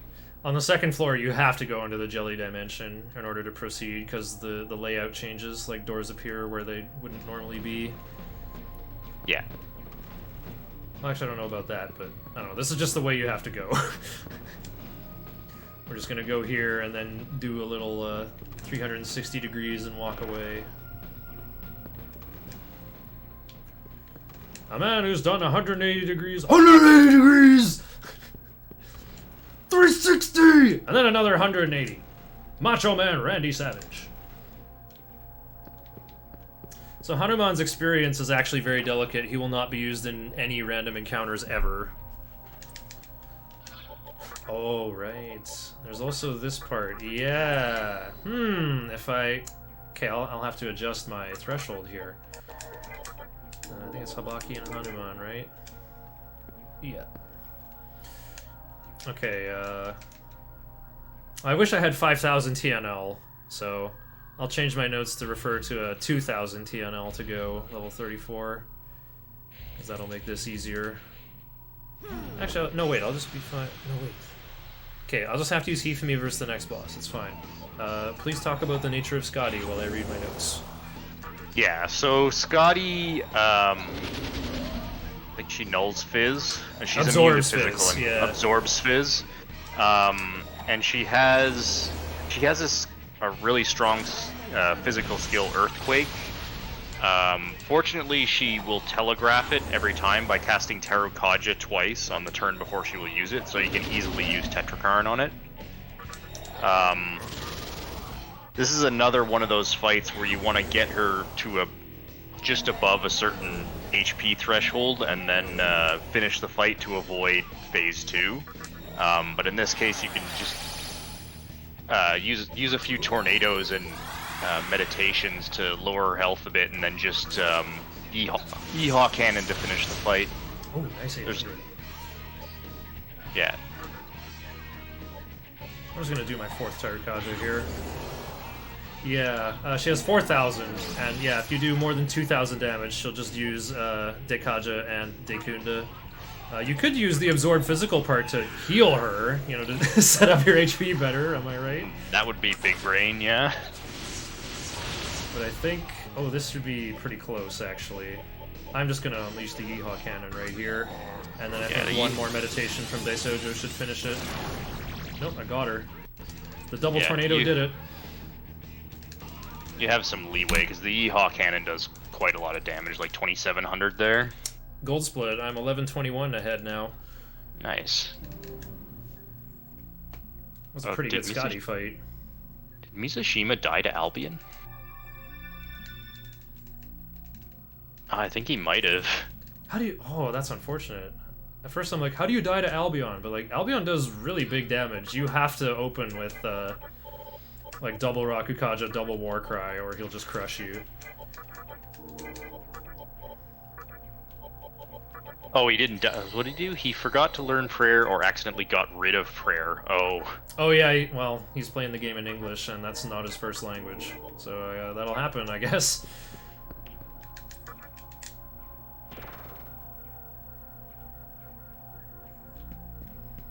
Alright, we're back out here in the courtyard. I will ingest Ankh if an encounter is about to pop, and it usually does.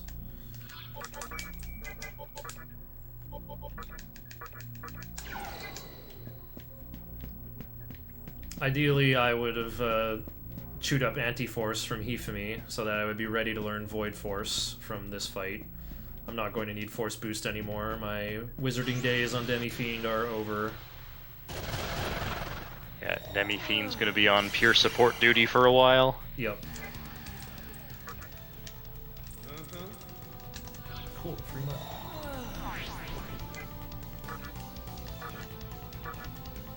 I'm gonna pointlessly mana drain with MC, even though I think all I have to do is just use Taunt on the next boss twice. Maybe some backup in case I get hit with his mana drains will help. Yeah. I wouldn't want to go into ACL with very low mana. I think I'm gonna take the encounter out here instead of inside Black Temple. Black Temple is way more dangerous. And here's the nice thing, you know, MC still remembers doing mana drain. Oh, huh. Well, stupid birds. Birds are jerks. Who has RPG jerk bird emote in chat? Okay. Apparently my notes say to go for Kamado now. We're gonna rely on my dudes for ice coverage. Yeah, not even Daisojo. There's like no death or mind attacks to worry about. Oh yeah, just that. Ouch. I'm weak to ailments. Oh no. No. Oh no, dude. Habaki's gonna save me. He's gonna save me. Oh. Wait, I'm dizzy.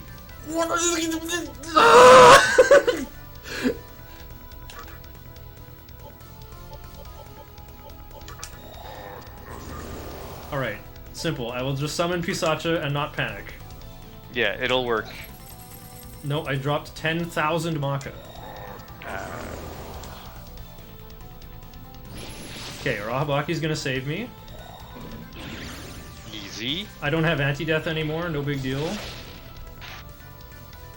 I'm dizzy a second time. I don't have Makara Crown because this Mizuchi isn't leveled up. Alright, I will simply summon Pisacha and get out of here. I told you Black Temple's dangerous. Huh. Yeah, I don't need Daisojo, I don't need no ailment coverage. Then look what happens.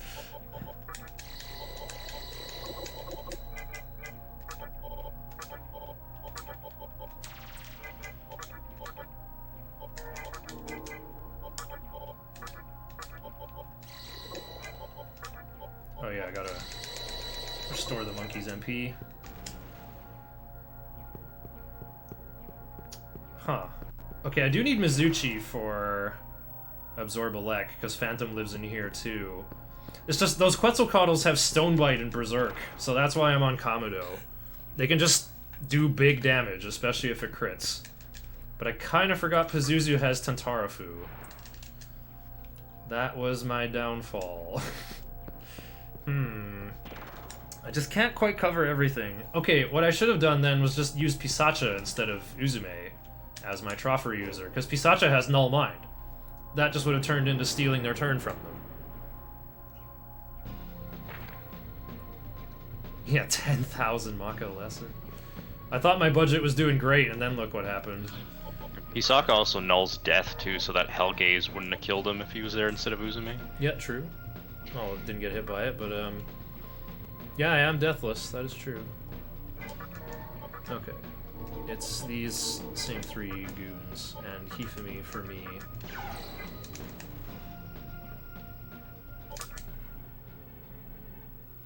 I have had to...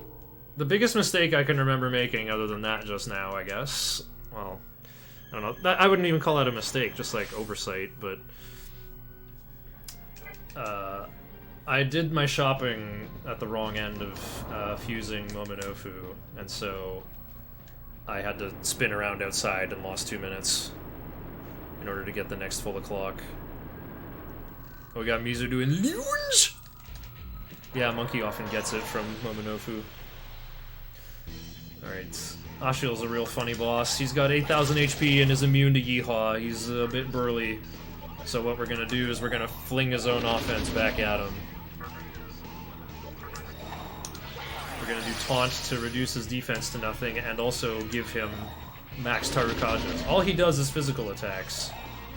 And sometimes Dekunda. That's super lame. So this Reflected Tempest is going to do a lot less damage now. I'll just put those taunts back on him, I guess.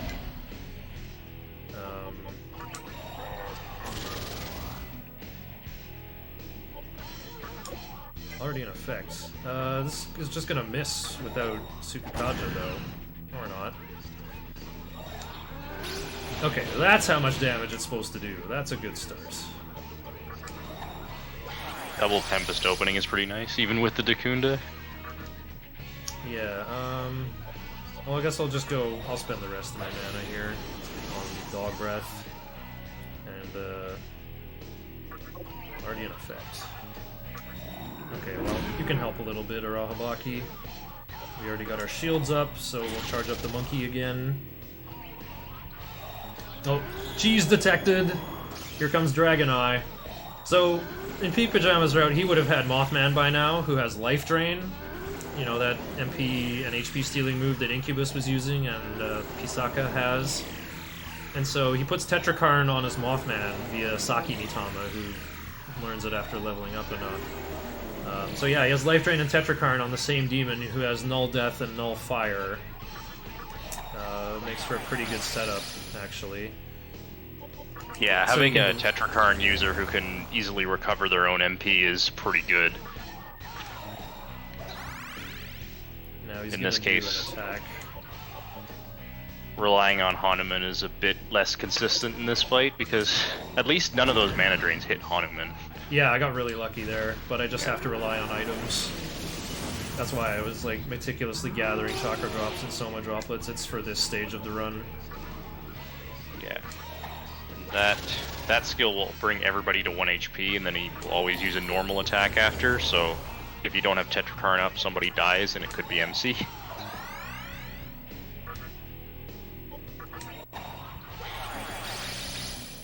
I'm doing the medicine just so he can use Brutal Slash next turn. Oh, okay, Tempest got him. I only used 1 chakra drop, so that's pretty good. Yeah, that's a good ACL fight. That can go much worse than that. Yeah, because like every... well, he can every just mana drain spam turn mana wastes drain. so much time. Yeah. Because he's guaranteed to do, yeah, the unpronounceable attack into the single attack. Nice Megadola Rock. I lost 2.5 minutes to that hilarious encounter.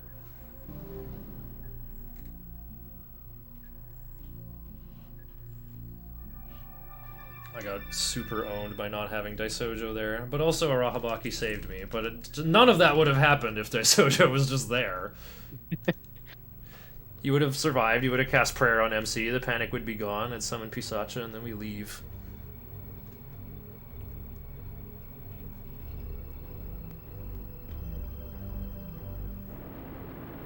Okay, so 8 minutes 44 seconds ahead of my splits. So that would get me a 12:52:40 precisely. That's still only like third place on the leaderboard, I think. No, I think I actually just go from fourth to fourth. The struggle to solve what I'm doing wrong continues on. Okay. Oh yeah, let's not have Hanuman out. So, I talked about Hanuman's experience a little bit. I kind of foreshadowed a while ago that in HD, your demons need a little bit less experience to level up. It's like, I think Inugami, for example, or any other level 13 demon, on PS2, I think it's like 1,913, but on HD, it's like 1907. Like, it's really small, but that small difference does scale up at these higher levels. So what ends up happening is if Hanuman, remember the Yonko that I made with 666 TNL, even though he got 7,336 experience from Albion, none of that carried over into his Hanuman form. That fight was just enough to push him over and transform. So I have a fresh Hanuman that's level 42, like he should be. I think it's 42 or 46. Yeah. 46, I think, is what Hanuman starts at. He's probably a higher level than my MC right now.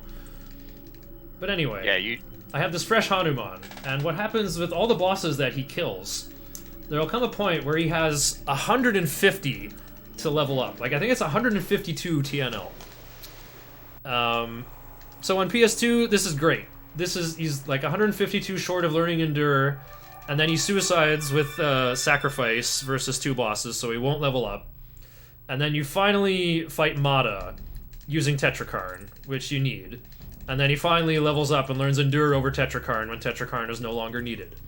However, on HD, where demons need a little bit less experience to level up, you come up to the Diet Building, where you're gonna fight Surt first, who gives you 8,000 experience, and your Hanuman is something like 7,800 and something TNL. Like, he only fought bosses. He was not in random encounters. Yeah. He's just going to level up from Surt. So on HD, you kind of have to finish him off with Sacrifice, or that's kind of the only option. You have tons of awkward options. You can either finish off Surt with Sacrifice and then just learn Endure later. You can learn Endure off of Surt over Sacrifice and then fight Mott with no Sacrifice, which is bad, awkward. But yeah, if you have Zionga on Arahabaki and Zio on Daisojo, and you bring Mizuchi instead of Hanuman for Makakaja, it's a winnable fight, but it's pretty slow. I see. It's all your options are pretty bad, but I think the Sacrifice on Surt is okay, but it's much easier on PS2. Just not have to worry about that. Just do the route the way it was engineered. That was kind of a recent improvement. When I first studied this route, Tetrakarn was used versus Hellbiker, and then we kind of realized, wait, Hellbiker's a total wimp at level 47. We can just kill him with Focus and Brutal Slash and a couple of debuffs.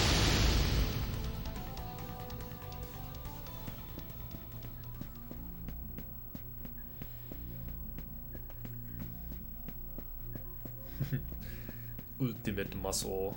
Oh, he's using Mana Drain on Skadi. I'm going to use Meditation to pay myself, let me see, about 250 Maka. The price of healing is 1 HP, 1 Maka per missing 1 HP, and 2.5 Maka per missing 1 MP. So, yeah, I just saved about 300 Maka by using Meditation there.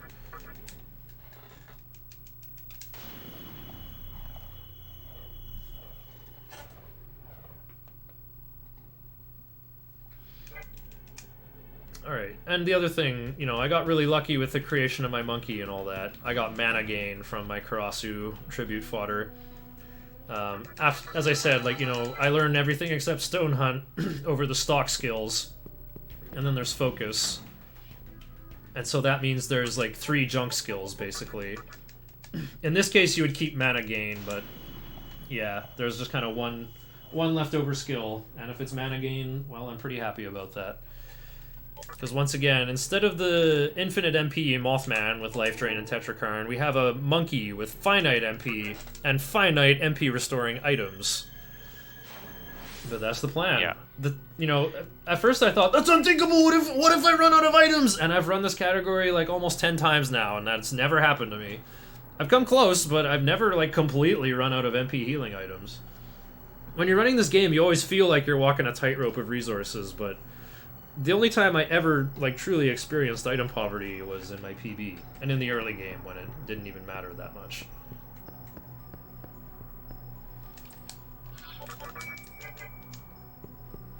What do I want to march with in here? Probably not Ankh. Oops. I'm just gonna do Hifumi right now to prepare for the boss. I guess Arahabaki is okay to march with.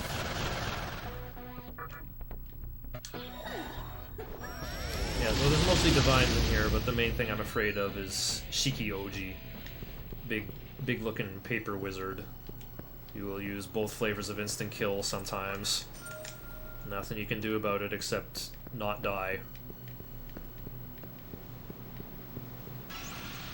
Yeah, Shiki can kind of just There he is. decide to kill you. Or just, you know, use his physical moves, and that's okay.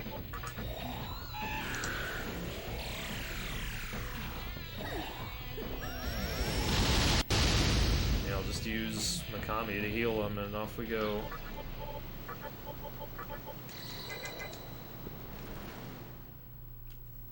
Oh yeah, something different will have already happened on Mizushima's stream. I think right before fighting Spectre 3, he goes and purchases Saki Mitama from Rag's Jewelry that early, and fuses it to Arahabaki immediately for, I don't know, about like 30 or 40 more max HP. Skadi is free? Not exactly. Like, if she did Mazandine again, my Arahabaki would have died and I would have been in a world of hurt. But, you know, I just went in there.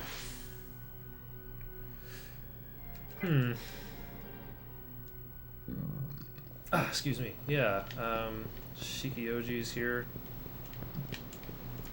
That's the only other, like, random annoying thing about this game, really. Oh, it's falling 7. That's kind of weird. Should get this diamond, though. Nice. If I didn't, I would just load. I just saved at the terminal. Did I path funny somewhere? I don't think so.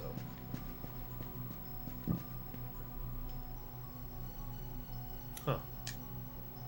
No, I was thinking about something else a moment before. Mifunishiro A terminal. They renamed that one on HD. It's called Mifunishiro. It's impossible to tell apart from the big terminal at the beginning. I don't know why they gave us less information in HD there. No, I feel like there was something else I was about to talk about and already forgot about it. Dealing with Mikami's MP. Anyway, we're gonna use Valkyrie's Makatora to great effect here. Is Obaki in here? Oh, he is. Okay.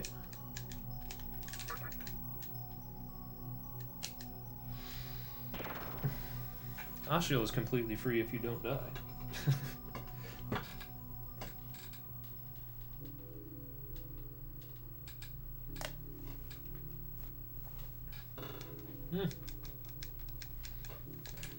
My smoothie's gotten all lumpy on top and runny on the bottom. I'm gonna have to add my Mountain Dew Baja Blast to it. Demi-fiend colored drink. Oh, Chiaki has come to realize her world of the strength by delineating who the weak are and eliminating them. That's not cool. Kudomimi is understandably not happy about this, and Chiaki shrugs and is like, I just keep killing them, but they keep coming. And he's like, your heart is unlike any demon's. You wouldn't side with this monster who believes in the world of the strong, would you? And then we're like, I'm sorry, but I am trying to go fast, Fudomimi. I'm gonna have to throw you under the bus. So, you know, he gets mad, he's gonna fight till the end for their freedom, and he always goes first. Oh, war cry, that's a little lame. Usually he just goes focus lunge. Alrighty. So once again, we are just going to fling his own power back at him. And we're gonna actually use Makatora in battle to keep that monkey fresh. So fresh, so clean. Oh, my turn order is a bit funky, actually. What do I do, then? Well, I won't have to use Fog Breath with MC, I guess. Had the Fog Breath again? Double war cry. I got an idea, dude. I am gonna summon... Oh, Pisacha doesn't have Dekunda! Okay, fine. It'll not be summoning Pisacha, then.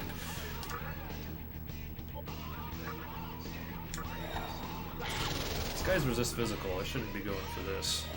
I should be doing Tornado, except I've been double war cried. That's kind of lame. Wait. I could yeehaw him.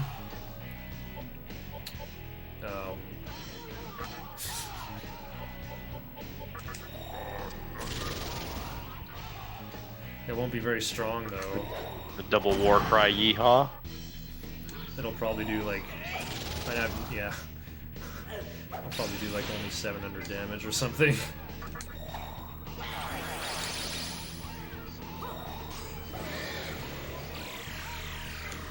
Okay, enough of these MC turns.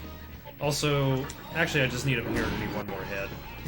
Ouch! Yeah, that's real bad damage. Getting way better damage, reflecting his stuff. As long as he doesn't target Hanuman, who has resist physical. Oof, yeah, there you go.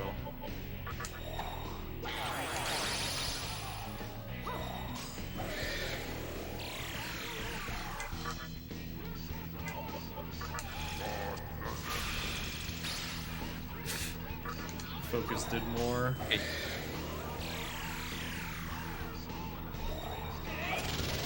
No Dekaja Stone. Well, he doesn't have any Kajas on himself. That wouldn't help me. Alright, another boss down with no need for healing items. Probably thanks to mana gain. Okay, here comes Void Force over Force Boost. That's pretty cool. And we got Guillotine ready, so Valkyrie can be the bait. And we don't need mana gain anymore. Even though it's a good skill, we're not really doing the Tetrakarn cheese that much more. Don't have enough skill slots for it really at this point. Yeah, everything else has a very specific purpose. We got enough items. Doesn't he know Heat Wave? No, Fudomimi just has Lunge. You may have seen on my memory card here. Oh yeah, let me get that Baja Blast.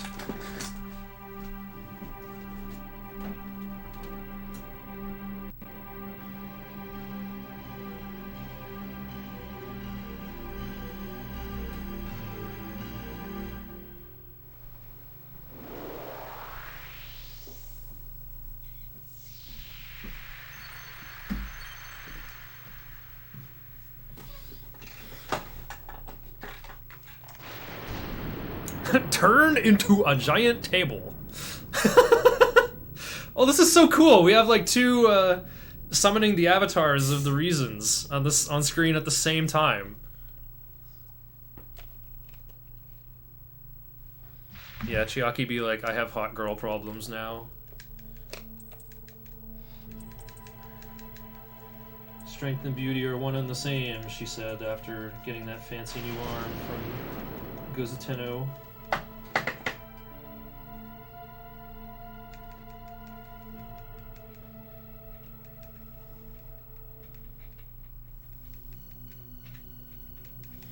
Oh, the scene is over.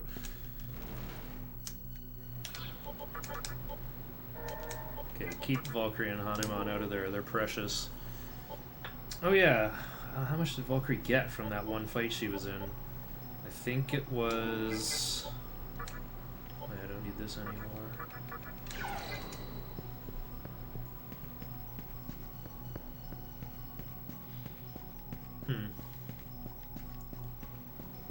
So yeah, with Shiranui, I'm supposed to be weak to Force, but I just learned the passive skill Void Force. So I'm just immune to 2 elements. Nothing in here attacks with either of those elements, but I just think that's really sweet.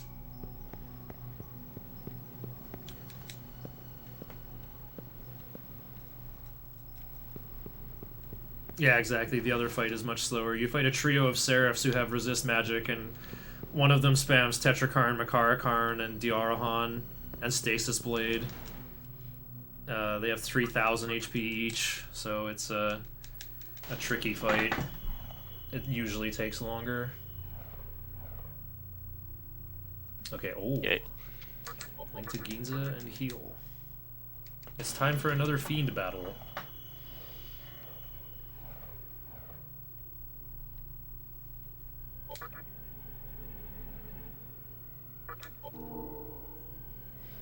So yeah, look at my memory card there. That file called Meat Lord. That was a challenge playthrough I did. I was inspired by my friend Chaos Finale, who also speedruns this game for the NES that I held world record for 10 years. Someone finally beat it while I was working on Nocturne for the past year and a half or more. But yeah, I got Chaos Finale to play this game casually because he kept sawing me stream it. And he's like, this game looks really cool, I'm gonna play it. And so he played it, you know, I just let him do stuff, but I would suggest to him, like, hey, you should go get this thing and fuse this. I just helped him with fusion stuff, so he could just have a good time running around stomping everything. But yeah, he just maxed out strength first, which he had a really, really tough time in the early game, but he stuck it out and had a great time. And so I'm like, you know, that actually looks pretty fun. I enjoyed playing Quest 64, where I maxed out fire first, and every battle became a puzzle of like how I win in a single turn with like a perfectly aimed fireball level 3 or a fire pillar, or going in with like power staff level 2 and vampire's touch. And so yeah, I did a max out strength first playthrough, and also added the additional restriction because I kept, around the same time everyone else I heard of was always doing these like waifus only playthroughs, so I just kind of went full no waifus! Where's my love for the bros? No waifus allowed playthrough. I tried to fire Hypixie as soon as possible. The game wouldn't let me. It was really tough in the early game without Huapo either. No viable source of Rakukaja for Matador. He was probably the hardest part of the whole run. Kamikazing Arahabaki there was not a mistake, by the way. I'm going to recarm him and leave him on low HP. And we'll just keep on going. But yeah, the Meat Lord playthrough was my max strength first and all bros playthrough. And it ended up being a really fun time. I really loved it. It was so different to just like eagerly await learning Divine Shot at level 42, just using like focus and lunge up till that point, and managing a good compendium and keeping oh, it's supposed to enter at falling 6. Well, I think falling half works. We'll just have to do this. MC needs to be max MP, at least 162. Well, I like doing Miasma here. Oh, he's not at max MP. How did I whiff on that? It looks like I forgot to heal. Okay, then. Hanuman doesn't need a lot. Okay, who's in? Hanuman, Daisojo, and Valkyrie. Hanuman is just gonna be doing focus a bunch of times. Okay. And Valkyrie is just gonna use guillotine, and otherwise just sit there and look good. Okay. In we go. Yeah, so for the end of that Meat Lord playthrough, I had Fudomimi on my team. I sacrificed something to make a really high-level Fudomimi, and it felt so good to bring him back to life after killing him so many times in my hard True Demon ending runs. How much did I die in the tutorial? I don't remember. I think I want to do the Meat Lord playthrough again, because I didn't like record any highlights from it. Quest 64 official. That's good account. Good poster for sure. Oh, speaking of Trumpeter, I gotta bring back the automaton just for his introduction.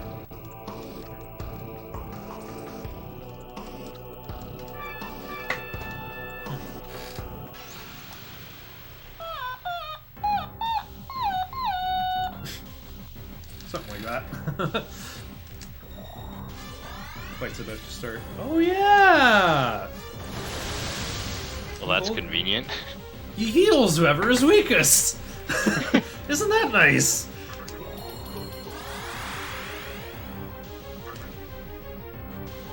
I'm gonna go double fog breath here.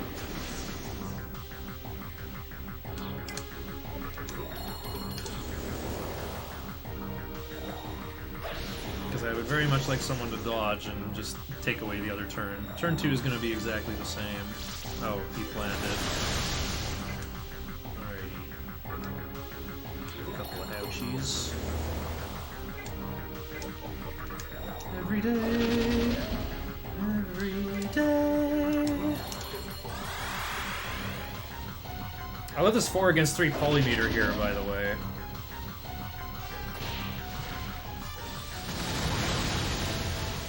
Alrighty, turn 3.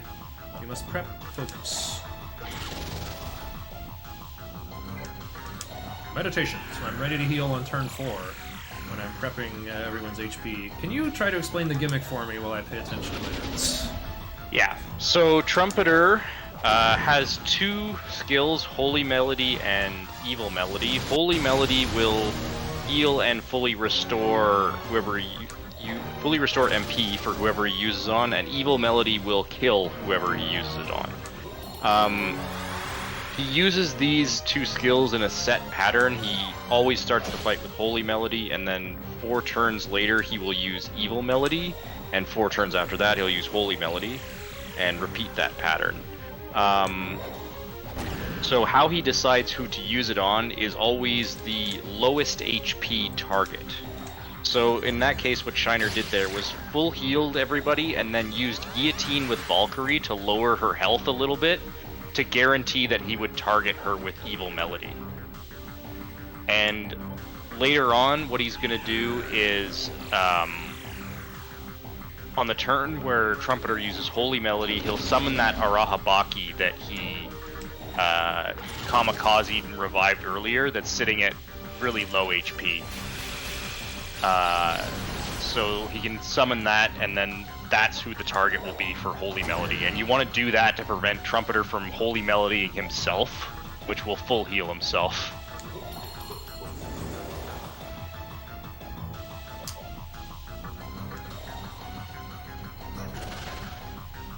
Yeah, he can use Holy Melody on himself.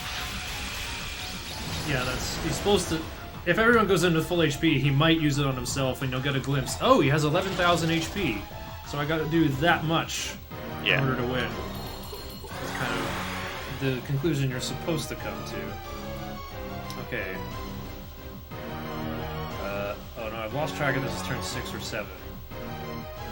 I think this is turn 7. Well, I haven't got a physical skill on that guy.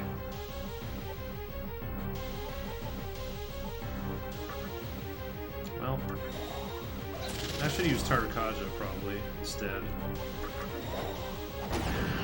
Well, Monkey might die if I got this wrong. Uh-oh, my soul shines. Okay, so next turn is Holy Melody.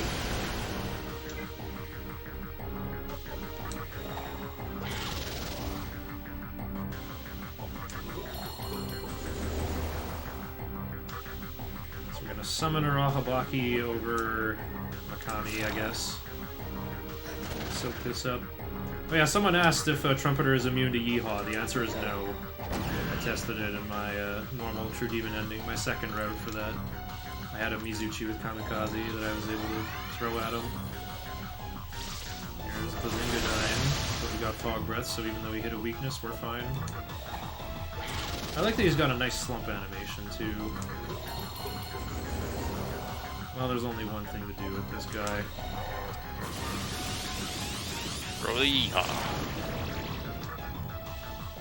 This should kill him.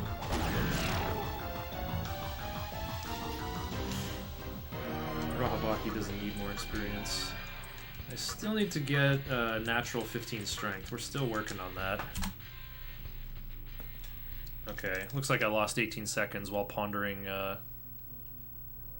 what Day has a horrific lore update for us.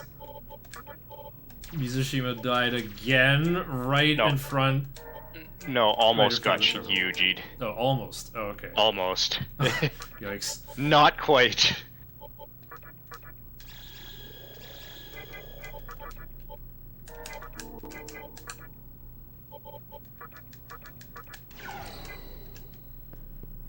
Alright, I gotta do stomach ache strats again.